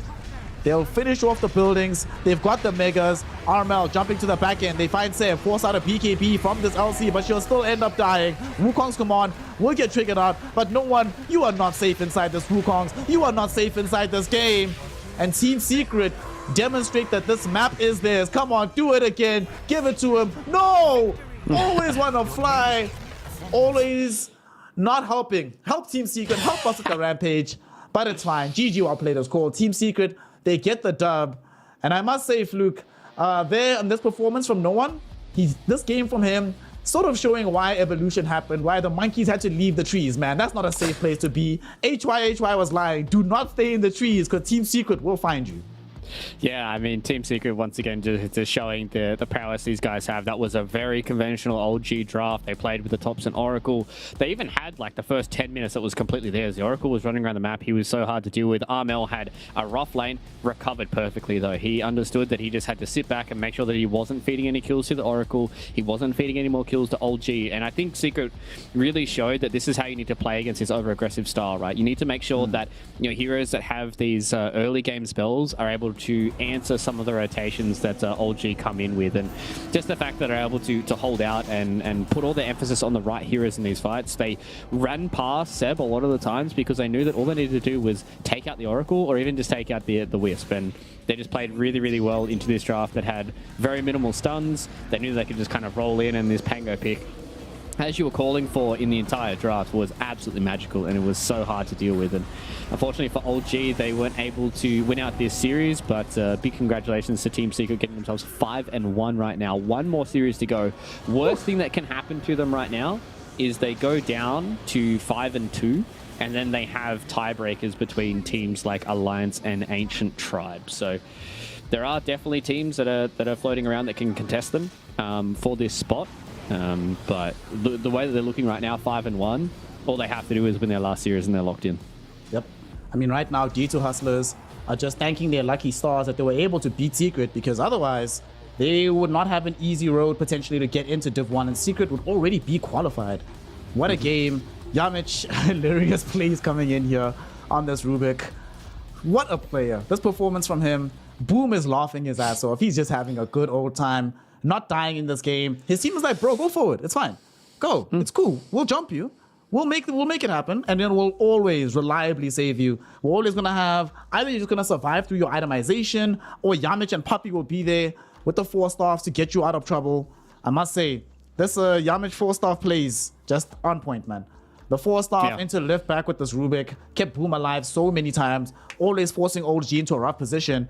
And unfortunately, when you look back at this draw from OG, it is a little bit one-dimensional. They have to get a duel win if they have any hope of finding themselves a team fight success. They weren't able to do so in large measure because of this man on the Rubik. Just incredible performance, not just in this game, but also in game number 1. Just magic being done on this Rubik. And honestly, if I'm Puppy right now, I'm the happiest person in the world to have Yamich in the team, because you just have this kind of player that can just make all this magic happen for you day in, day out. I mean, there's a reason why that when Poppy picks up players, they either do really well together as Team Secret, or some of those players go off and do great things as well. I think there's been a lot of players that have gone through that Team Secret system that have been able to win TIs, win majors, win massive tournaments, and the fact that he saw something in players like Armel as well as Yamich and brought them into the fold really goes to show that these guys have a lot of mechanical skill and have the right stuff to be able to get towards Division 1, and then hopefully towards a major as well this year. But yeah, these guys have clicked at the right time. They've clicked towards the end of their season. Yes, they did lose a series to D2 Hustlers. I think that was them playing a little bit off kilter, and also D2 Hustlers were playing amazing Dota as well. So, the fact that they're 5-1 right now just goes to show that there's not that many teams that can really contest them here in Division 2, and they've only got one series to be able to lock it up. And I mean, the way these guys have been playing, man, I've been super impressed with their macro movements. Now I'm super impressed with their drafting and everything that's coming together here for Team Secret, and props to them. I want to hear exactly how Team Secret also feel about their current success in the moment. Let's take a quick listen in as to what Puppy has to say about his team at the moment. Go in. We're fine. Yep. I kill. Nice shit. Nice nuke. I'm coming in. I'm coming mid. Ready battle, Puppy? Oh. Yes. Well fucking done, Yamich. Thank you. I killed the ward, but it's... Puppy, when Puppy is just saying, yo, well done. Because normally Puppy is the type of guy, I can imagine, just has a standard of what to expect. He won't praise you for every little thing, but when he takes the time to be like, yo, man, just well done. Yamich, I don't know, incredible performance. This Team Secret side, at this point in time, sort of miracles have to happen for them not to get into Div 1. So they have to try and just weather the storm, right? Just keep doing what they're doing right now. They were able to beat out and dispatch OG. And unfortunately, OG to be fair to them, this is not necessarily a true reflection of how strong this team is. There is a stand-in. They had to rejig all of their lanes and play a very different style of Dota. So if you're a fan of OG, you don't necessarily think of this team as being that weak. It's just, circumstances didn't allow them to play to their maximum strength. Of course, circumstances for Team Secret only getting better and better. And to help talk us through why things are getting so good for Team Secret, we have the man, the legend, one of my personal favorite players and a personal hero of mine, Puppy. Good sir. Congratulations on the dub. Team Secret looking hella fresh right now. Talk us to us about this. Early on in the tour, things were looking okay for the team, right? Wasn't looking spectacular, wasn't looking terrible. And now things are starting, at least from the outside looking in, look like they're starting to click a lot more. Is the feeling the same internally within the Team Secret camp? Yeah, I mean, we kind of needed a lot of games together in order to understand how to play better. As in, you need to play a lot of scrims in order to actually get the grasp of what's going on in scrims. And playing tier 1 teams and stuff helps also. But after somewhere 100 games of together, I think we kind of now understand our language and the words. Because every time you make a new team, you need terms. You need an understanding, a philosophy of how actually you're moving around the map and what are you doing. So now that we've cut through all those games and now everybody understands what some terms mean exactly and how we should move on the map, people are faster and they understand the confidence between those type of things, Okay. And speaking of the fact that it's a new team, at this point this is, I don't know, version 12, version 13, 14 of Team Secret. Can you talk us through what the decision making was for you personally when you went scouting for the new players? What is the conversation like that led to the Armels, Boom going to the offlane, Yamich being brought into the team? What was cooking in the brain of Puppy to make these moves happen? I mean, mostly it's that I personally, honestly, the way that we played in the first division last season was kind of bad. And in a way where I think everybody decided to kind of this is not working out, right? And in my head it was kind of yo, this is a disband, right? And in that regard, I started picking pieces together of seeing what can I do in order to achieve a team that has a punch to it, And I feel Armel can punch us hard, gotta get that guy in. And those types of ideas, somebody that you respect, somebody that you truly respect, who you've played against and has made you feel like hell, you got to get those players. You got to see if they want to play with you. And I think Yamich and Armel, they are those type of players that I have felt that they have made my life living hell. So that's how you go from there, in my opinion. Okay, I mean, right now they're making your life hella easy instead of making it a living hell. Fluke, what you got for the legend while we have him on the line? Yeah, I got a few questions for you, Puffy. Obviously, Sneer did just touch on the fact that you brought in these new players. Do you personally try and help these players get towards the next level, or is it much more about just giving them that extra competitive experience and really trying to mold them into the style of Dota that you want to play? I think there's benefits for both sides. Because in my opinion, when I get a new player, I'm not even thinking about making him better, to be fair. I'm waiting for him to make me better, because new players constantly have something new that they bring to the table and you need to learn that stuff. But once you do understand the things that they want to do and things that they have learned, you kind of can turn it around and maybe give some extra benefits to it. You can add a plus towards the knowledge of what I have from experience.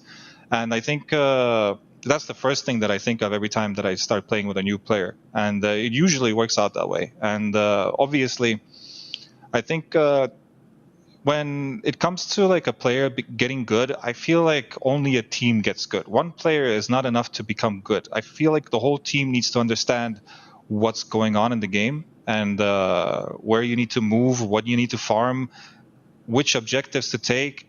All those precise things are much more important than trying to do anything individual. Because I feel once you understand as a team what heroes are supposed to be drafted, how we should play in a way on the map, when we get just one kill, one position 5 kill, how are we going to spread out, what we're going to do.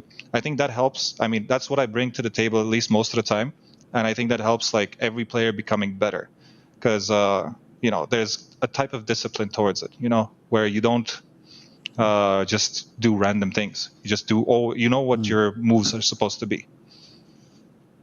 Yeah, and I think we saw that in a lot of your games as well, the way that you guys were able to pick apart the map. And even in some games where you guys were a little bit behind in the early stages, be able to come back and pull apart some of these lesser teams. So one last question about this series today. Obviously going into a series against OG, they've drafted very differently than all these other teams in Western Europe. Did you have a plan going into this about how you wanted to draft against them, obviously prior to them having a stand-in?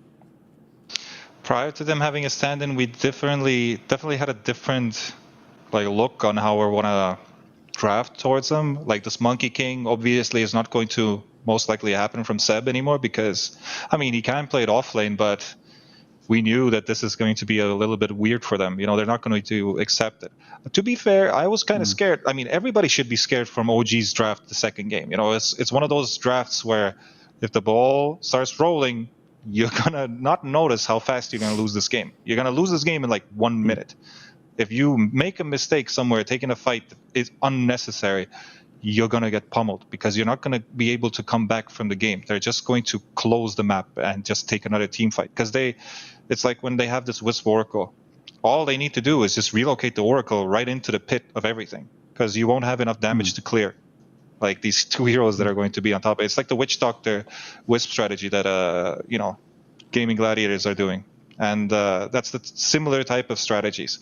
And I mean, talking about the drafts, they changed once they had to play with standard.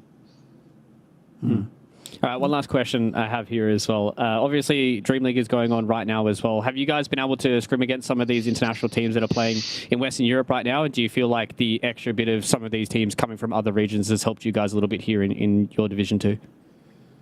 Yeah, no, for sure, because it gives you confidence when you're playing a team that is, in the Dream League and already in second group stages. When you're playing a team like that and you feel like you can, you're winning a game against them, even if you don't win, and the first 20 minutes you're up on net worth, and then you screw up a team fight or something like that, at least we know exactly what's going on and we know what to work on. Because if stuff is working, we should just feel confident to push through and kind of fix all the other problems that are maybe not working. But yeah, it does help a lot when you scrim Division 1 teams. Okay. I'm curious about something, actually. You're right now probably the living legend, right? You've been to all the TIs, one of the oldest captains that's still around in the game right now. What advice would you give for up-and-coming, not just support players, but people who want to assume leadership roles in their teams? What are the important things to look out for? What mistakes have you made in the past that you would avoid others to avoid? So you advise other people to avoid? And generally speaking, what do you think is the most important things for a player to learn, both about the game and about themselves, if they want to be an effective captain in the team? Well, the thing is, the advice I would give myself at this age, right now, to myself, probably wouldn't be the same as the advice I would give it to a young person. In my opinion, if you're young, you're supposed to be practically able to play every role pretty okay. You can't just play support and live with it or something like that. You gotta be able to kind of bring everything to the table, because you're young and you're supposed to be ambitious and you're supposed to see, you're not supposed to give up on anything. You might be a support player, but Seb was a coach, then became an offlaner. Never played offlane, I think. Mostly played mid lane. Became the best offlaner. You should never give up on your dreams of any other role. You shouldn't tunnel vision yourself. Just be free and do whatever you want. Don't tunnel vision on anything. Okay, you sound like an Assassin's Creed enjoyer. Nothing is true, everything is permitted. Puppy, good sir, thank you so much. I've been a fan of yours for a long time. I'm glad I finally got to talk to you. Good luck, have fun for the rest of your games. And good, man. At this point, I think we're pretty sure we're going to see you in Div 1. So congratulations on everything, and can't wait to see you guys play more. Thank you for your time tonight. Don't jinx me now, man. Come on, dude. I thought you liked me. No, I'm not casting right now. We're off the casting day, so it's not a caster's curse. So now it's okay. Okay, sure. All right, fine. Well, thanks for having me. Goodbye. Bye-bye, Puppy. Legend, that man right there. Actually, the first tournament I ever watched of Dota 2, it was a game with him, Dendi, and them. They were playing Alliance back in the day. This was even before TI3 went on. So been a fan of his for a long time admirer. And like he said, Fluke, the important thing I think he referenced there was be free. Sometimes you start on your career, you tunnel vision to a specific idea, but Similar to how Wings won TI. Just forget about the rulebook. Do whatever. Do what you want. Do whatever. Just figure out what works for you. And if it starts to work, just keep doing it, right? Because then the sky is the limit. Yeah, and I think, you know, whenever anybody gets to interview Puppy, he's always super articulate. I remember some of the interviews I've done with him in the past. He's just been able to give that extra layer of explanation when it comes to the way that his philosophy of Dota works, the way that his philosophy about team play works, and all that kind of extra stuff really just enables you to think about Dota and think about, you know, Team Secret much more of just a Dota team, and they just go in and they just play Dota, and that's kind of it. It's the way he thinks about the game and the way that he's been able to pass that wisdom on to many different players. And I said even before the interview, there's a reason why that, you know, players that go through the Team Secret system most of the time end up doing great things, and you know, he's been able to do that multiple times, and now he's been able to do it for these players coming in that have been, I feel like, under the radar for a lot of these other teams, and now they've gotten into Division 2 and most likely into towards Division 1 with one more series to go up against Ivy. And these guys are going to have a big trajectory, especially if they're able to handle the new patch when it comes through, and if they're able to get into Division 1 with this kind of red hot form. It's going to be hard for teams to try and pull them apart. I just realized we neglected to ask Puppy of all people about what he thinks the new patch will bring. True. It is what it is. He's going to win again, so we'll have another opportunity to question him after the patch emerges. Of course, this particular day of Dota is done, which means this is the last day of action on 7.32E. The results went, you know, outside of one major surprise in the form of ITB, more or less as expected. Alliance 2-0'd Ivy, putting Ivy in a relegation scrap right now at the bottom of the leaderboard up against the Puck Champ. D2 Hustlers, though, if they'd won this game, right, it would have been them and Team Secret pretty much guaranteed to go into Division 1. The fact that they lost, there's still very high likelihood to get themselves in, but if they suffer another shock loss, Fluke, and especially considering that their game is going to be after the patch against the Team Puck Champ, who's looking better than they were prior, I'd be sweating, if I'm going to be completely honest, on the side of OG right now. D2 Hustlers, sorry, yeah. Yeah, there's some of these series that are going to get a little spicy, right? Obviously, Team Secret, they're going up against Ivy, which naturally I feel like they should win. But again, after the patch, you never know what can happen with these patch days, right? They're playing on the 23rd of April, so it means that Team Secret are going to have a few more days than what D2 Hustlers will have. Because D2 Hustlers, they're playing on the 21st. So that's basically a day after the patch gets dropped. They have to figure something out up against PuckChamp. Whereas Secret, they get to watch, you know, some of the Dream League games. They get to watch the Div 2 games that are happening all across the region, and try and pick apart and figure out some of those ideas that they want to play. So that's probably the one advantage here for Team Secret going into that series against Ivy. Whereas D2 Hustlers, as you said, seems like teams are starting to figure them out a little bit. I think they're really starting to lose a little bit of that momentum that they had to start off. They had a massive high taking down Team Secret. Then they rolled into their series up against Alliance, another massive high for them to get over the top of those guys. But maybe it might start to become a downward trend for D2 Hustlers if they don't finish off this tour with a bang. But also, shout out to Alliance. I think they're really starting to find their form as well. They're going to have to fight tooth and nail to be able to get themselves towards Division 1 with the way that the scores are going. But hey, D2 Hustlers lose out one of their series against PuckChamp or Ancient Tribe, and Alliance win out from here on out. Then hey, we could be having tiebreakers and all that kind of stuff. You know, I was having a chat to Arthur just before in between our series. He says that he's super excited with how the team's going, but you know, they still have a few things they need to try and figure out, and they've got plenty of time to do that. Yep, Alliance has some very intriguing games coming up. If they win them both and Hustlers lose against PuckChamp, suddenly we have a very interesting tiebreaker scenario going into the finale of Div 2 in the second tour. Of course, looking towards the next day, these are the games that really matter. Alliance plays Ancient Tribe. They are both tied third. They both have 3 and 2. Winner goes 4 and 2 and is in touching distance of getting themselves into Division 1, provided that they win that final game. To make matters even more interesting, Ancient Tribe still has to play D2 Hustlers. So if Alliance beats them and Ancient Tribe beats the Hustlers, Alliance is sitting very pretty in a position to go into Div 1. That second series, though, Ivy versus ITB, much more interesting now because of the fact that ITB won today. This is not a relegation game, Fluke. Instead, this is a game that could, if Ivy win, that's going to force a different situation in terms of the relegation tiebreaker. But if ITB win, suddenly they're safe. They get to just chill in the division. Don't have to worry as much. Yeah, that puts them on 3-3 if they do get the dub over Ivy. But again, Ivy fighting for their lives to stay in Division 2. So hopefully for our boy J.M. Vincenzo, he's able to, hopefully get a dub over Into the Breach, puts them on 2-4, then puts Into the Breach on 2-4, also puts Old G on 2-4. Like there is a lot of teams that are going to be fighting for these relegation spots, and it's going to be interesting, especially if PuckChamp get a dub. Like if they take down D2 Hustlers, that puts them on 2-4 as well. That's 4 teams fighting for 2 spots to get kicked out of the division. Like there's going to be tiebreakers on tiebreakers on tiebreakers, and this is exactly what we talked about at the top of the tour. This season looks like it is insanely close between all these teams, and the fact that we're in week 3, day 1's already done, and we still don't know who's going where. Like it's going to be crazy, especially with the patch dropping very, very soon, that these teams have to hit the book straight away, have to figure something out, because you can't lose anything if you're a lot of these teams. You do not want to be going and copying an L in any of these remaining days. I'm really excited to see that last series, especially the PuckChamp and D2 Hustlers one, because PuckChamp, they've turned a corner. So they're clearly looking better. They've got a new support player in who's looking really, really good. This new Eki guy, I really like what we saw from him. So if he can continue that run of form, I'm not that confident in D2 Hustlers, because they seem to be on the decline. Like you said, though, nobody knows who's going where. These players don't know who's going where. All we really know for sure is that it's going to take a pretty big miracle. You might have to call in some meteors to strike Puppy's house to try and stop Team Secret. So Don't jinx him like that, man. Puppy, if you're listening to this right now, I hope that you are safe, and I hope you get the dub and then you go into Division 1, okay? You heard it from me. Snare's the one that's trying to jinx you, okay? Oh, well, I've put in the jinx. Fluke has put in the blessing, but that does mean that we have to put in the finale on the show. We are done and dusted. There are still 3 more game days of the regular season before the tiebreakers kick in here in Div 2. So you make sure that you do not miss any single second of those games, as we will resume on Wednesday, which also means a new patch. On Friday, sorry, not on Wednesday. Today is Wednesday. What am I talking about? Thank you, everybody, for joining us for this day of action, this extravaganza of Dota.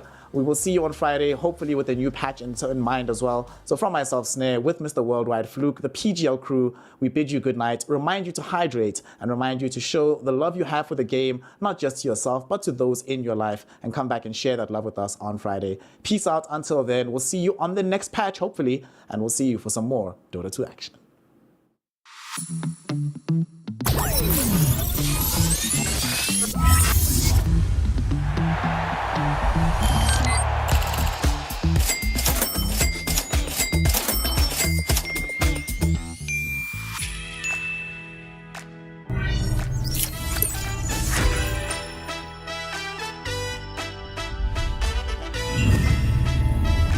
Watch more, earn more. Full TV.